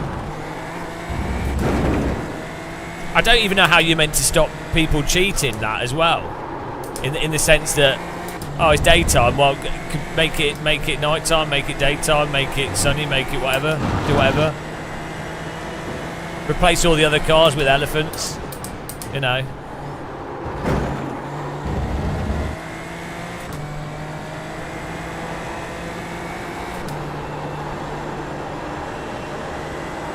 That's just graphically. Three-wheeled elephants, yeah. That'll be the ultimate racing sim. Am I really on 0 I rating? Oh, we've still got a few laps to go. We're doing this all for rating. That's what we live for at the moment.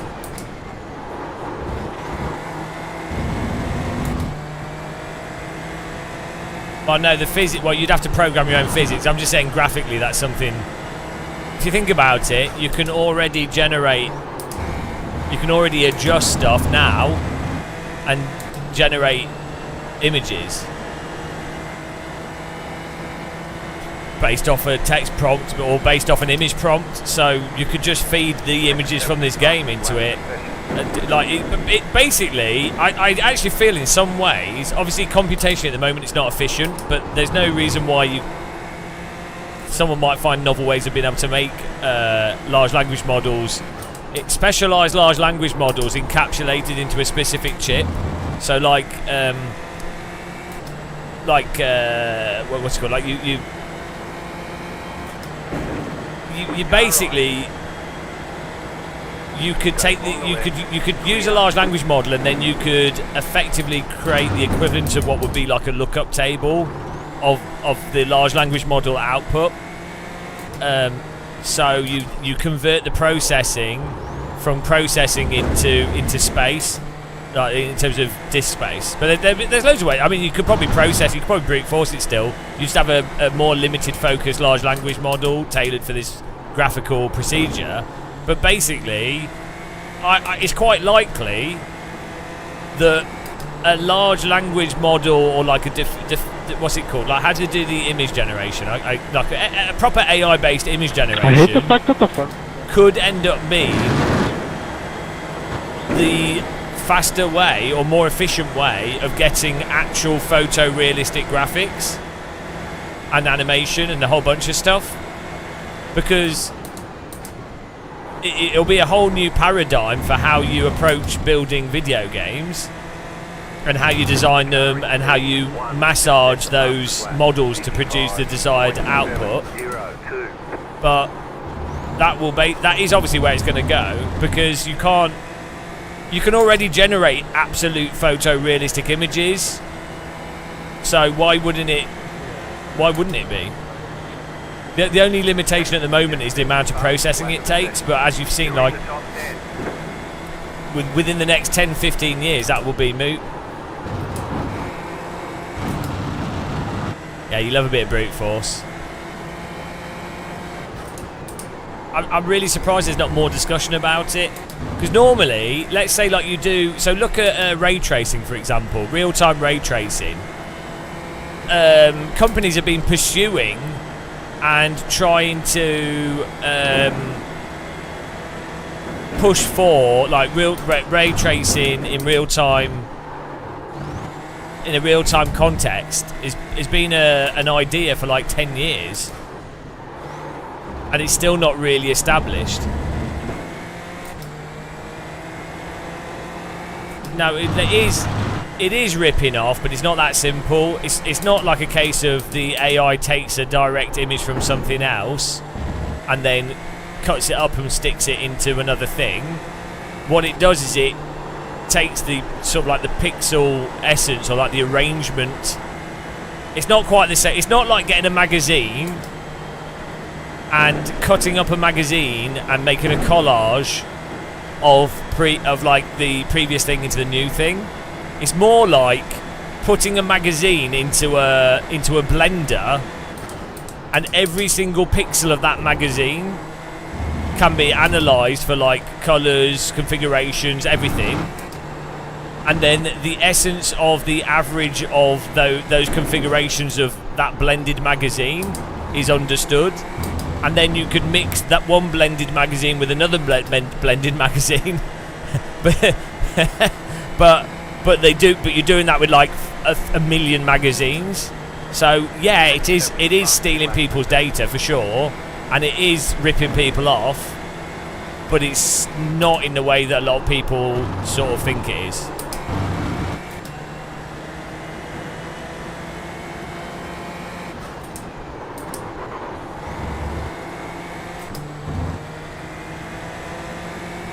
So There's an incident ahead.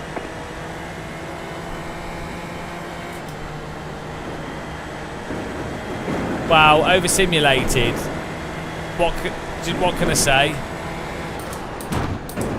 It should be a lesson on why you should never partake in betting. Don't worry, the race isn't over yet.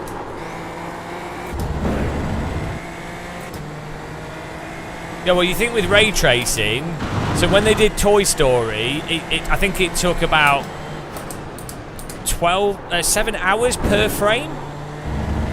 Toy Story 1 to render.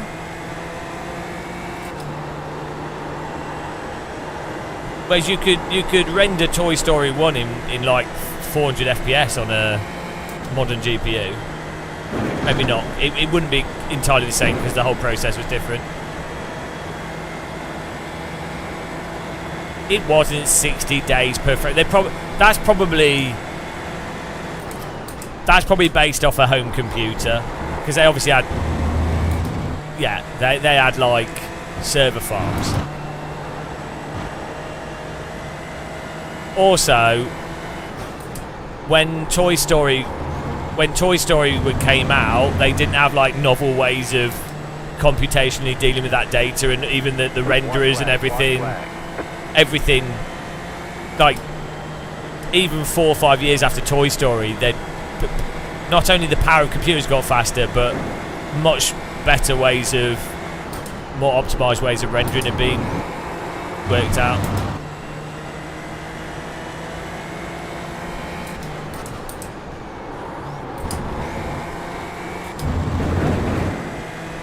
But yeah, just like AI image generation has some really compelling use cases. At the moment, the only thing really holding it back is the amount of computational power it takes.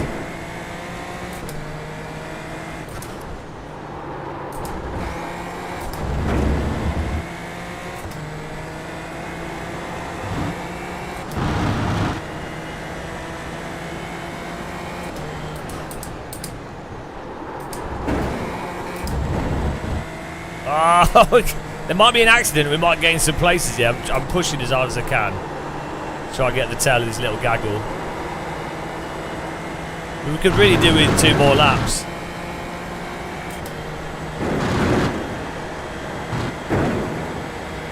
If there's a big pile up.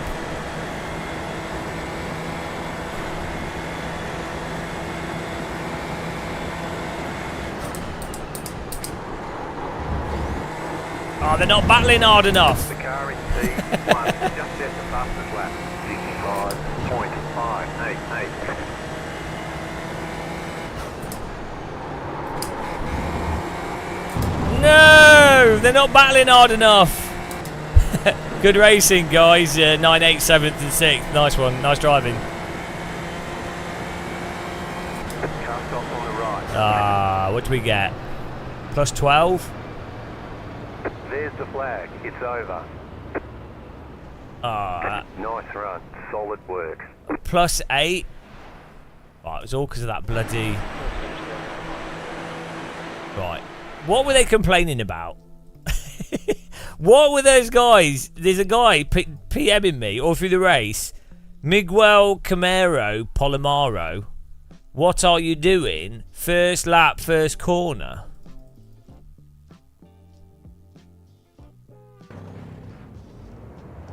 Right, I put my car in the middle here to deprive him of draft because I don't want the car behind me close to me. I also got a better start than the car in front. So, what am I doing? I'm actually giving myself more space by doing this. That's him. What I did there was try and make it as safe as possible by making sure he's not got draft, so I've got more space. And then he's not next to me. I'm obviously going to go to the inside of the corner. The pace car is out of control. What's he complaining about?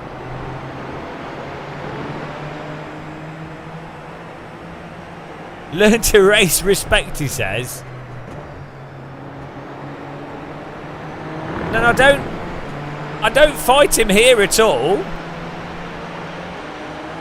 I'll just let him, he's in the draft. So I'm like, okay. Learn respect. Right, and then this guy behind us is mental. And he locks up, so I'm like, shit, I drive out of the way. Why is he complaining? Why is he complaining?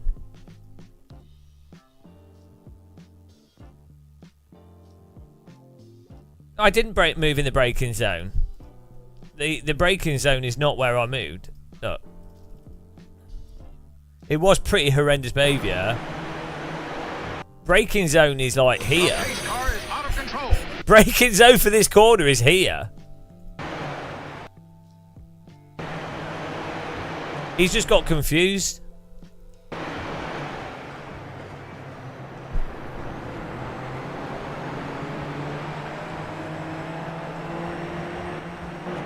No, he was complaining about T1. And then this guy absolutely reams him.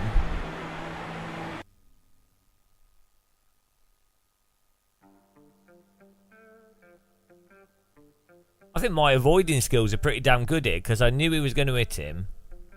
So I just don't bother turning for the corner. Like, forces me to keep going. Oh dear. Oh, here we go. Great driving, guys. Every race. Oh, every race. Oh, good. Oh, they...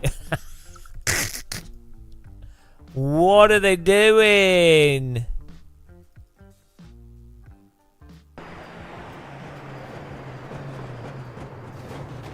Of course he...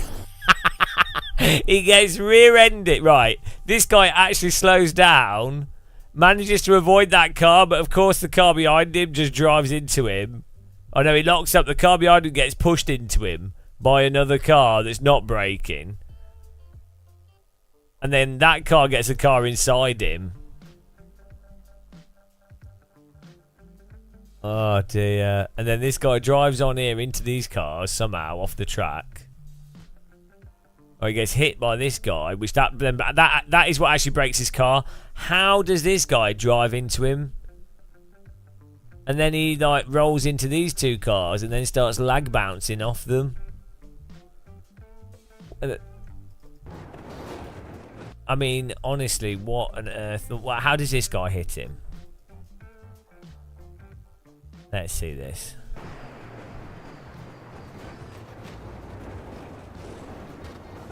Why is he just like... What? How do you do that?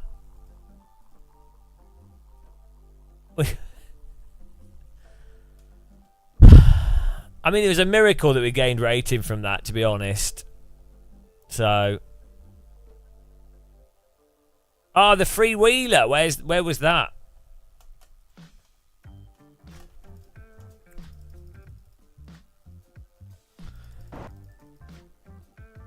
What lap was it? Oh, hang on. What happened here? Oh, the Polaroid's gone off here. Jacob. He just... Why? Like, he just drives flat out into him. I mean, the guy in front is weaving because I think he's probably checking to see if he's got damage. He certainly did have damage. He did have damage by the end of that.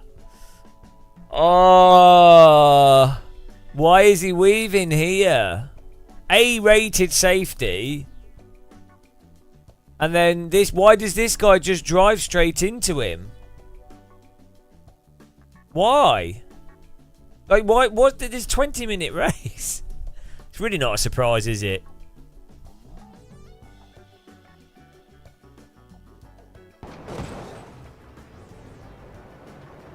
Right, let's find the three-wheeler.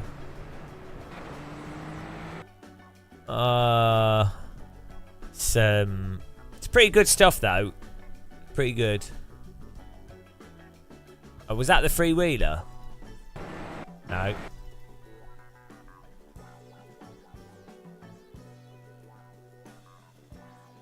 Oh. Then there was this. Guys.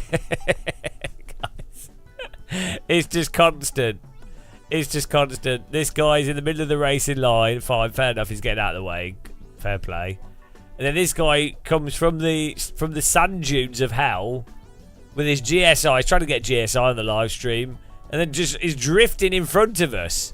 Oh my goodness! How on earth I missed that? And then we kept it out of the wall. It's actually ridiculous.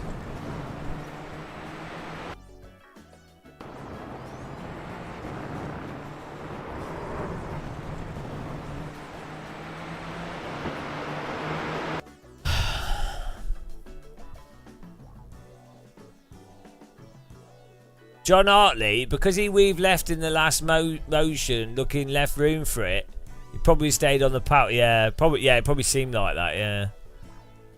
Oh dear. Right, here we go. Let's look for the tricycle.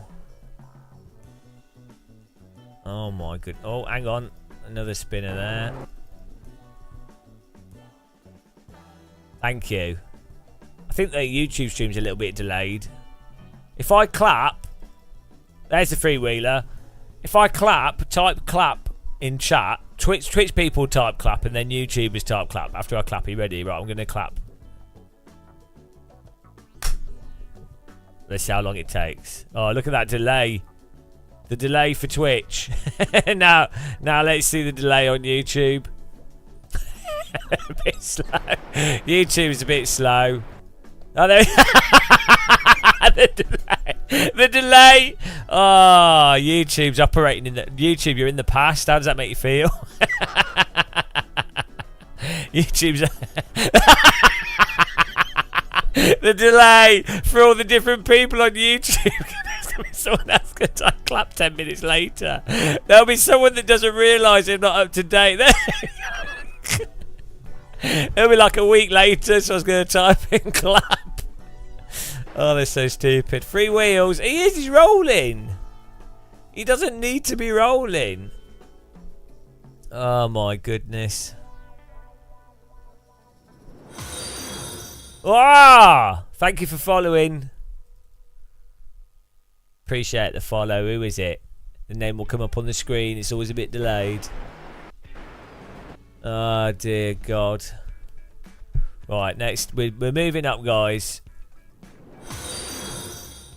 Check the names here.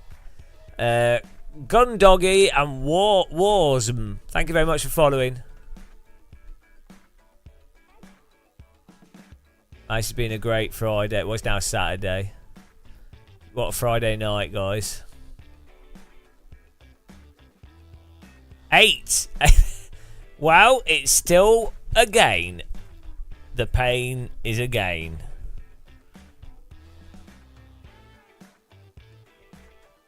What's that? 30 37. Hang on, what are we on? What's 125 plus 8, guys? 138. 138? Yeah, 138. Jesus Christ. 133? Oh, no. Okay. I don't know. I don't even know what's right. I'm just going to trust you. Oh, no, because I was looking at the wrong thing. I was looking at the... yeah, I was looking at the wrong thing. I think I did. We could go through all of them. Right, let me do the polls here. There's still more to do, though. New poll.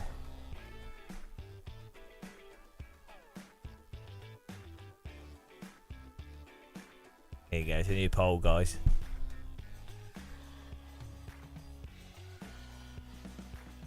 Well, we can get YouTube to be faster, but then it'll be lower quality. That's a problem.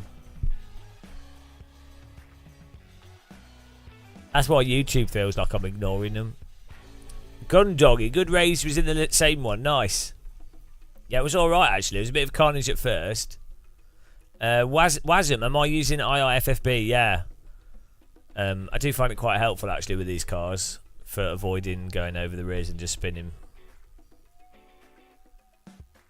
But yeah. Oh, we're on 147 subscribers on Twitch. It's pretty good for me. Ah, nice one. I was hoping you would crash. Next time, can you drive worse so I get 2 or 3 more places and more I rating? You know, I'm really unacceptable that you didn't wreck. I was expecting you guys to wreck, and for some reason you didn't. Obviously, you rigged.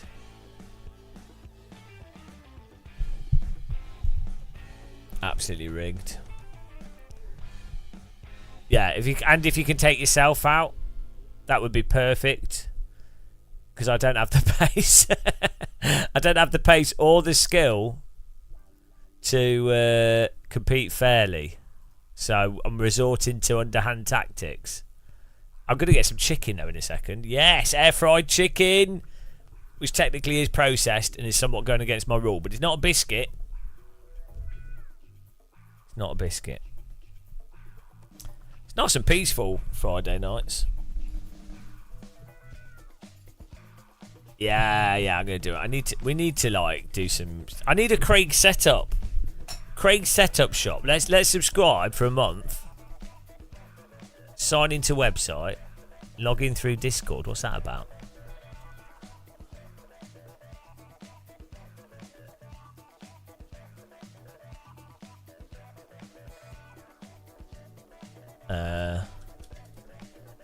What's your iRacing ID?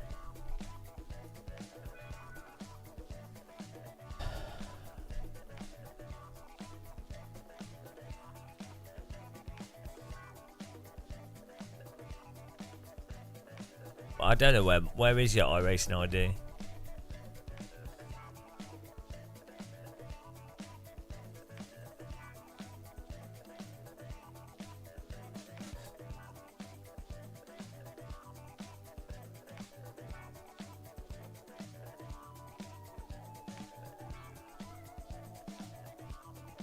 What is this new website? Oh dear, the new website's worse. Where do you find your ID? Jesus Christ, I've been a member of iRacing for 14 years. 14 years of suffering. Oh, I found it. Here we go.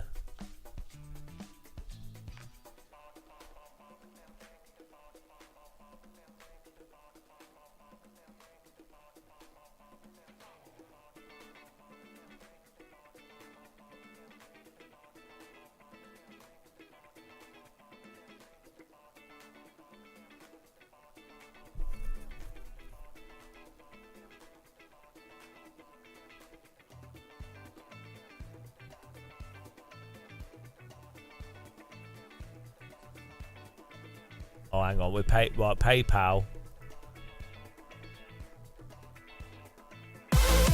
Oh, hello. Kilo Asili. Hello. How's it going? Thanks for the raid.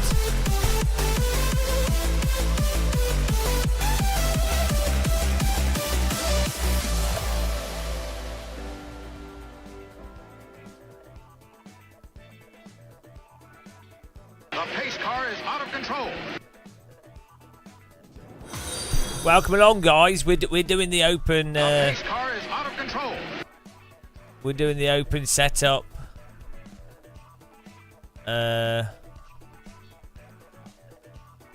Race here, and the Formula lights, because I don't know. That's what we're doing.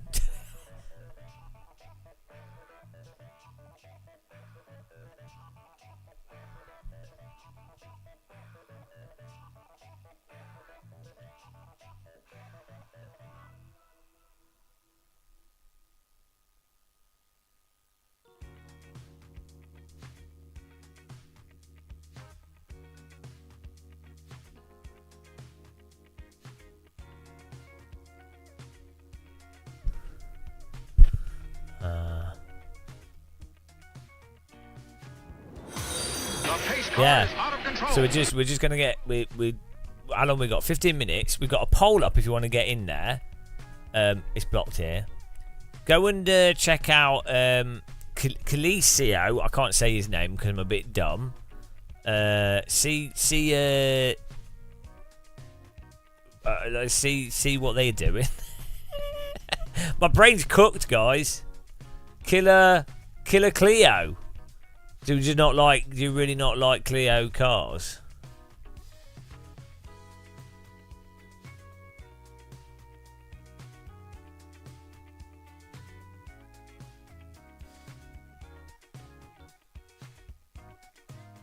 You all about F4? Oh, I mean, that's. Are you a bandit? We've been raided by a bandit.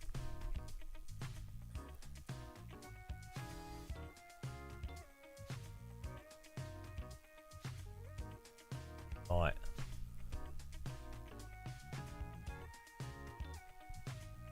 Oh, a clean one. Okay.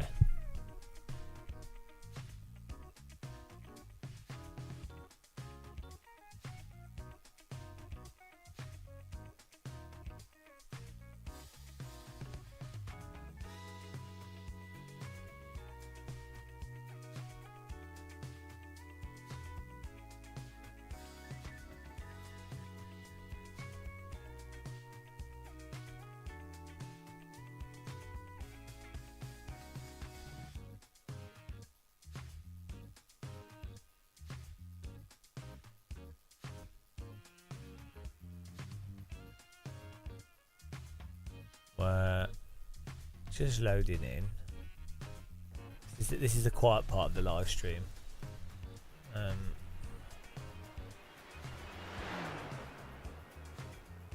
Right.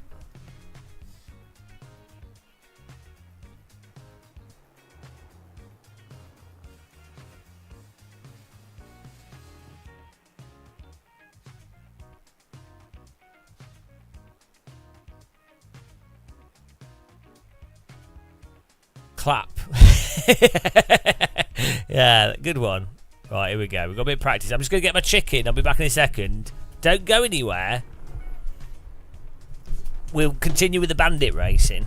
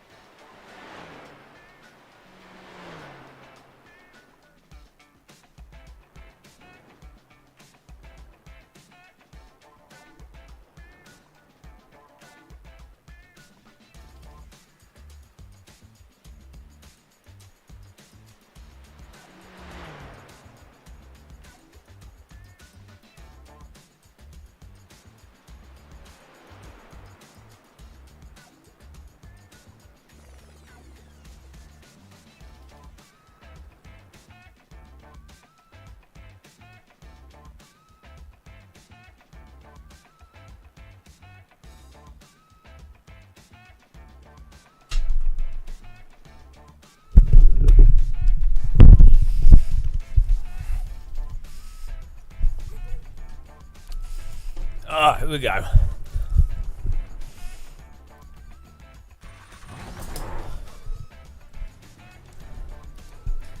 Will I ever learn to drive? I know it might. I know I can get a 54.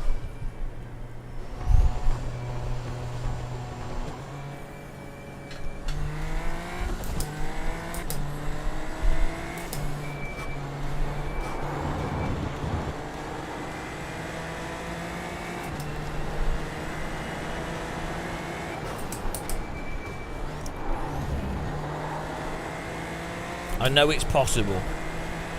In my heart. It's possible.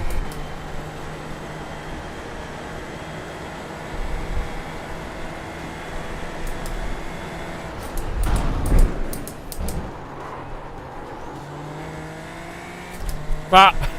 Fat. Oh dear.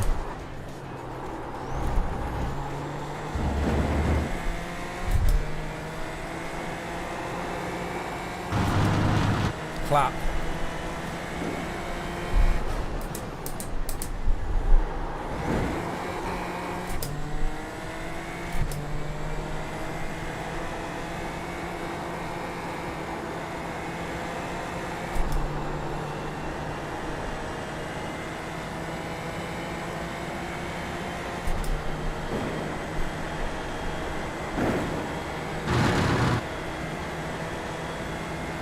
The dream is alive.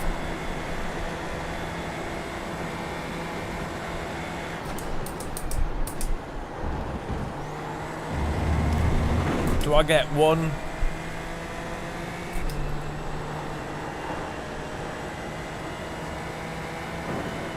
practice lap in here?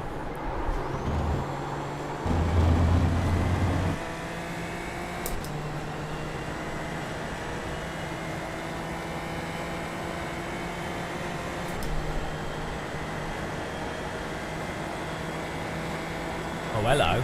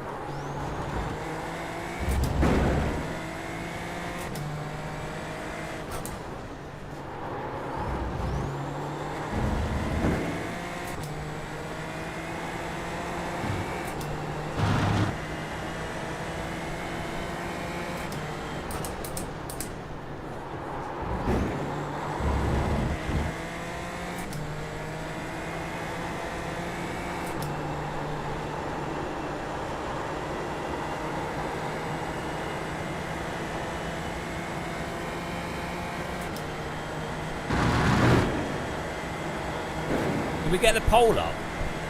Oh, we did. There's plenty of time. If you want to get some chips in the pole, guys, put your chips on the pole. It's gone very quiet.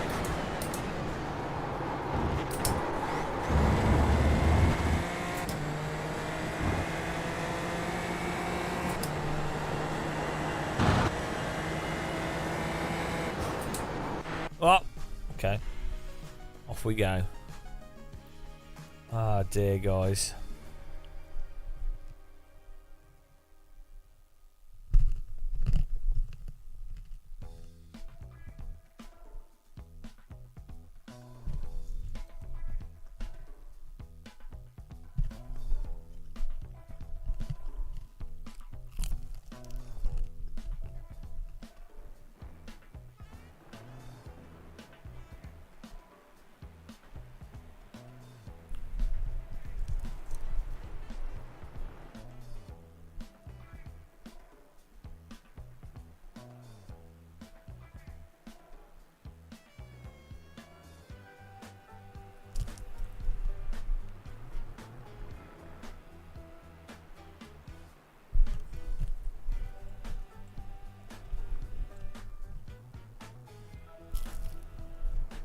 Someone say something controversial.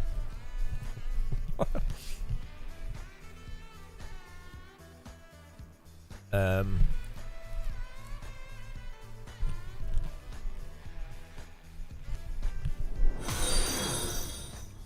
pace car is out of control. Ah, that's very controversial. Thanks for following. Welcome.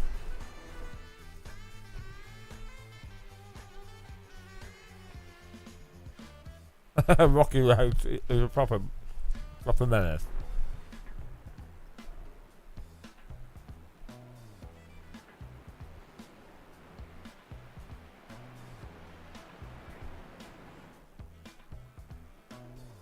Democracy is fake. Is that controversial? That's just the truth.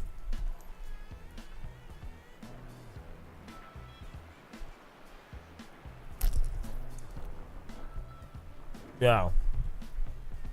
I mean,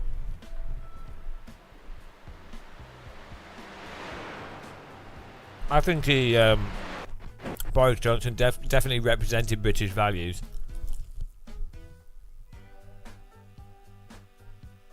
Incompetence, corruption.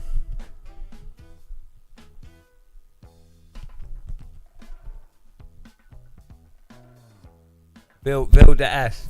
Not really, actually. I think we said that before. That it's quite likely that it would.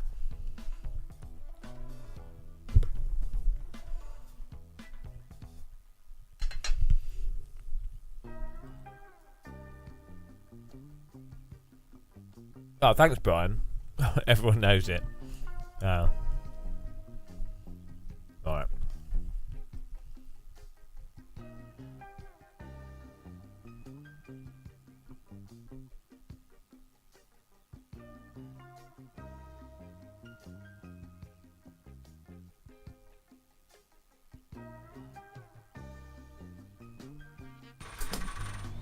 I prefer the Quest 3 to the Quest 2, yeah.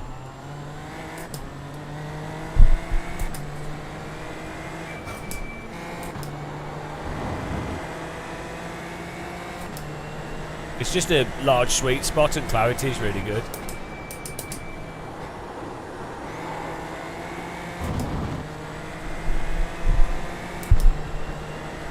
Thank you, badly dressed onion. I mean, if Tom Bland can get to 5.4, that's good. That's a good indication for me.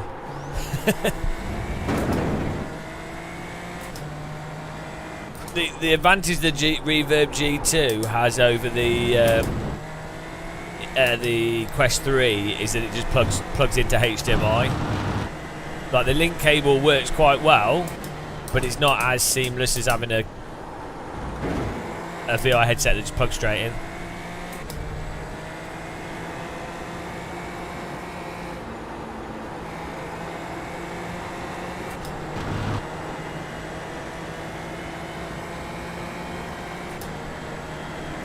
But we're making good gains today.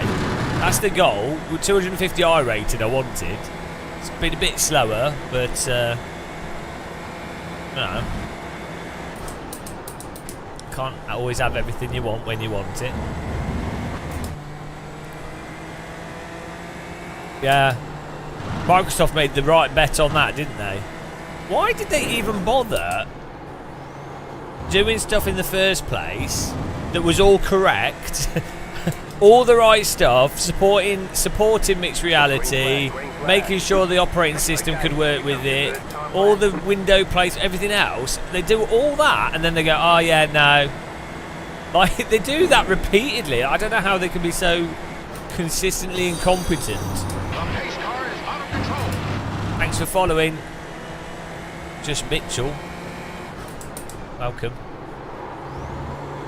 Isn't it just really weird with Microsoft? You've got about 2 laps of fuel. iRacing's the most entertaining sim. There's no way. I don't think. Well, I don't know. AC is entertaining for raw handling and the content and everything. iRacing is the most entertaining for online racing and voice chat and stuff.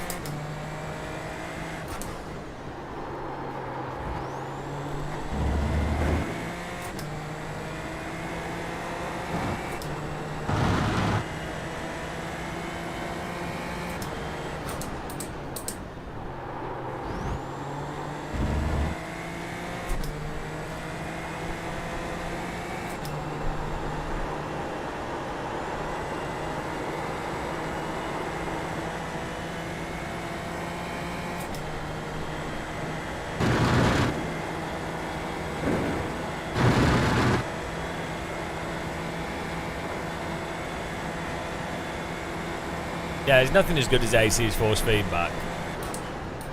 I don't know why people even bother arguing against AC's force feedback. I think maybe people haven't set the wheels up correctly or something. Because it's not even close in terms of detail, not in terms of...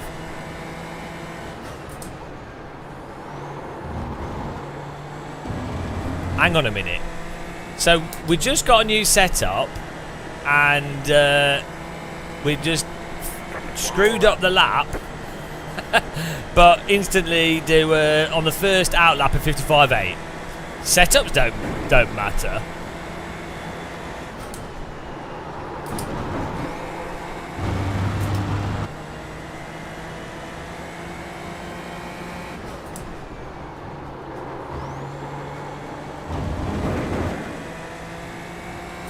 You have about 1 lap of fuel left.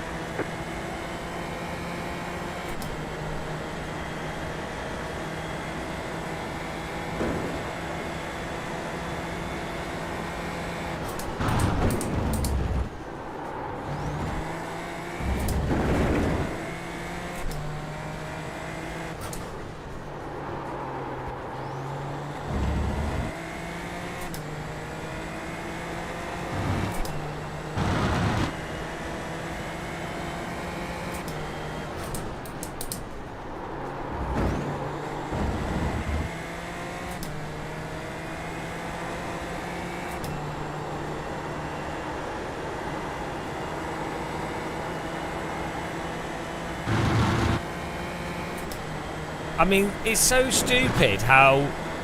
I mean, I know setup is part of racing, but in real life, by the time you got to this series, someone would just give you a setup. Like, your team would be doing the setup.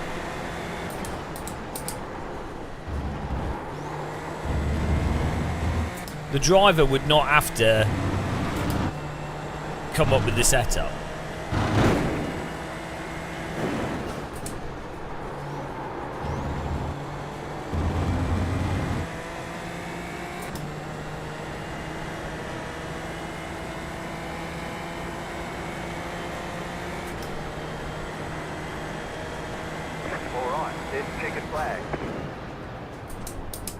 I mean, those were really bad laps, but they were all right. They were like close to our PB, so.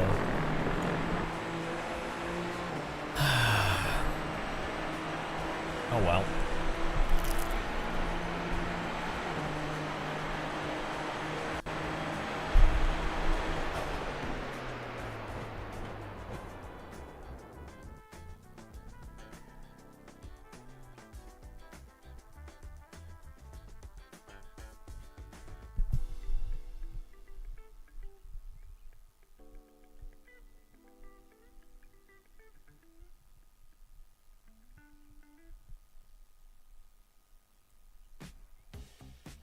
No.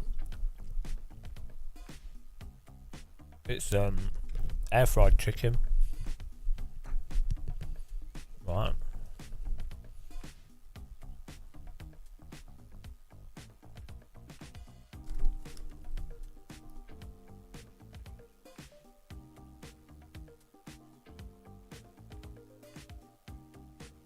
Hello.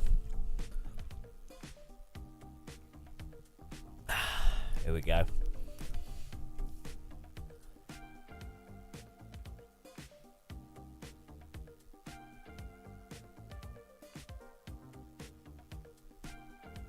Let's go. Oh, do we got this on here?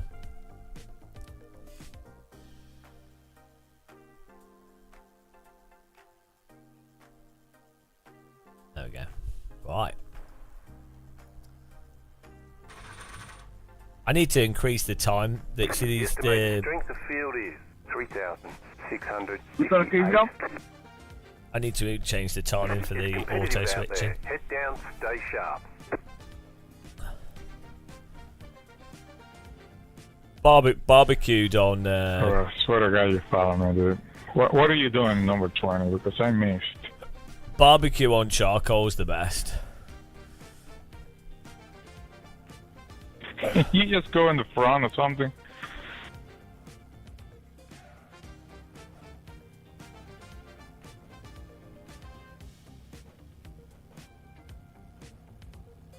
I thought I got an alright quality of that, but it's still 15. We need to be doing 50, 55 fours. 32 litres. It's enough fuel.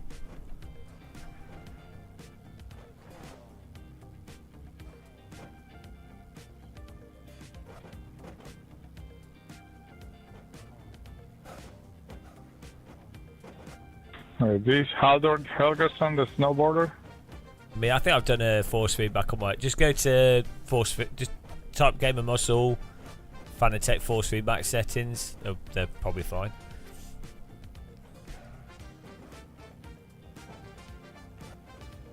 Here we go.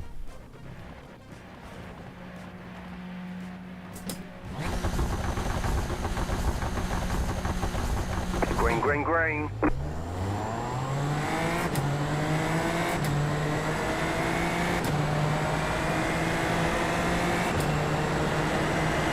Left side.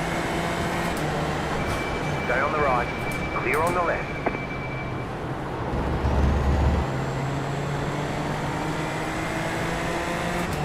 Left side. Clear. Car on your left. Clear on the left.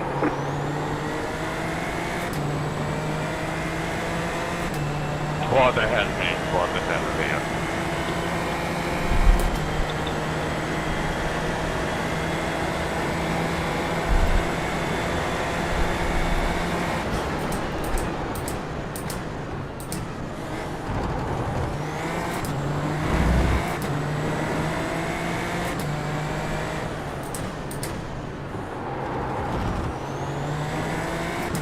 There's an incident behind. Right side, car on your left. Clear. That was close.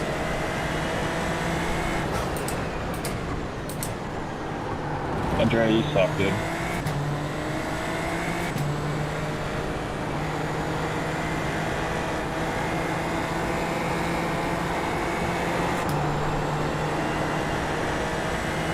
The next car's the leader.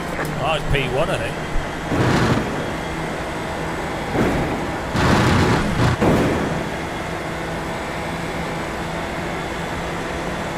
Car on your left. Stay on the right. Clear.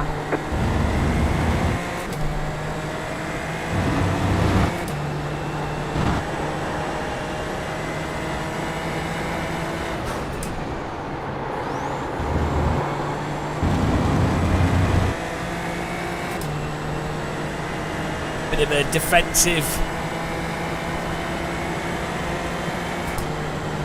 A bit of defensive driving there, otherwise you get swamped.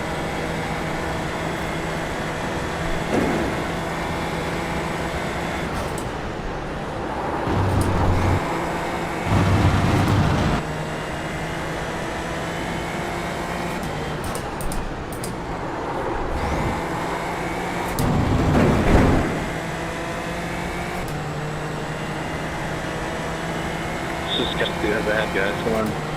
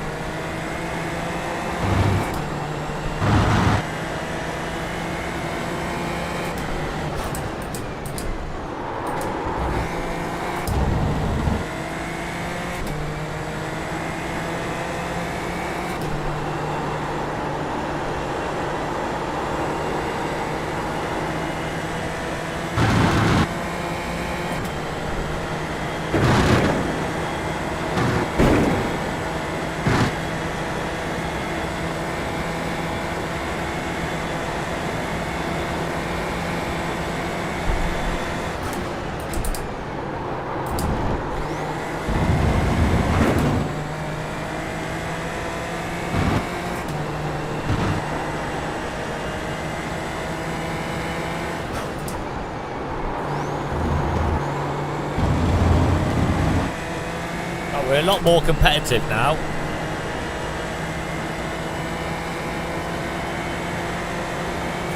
It's nice. Nice. Don't hit me now.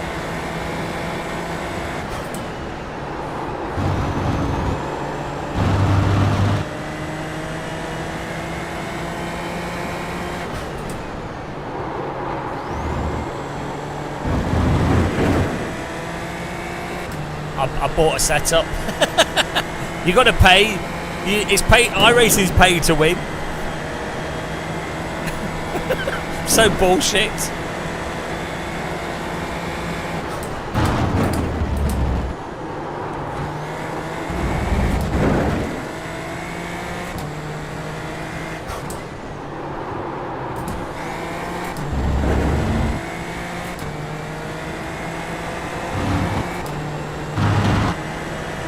Just like real motorsport though.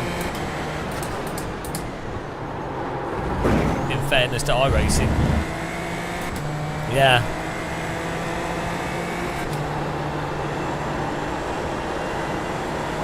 The thing is, in AC1,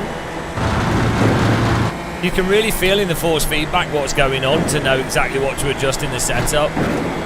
Even if, I think setups are a bit weird in AC though, still. But they're weird in race room as well.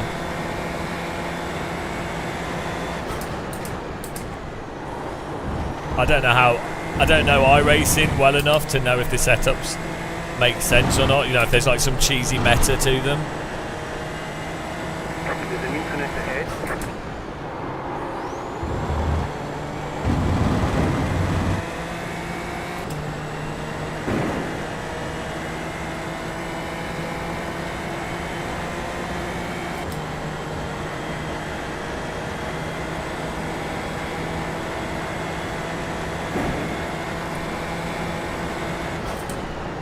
You got a slow car on the left.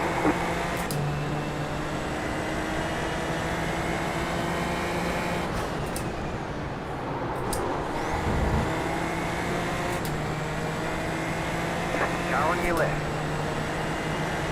Keep to the right. Clear on the left.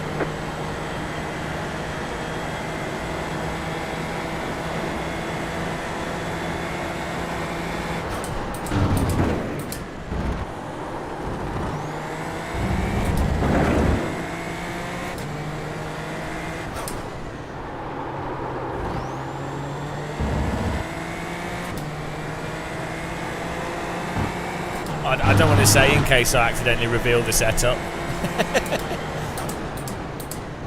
I normally use VRS.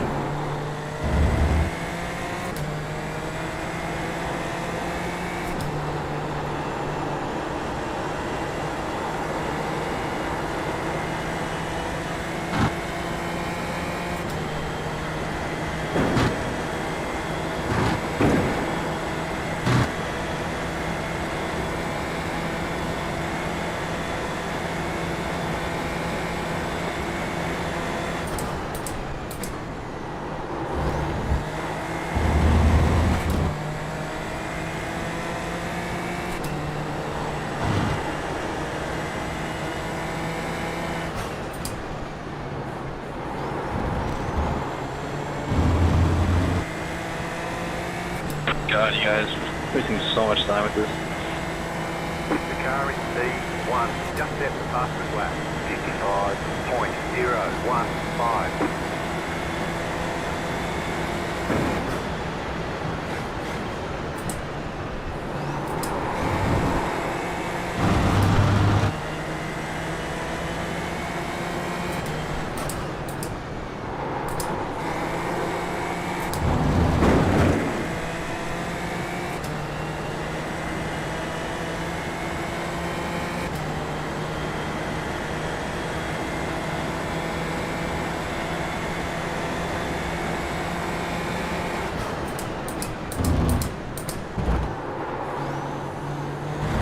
Oh, I thought it was going to be an accident then. I was getting ready to take evasive action. I don't think there's much point in fighting these guys. I don't have anyone behind us. We do have pace on all these guys because we caught up with them all without any draft. They were probably battling as well though. But, I mean, what's the advantage of getting past one of them? They don't seem to be fighting too hard, so it could... It's all 50-50. It might make sense to try and pass them and move up. Why? But as soon as there's like an accident or anything happens, oh, here we go, like this. It's gonna be a right jam. So.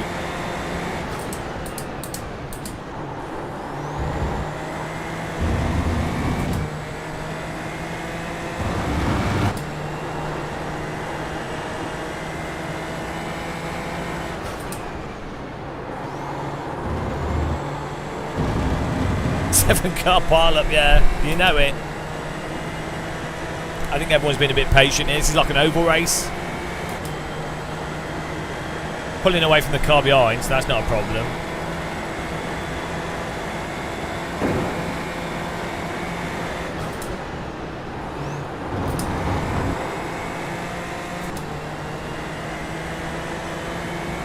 Maybe it is worth trying to move up through them.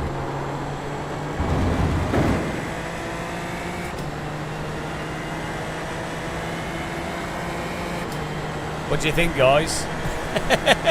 do we try and move up through them, or do we just stay behind?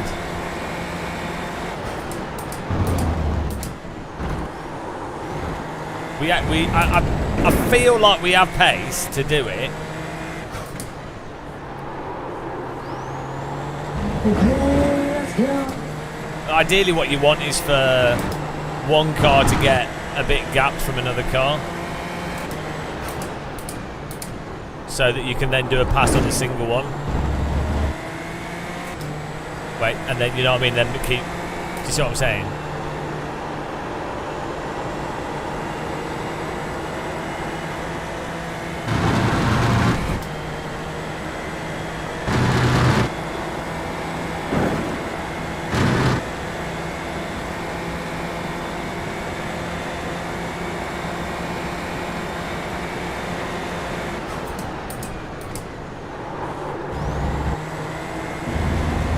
Like, if we keep hassling this guy, get him to make some mistakes so he defends and then loses the car in front of him, and then try and... Because we've got pace to catch up without draft, whereas I don't know if he does.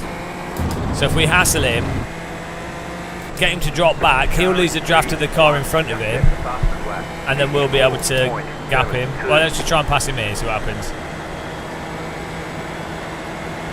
Car on your left. Stay on the right. Clear on the left.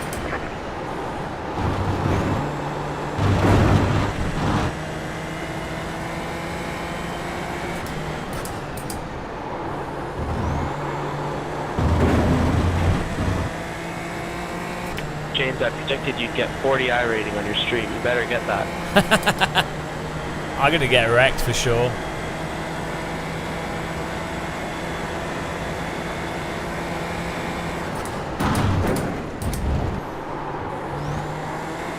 I appreciate the faith though.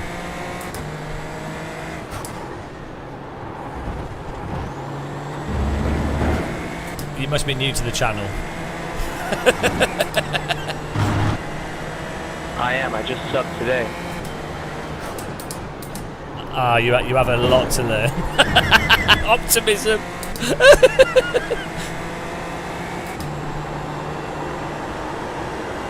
Been following you on YouTube, but not Twitch. So I just followed on Twitch just earlier. Oh, thank you. Appreciate it. Let's go. Poor, vulnerable child.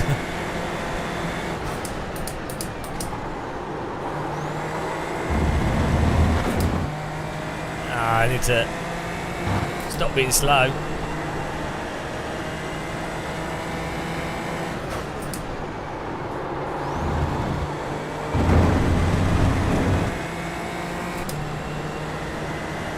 Come on, 1 second gap. We need to. This is the test of pace here. Can I close this? Not 0.9. Can we close the gap?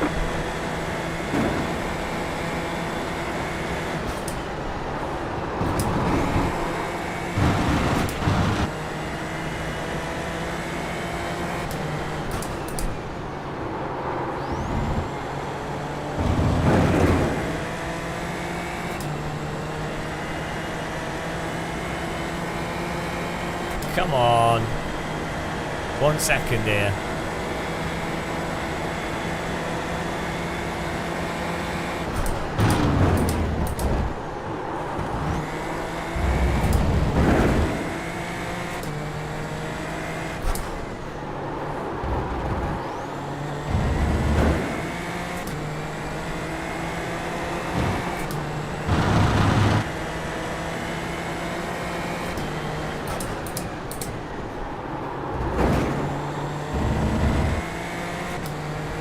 Point 8.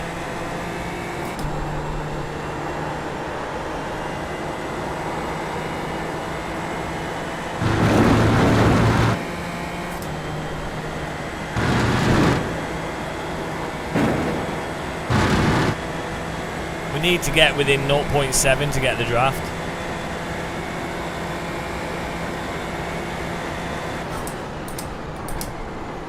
Just push Diego, don't worry about me for now.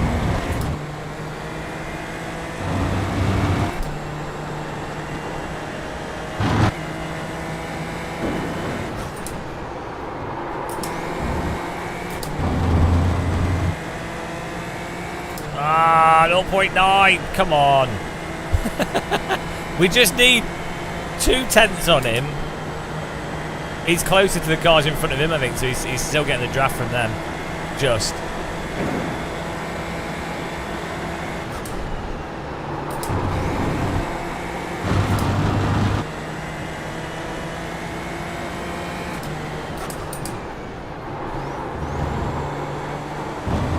Oh, 0.7. Yes. Get in there.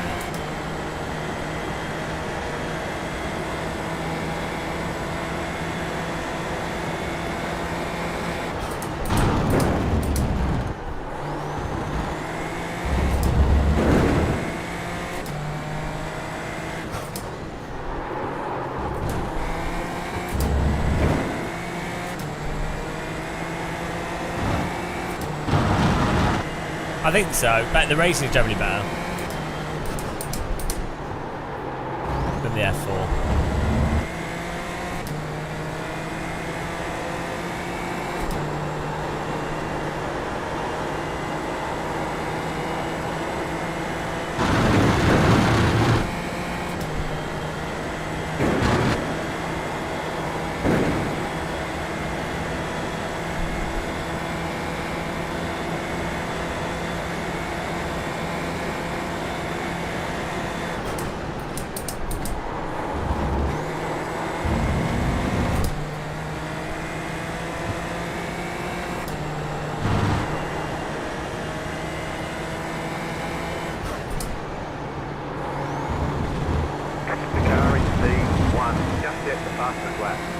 Oh, he's faster through that final corner. Bloody hell. He's so consistent.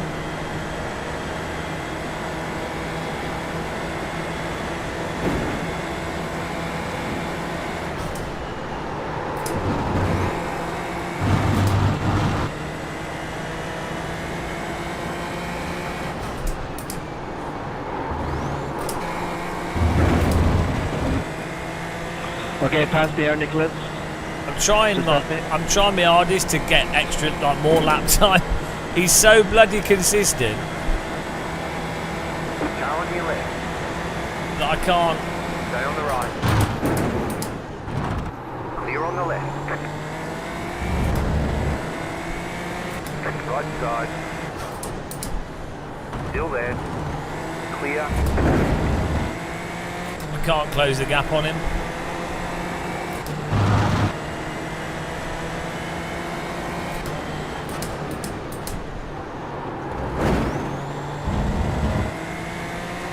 Well, now he's 2 seconds in ahead of us, so.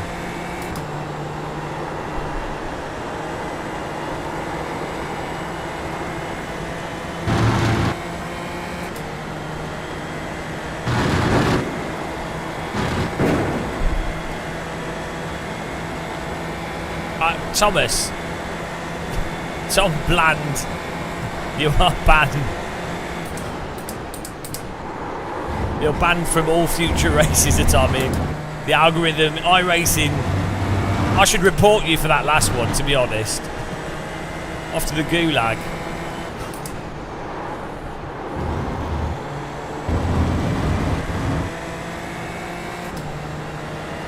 I mean, why am I still stuck doing 55 9s instead of 55 4s? What am I doing wrong?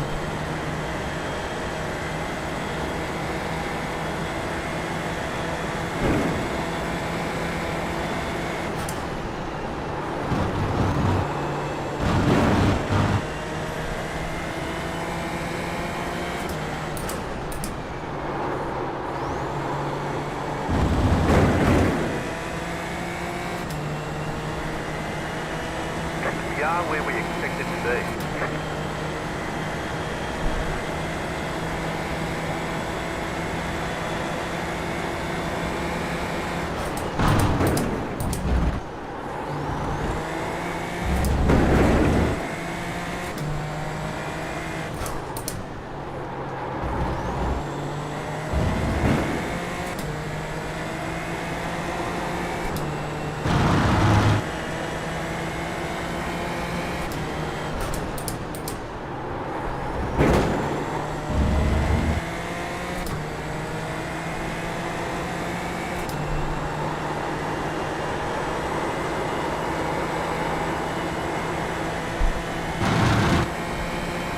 Those are not happy tyres through there.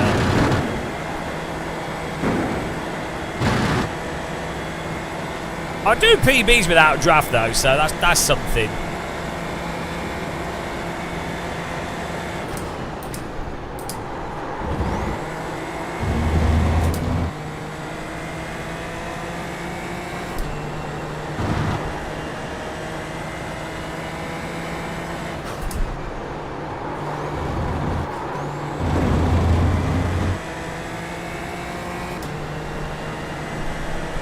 So close to a new PB, guys.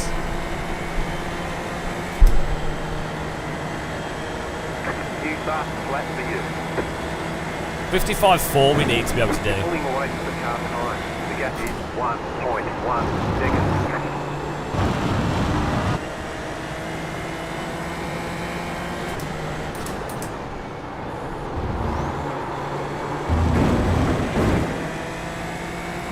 Not 1.1. This chase, this whole race has been trying to chase this guy that's lapping basically exactly the same lap time as me. Bloody hell.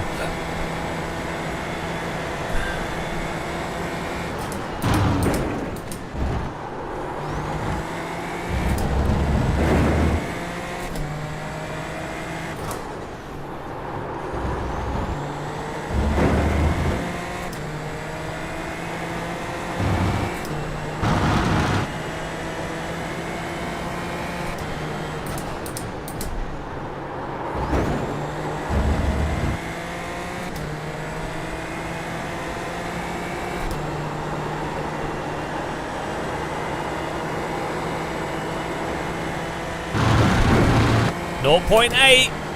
If we can beat this guy in this race, I'll be very happy. God damn. Right, here we go.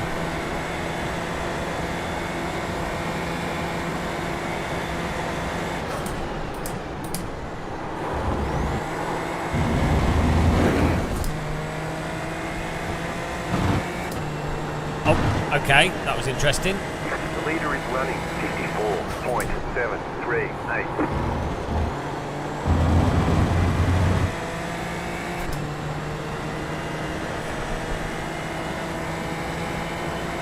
Oh my goodness. Like, we're lingering on our PB. Just set your fastest lap of the session.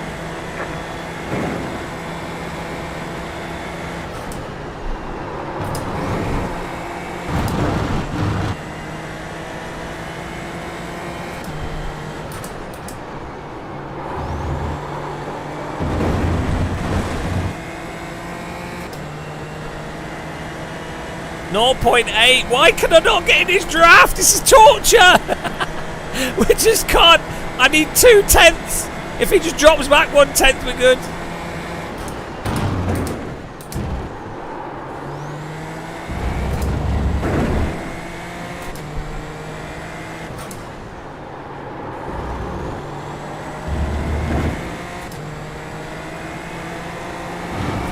Come on. Fart forwards or something.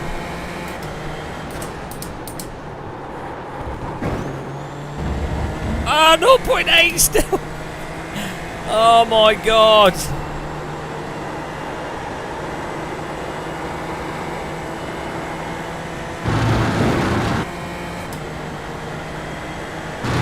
This is torture.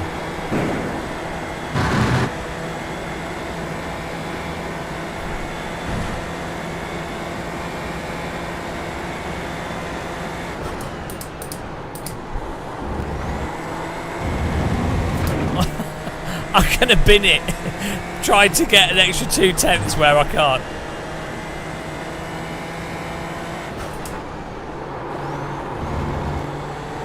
Whoa!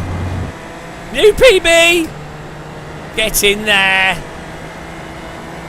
Come on, that's 1/10. We can do it. Just set your fastest lap of the session. Best ever lap time, that.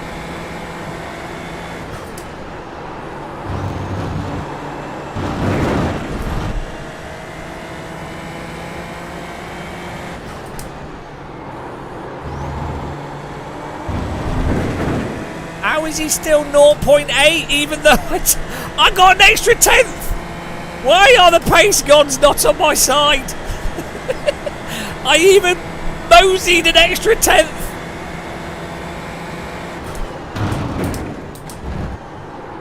You've got about 5 laps of fuel. Why is the Delta forsaking me? He's now got the draft of the car in front of him. Ah. God damn. It's like Tour de France.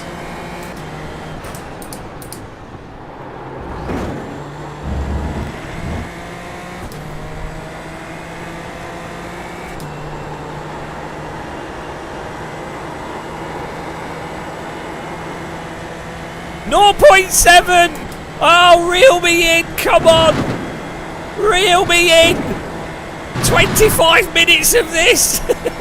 Reel me in!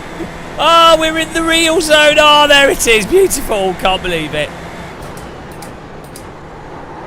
Oh, raw fishing emotion action. Get your fishing rods out. We've got a bite. We've got a bite.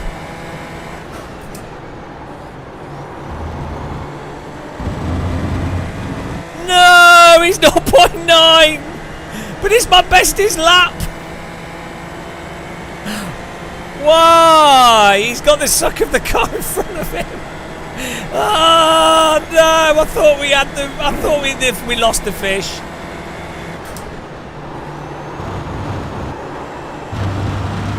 All right, we've got to put the bait back on the hook.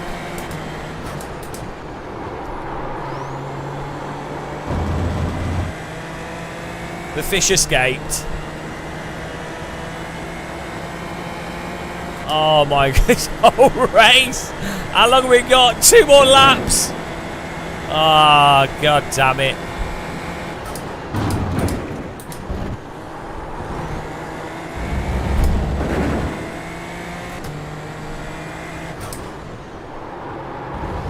We need to move to the other side of the river.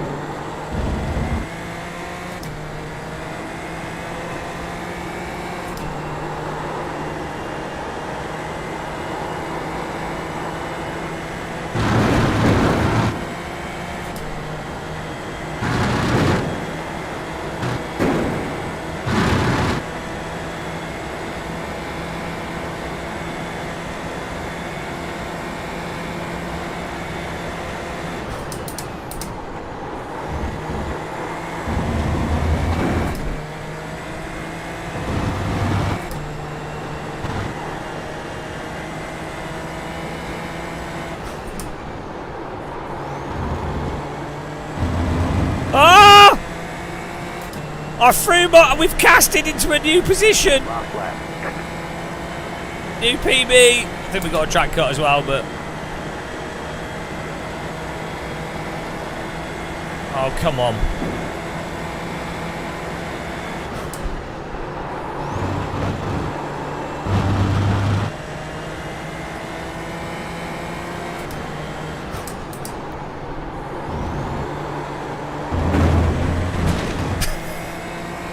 Game of muscle full set 0.7. Come on. Come on, reel the fish in. It's a shark.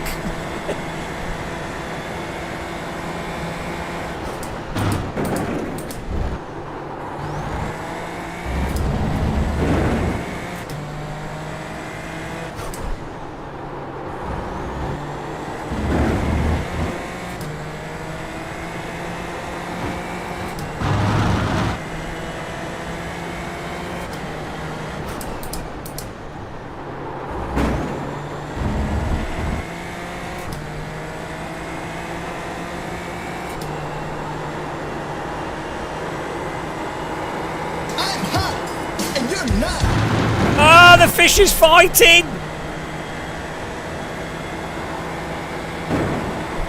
The fish is struggling! Reel it in! Reel the fish in!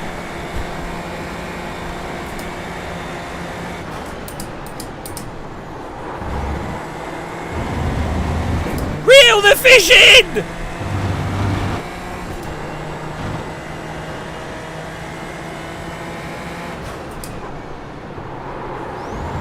No, the fish has escaped. After all that. Mind the gap. After all that. Oh, first ever 54. No, 55. We draft. Good race, guys. Flag, checkered flag. Better schedule some testing. We'll get them next. Brian, I hate you. I hate you, Brian. Oh dear. Good driving. Well, we found pace. Just needed the pressure. At least you survived the race now, James. Yeah, oh man. Oh, 25 minutes of trying to catch him, and then on the final lap, finally catch him, and then the race finishes. Yeah, I saw you catching us. You were pretty fast in the race, in the end. It's good. Good practice. Oh my goodness. Do we only get 19 iRacing for that? 17. That was a masterclass of consistency. We're getting better with this setup though. Like I can see where we can, because we could definitely even drive faster. Because I'm being extra cautious. I didn't get 41.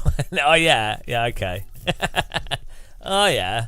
If you ignore all the numbers, yeah. Oh, I can see how that happened. Right, let's have a look at the start of this. How long's the race? 16 laps.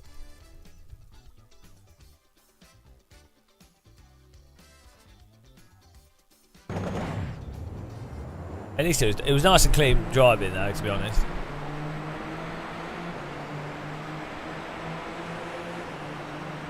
Who are you, gun doggy? You better not be Brian. I hate Brian. Oh, you're George, okay. Brian. Oh, I've learned. I've adapted now. We'll get Brian next time. The dream. We'd had one more lap, we would have got it.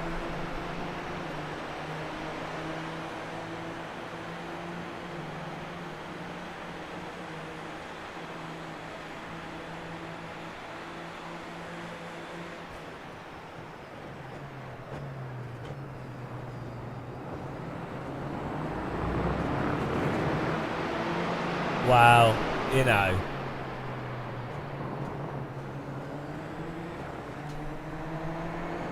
Oh dear. Right, let's have a look at the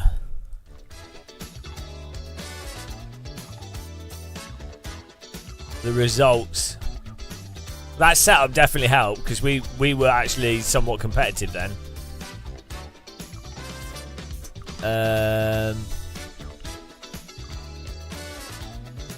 What are we on now?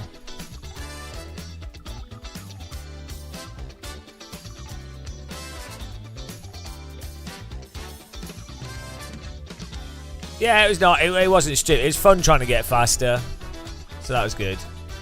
Third. Hang on. That wasn't. Was that this? That wasn't this one. What's going on here? This thing does not work properly. Is there a way to make this update without you having to refresh it all the time?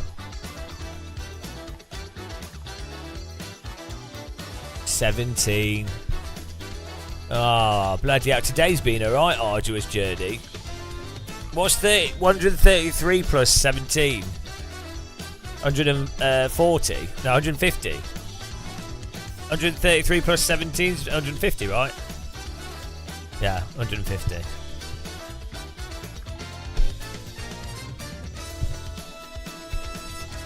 Nice. Yeah, we've done. Well, technically, we did 11 hours yesterday and 12 hours the day before. We've just been doing Road America for like 10, 11 hours a day. And then gradually getting faster. That's how slow of a learner I am with iRacing. That's just my. I'm a slow learner, but we get there eventually.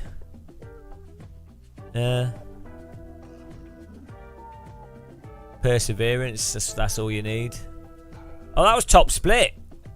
Oh, that was alright. I mean, strength of field was 3,600, but 12th in the top split. I mean, at this time, obviously, it's not the hardest top split, but still. Maybe Gundog, maybe. I just use a single screen. I have, so 3 55-inch screens, but I just use a middle one. That's a good point, actually. I wanted to fiddle with something. The screen settings. Right, settings, all options. So there's black frame insertion available on these screens. Oops. Which I've not tried yet. Because I was getting motion blur when I was using variable refresh rate before.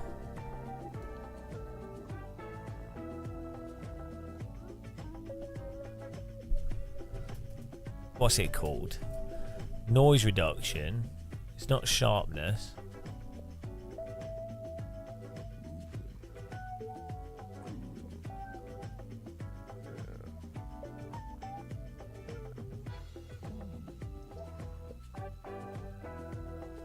The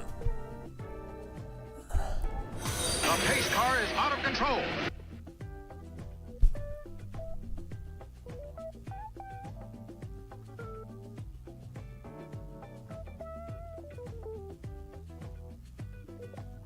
What's the setting called? I have to search for it. Thanks for following. Welcome. Oh, let's sign up for the next one. Why not? I haven't got a life. Oh, we have signed up for it. I'm just going crazy. Hello. Oak Tree, thank you. Thanks for the follow. Thanks for everyone that's been watching and suffering all the adverts and everything and supporting us. Really appreciate it. We're on 147 subscribers on Twitch and YouTube. I'm not sure what we're on, like 70 or something. LG C1 OLED. LG C1 OLED. Quality options. Black frame insertion options. What's it called?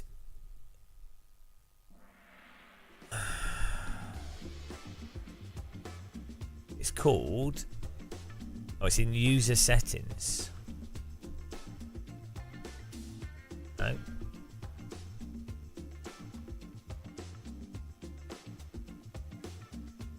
Picture mode.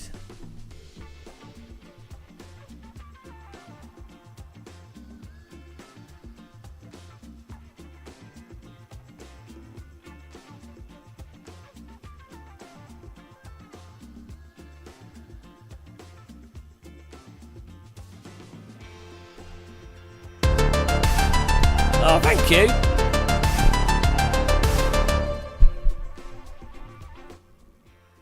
Therefore whatever you have shilled in the dark shall be heard of in the light, and what heresy you have whispered in private rooms shall be proclaimed on the housetops. Ponder on that, James. I will pray for you. Go in peace, my son. You. Blessed be the day girl. Amen. Amen. Thank you very much for the donation. Oh dear.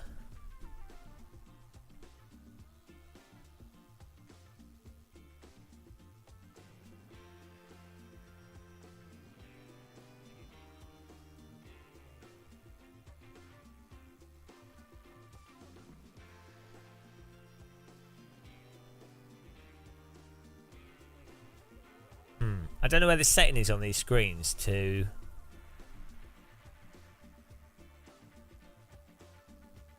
So I'm trying to find a video that shows it. OLED Motion Pro, yeah. But if I go to the game, maybe I need to update the TVs. Game Optimizer.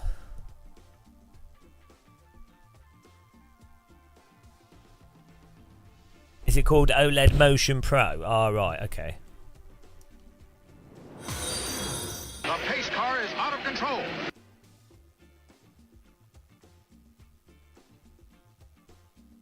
OLED Motion Pro. OLED Motion Pro. And one of the settings is bugged, from what I understand. The menu design on this is terrible. Thanks for following. Welcome. Oh, here we go. OLED Motion Pro inserts black data of adaptive duration to reduce motion blur. Yeah, there we go.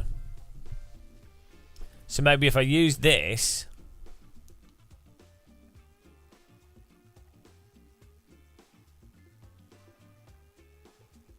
I don't know if I can see that with my eyes. It does make the screen darker.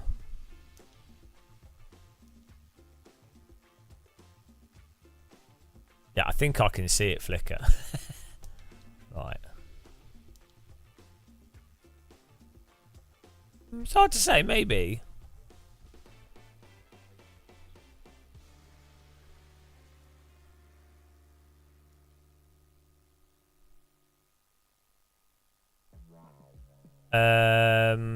No, I'm just using well, we can try that option. I'll turn I have to turn VSync off. It'll be interesting to see if that makes the game smoother whilst running at high frame rate with black frame insertion. Yeah, well, I'm using a HDMI port, and it well, there's only HDMI on these monitors, but it's HDMI to my capture card. And then we've got this AVerMedia capture card, which does 144 pass through. As for iRacing, I use IRFFB, and then it does a smoothing on it. But you can do smoothing for your wheel. There's a misconception with force feedback frequency and how it's relevant to force feedback. So basically, a higher frequency force feedback is good for stuff like rumble strips and track bumps and things, and also just making the signal smooth from the game. Rather than it being juddery or feeling sand texture when you rotate your wheel if you have raw force feedback from the game. But the reality is, even if you had like 60 hertz force feedback from a game, you could use smoothing on your wheel and it would be fine. And the only real thing that's impacted would be the texture of the curbs or like high frequency stuff that happens at a higher frequency than once per, you know, if you're driving one per 60, 1/60th of a second of an interlude between the bump occurring. But like in a racing game, it's like low frequency forces. So when you're turning, so this would be high frequency vibrations and forces, track texture, bumps and stuff. But that's not that high. That's only like 80 hertz would be fine. Doesn't matter. But like it's stuff that's happening at like 20 hertz, like continued force, like the thing that you're pushing against which is what you use to feel grip in a car. Like when the back steps out, it gets lighter. Even in a Formula car, it'll get lighter like that. Which is still under 60, what, 1/60th of a second is much more than enough to change, you know, for that change to occur and work. So, yeah, it really doesn't make any difference. It will feel smoother with less smoothing on the wheel, but it really doesn't matter.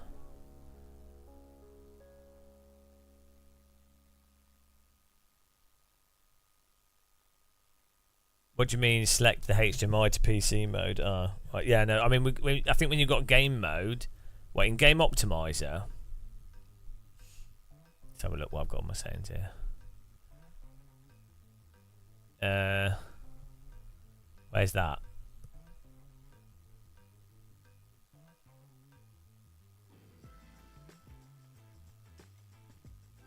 What's this input lag?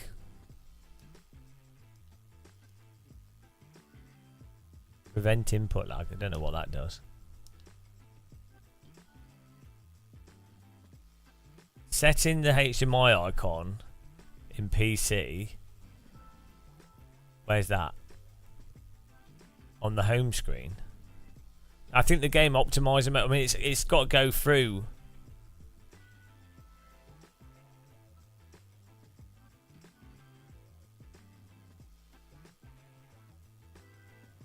All settings. Yeah, picture, advanced settings, or is it where was it in advanced settings? Google it, right? HDMI mode. Don't be silly. HDMI mode on LG C1 OLED. I don't see, because it's only got HDMI ports, so this doesn't have display ports.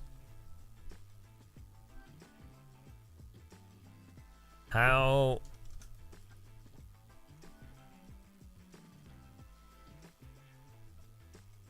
LG C1, okay. Set into PC mode. Right. It's not like I've reviewed these monitors. I got them set up and they were fine, so then... but yeah, maybe this is like game-changing settings that I just didn't know about. They don't make it simple, do they? Right, here we go. Oh, the session's up.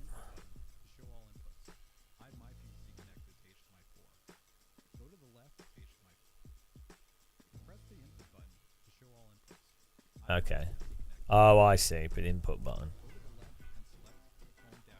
Oh, yeah, no, we've already done that.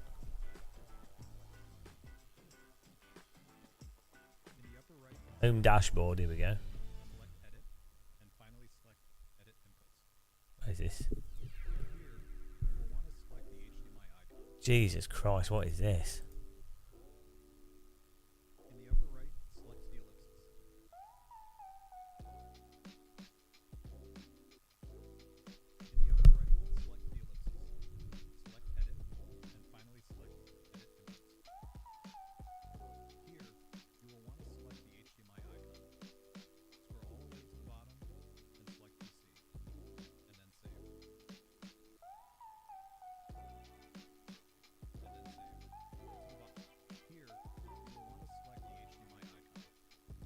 It's already on PC, I think.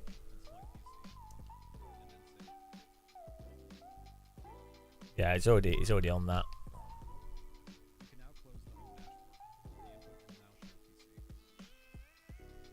Yeah, it's already on that.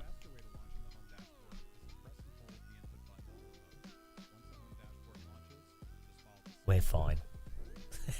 Good to know, though. So it's so convoluted, right? So my sister has the G1, I think it is, and the settings are like, it's like, what were they thinking with the set? Like I've worked in a games company, I've produced video games, I've got a technical related degree. I have a BTEC National in IT. I've worked as an IT technician. I've like, you know, compared to your average person, I'm not saying I'm like great. I'm a bit dumb still in many ways. Everyone is. But if you were to go, right, why is it that it's not intuitive to someone that's spent most of their life on computers? Like, do you know what? It's like, what are they thinking? You're just like, what? Not that an IT degree means that you understand user interface, but like I specifically have worked in like I used to design user interfaces and sell them to companies for simple web games, casual games and stuff. So even someone that works in that space is well aware of it all. If it's not intuitive to them, you've clearly really fucked up. And like right, a TV should be designed so that a 50-year-old could use it without really thinking. Oh, let me do a new poll. The amount of times... Oh, wait, no was that one, wasn't it? The amount of times... New poll, here we go. 5 minutes.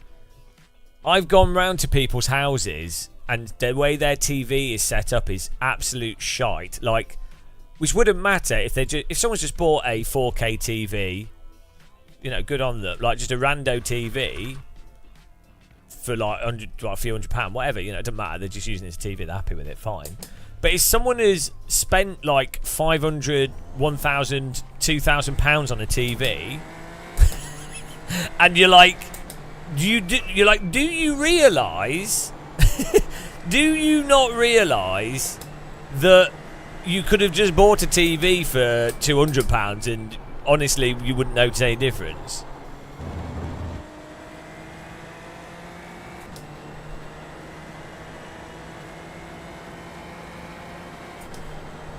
Oh shit! Why is it 5K I rating? Ah. Cook the peanuts. Hang on, why is it so slippy? It's my brake bias.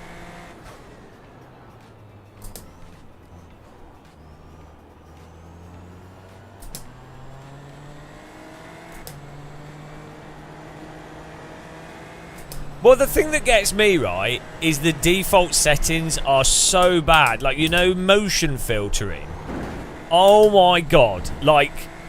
And you can see like artifacting, and then the actors are accelerating and de-accelerating, and there's like shit, like blurry stuff. It actually, it really gives me. It's not even the soap opera effect, because that's normally just from having a really high frame rate. This is like broken soap opera effect. It's like you are drugged, because. Stuff it's like playing a game with the frame rate going up and down. It's like I can feel it in my soul, and I don't know. I've gone round to my sisters, we've been watching stuff, and they're like, well, watching a film. I'm like, cool. Like I enjoy watching stuff with my sister, and my family will be there as well, and they're all sat there watching it, and I'm there like I can hear in my brain I'm like I can feel it. Do you know what I mean? Like, it's so visceral. It's like chalkboard, and they're all just sat there like, oh, this is nice. They just don't notice. I've gone round my parents' house as well, and I'm just like, how can you not notice that?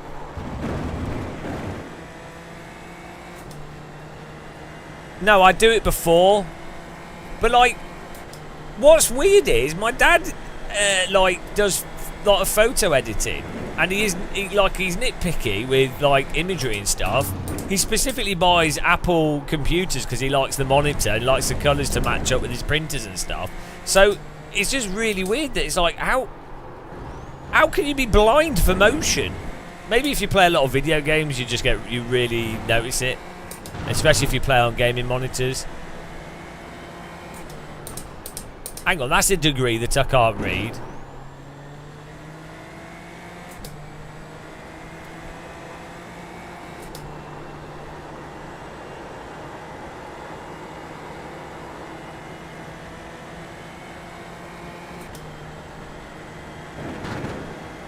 That was an essay.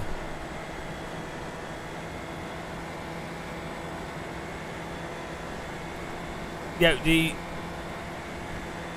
there's a whole bunch of things going on. I'm not saying that faster hurts force feedback. I'm not saying that you might as well do it and that there aren't benefits to it. I'm just saying it's people often overrate or latch onto it because bigger number better.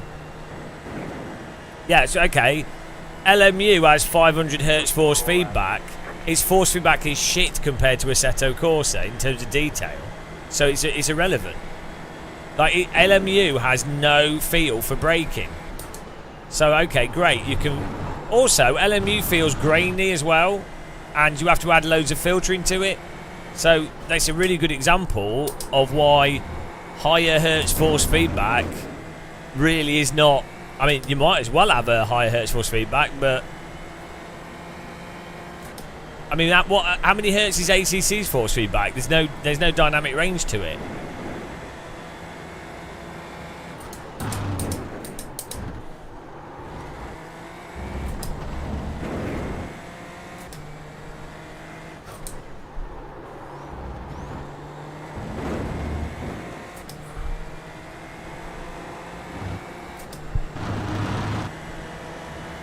So.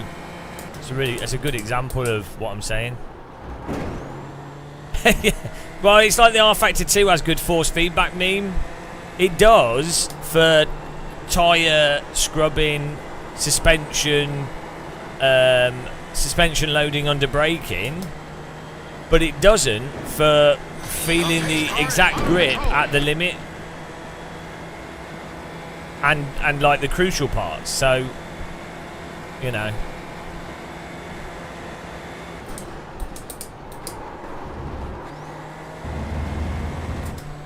Thanks for following, Hugo.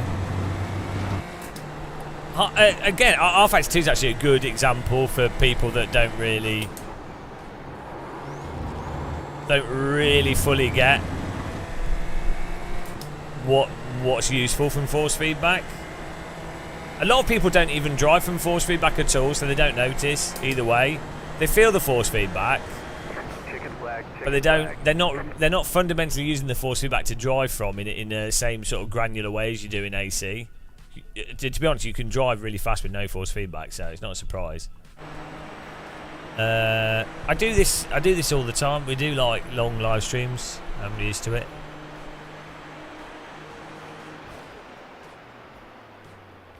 Also, AC1.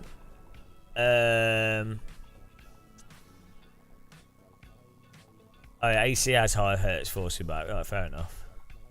Yeah, well, so I know with ACC there is an issue where it can skip out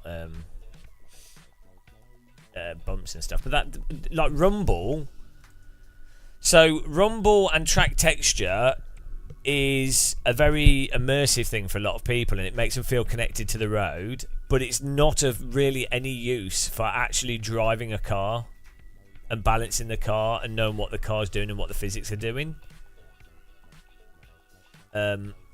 People really latch onto it though as like an immersive thing. That's why like True Force and stuff, people are like, oh wow, but then if you sim race for a while, you're like, oh, actually a bit pointless. Oh dear. Well, they're doing 50. Oh, we did a 56.1, and this is with the fixed setup, so we've got better. Go me.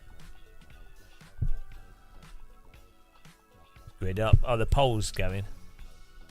Yeah, butt kickers are much better for track details.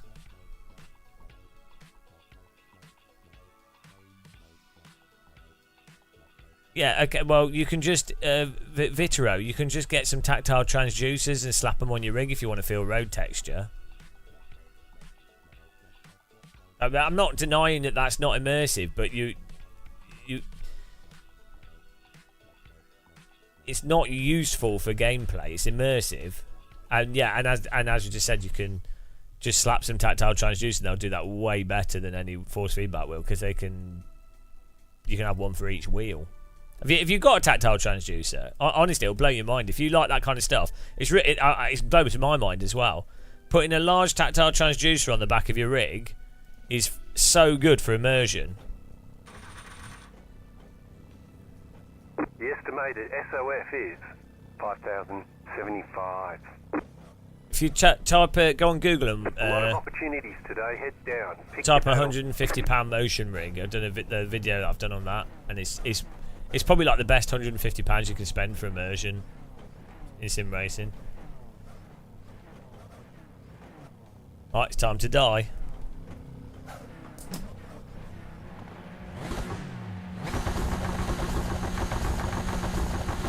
Green flag, green flag.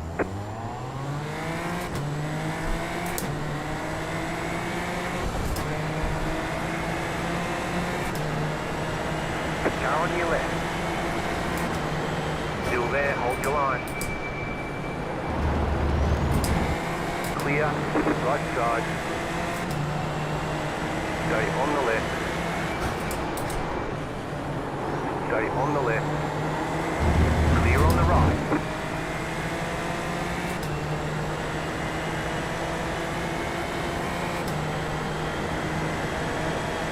We're gonna lose. Good job here, man. Right side. Keep to the left. Clear on the right. Right side. Clear. Well done, mate.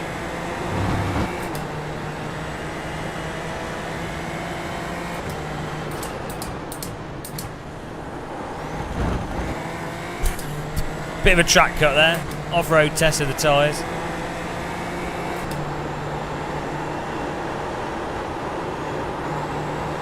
Sean, mate, I'm praying you just don't go in. Like, please.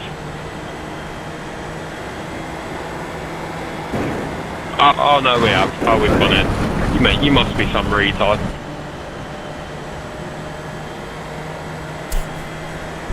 Hello. There's an incident ahead. You got a slow car on the left. Go right.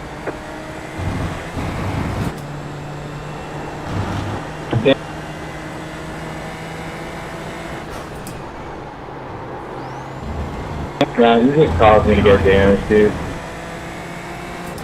You've got no rear wing, Jacob. Just let you know.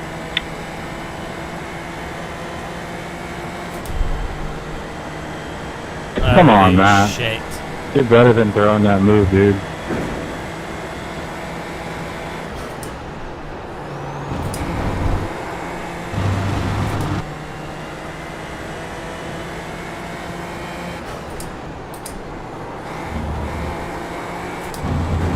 Work together, guys. Let's catch the front pack. Come on, Harrison. Come on, TJ.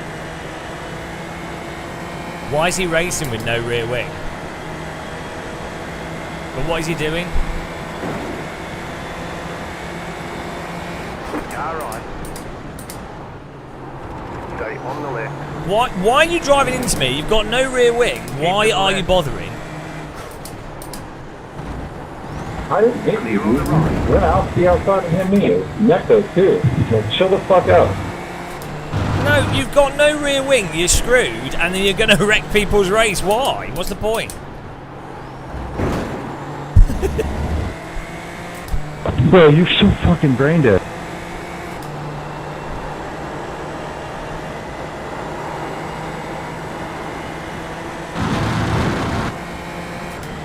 Really? What is the point? If you've got no rear wing, why...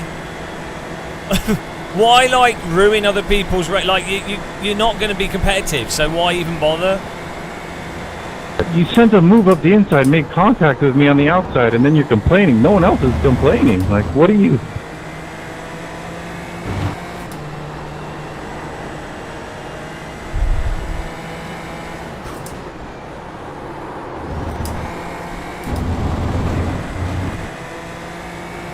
Sprint race, 20-minute sprint race, no rear wing, basically no chance of being competitive, continues to race as normal.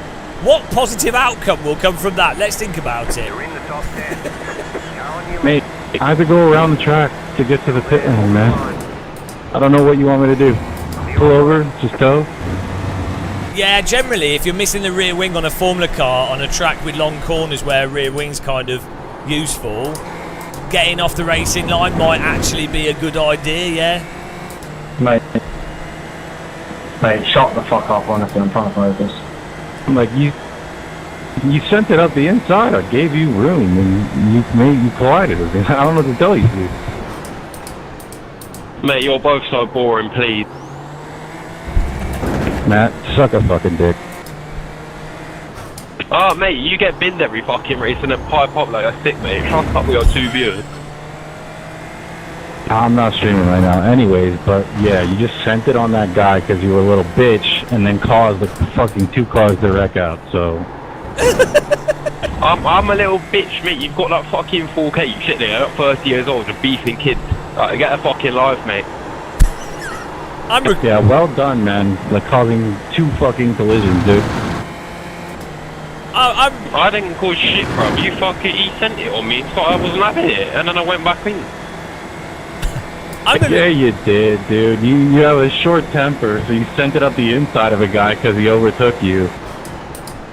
So then you caused the 2X, you know, you almost ran him off the track. Because your ego can't handle it in a fucking racing game, dude.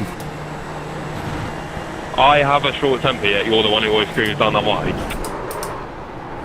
That was you, bro. That was you screaming down the mic when Zhao fucking went up your inside and then you cried into the corner. Mate, because he has no head. Mate, because You sound like a little bitch, see? iRacing doing a great I'm job. trying to get her out with that on my 17-year-old. Of moderating. You're the one rattled, dude. Mate, you're the one who's in a fucking fence crying, so shut the fuck up. Good one, brother. Try again. No worries, mate.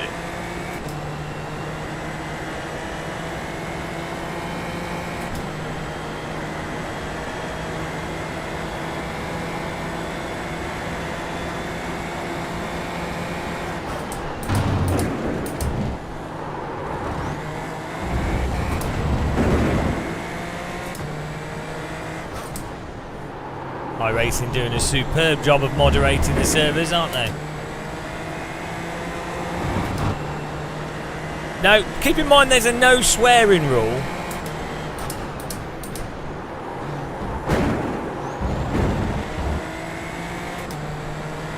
Alright, Jacob, watch out. You might get a lap in a 20-minute race.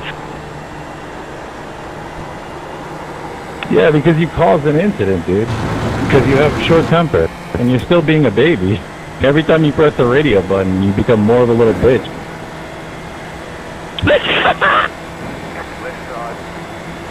I mean... Imagine pressing the radio button to fake laugh. That's you. That's your life. Guys, please shut the fuck up. You're 32 playing a fucking racing game. Bro, mate, this guy said I professionally make livery.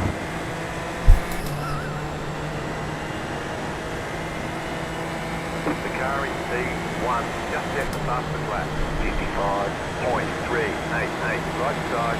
this guy's going to wreck us. Still there, hold your line. Clear.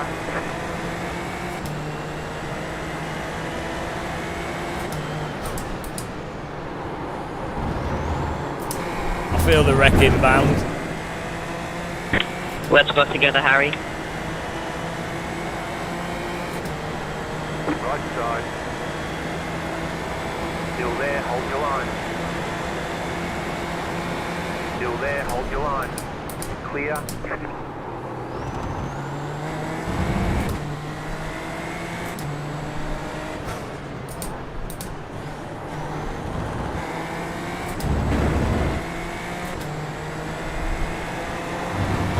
Try not to get wrecked here, guys. Still 6 laps to go.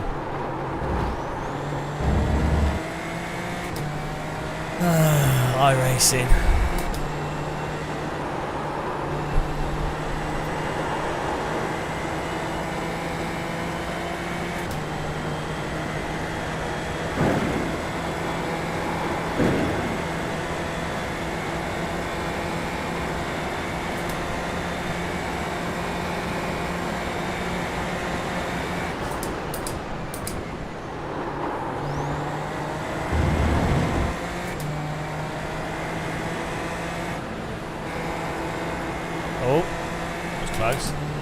There we go.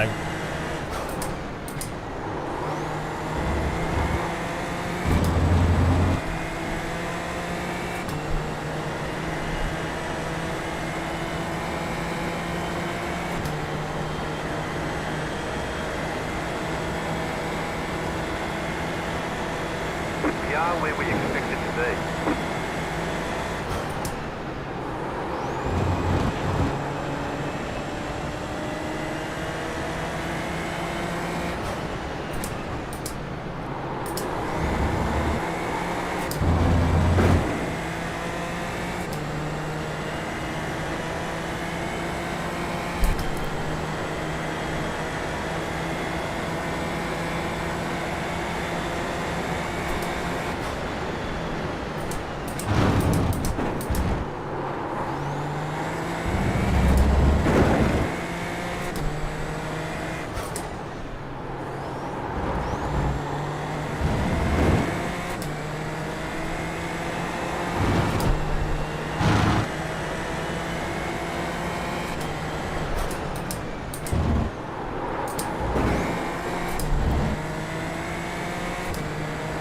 Right side. Keep to the left. You brake way too early, Harrison. Clear on the right.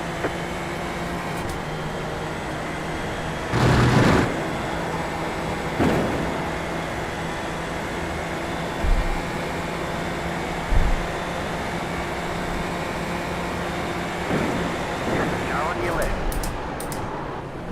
Keep to the right. Clear on the left. Why Left is he side. driving into me, and why is the car in front just joining into me as well?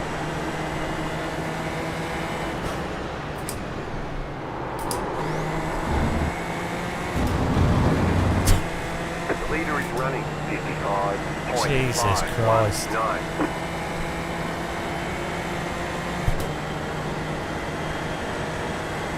New fast flat for you. Car on your left. Still there. Keep to the right. Clear on the left. Right side. Still there. You're on the left. 3 wide. Why? Right side, Why are 2 they sending wide. it 3 wide? On the left. Stay on the left. Stay on the left.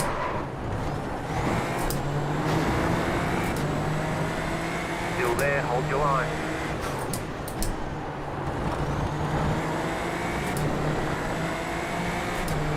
Still there. Hold your line. Clear on the right.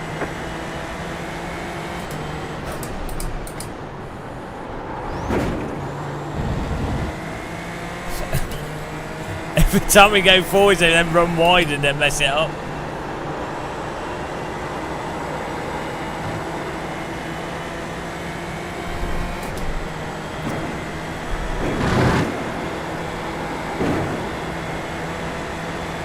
Car on your left.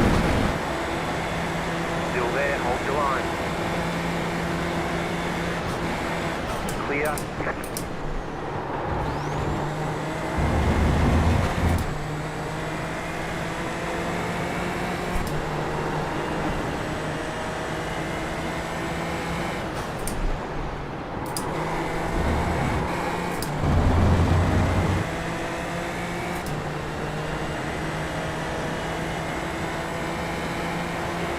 Right side. The car in C. Oh, he moved. He moved before me. Nice move, Enrique. Stay on the left. Clear. Nice job. That's a good overtake, to be honest. Left side. Clear on the left. Right side. Still there. Bloody hell. It was a really good move by him. Still there. Hold your line. Because he moved just before I could move. Stay on the left. Let's just let him go. Clear. So then I was boxed in. I'm still there, Daniel. Don't squeeze me out.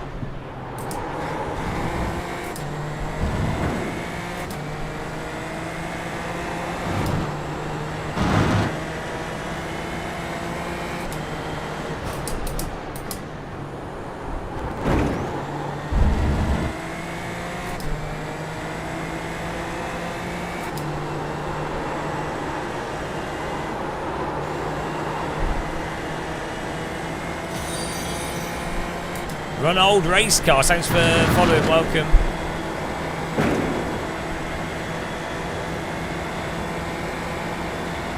Follow me, Daniel. We can catch the guards ahead.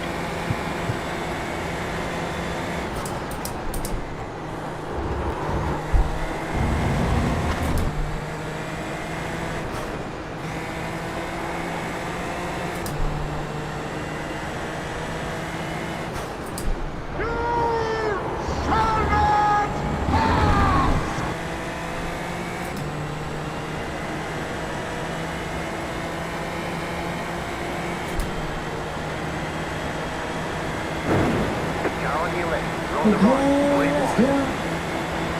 Still there, still there. Left side, too wide. Keep to the right. Clear.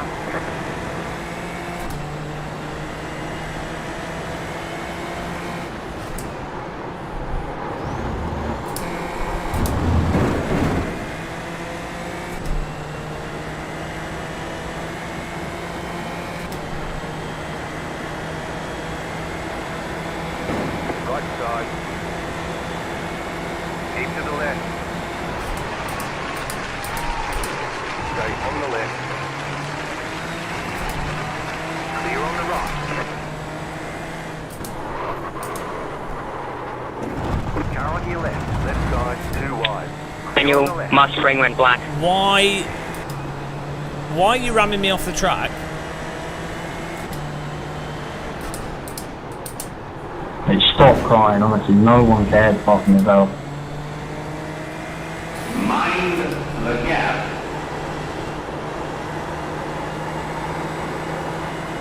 Now the draft's fine.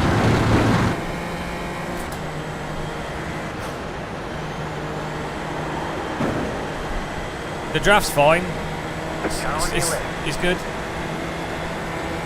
Clear on the left. Car on your left.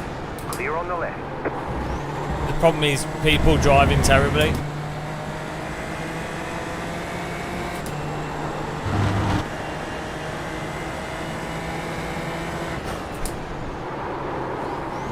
I can't believe that guy just punted me straight, like he just drove right into the back of me so I couldn't do the brake point.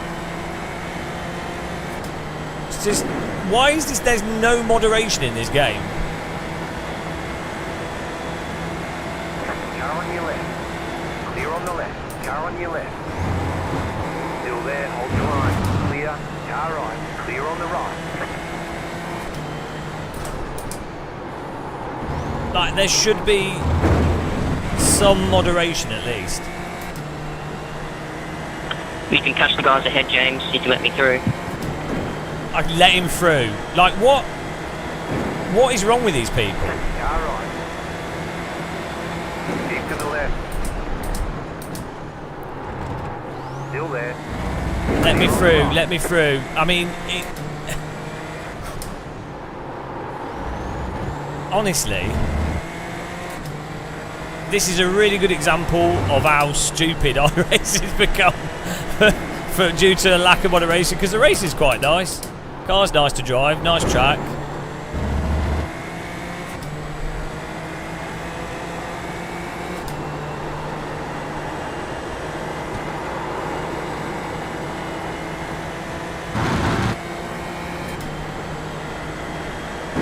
Pretty sure he's going to wreck us, which is unfortunate.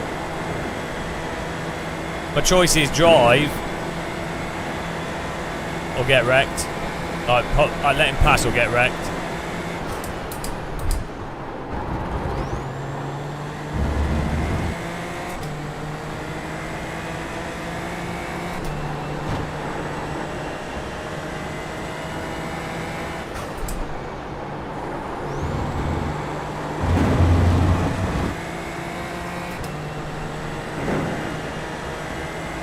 White flag. Stay smooth.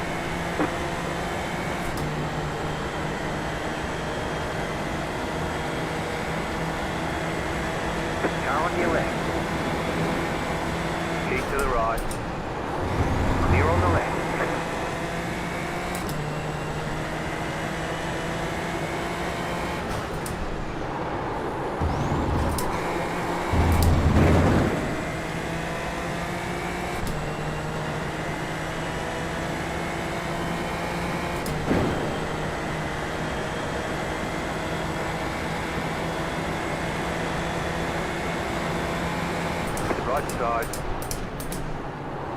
Still there. Clear on the right.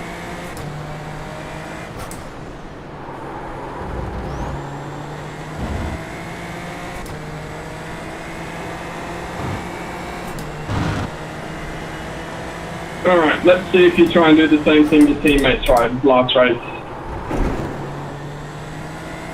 You ready for a punt, guys?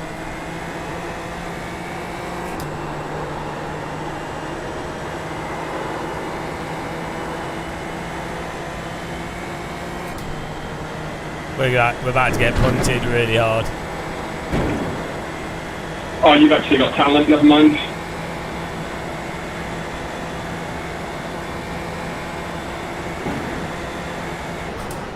Car on your left. Clear on the left. GG. Go right. Car right. Clear on the right. The car in P2. Just set the fastest lap. 55.242.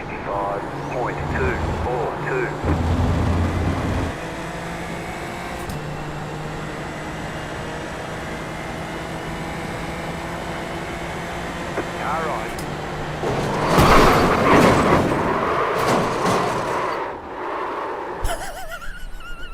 Ticket flag, ticket flag. You've got wheel down. Okay, we'll get him next time. Oh, nice move. Right. I defended this. Textbook defending. You turned in on me, James. No, I was driving in a diagonal line all along. What? To be fair, you did get your car in there. Yeah, sorry. I should have turned. I should have gone more aggressive diagonally before. I was off by about half a meter. Sorry for turning into you.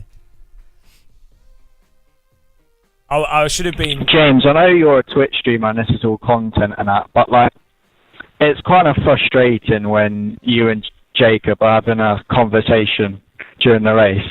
I'm all trying to fucking concentrate. By the way, I wasn't the one talking to him. That was someone else that was talking to him for most of the race. You're talking to the wrong person. Nah, but I'm not just saying you. I'm just saying to everyone. Like, just shut the fuck up. By the way, it's against iRacing's terms and conditions to use offensive language, and that will result in a voice ban. Okay, well, at least you'll get the message. It's gonna result in a voice ban. Oh, beg you lot, fuck off. Right, we should report all of them. Very sharp, mate. We should report every single one of them. Oh, what you dickhead. We should report every I'll single. happily receive my ban. We should report every single one of them. Oh, Freddie, personally. mate.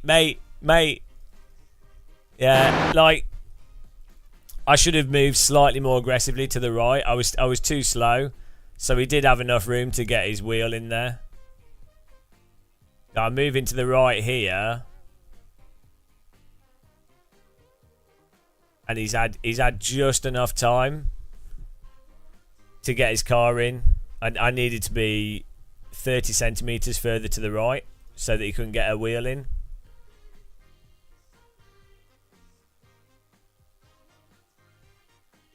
Oh, it's Declan Webb. But it was almost perfect.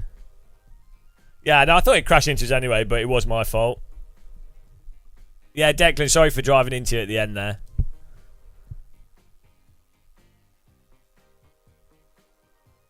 That's okay. I've managed to do that right once, and then twice has resulted in death. I need to be like 30 centimeters, a meter, half a meter more aggressively to the right, based off where I think it is.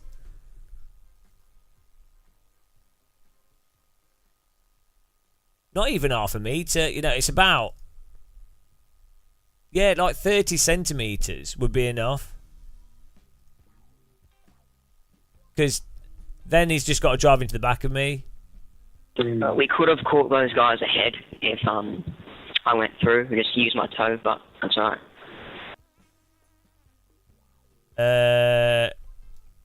Yeah, I mean, I'm driving all right pace in this, surprisingly.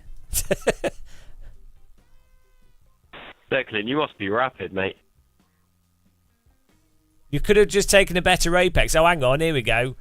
I was in the top 6 before I spun out. I hit the back of Harrison's car on the braking in the last corner.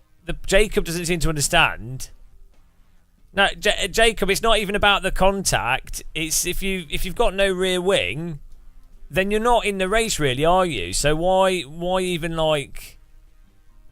You know what it's like in this. Like even if you're driving completely safe with the rear ring on the line, all the other cars are going to do completely random shit around you because you're going to be slower than everyone else. So you're not likely to get a good result out of the race with the broken ring or any real advantage. But like 3 or 4 people are quite likely to get wrecked. But no one got wrecked. I moved out of the way. I was like safe. You could have taken a better apex there, but you tried to like go super inside and then like clear me on the exit, and it gave us a 4x. Like you should have been closer to me on the outside, man. Like I don't know what to tell you. Like every single person drove past me fine. There was no problems. I made it back to the pit lane. But like you took the worst apex possible, dude. Could have done better. Yeah, okay, so it's my... We both could have done better in the corner. I could have let off a little bit more. Hang on, let's come over and actually take like a good apex and then clear me. Then the guy behind, I would just lift. You know, like I'm not being unsafe. I'm not trying to stop people. I just like assumed you would do a normal thing. Right. Can I review the crash? It wasn't even a crash. It's lap 2, like into turn 4. He just picks a bad apex. He's racing on the inside, and then he make like net code 4x on the exit, and he was like yelling at me for it. Right, so he's already here. He's got no wing. What corner again? Lap 2.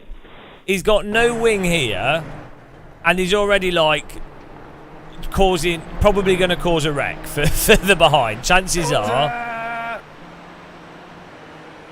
I mean, these guys are all like, you know, fine.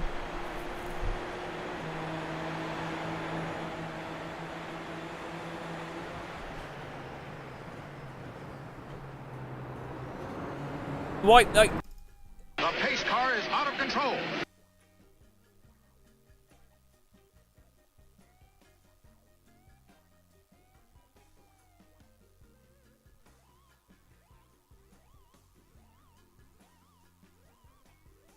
If you've got no wing, surely you're like, I'm not going to like race people that are going to be faster regardless. Like I'm not going to. Like why would you even bother? That's the point is. What's the point of him even trying to contend these places? It was just without Sion. Sion's in here, then it'll be spot on net 4.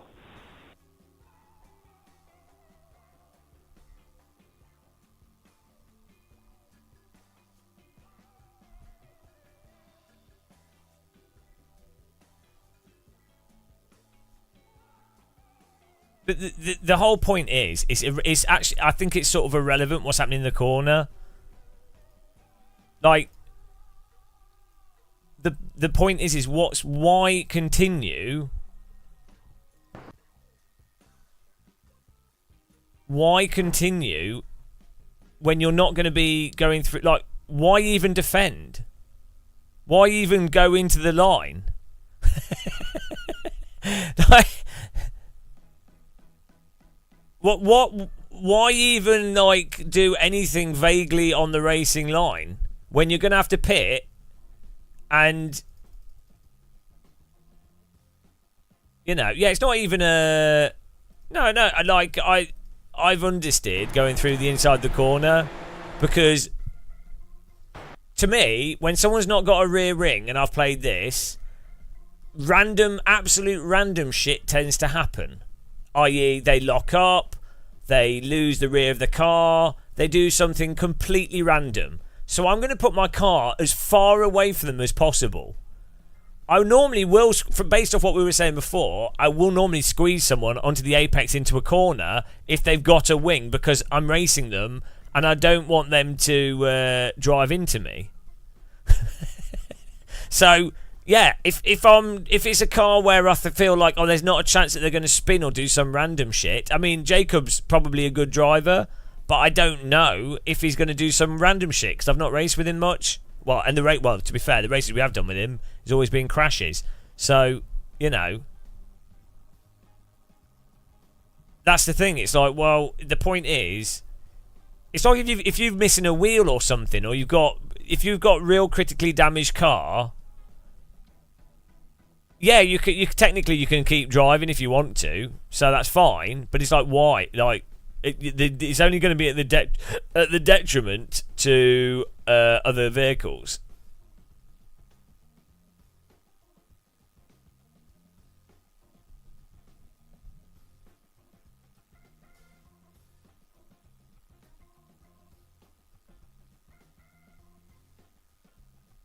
I'm actually surprised how good his car turns in without a rear wing. I guess it's a low speed corner, so it's more mechanical. It's not really using any downforce. I was expecting his car to understeer more as well.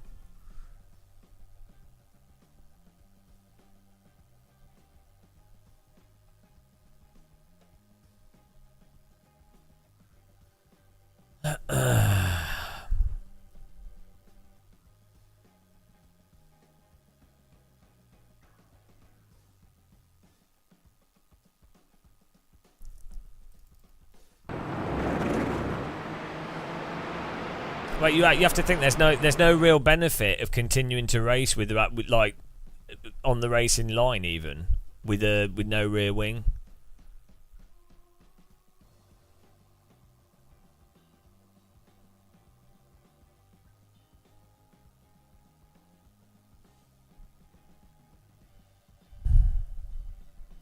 Yeah, you finished last, so what was the point? Well, what's the point? It's not like if it was a longer race, maybe if it's a 30-minute race, it would make sense because you're gonna you got a chance of you have a chance of actually not losing positions. But in a 20-minute race, if you've got a damaged vehicle, I mean, I'm saying this to anyone. I'm not saying this to you.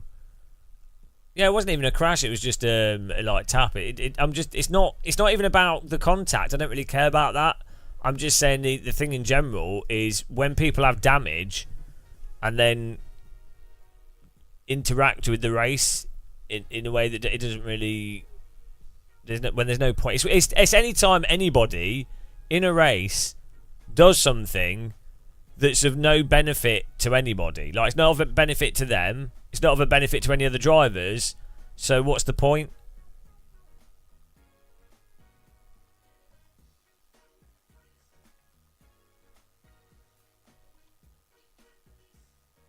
No, I'm not saying not to drive to the pit, or you know, it's not even that bad. But it's just like, you know what these are like. It's total crash wreck fest throughout the whole thing. It's like people doing stupid shit always. The whole thing, like, we had really good. When people don't do dumb shit, we have really good races, and then the amount of dumb shit that's mostly like, I think it's go-kart kids in general. Like, I bet you lost your rear wing from someone doing something completely moronic to you.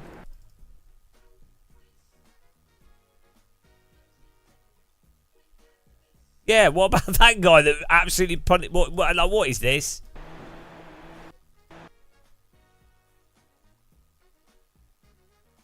Yeah, so what lap was that on?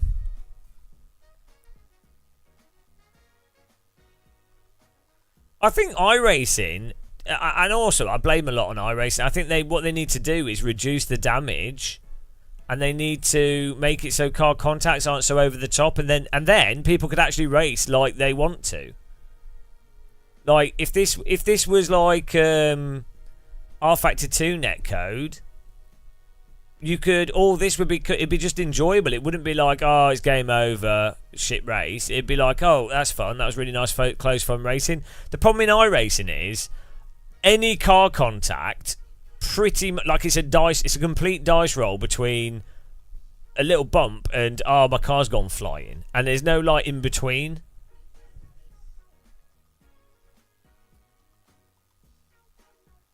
You know. There's no in between in this game.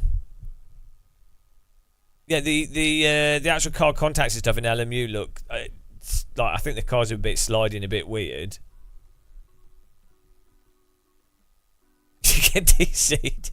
No, actually, LMU's not too bad for that.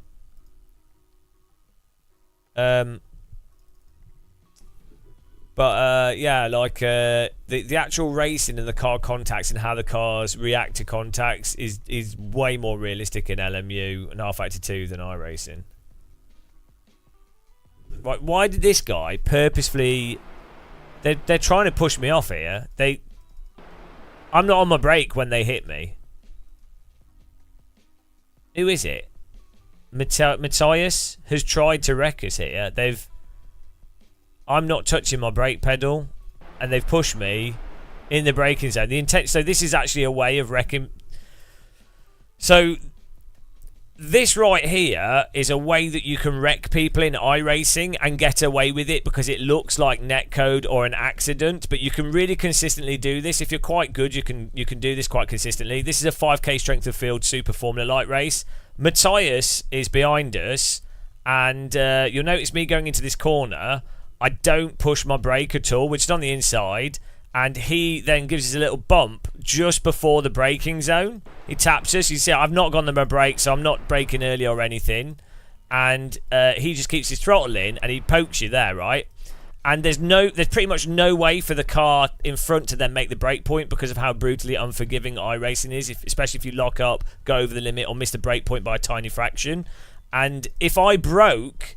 on my end, if I'd broke when it hit me, it would have actually fired me off the track entirely, and it might have even been a 0x. As I say, if you time this just right, you can do it.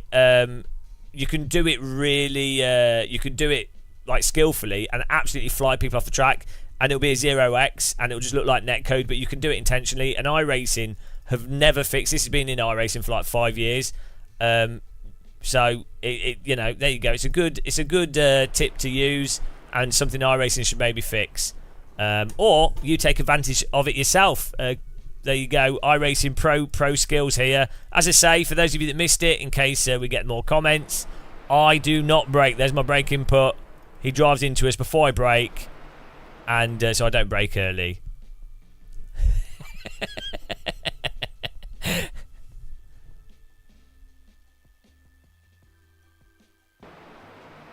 It's a really good way to wreck people. You see it more in higher ranked races. People do it in real life as well. Actually, do it in go-karting. But the difference in go-karting in real life is the car in front has a chance to catch it without going flying off the track mentally.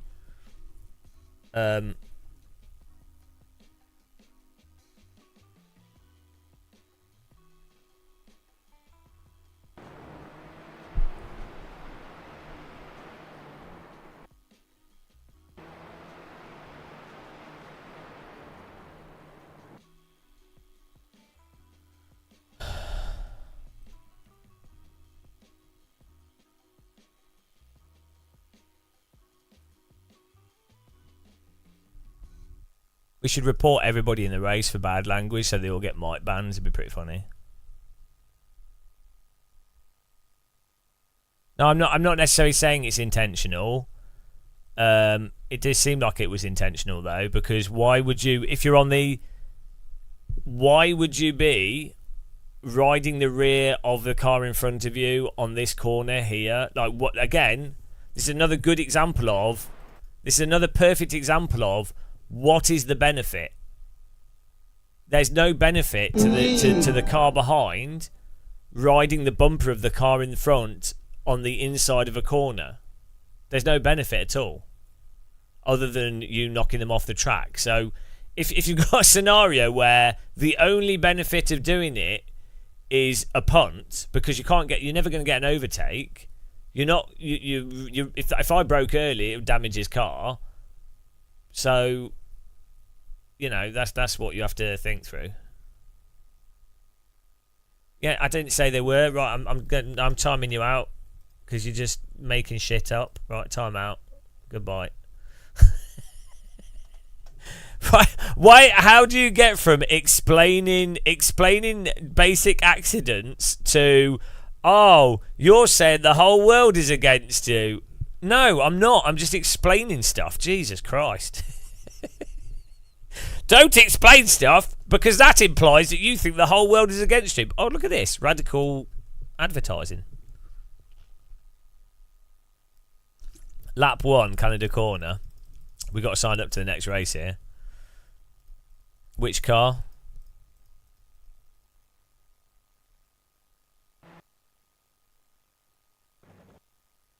Oh, what's your name in game?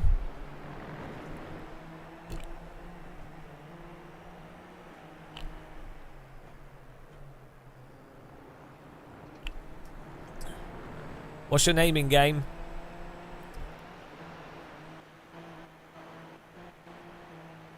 Where are you?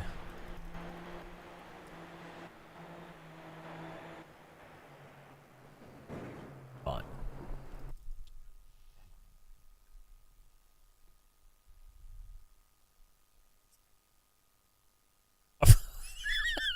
What? I mean that you could explain that with netcode, like in the sense that he should have lifted and not driven into you, but you've broke for these two cars, and then your car's spun, and he should have broke. I don't know why he didn't brake. It's his fault for driving into the back of you, but yeah, it's weird that he didn't do anything to react to it.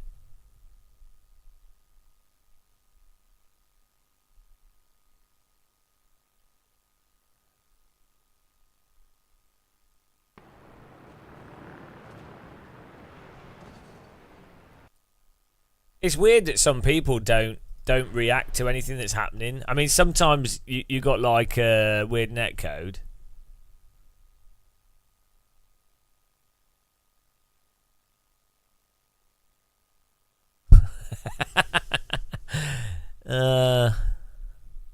Right, let's do the 30-minute race. Bloody hell! I honestly think I think the thing is, we are currently playing iRacing, so everyone has to play by the rules of iRacing, as stupid as it is, because that's what we're playing, right? But genuinely, so much of iRacing shit is actually caused by their car contacting netcode and unforgiving time model, and it would make it better for everyone if it's been 15 years. I've had an iRacing account for 14 years. Where is it? 14 years I've had an iRacing account. And it's always iRacing it's the same game. Like, not that I expect games to drastically change, but the fundamental, the netcode, the damage, the TNT, time model, netcode, and takedowns has always been the same. They've never rectified the fundamental components of the game, which is fine. It is what it is. It is what it is. It is what it is. But like, so all these like 14 and 12-year-olds playing it now are like, oh, it's they're not jaded. They've not had 14 years of this torture. Hello, Brandon. No, they didn't make money for like 4 years or something, but that's not right. I know you're not saying this, but some people have come up and they go, oh, iRacing didn't make any profit for the first 5-6 years or whatever, 7 years, right? As if it's like that's why it's expensive, relatively speaking. I'm not saying it's not bad value for money for different people, but it is, compared to other video games, it's expensive. Right. So they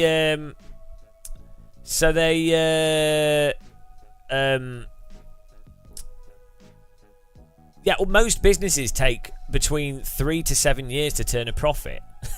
Like, it took me 5 years of doing YouTube for it to turn a profit, for it to be for me to do it as my full-time work. Like, 5 years. so like, you know, that's not like, I think the time frame is normally about 3 to 5 years is what you'd expect. What are you saying? Have I ever decided to make a video? No, Lamp. I've talked to iRacing developers. They hate me. They know me. I talk to them. They know my complaints. This is my therapy. Actually, get on with the guy that that I talked to. He puts up with me. He's really nice, really friendly guy. But yeah, no, they know. They know. This is not me making these complaints only. Lots of people have been pointing these things out for years. So they know. Well, I mean, it's just a design. It's just a choice. It's a design choice. But the point is, when I'm a whingy bastard, if more people are whingy bastards, it informs consumers. So then the businesses are like, oh shit, we hate this guy, but shit, you know. Yeah, Billy does as well. What if someone new comes to my stream and starts hating on them too? You used to mod for something, I quit. But even he apologises Des when he's critical. Well, I'm not unfairly critical though. Like, Summit probably apologises to devs for stuff that he said that he then thinks afterwards is like, oh, actually, that was overly critical or something. I don't know. Whatever. Like, I know Summit. I've been at multiple events with him. I've chatted with him. Like, he's a good guy. Like, so I know, you know, I know him. So, yeah, I don't know what you're saying. Like, why would I apologise for stuff that's true? That I'm really clearly not against people, like, individually. Like, so I have nothing against the actual people at iRacing. I don't. Same with anyone in a race. I never. Any criticism I have and say are for, like, the things, not people. So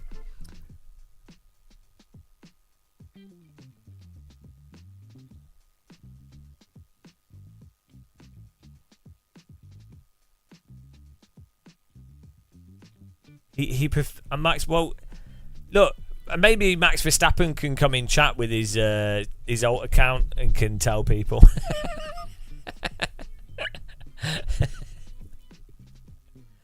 I don't like ACC, but I do like the Normalist.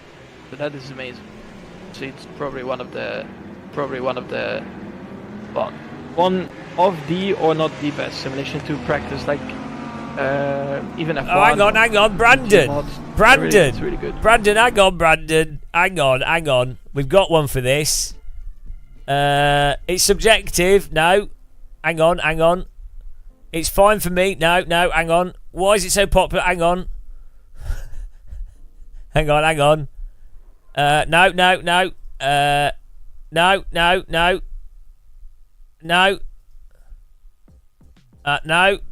Oh, hang on. We've not written this one down. There's no perfect simulator.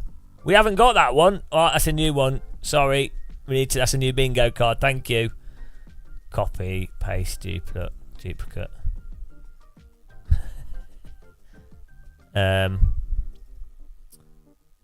What was it? There's no perfect simulator.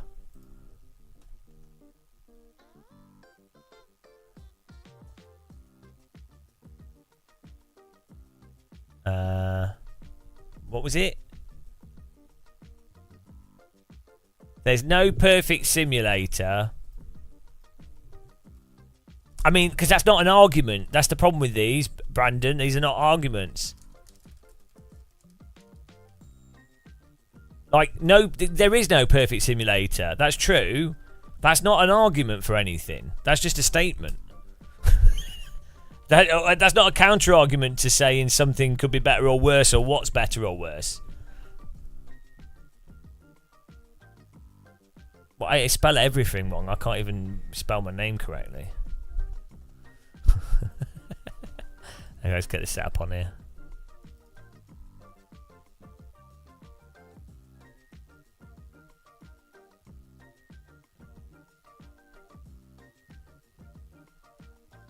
Oh dear. I'm glad we got these bingo cards. It makes this a lot easier.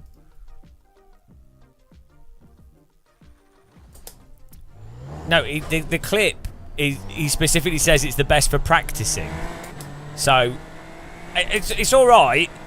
It doesn't really matter what Max Verstappen likes or doesn't like.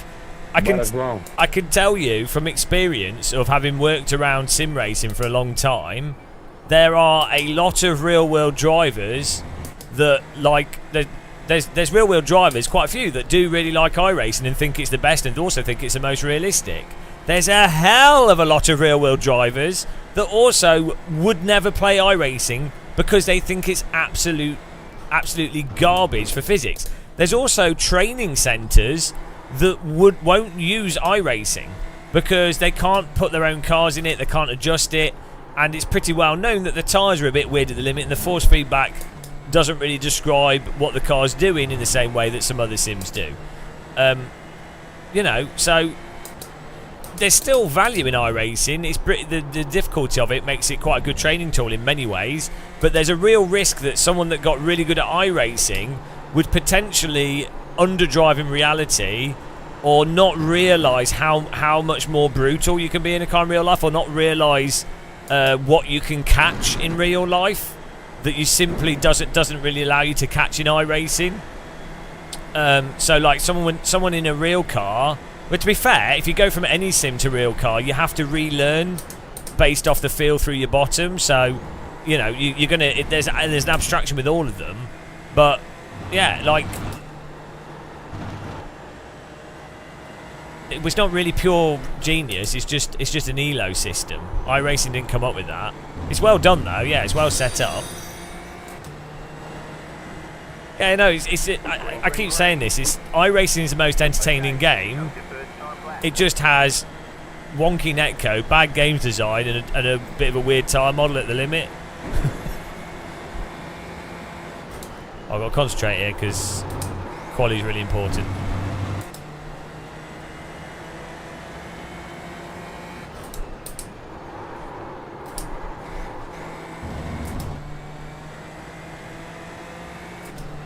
He coaches an IRL driver and he needs to teach him the game. The IRL driver says none of that shit happens IRL. What's that? Well, also, Swolio's doing really good videos of his radical racing at the moment. They're genuinely really good. They're really nicely edited to keep them entertaining. And also, it's the radicals, which are really good. They're well filmed as well. He's done a really good job. Him and his editor have done a really good job with them. But if you watch his last radical video, watch what happens when he overdrives or makes a mistake or has to correct the car. Watch the corrections, and then all of those situations would be a bin in iRacing. So, or would be a drawn-out sloppy slide. And Swolio's, you know, obviously because he's a good driver, obviously, so he just does a little correction, and it's not a biggie.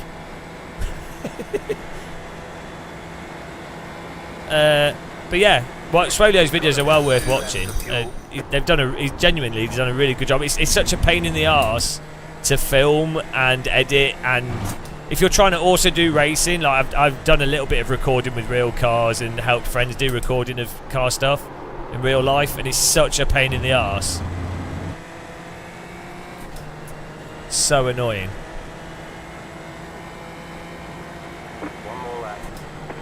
So yeah, it'd be nice to see Swolio do well with his real driving stuff, because I think he's good. I think he's good.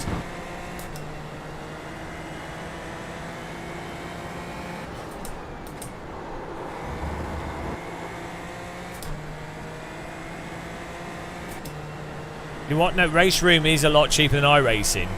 You can buy the entirety of Race Room for £60. iRacing works out at about £300 a year. Oh yeah, no, I know that guy. Yeah, he's done a really good job. That Italian guy. That's a really good channel worth watching. Also, that Italian guy, his videos really highlights how shit real world drivers are, and like people go, oh, rookies on iRacing driving into each other, too aggressive, real drivers are scared and they're more careful. It's like no, watch that guy's videos.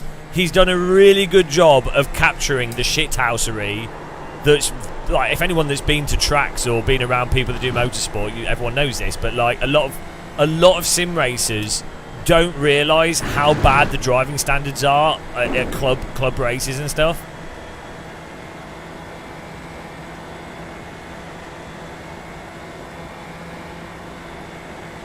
Have about 1 lap of fuel left.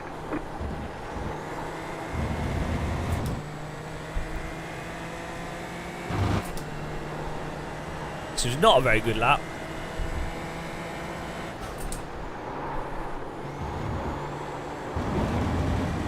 Like, see how sloppy that correction was? And that's with me using IRFFB. And that's with this car, probably one of the easiest cars to catch in iRacing. Wow. Alright, there's the checkered flag. Yeah, you were driving F3 with friends, and the fact that I can drive with 0 ring and AC and feel the car oversteering. Yeah. You can... IOFFB does help with that, though, to be fair. Bad engineer. The guy has driven GT3 IRL and struggles on iRacing because he tries replicating IRL techniques. Yeah. Well, so this is the... I mean, I've talked with Swolio in real life, and I've always, like, sort of said my view chatting to him. I've not chatted with him that long. I mean, we've had dinner. Or probably, like, hung around with him for a few hours. My experience in general is that real world driver, like you can just drive more aggressively in real life at less detriment. It might not be the fastest way to drive, but there's times where that's the right thing to do, and iRacing will just completely destroy you. And oh shit, how much iRating did we gain in the last race? I think we gained 40, didn't we? Guys, how much iRating did we gain in the last race? 48, okay. Well, it was a really high strength of field. Right. It's 741, new pole. The advantage is, though, if you learn on something like iRacing, and if you can then...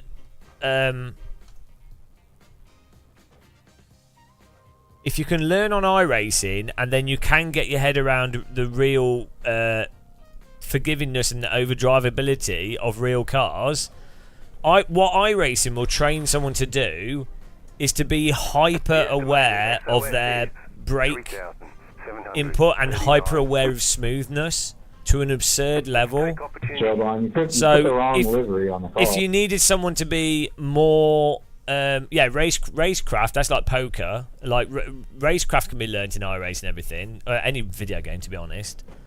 But from a driver skill perspective, iRacing I would say, is going to be the best sim to make someone understand racing lines through corners. It's the generally fastest line, and raw precision for brake pedal and trail braking, because the sim is so sensitive to those aspects to like a ridiculous level. There's like a real car is just not that precise. Like even a rental go-kart.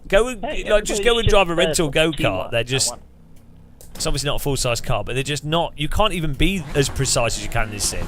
You're bumping all over the place. Let's go. Pole's open.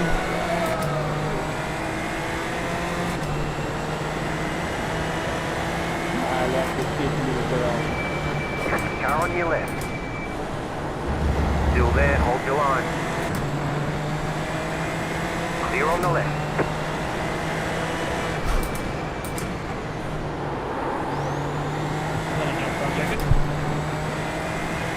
Yeah, I got a grab too.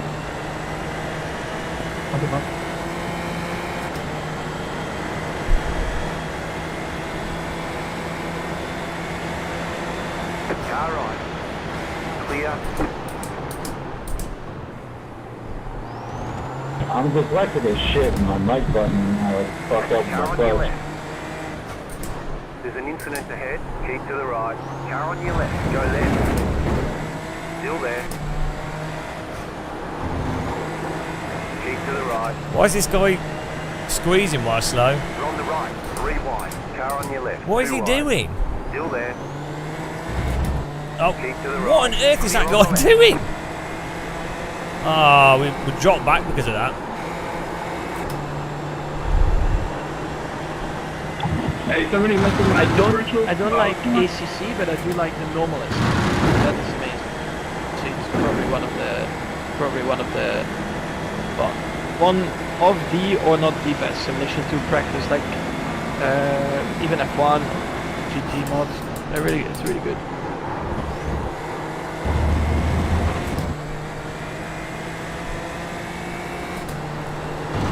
Let's go.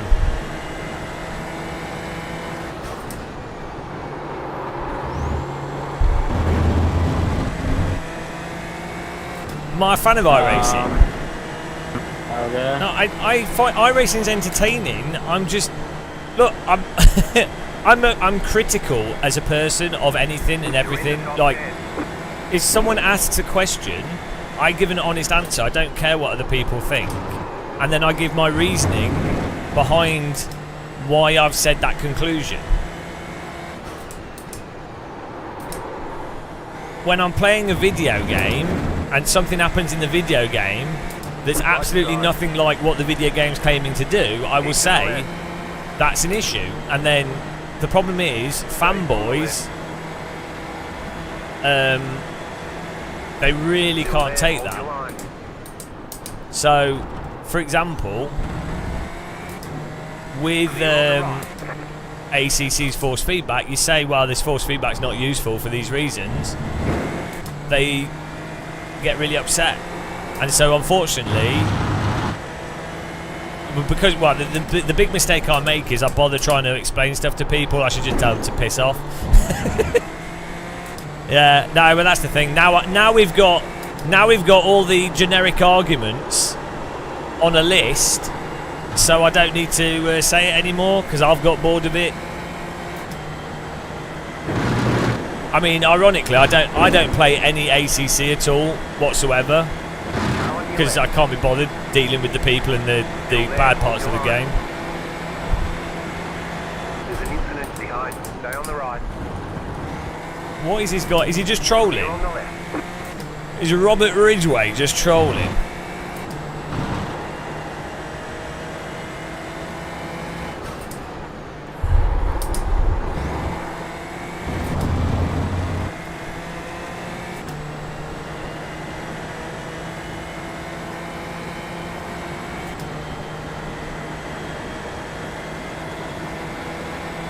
Yeah, he's just trolling. Go on your left. Stay on the right. Still there, hold your line. There's an incident behind. Keep to the right. He's just ruining the racing. Why? Still there. Why? Like, it's just shit for everyone. This just makes the stream. This just makes the stream shit. It just makes it less entertaining, doesn't it? Still there, hold your line. You're on the right. Why is he wobbling all over the place? Stop! Stop stream sniping, Robert. My iRacing hasn't tanked. We've been gaining like 300-400 iRating a day. We lost iRating because I was dicking around in MX5 and F4, having the bandits crash into me from when we did the last 5k challenge. Yo, Damon, can you quit holding your shit?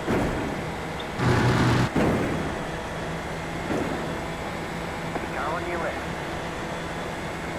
What is he doing?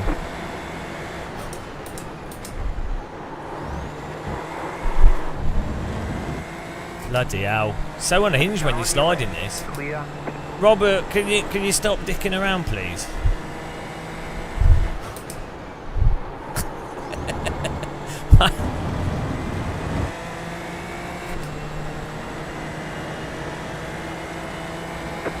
Twitch TV/Gamer Muscle. Oh dear. My bad. Sorry for making everything. I was trying to just work together. Still there, hold your line. Just give me a toe to the leaders, you've got pace.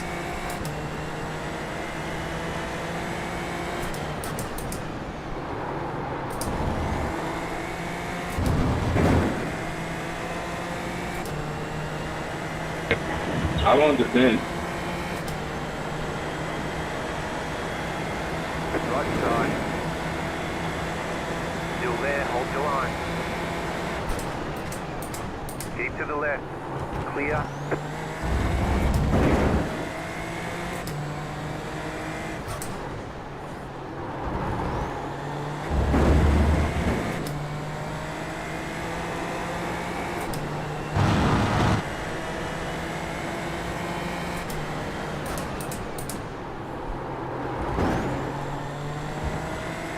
Come on, Justin, get online.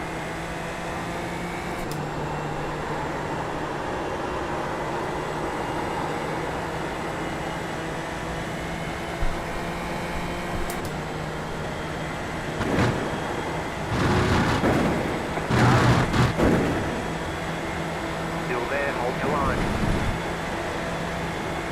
Why is he doing this? Like, what's the point? Clear. Justin, can you quit being a toaster?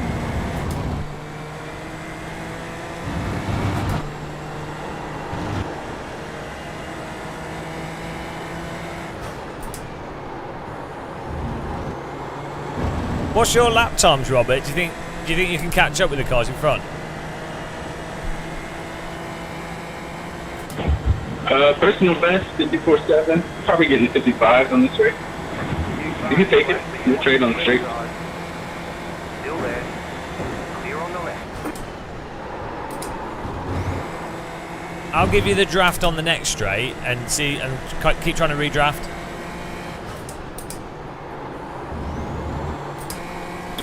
In America, we call it shake and bake. Shake and bake. Oh, no, you got it. That's the exit.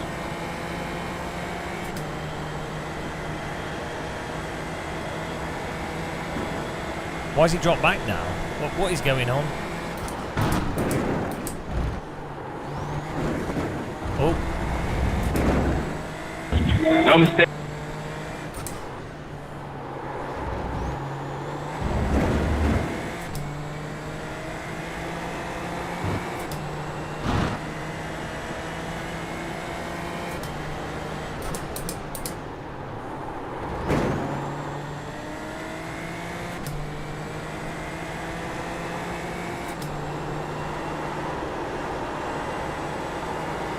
He might just be lagging, to be honest. Maybe he's not actually that erratic. It's just the netcode and the filtering.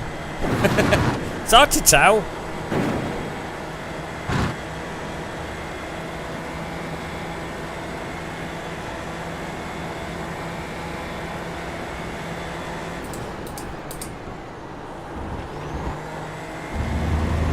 .55.7 is my pace around here on this setup. Once I'm not doing stupid stuff.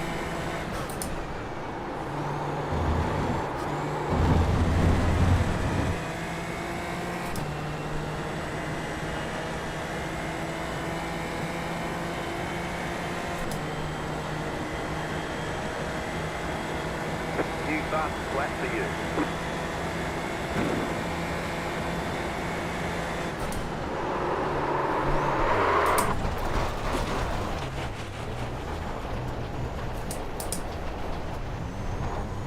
Whoops. Did you like my drift? I'm sorry, James. You can't. Sorry to see you spin there. So I'll catch back up. You can't counter steer that. car behind is closing on you. The gap is 2.4 seconds. It's alright. You went east. Should gone west. Yeah, we kept out of the wall, it's fine.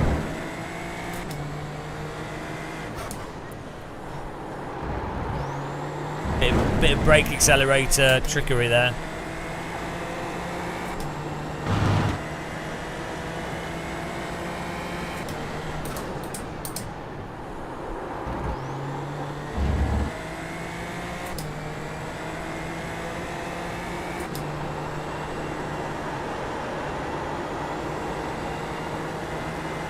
Yeah, no, you don't want to push the brake and the accelerator at the same time because only noobs do that.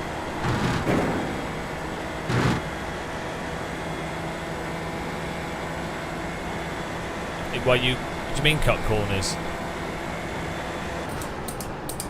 I mean driving. I don't think doing a full Joker lap is good. The leader is running 54.738.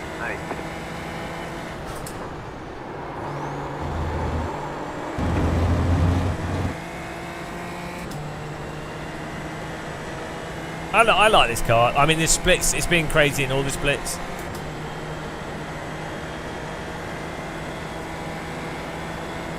Oh, -4. What a disaster.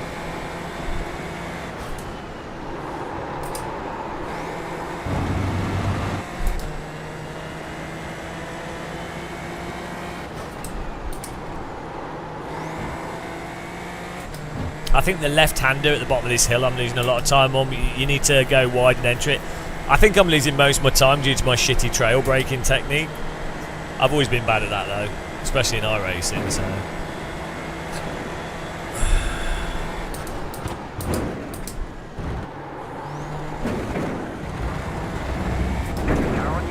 Then I'm also just not I have a wing this time. I'm not braking hard enough.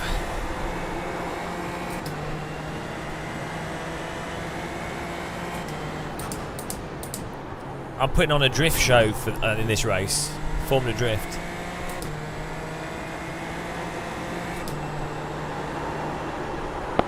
I'll send you this up.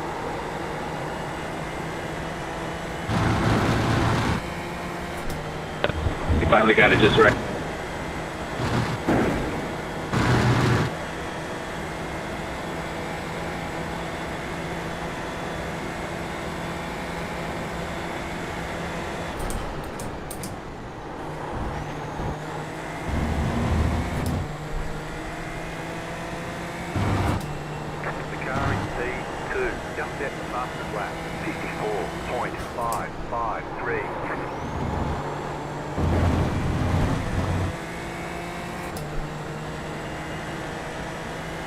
Try and get back into a rhythm. Yeah, it's ridiculous, the grip. It's good fun though. I like that, but I think it does. Yeah, I think it's what makes this car more fun to drive than some of the others. Try and do a PB. 55 now. Same thing's fine.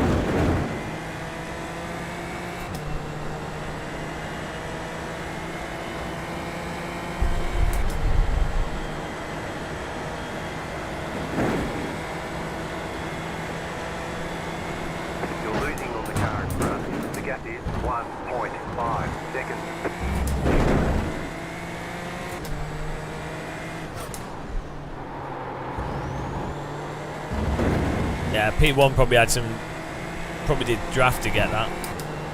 Like, I think someone did a 53 though in quali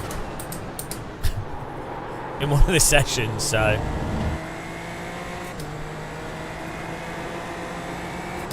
I mean that's like ridiculous pace.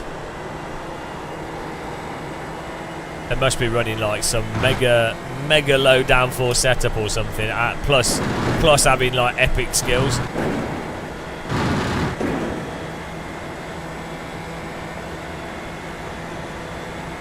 Now this is iRacing is actually more grippy with all its cars than other simulators. This car is like the most grippy car in all of SimRacing. just set the fastest lap. 54.49.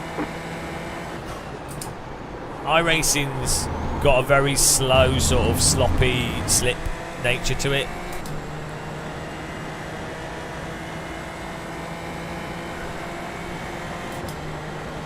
When you've got grip in iRacing, it's like pure glue. The car is P13, just set the fastest lap. 54.375. You don't need skill. You just need to sim race for 20 hours a day. And we need to put more sheep on the car. So I've said this.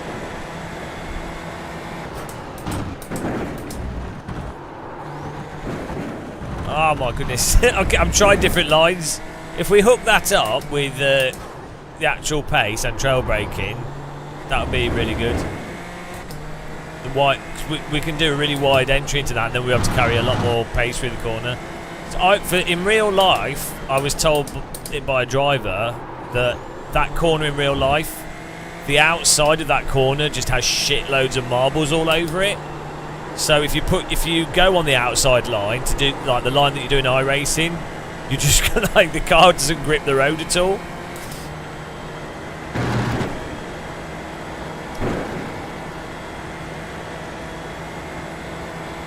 But in iRacing, the outside of that corner is really good. I think it's better having it grippy. It's more fun.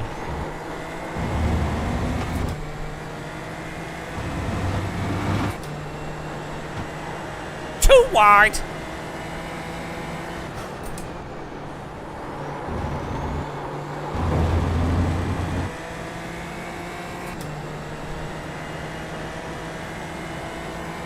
Well, it'll depend on the race weekend as well, won't it? And when it is in the race. So F3 or Super Lights would probably be happening after there's already been like GT or junior racing. So normally it's like junior.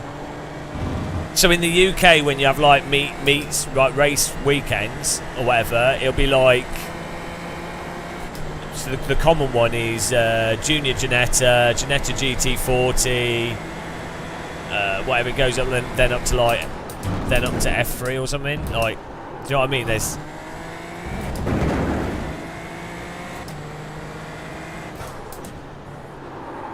normally a selection of things beforehand.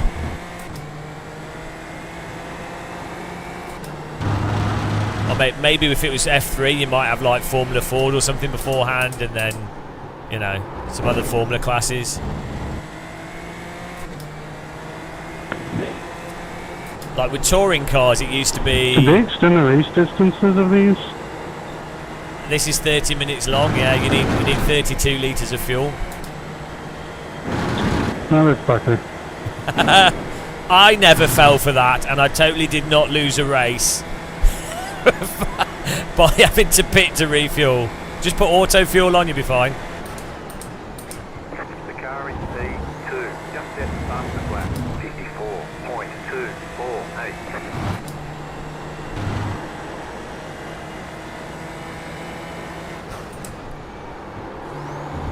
54.248. Wait, so there is refueling for everyone? Am I missing something? No, you need to put 32 litres and you don't need to refuel, but if you do refuel, it's I think it's 11 litres, about 12 litres of fuel if you do it manually, if you have to pit when you run out from the 20 minutes.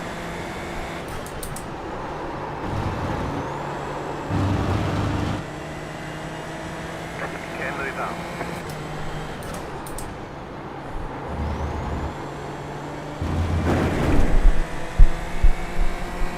It's about an 8-second stop in the pit box. I think it works out about 40 seconds or something total, 50 seconds. Oh, probably more.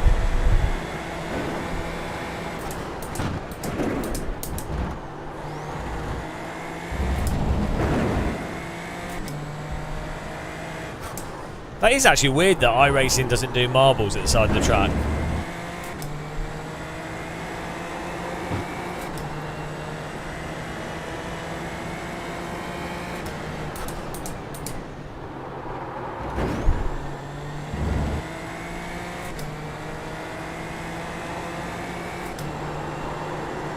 Well, graphically they're not there. Or you don't really notice it.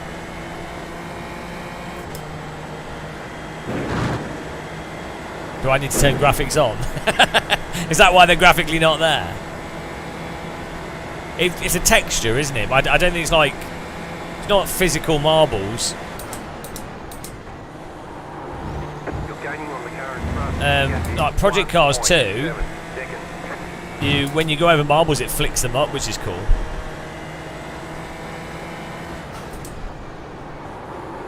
It's actually a really immersive effect. You're gonna have to pit, Mazda? Yeah, unfortunately, I won't fight you. What position are you in?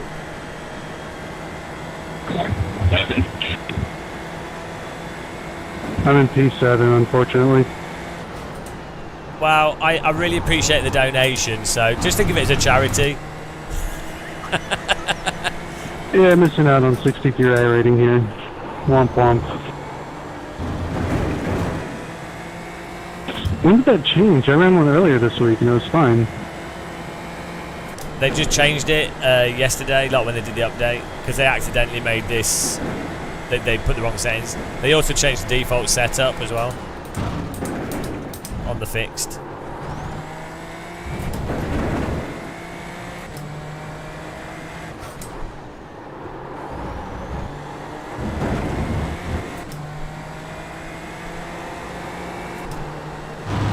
I've really enjoyed this though. Like this track, like I get annoyed by iRaces and the stupid shit in this game, but I find this really just driving around like this. To me, is really like relaxing.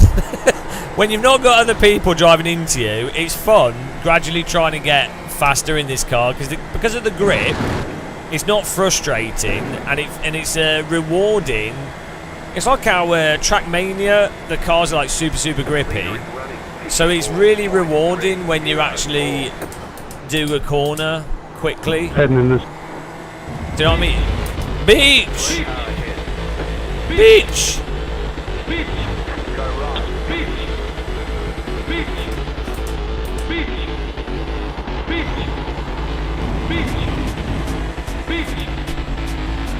That wasn't you running out of fuel, was it? No, I'm in the pits right now. Oh. Someone's just parked, they run out of fuel. Beach!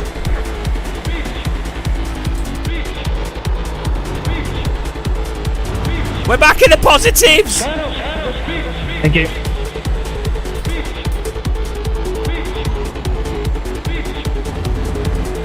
Let's go.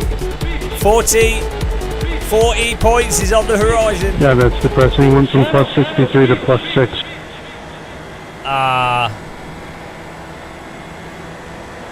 They're just numbers.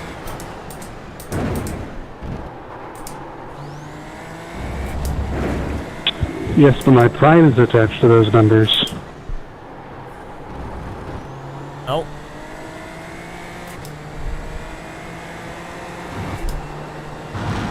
I use Fruity Loops. I used to...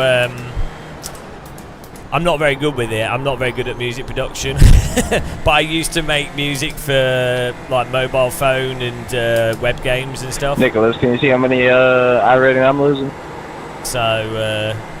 No, I've got it set up just for me on JRT. You can be really shit at something and still make money out of it.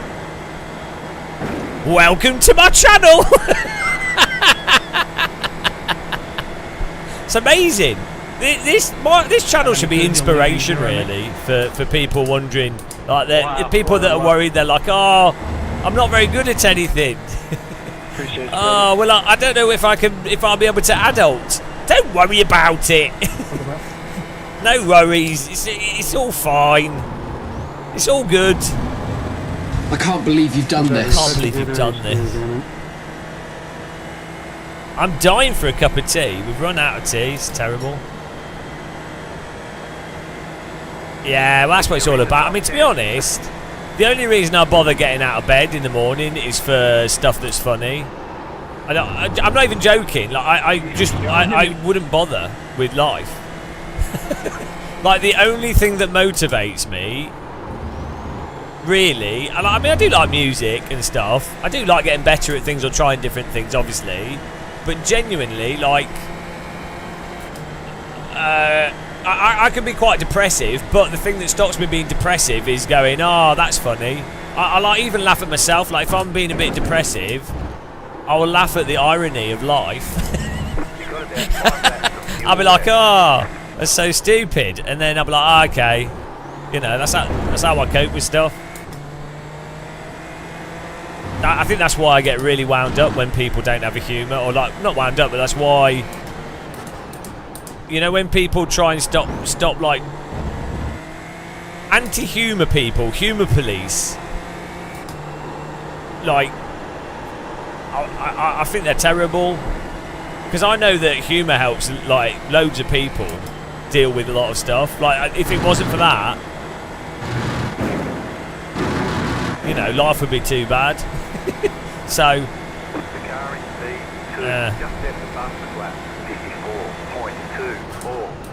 Oh, we need to get this next car, guys.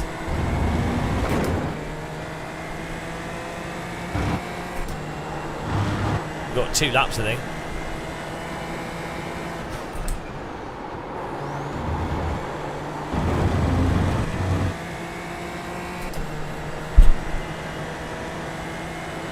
Yeah, well, that's it. I don't get why some people are so serious all the time. And they don't seem to have any humour at all.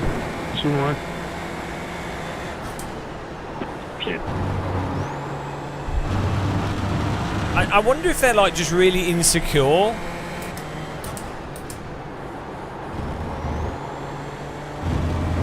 It's like if you realise that you're going to be dead anyway, and it doesn't really matter.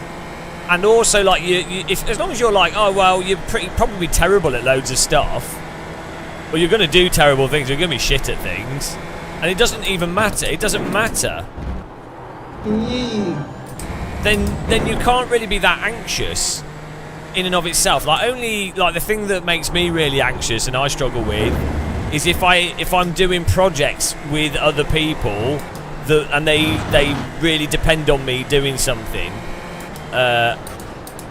That makes me really anxious because you really don't want to mess up their project. Do you know what I mean? But like when it comes to stuff, just like day-to-day stuff, or you know, like people worrying about being perceived as whatever, what you're wearing, how much money you've got, what car you drive, what you know, all those kind of things. Like there's no what people sort of think of you.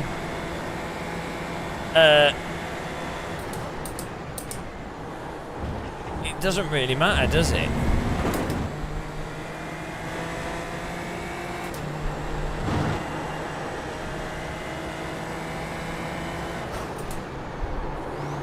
That doesn't mean ignore feedback from people. But you know. Yeah, but I mean, I judge myself pretty harshly. But that's a separate thing again. I think you should be really critical of yourself. But that's not like go. Like I'm really critical of how fat I am at the moment because I think I shouldn't be as fat as I am. I don't want to be, so I'm critical of myself to not do it. So I'm not eating biscuits. Like if I buy biscuits, I'm like, "Oh, you idiot!" So being critical of myself for that is good. But yeah, there's productive self-criticism and unproductive self-criticism. Depends how like emotive you are about it, I guess. Sorry, I couldn't get first gear on that. Go right.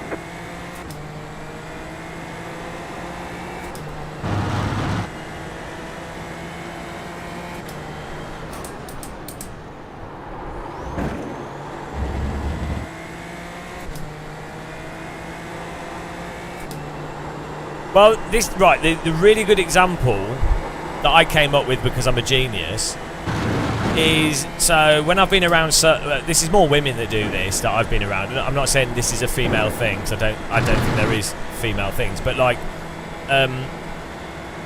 female friends of mine specifically, and some male friends as well, but generally more female friends they'll be like, oh, what I'm wearing, or like, oh, what if they see me in these, or like, what if I'm out and about in this, and ow!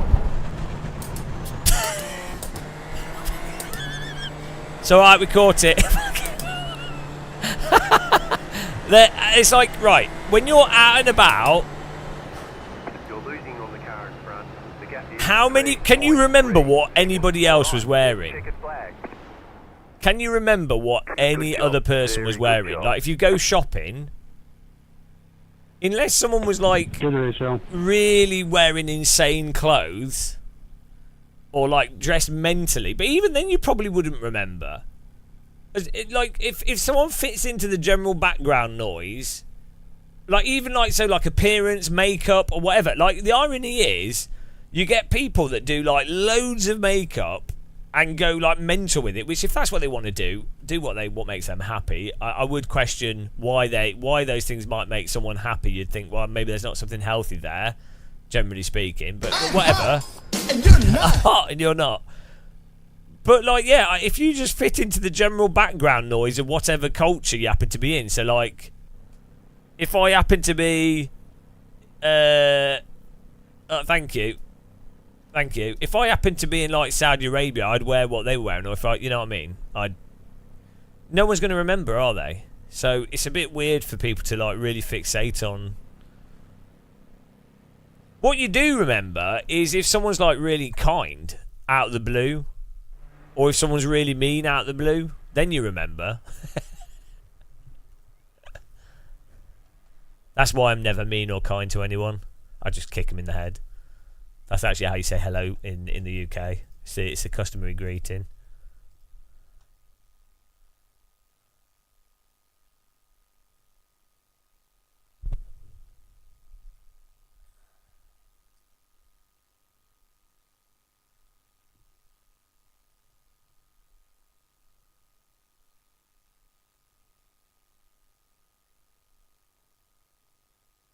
What's he done on this? 18 and then 7.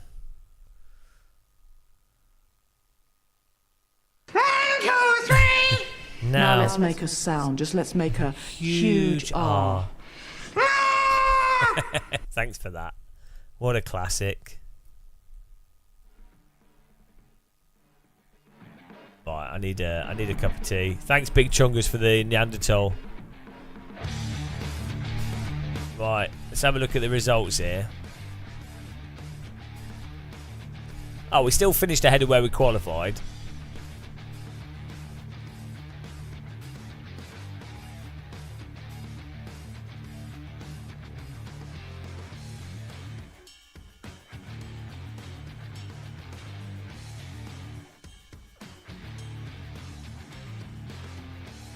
Let's have a look at where we lost it on the corner. Oh, thank you. Which lap did we spin it on? Oh, there we go. Makes midday. Appreciate that. Nothing like watching a person with the head of a boiled egg. Right, here we go. I think I turned whilst braking. Oh, I didn't brake until like... Oh dear.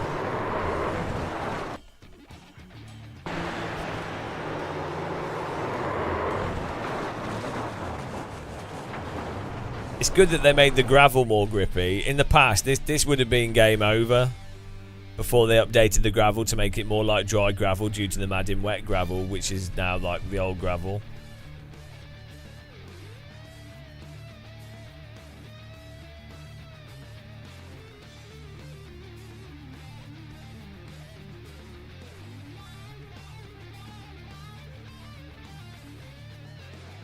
Look at that.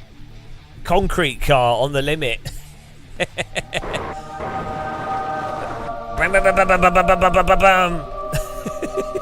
It's the new concrete car line. I have become gravel. Oh yes. Yeah, let's make half the car. Right. I don't know what we got in that. Let's make half the car. Half the car grass, half the car gravel.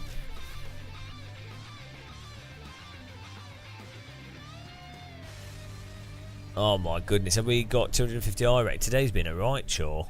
Just to get 250 I rating, bloody hell.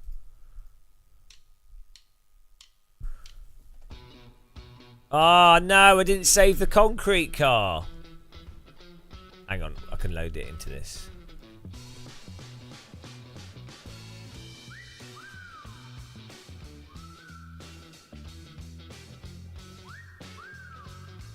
I really need a cup of tea. Absolutely dying.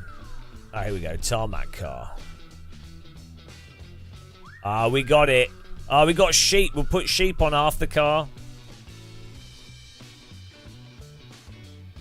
How do we...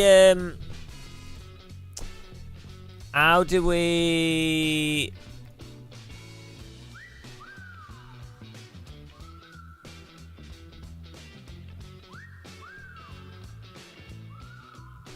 We need grass.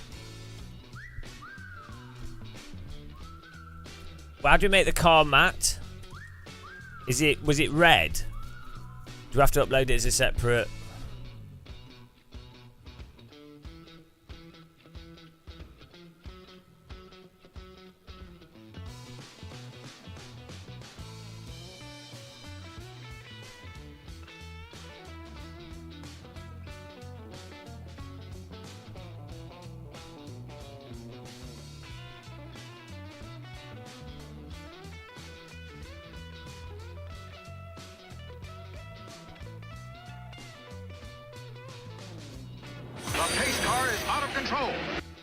Oh, thank you. Just doing some proper livery work here.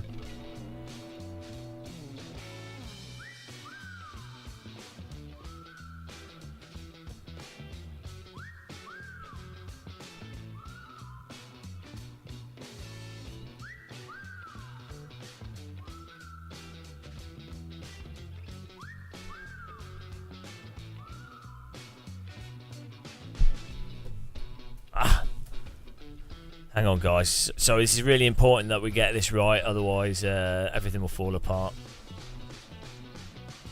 Right. Oh, we put a sheep on the wrong part of the cart. Right, so what layer does the texture go in for the specular map?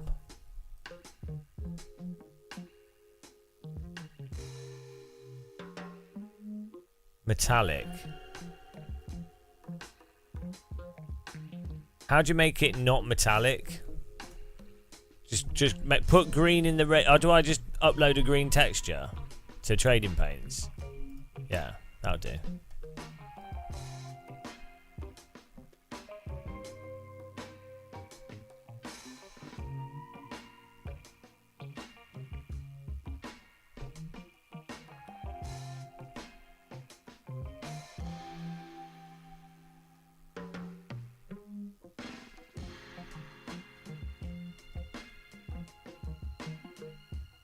But it's hard being an artist.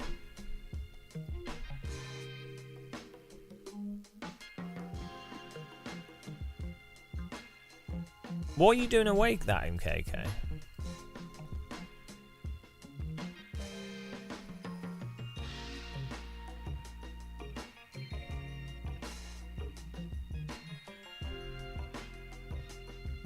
I don't have any time for anything. I don't have a life. Normally, I go off for like a few days. Then normally I meet up with people then. So I normally like blitz the streaming and then I go off.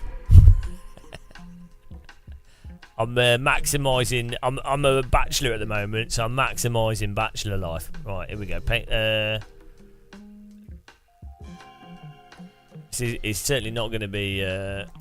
I wouldn't be doing this if I had a partner. But did you say what colour to make it? Green?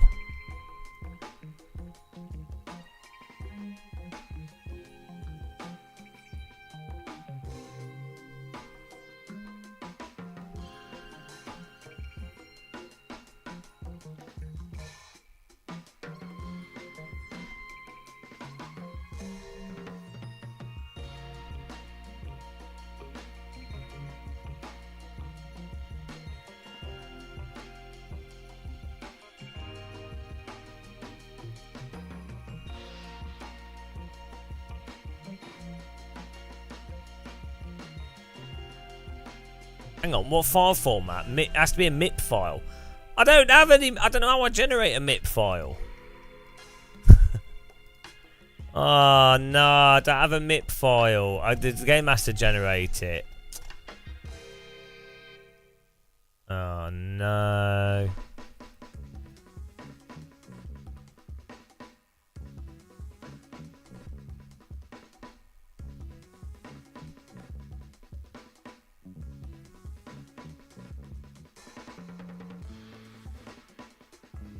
Oh yeah, if I had children, I wouldn't be doing this at all. I just do YouTube videos. I wouldn't live stream at all. Or maybe a little bit, but like maybe like once, twice a week maximum. Alright, it's alright. We'll just get on with this.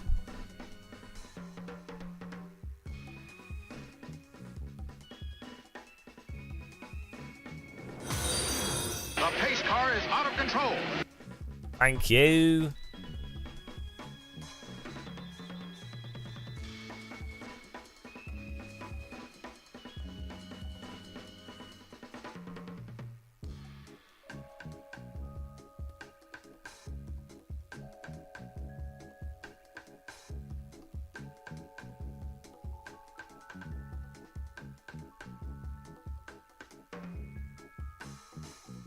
Yeah, well, we can't do this, so it's fine. It's fine. We're fine.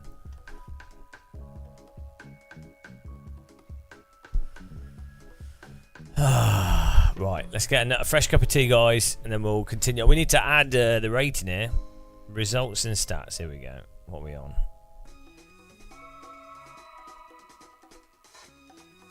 Find results. It's going to be the wrong ones. Always the wrong ones.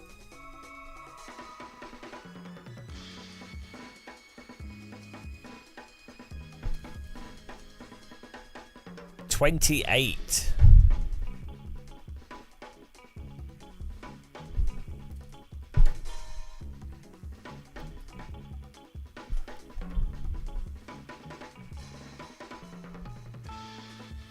Right, back in a second. Getting a cup of tea. It depends what you want. If you play on console as well as PC, I'd go Fanatec personally. If you like the wheel rims, I'd go Moser. If you're going to get pedals, I'd get Fanatec pedals and the Fanatec wheelbase. Right, back in a minute.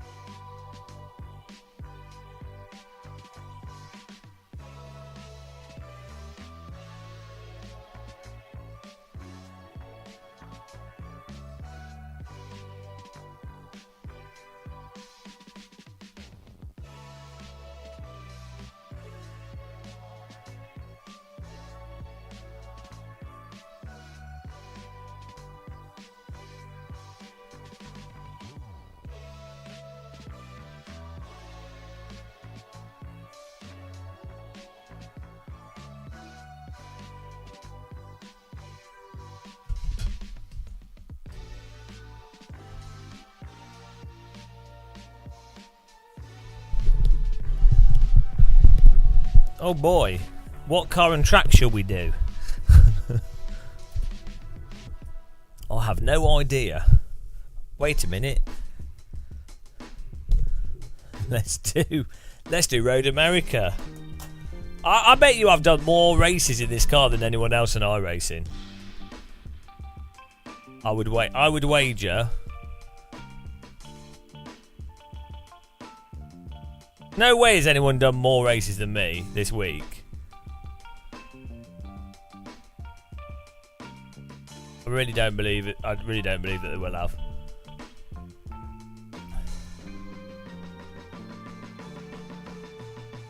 We could give it a go after this race. We'll try it. We'll have a break from this car. I don't think 250i rating is happening today. As hard as I tried.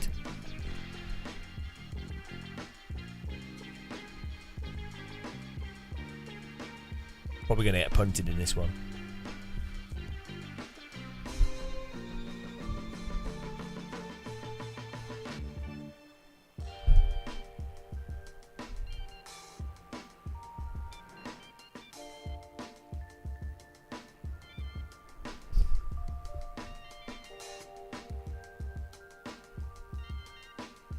Oh, I forgot to take a paracetamol.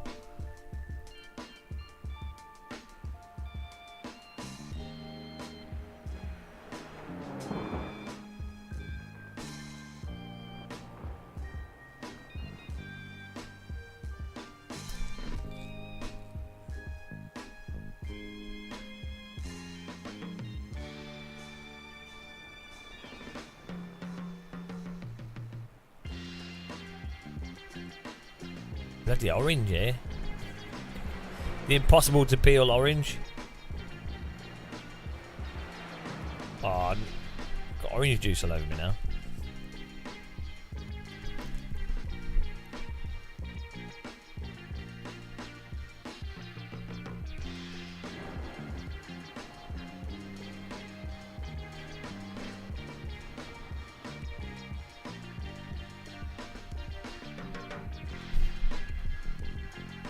Oranges from a fridge are well good.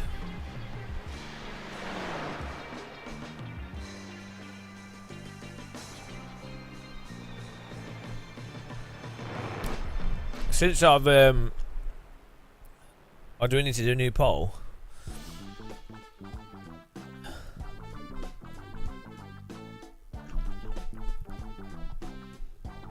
There you go. 2 minutes. Since there you go, get your channel points in. Since I've not been eating biscuits or anything, I've just been eating bananas and oranges. Probably eat like two or three oranges a day and 1 banana a day.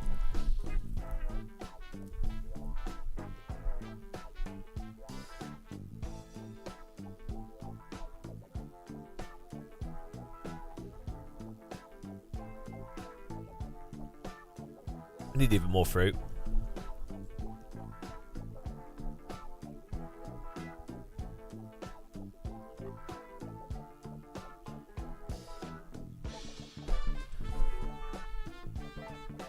Mostly open wheelers, yeah. We're gonna have to get 6k in the road cars, so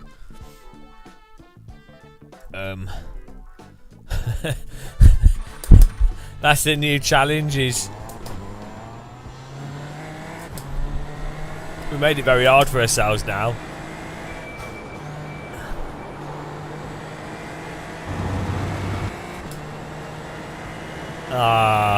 See, I don't really get on with Sebring. We'll see. Maybe. I don't mind it, I just don't get on with it. I don't like the left-right corners. Did you watch Swolio's Radical video? Like the bumps. The track's ridiculous. It's so absurdly bumpy. It's so absolutely absurdly bumpy. Like, genuinely really bad. It might as well be like a go-kart track.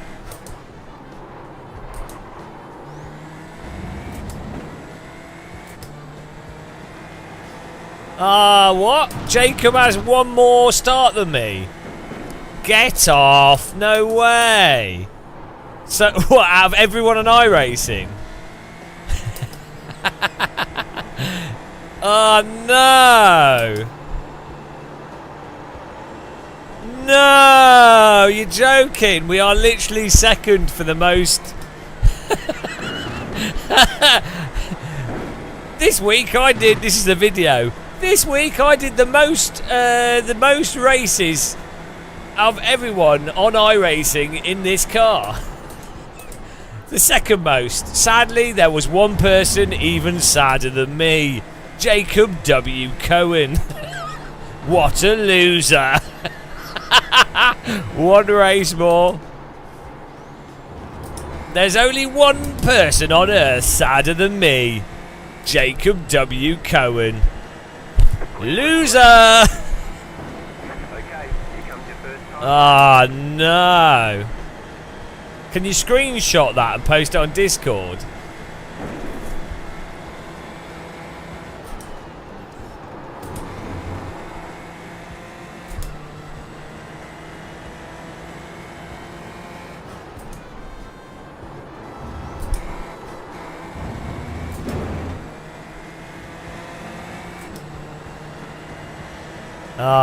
How much E-Peen does he have? He should have all the E-Peen. He's probably only 12.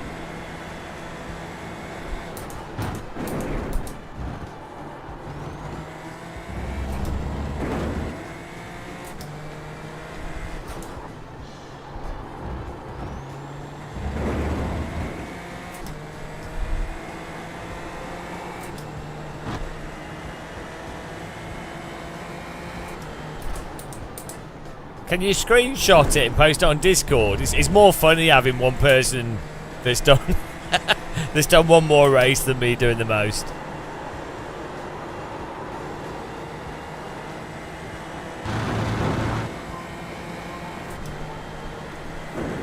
I mean, that is really sad that I have done the most. Technically speaking, I am the second most experienced driver of this car.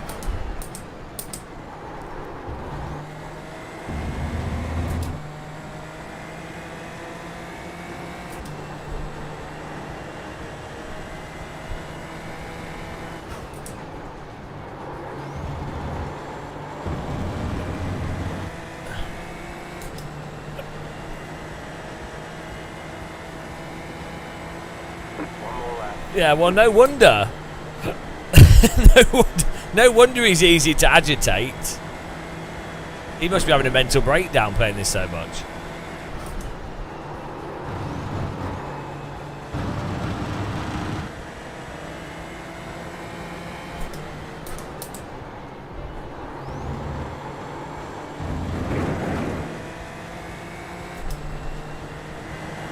Why doesn't he live stream? If you're playing a game, if you're playing a sim so much, you might as well live stream it. We have 100, 200, 300 people watching, all sadly crying themselves to sleep, all wondering what they're doing with their lives.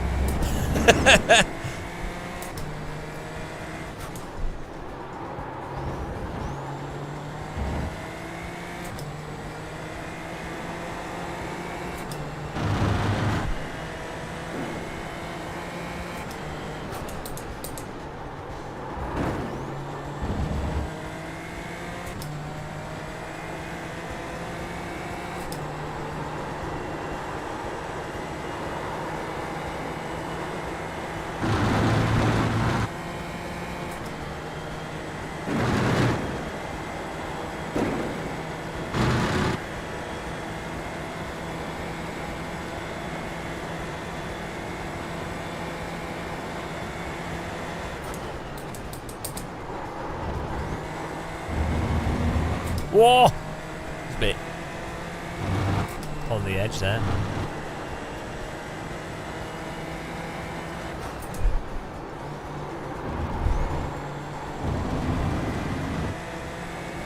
That felt like a pretty good lap.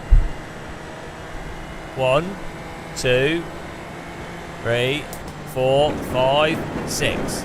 6-2? Yeah, that was alright.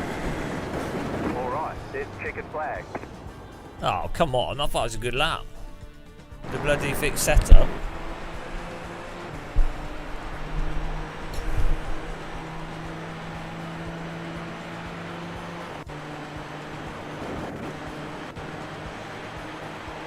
Yeah. Not too bad.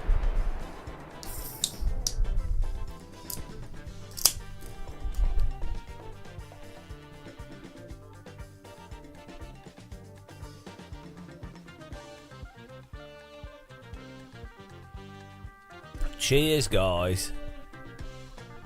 Cheers, everyone.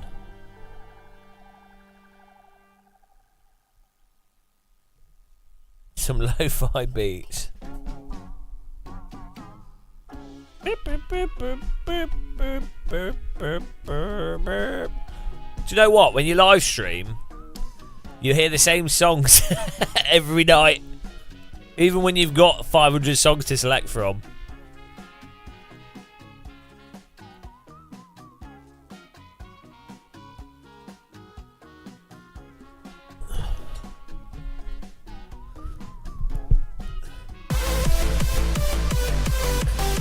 Say the kiss! Woo! Say the kiss! Say the kiss! Canadian man with a mohawk! He's not got a mohawk. I don't know what he's got. He's not a mohawk. Thanks for the raid. Appreciate the raid, guys. Sexy Sadakist. Sadakist, would you like a fact, a statistic? I am the second most experienced driver in this car on all of iRacing. How many starts have we done? I might, this race might make me the most experienced driver of this car. We've done like 36 races, 43 races this week. We are. There's one person that's done more than me. This is our 43rd race.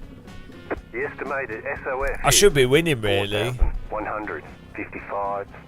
Oh, the car's updated. The grass, concrete. Oh, here we go. Thanks for the raid, man. I really appreciate it. I hope you're well. I now need to concentrate. Green. Welcome along, guys. This is we're trying to gain 250 I rate today.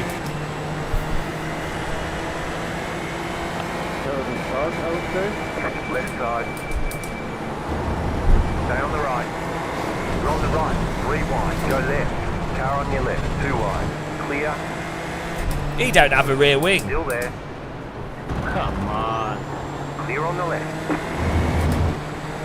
Right side. Still there. What are you doing, man? You're in the middle. 3 wide. Get off the track. Clear. 2 wide. Still there. It's okay, I think. Clear on the right. Sadakist Car right. blessed Clear. me on that one, I think.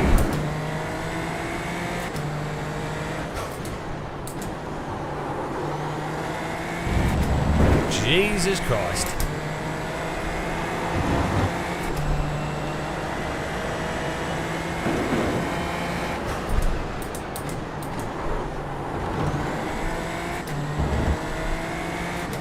Every race. I was good avoiding, I felt. Woo! Thank you for blessing me. What are you up to, Sadakist? You doing any real world driving? Guys, go and follow Sadakist. He might be Canadian, he might be dumb, but go and follow him. It's a rule of thumb. Do you like that? I just came up with that. That's what you get for raiding me. It's still winter. Oh. You loaded iRacing expecting a good time.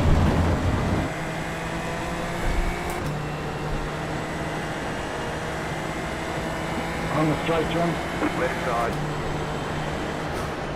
Still there. Clear. You're in the top 10.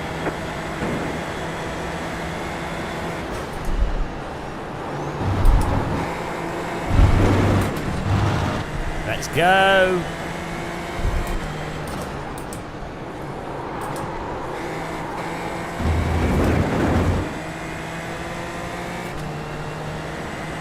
Sleep time. Get in there.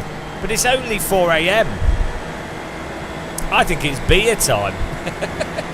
It's beer time, not sleep time. You've got the times wrong. 4 a.m. is drink time.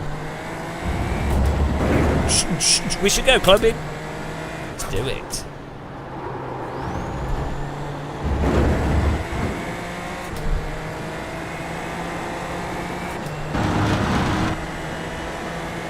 Catching up with the field here, guys.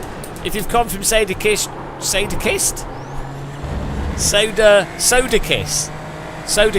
if you come from his channel, say hello in chat so I know that I need to ignore you. so I know that you enjoy watching a weird Canadian, and I can put you on the list.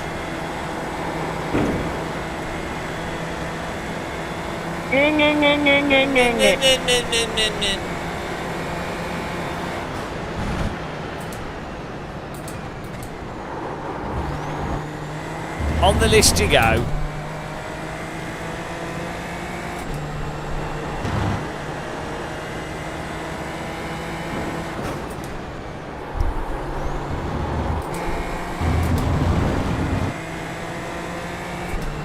Thanks, Big Chungus. Yeah, I'm prepared and ready to go raving. Can someone send me some pineapple chunks? Oh no, I can't eat them because of my diet. Pineapple chunks are the best. Rampage.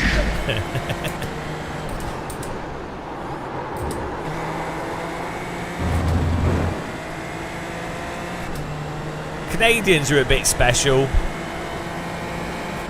Let's be honest. Right side. Still there. Clear.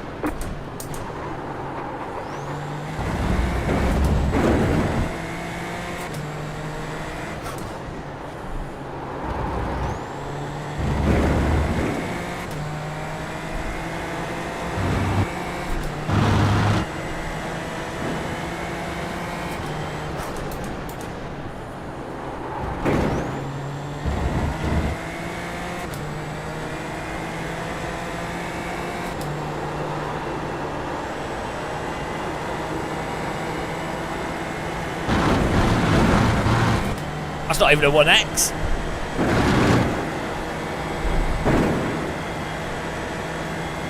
They're French. They ain't even real Canadians. They're just French.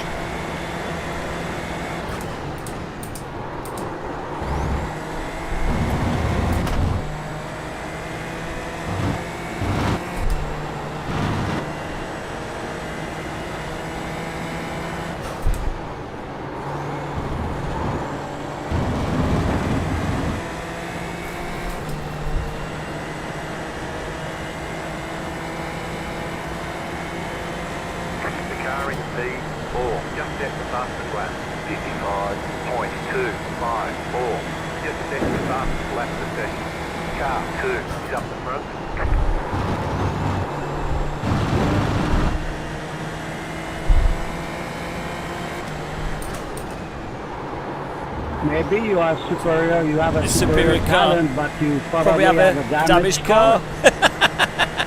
maybe you have a superior talent, but you probably have a damaged car.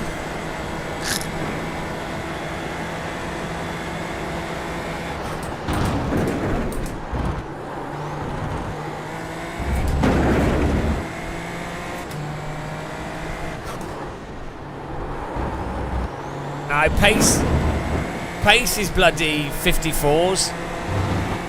Someone did a 50 sod in 3 in the open one. In quali.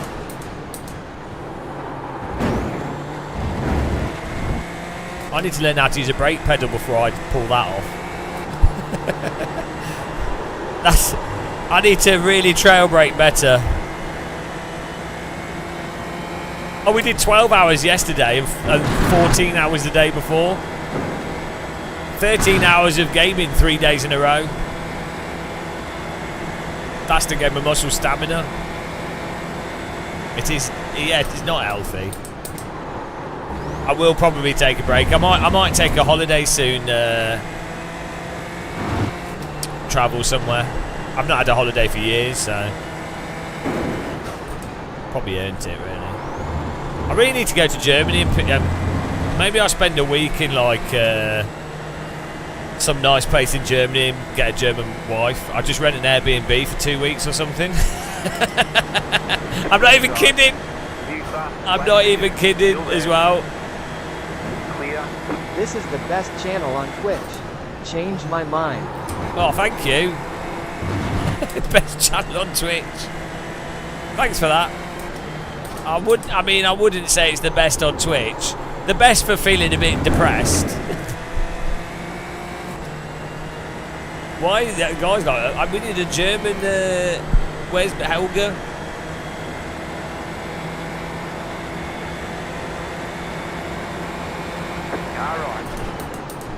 Clear on the right. Whoa, sorry. Sorry. Good avoiding me there.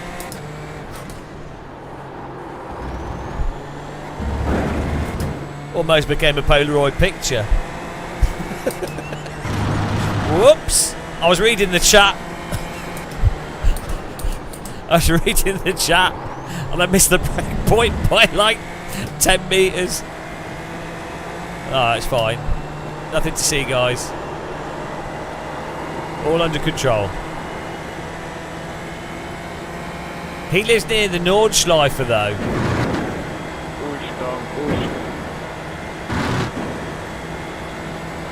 Anglo-Saxon. I was about to get dropped and you started attacking.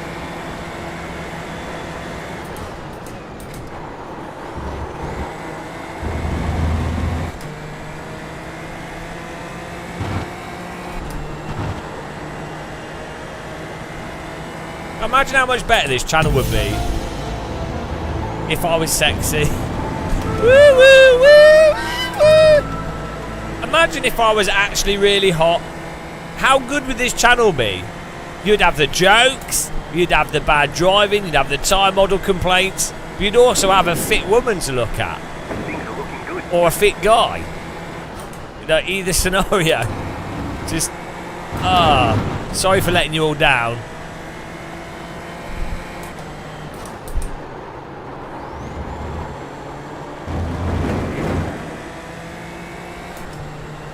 But yeah, imagine it. Imagine like one of those like really good-looking thots. Not that there's not many of them, but imagine hypothetically a thot that was really good-looking, but they were also going for 5k I rating. If you were attractive, this channel would lose its charm. Thank you for that. Yeah. Well, that really is really. You're ugly, and that's why we like this channel. Matt Malone, the sexy beast, is in the channel. What's he saying? I can't read it because I'm distracted by the race. What did Matt Malone say? Something about sausages, probably. I didn't read his comment, but I'm sure it said hamburger, hamburger, God bless, Constitution. They took our jobs. I got a gun. Giggity giggity! I don't know what he typed. What did he type? Oh, he's been here all day, lurking. What did I tell you about these guys? He's been here all day, sausage in hand, slapping his sausage around. I'm not going to judge. If you've got a sausage, you might as well play with it. It's free entertainment. God bless innuendos. Or were they innuendos? I don't know. Streamer can't read chat. Why are you on YouTube? You're a Twitch filth. YouTube filth. That's it. We've got to tell Twitch that Matt Malone's cheating.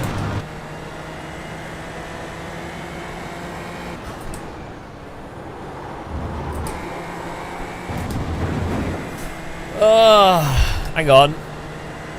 Oh, looks like gamer muscle's taking a little.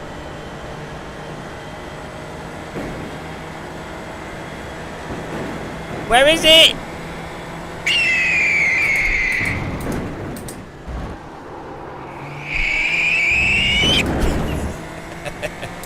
What do you mean? That's how...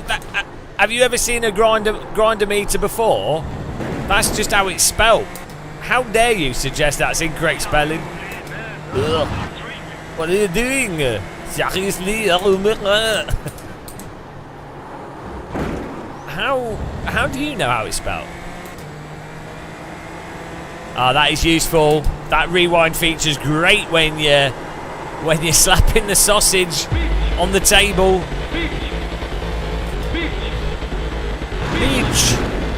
Beach. Beach. Beach. Beach. Beach.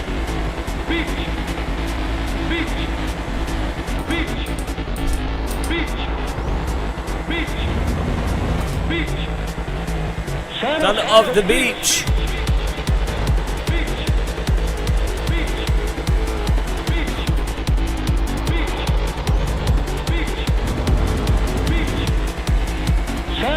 The beach.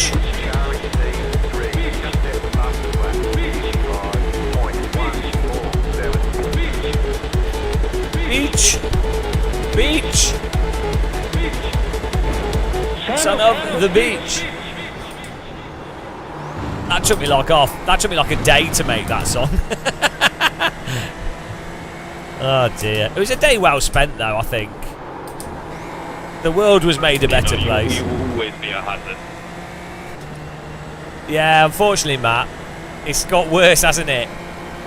It always just gets worse. And I suck at GT3, but I think that's probably what we're gonna have to get good at. Too wide, too wide, too wide, too wide.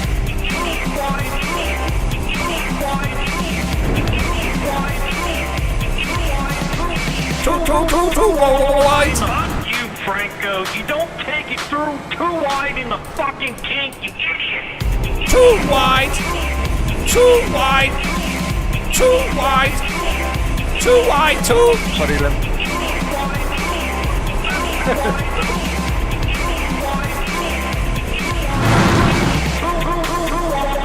Fuck you, Franco. Too wide. You idiot. Fuck you, Franco. He sounds like Matt Malone. That's what's weird. It's like if you were to cross Matt Malone with Sadakist, that's the accent.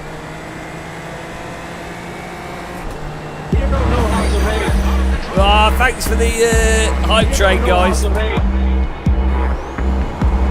You don't know how to race. You don't know how to race. I'm gonna report you, man. Play Tetris. I'm gonna report you, man. Play Tetris. I'm gonna report you, man. Play Tetris. I'm gonna report you, man. Go home and play Tetris. I'm gonna report you, man. Play Tetris. I'm gonna report you, man. Go home and play Tetris. I'm gonna report you, man. Play Tetris. I'm gonna report you, man. Go if home. you don't know how to race, please go home and play Tetris. David MBO songs. Thank you.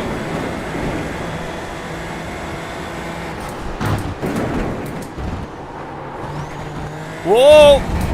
Almost slapped the wheel there.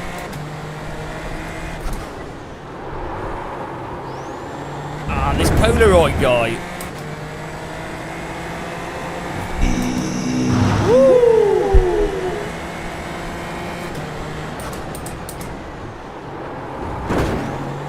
He's just too much faster since I made that mistake.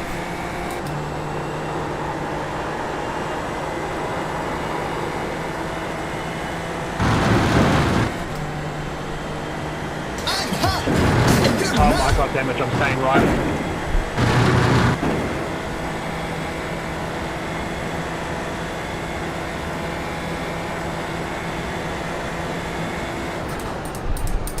Thank you.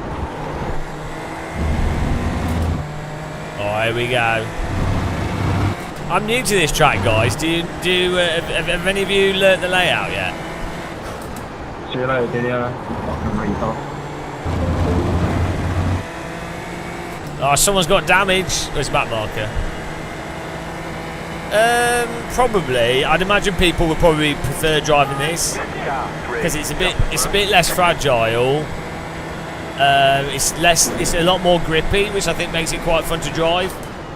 And it's more along the lines of the F4 car. I mean, I really like the. Not there. I really like the. James, I got damage. I'm staying left. Thank you. Let me steal some draft. Thank you. Clear on the left. I definitely think this is basically going to replace the F3 for sure.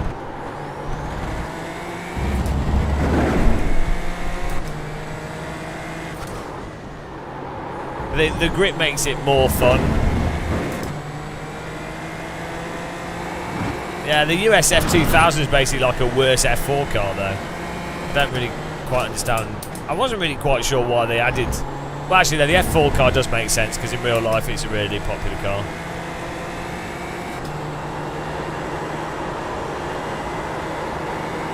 When will I stop giving money to James? The world may never know. Thank you. Yeah, I think the draft in the F3 car combined with how slippy it was made it fun. But I think this is good. Like I think generally the racing in this is better, but the bandits have like... There's a lot of bandits in this making it a lot worse than it otherwise would be. When we've done races in this with clean drivers, it's really good fun. As soon as you have a bandit, it just really ruins it straight away.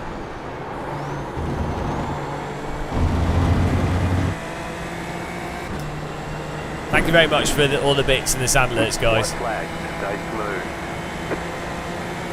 Car 2 is now leading. Oh no! You don't want to grind. It's the worst thing you could do.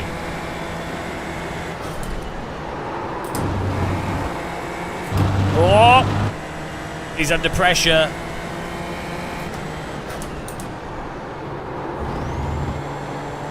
Oh, car in front's under pressure. We're closing. Reel him in. We've got a fish. We've got a fish if he makes a mistake. Welcome back. We need a fishing emoji when we're in the draft of a car. 0.7 is a draft for this. It's just unreal when you wish yourself luck and then you hit him.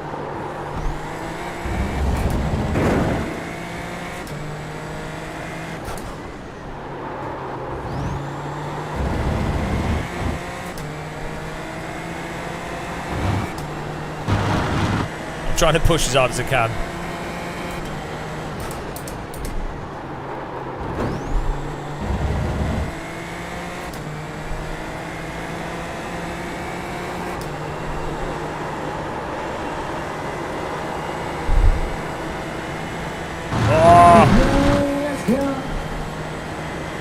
We're just outside.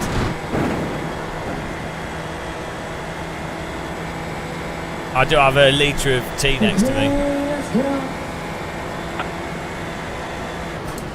Thank you, Mackenzie. Full attack! Full attack!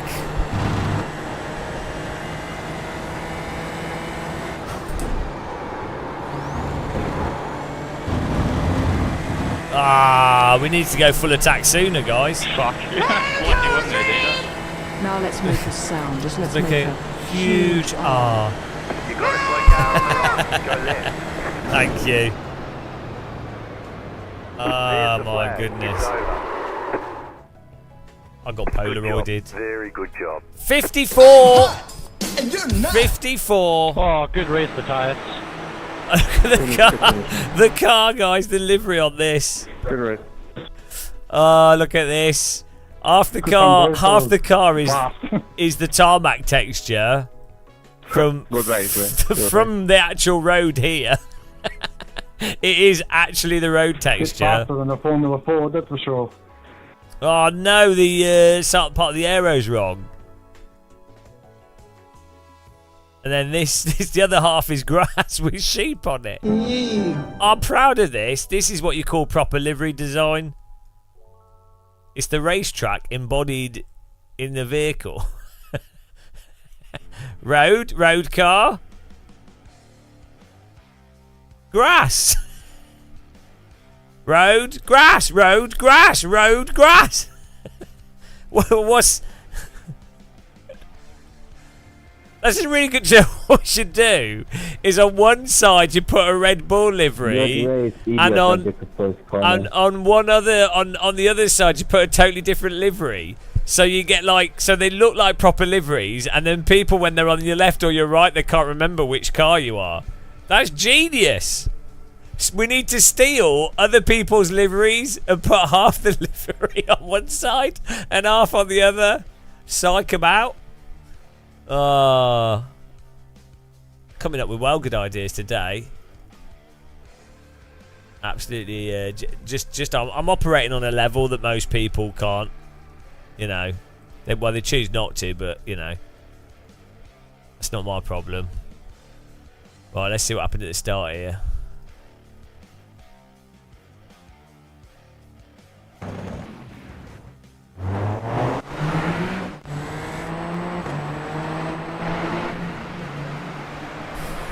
Oh boy.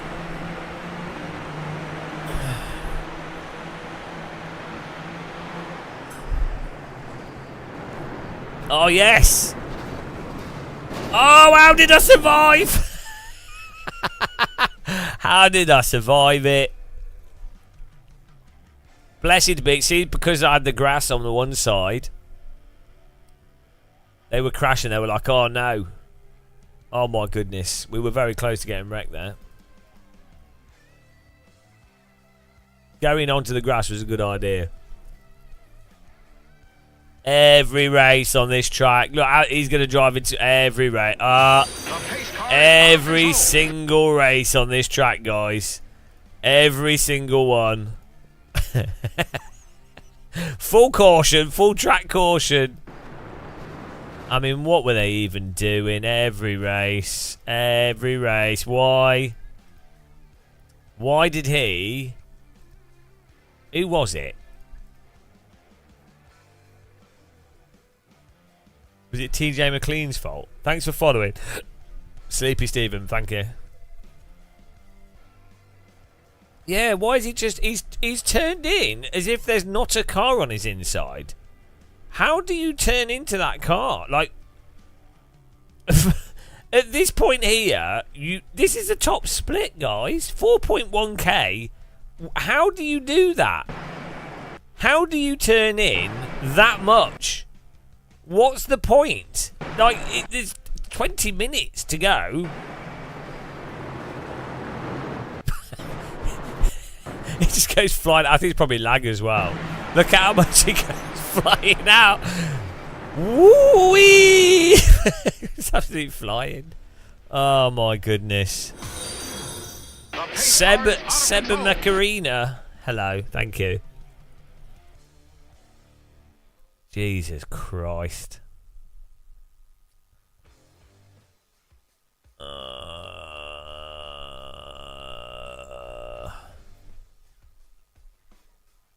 Then he doesn't catch it. He needs to push the brake. Oh, he does catch it. Then the car behind just drives straight into him. As is what you have to do. Don't ever react. Don't ever slow down when there's two cars driving into each other. Just throttle into it. Alexandra Dayak, thank you for following. Welcome. Yeah, like, why would you just throttle into that? Why would you not even lift? So what I do now is I actually open up some space here with the risk of the car behind getting closer, but it gives me a lot more chance to miss shit in front of me. The pace car is out of control. Icy Facts, thank you for following. Welcome. We did Formula 4, F4, and loads of Skip Barber MX5 races. So we're just we're catching it back up now. Do you think we're on 178 iRace? We're not. We're almost up back to 4K. The climb is real. Do we do? Maybe we do the next one as well. But I don't have a triple screen setup. You don't need a triple screen setup. What you do is you divide the road into lanes. So if you're on the left, here, you imagine that there's like 2 lanes, and that this car is going to understeer a certain amount in the lane you're on, and so you just drive according to that. You don't drive into their lane.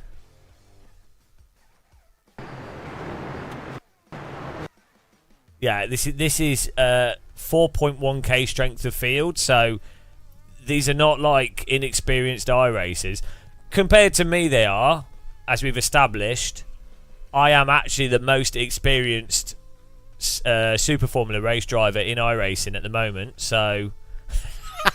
It's true! How I became the most experienced Super Formula race driver in iRacing. It's not a good thing. Anybody can achieve it, but it's true. By the way, guys, check out Mini Muscle. Matt, are you still there? Why don't you get one of these? Get a Matt Malone one of these. You could get Andy Mon to make one for you. I don't know if he can distribute them in America, but they're handmade, 3D printed, and then hand painted. We've got Jardier, we've got me. I'll give you. Can you message me on Discord, and I'll give you the contact of the guy that does it. But really good. They're awesome, and the guy that makes them is a really nice guy, and he was the community manager for Aris, if you remember. So if you PM me on Discord, I'll put you in contact with him. But he has to basically he'll chat with you if you're interested in doing it about the design and like how you want it, and he'll do a mock-up and everything. But yeah, they're not cheap. I think he's selling them for £40 each at the moment, but that's because they are literally all handmade. Like the guy doing it is doing it all from scratch. They're not mass produced or anything. So, but I think a Matt Malone one would be amazing. That would be perfect. Okay, let's go.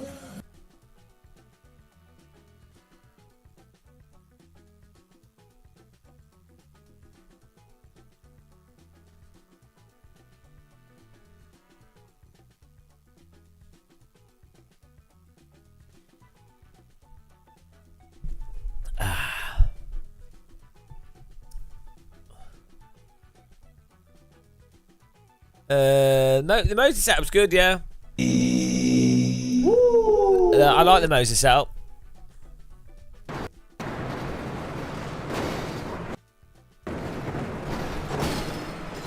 Oh, well done for finishing. The Moser wheel rims are really good value for money. If you like, they're quite heavy, some of them, but we had a good battle with Ernie Pombo. Ernie Pombo has an amazing livery. Look at this. This livery is one of the best. It's one of my favourite liveries, I think, in F3. I'll show you it. I don't know if he made it. It's like really cool Polaroid livery. It looks well good on this car. I think this is the best livery in this series. After mine, obviously.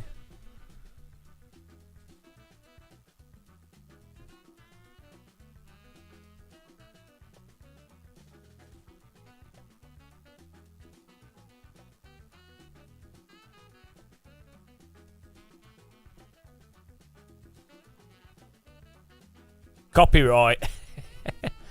Yeah.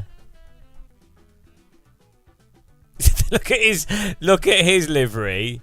You're like, oh, that's a well nice livery. And then you look at this. Look at his livery, and then this livery. The comparison. The quality difference!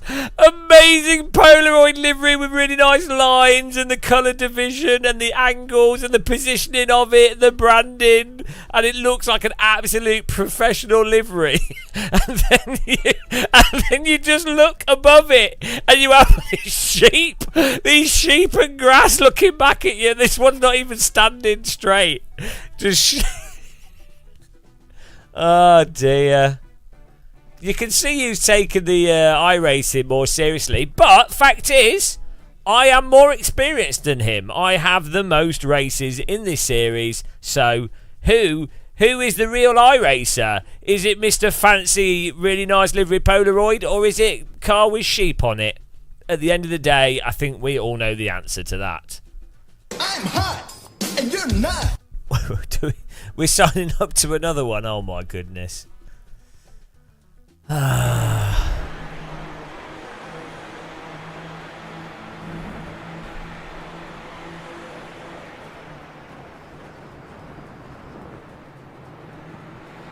These cars are quite long, actually.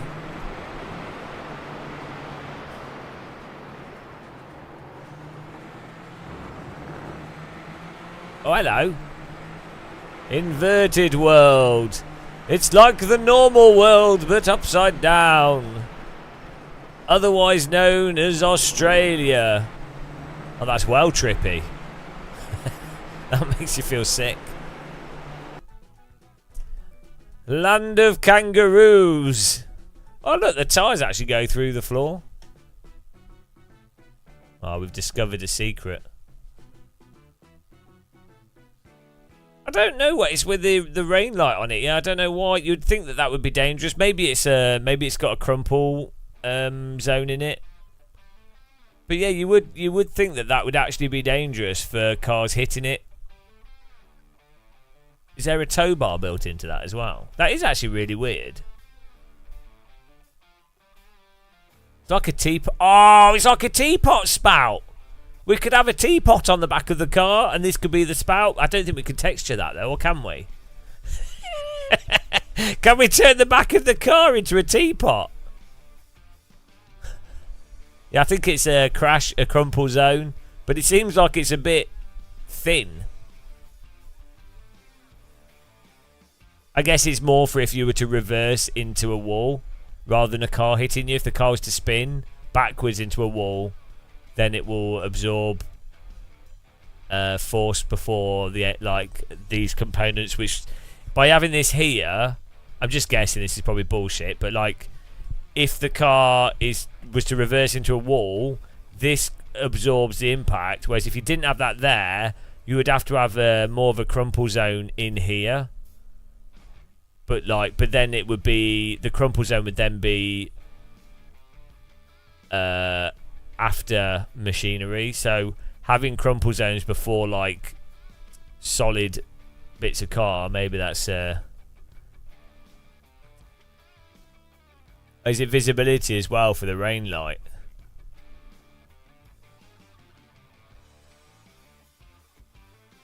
Yeah, maybe the car would have to be longer if you were going to achieve this as a crumple zone. The whole car would have to be longer. So this is a way of having more crumple zone whilst keeping the car shorter, in a sense, like keeping the actual majority of the body shorter.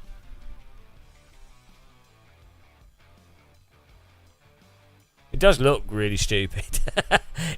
Looking at it side on, it does actually look really dumb. It genuinely looks stupid.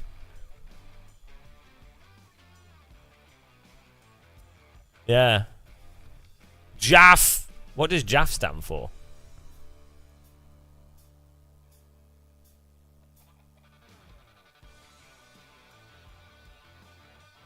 Oh, is it meant to protect the machinery as well? What does JAF mean?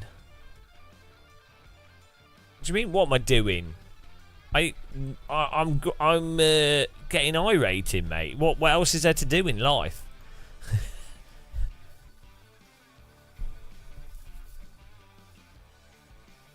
We're working in the coal mine of iRating. No one works the I-rating coal mine as hard as I do. We'll find gold eventually, I'm sure. Right, there we go. We got 54, guys. Oh, we're almost on 4,000. Hang on. What's 178 plus 54? 158 plus 74. 178 plus 54. Can someone tell me the answer? Because I'm too thick.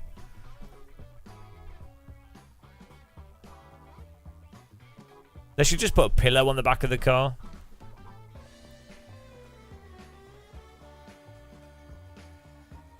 Can we have a calculation here, please, guys?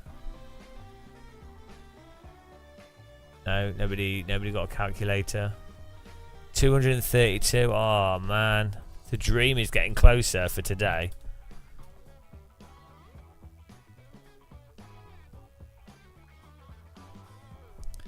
I don't think anybody grinds I-rating like I do. Took me longer to Google.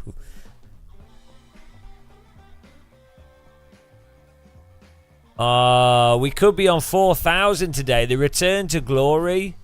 Can you believe it? 4,000 is only 1,000 away from back to 5,000. Like, I mean, the fact that we do this multiple times. If we can return back to 5k, it's obviously what our actual real I rating is. It's not just a one-off. It's destiny. Destiny's Child.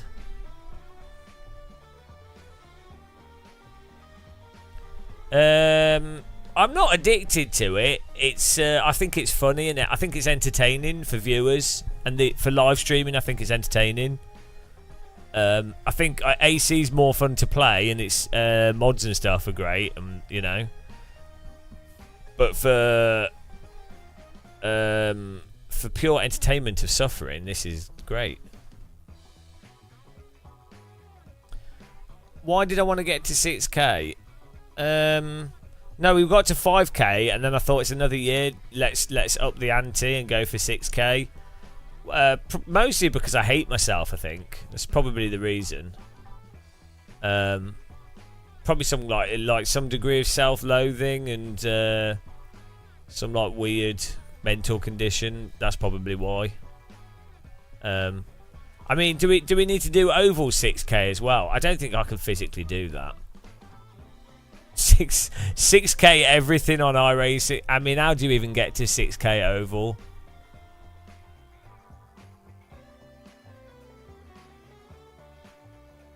I mean, that must be mental. Because I don't even know how you do that. Oval to me is like rolling a dice.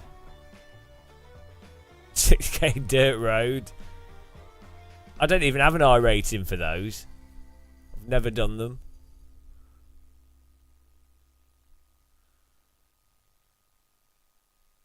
How much I rating is on dirt road? Like you...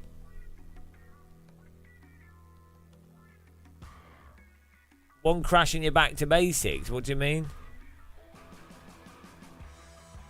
No, Emil was saying to try the IndyCar though.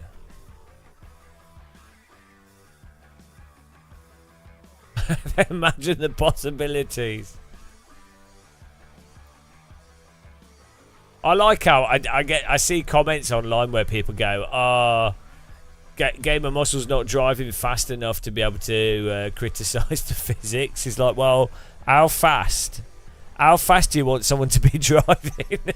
if someone's like finishing in the top 10 in a Formula car, how fast? What do they need to be doing?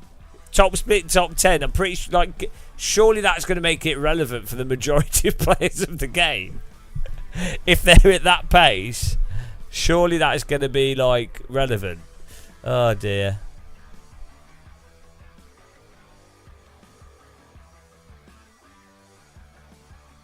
Yeah, I think on iRacing, I'd say there's like 5% of iRaces are pure cancer, but then most of them are really nice, pleasant people. But there's a small group of total dickheads, and iRacing does nothing to moderate it, or you know, they don't seem to care.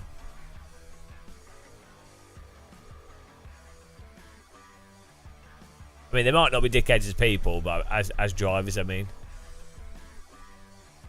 I find the voice chat stuff hilarious.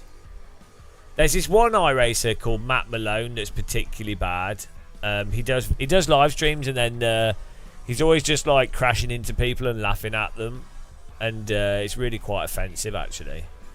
I think he undermines the seriousness of this simulator.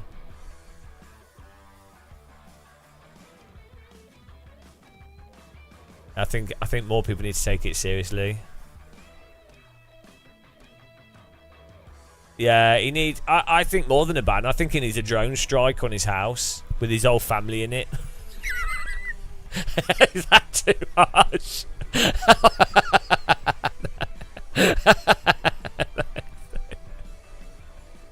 Oh dear. Came a muscle out of context. Matt Malone needs a drone strike on his house with his whole family in it. Technically, if you take the context out of that, oh no. Malone strike. Malone strike. Oh, it's the new weapon deployed by the American military, the Malone strike. They just lower Matt Malone on a cable in a sim rig over a country, and everyone starts crashing. Just carnage happens all around him, with him going, "What a gaggle! What a gaggle!"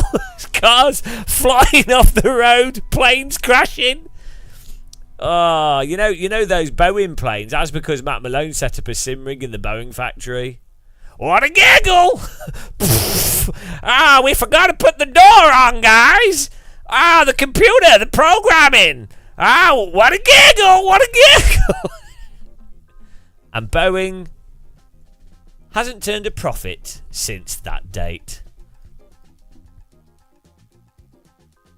Malone strike. We need a graphic for that.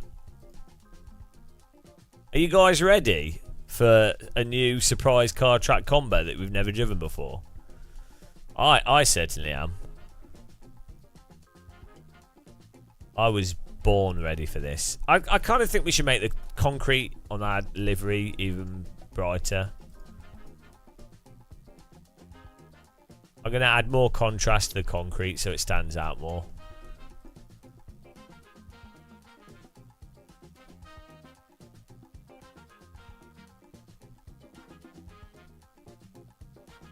And to the grass.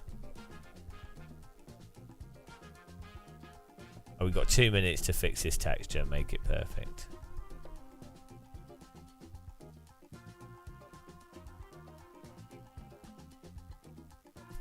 It's important to re-livery your car, at least between every race. I think iRacing should have like an official livery thing on it, and then the liveries get dirty the more you race, and you can use iCredits to wash your car or something. I don't know. These are great ideas. No one ever listens to my perfect ideas.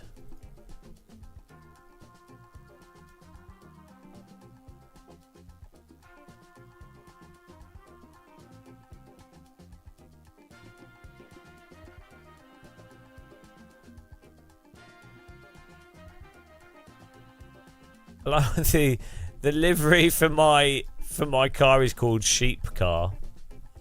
Well, your DD's hot. What DD have you got? Mine doesn't get one. Yeah, because iRacing's always looking for new ways to make more money. Right, here we go.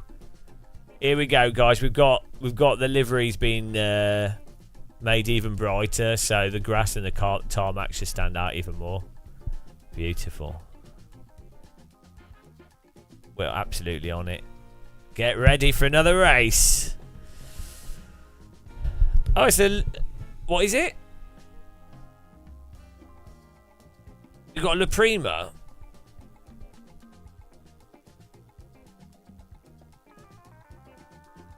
Oh, yeah, that's weird that it's getting warm. Are you running at like really high force feedback or something? Yeah, no, it's good. That's good that TK doing that sort of bundle's good. Yeah, it's weird that it's warm. The Moser I'm using is not warm.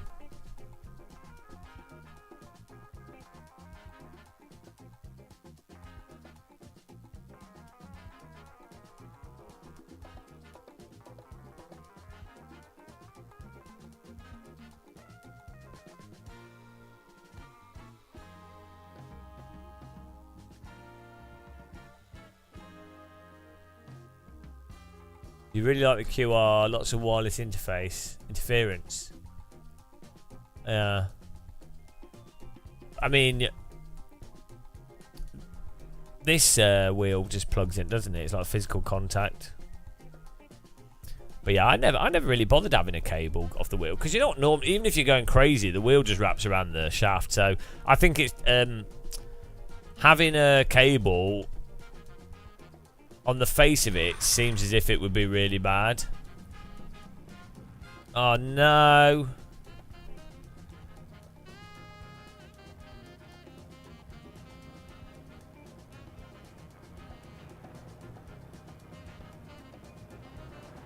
Yeah, but in reality, it's not bad at all.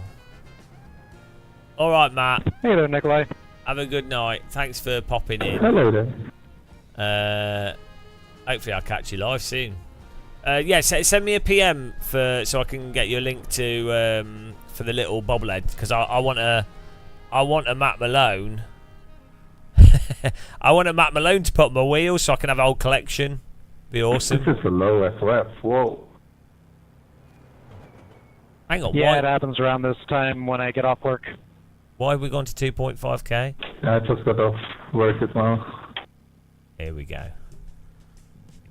New text just loaded. It's a bit brighter. We're going to have to win this, guys. Shit the bed.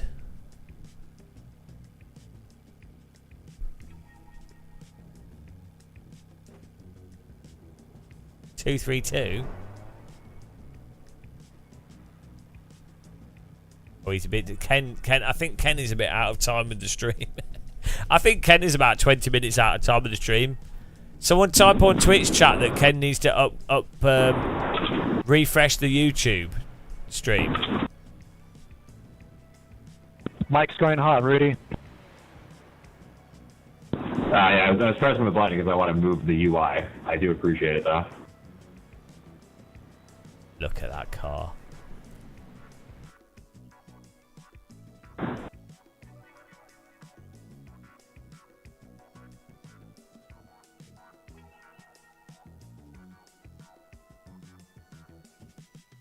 Yeah, that's a good shout. If you have not adjusted your fuel in the past, 2 days, this race is 50% longer now. So what is that, 8.1 gallons or 8 gallons? Someone said 7.9 will get you exactly across the line. 32 litres. So you're saying don't trust them? 32 litres is enough. I've been doing 7.9 or exactly 30 liters every race. I've never run out, so.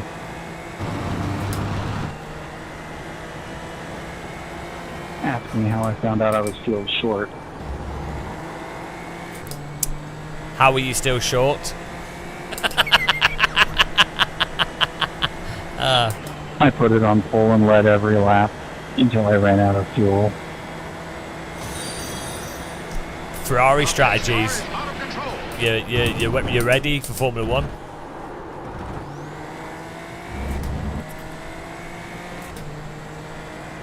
Leo, I think it'd be fun for the rest of us if you put 15 in.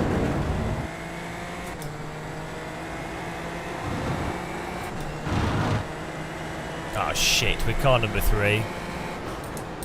So James, how does it feel to be the number 3 car in this race? Sad. Also, I am currently the most experienced Super Formula Light driver on all of iRacing.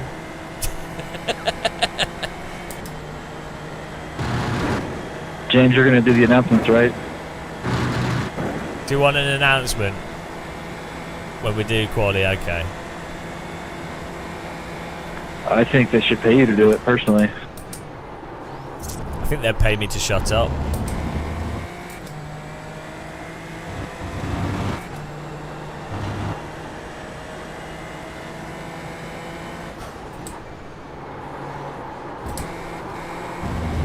Let's go. Green, green, green. Okay, here comes your first time lap.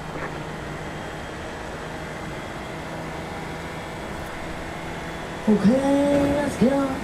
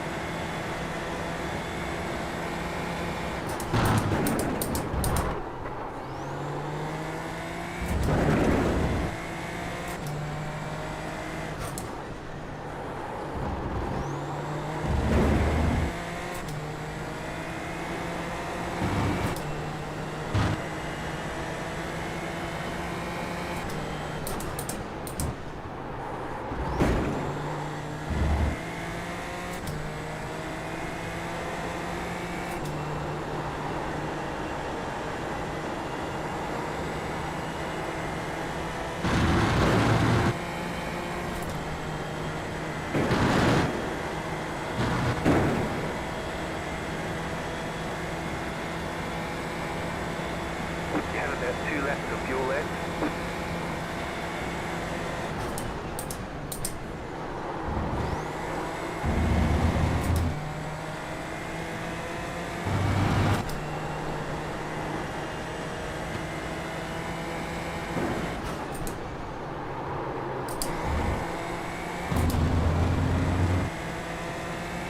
Didn't quite nail the final corner, but One more lap.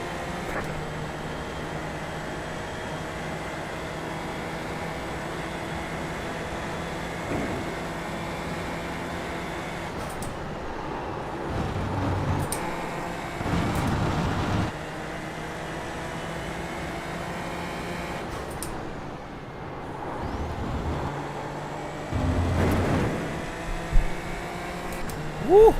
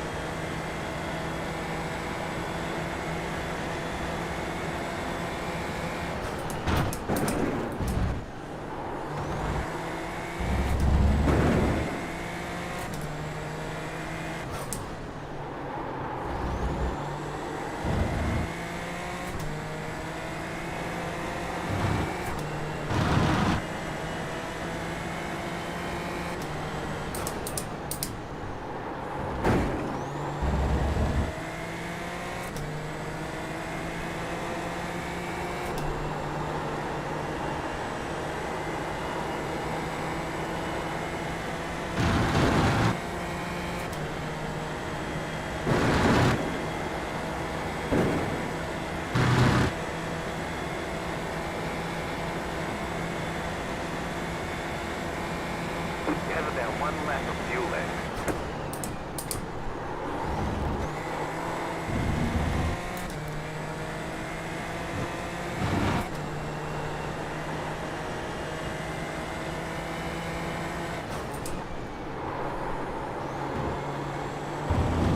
Oh!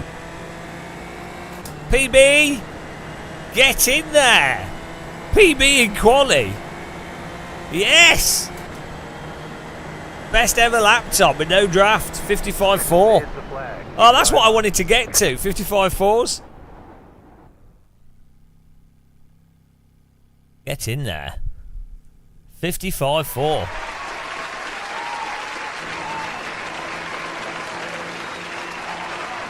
Thank you, guys. Thank you. That was 3 days ago. That was what I thought would be impossible for me. That means we can do a 54. Yes.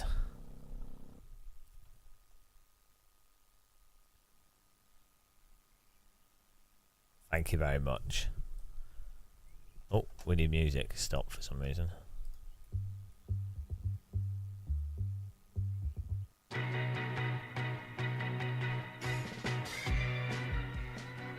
I always do my best performance, 11.5 hours. 44 hours of practice. Well, you know, it doesn't necessarily come quickly to me. How many hours does it take for a shit sim racer to put in a semi-okay lap? 44. That's how many.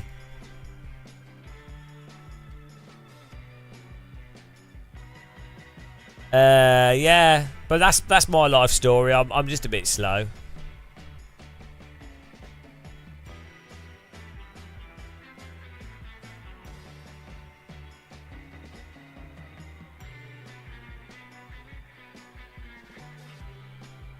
Oh, hang on. Hello, ladies and gentlemen. Welcome back to Road America. And let's take a look at the qualifying results there. On pole position, rated as driver 1, and not a surprise, the legend with the blue and purple lightning strike helmet, Leo Oftasharov, with a 1:53.383. What a time, what a driver, what a legend, and that's pole position. In second place, Nikolaj Rujibi, I'm sorry I can't pronounce your name, with a 1:53.632, and in third place, a surprise, up at the front, catching everybody off guard, with the blue and white helmet, it's Tim Redekop with a 1:55.4, rated as driver 10. Will he hold that position? Maybe even win the race? Well, we'll have to wait and see as we race at Road America. And of course, the mention, the special driver qualifying in 28th place, rated as 22nd, Blaine Sparkling. Let's hope he can be drinking sparkling wine at the end of this race, and if he can gain some I rating. Good luck to him, good luck to everyone else. Take it easy. 30 minutes of racing at Road America, brought to you by Corvette, NTT, and of course the Real Cheese People.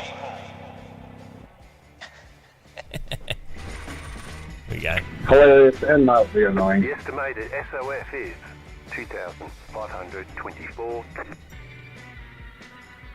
In the Queen, DNF today would earn our points a lot.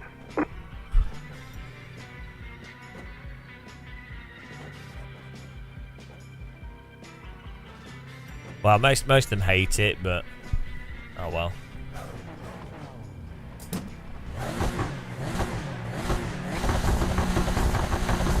Green flag, green flag.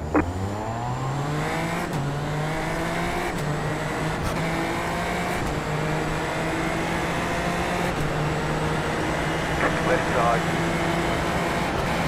Still there. Okay, let's go. Still there. Clear. There's an incident behind. Take it easy.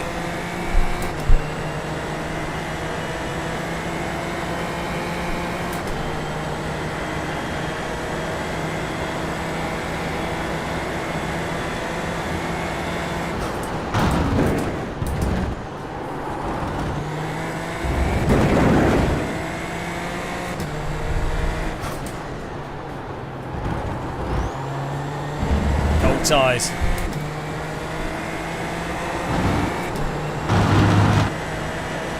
There's an incident behind.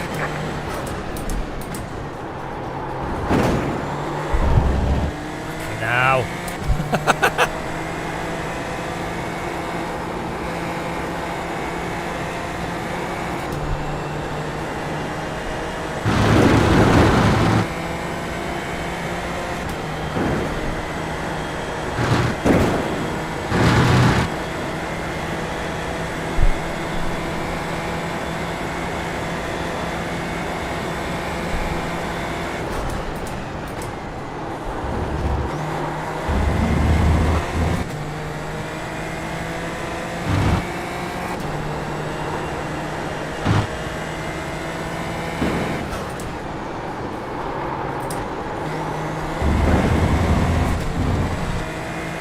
The curves are actually a helicopter. Hello, Gary. How's it going, man? RGB Gary Clark.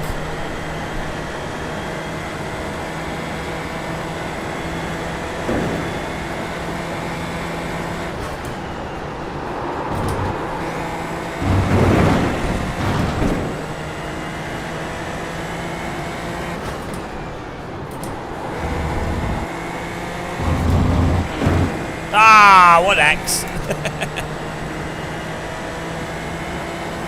Well, the I rating doesn't necessarily relate to pace. There might be really fast drivers that just got his car that could be using Smurf accounts.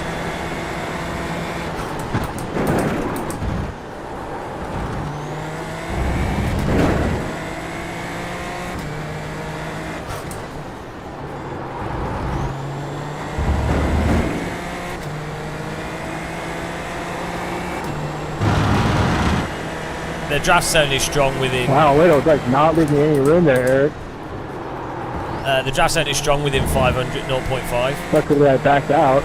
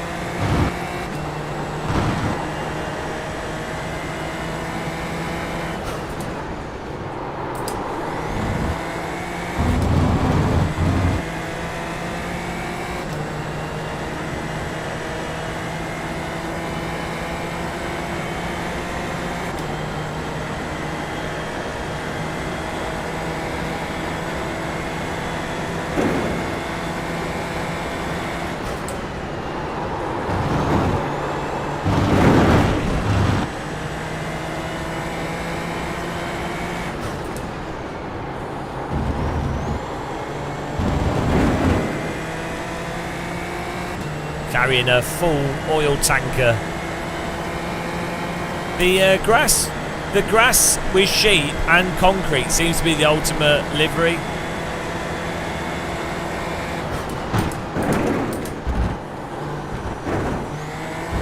Like we end up with the confusion of the concrete and then the stability of the sheep.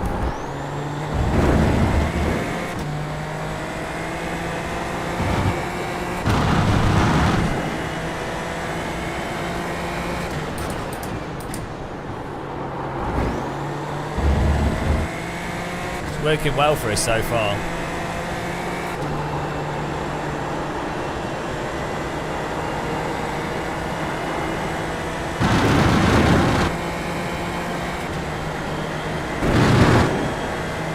Yeah, I think too many sheep gives me too much speed and I can't handle it.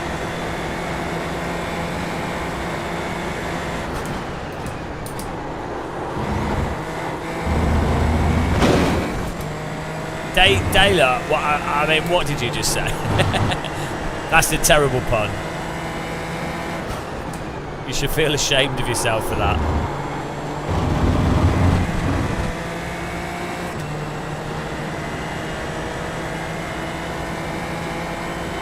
Yeah, well, I was thinking of making the whole car into a sheep. Just set your fastest lap of the session. Car 2 is up the front.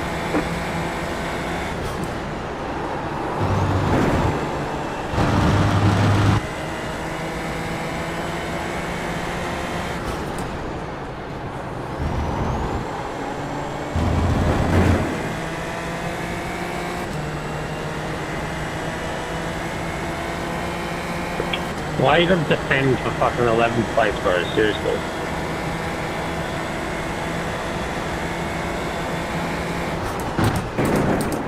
I was on the apex.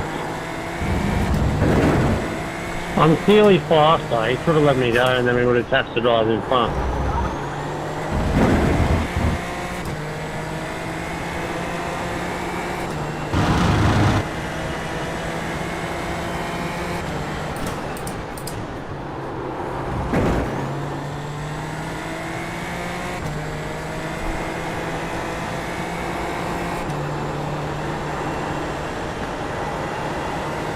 Go ahead, Nikolai. Okay.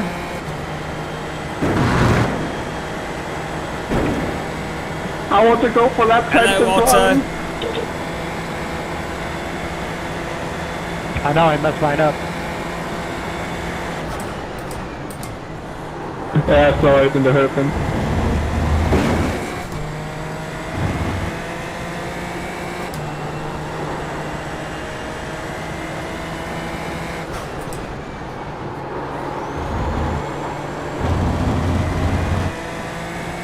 We're getting faster.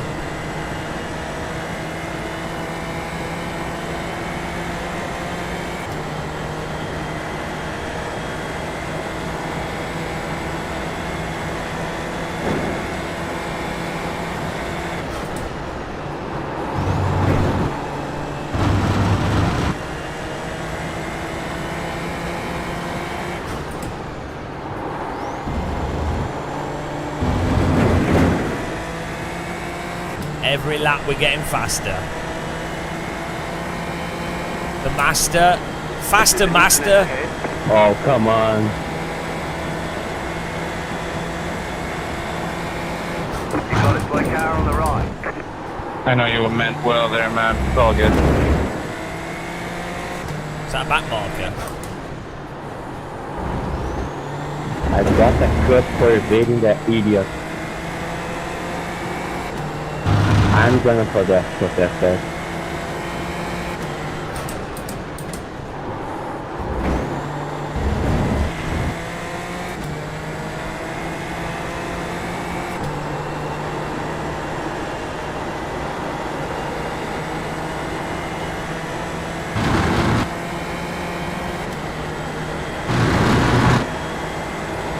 Blocking the third grade.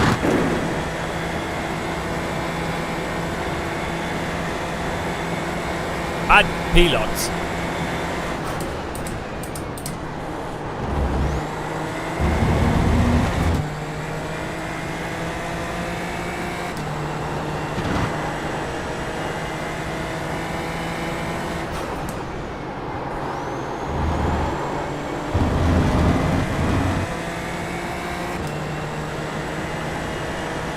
The car in C1 just set the fastest lap.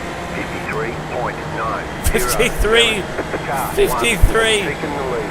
That was your fastest lap of the session.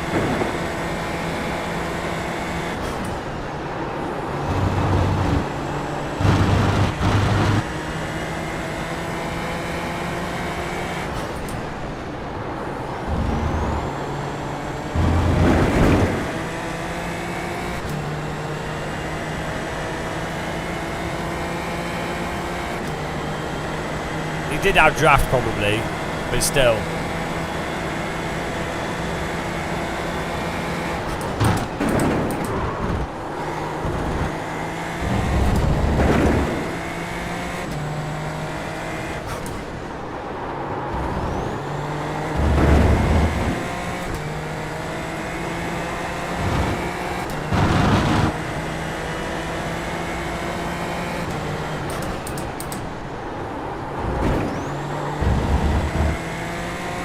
Where I'm going.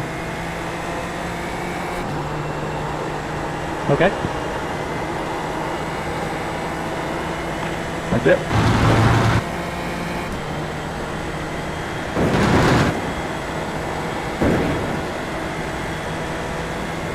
Today, just like 200 and something.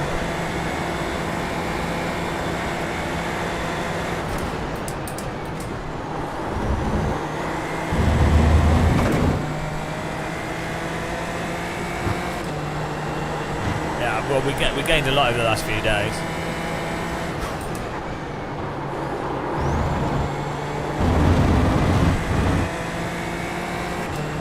The car in C1 just set the fastest lap. 53.704. Car 53.7s. That was your fastest lap of the session.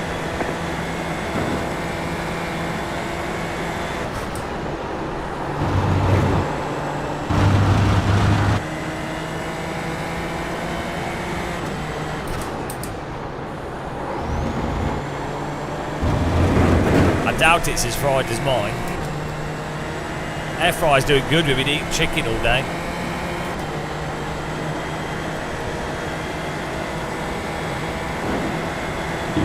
Let's try to get saved back.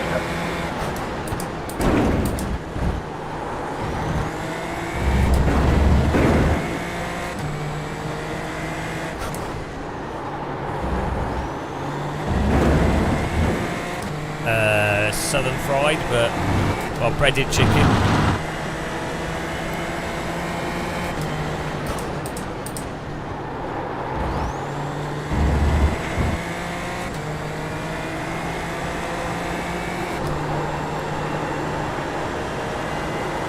Okay, let's go.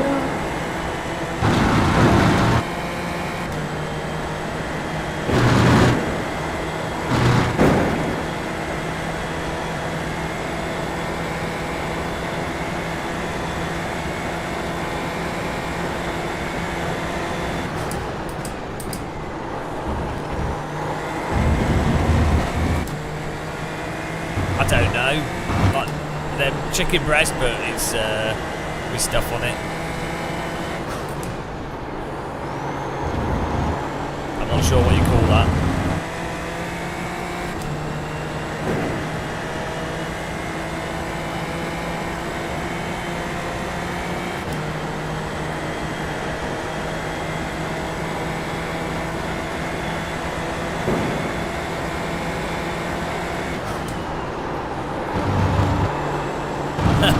We're better at T1 than this guy in front of us, but he's better at everywhere else. Copy.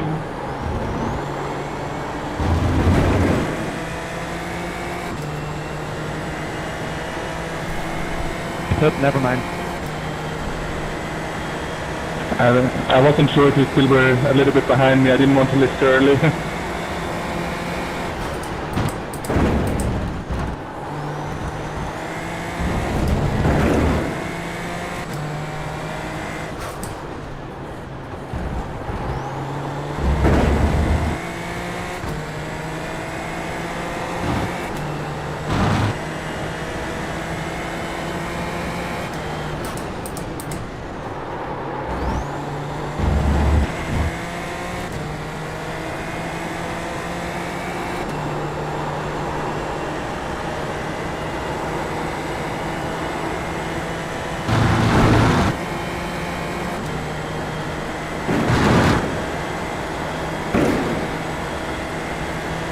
Yeah, with this car you just have to go really.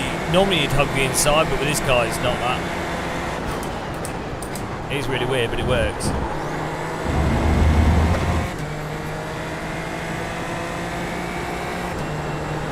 Bless you, Mr. Kevin. Please let me pass as well, Kevin. Kevin, please. Thank you.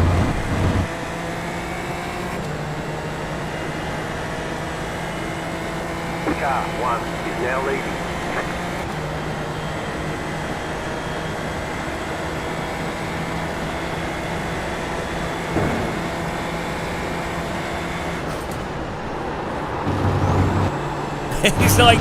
He's 2/10 slower through T1 than me.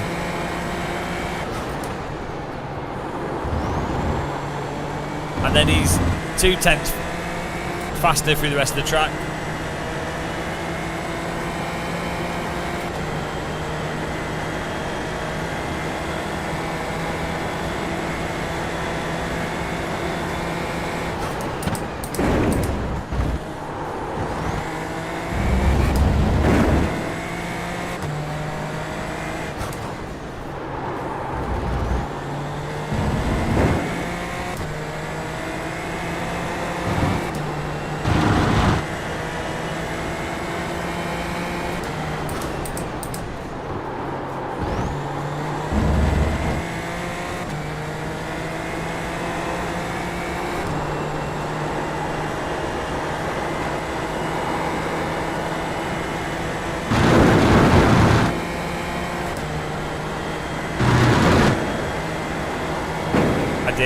I don't want to.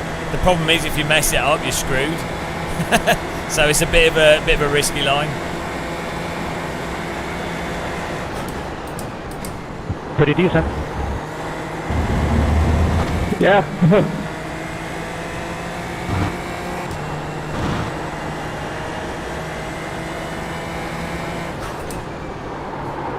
The car in P2 just set the fastest lap. 53.383.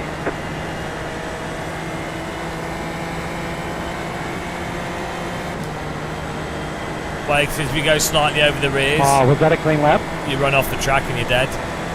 Yeah. Ooh, very nice.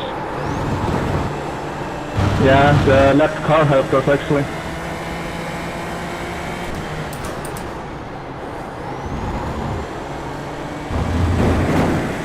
Ah, okay, fuck that.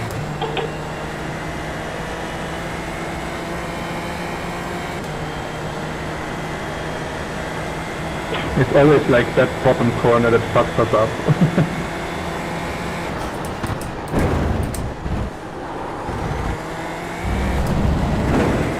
Definitely the hardest corner. Yeah, always lock up, and the same with the next corner.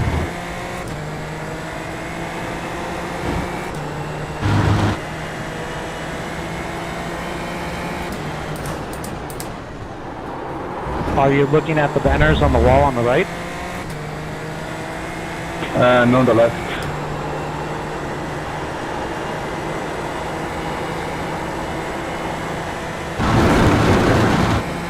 Why on the banners on the right?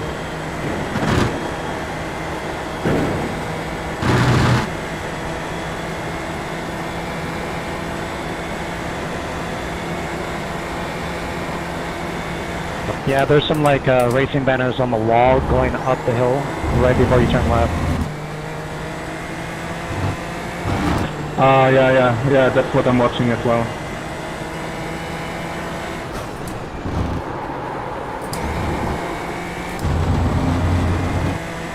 Maybe, I don't know. I'm concentrated here.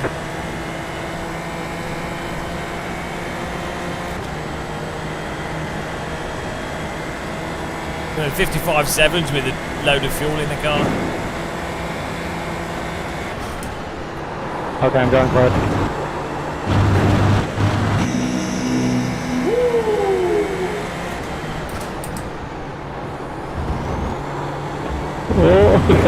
Woo! That T1. My fault. You're going well. Keep at it. Don't lose that shitty corner.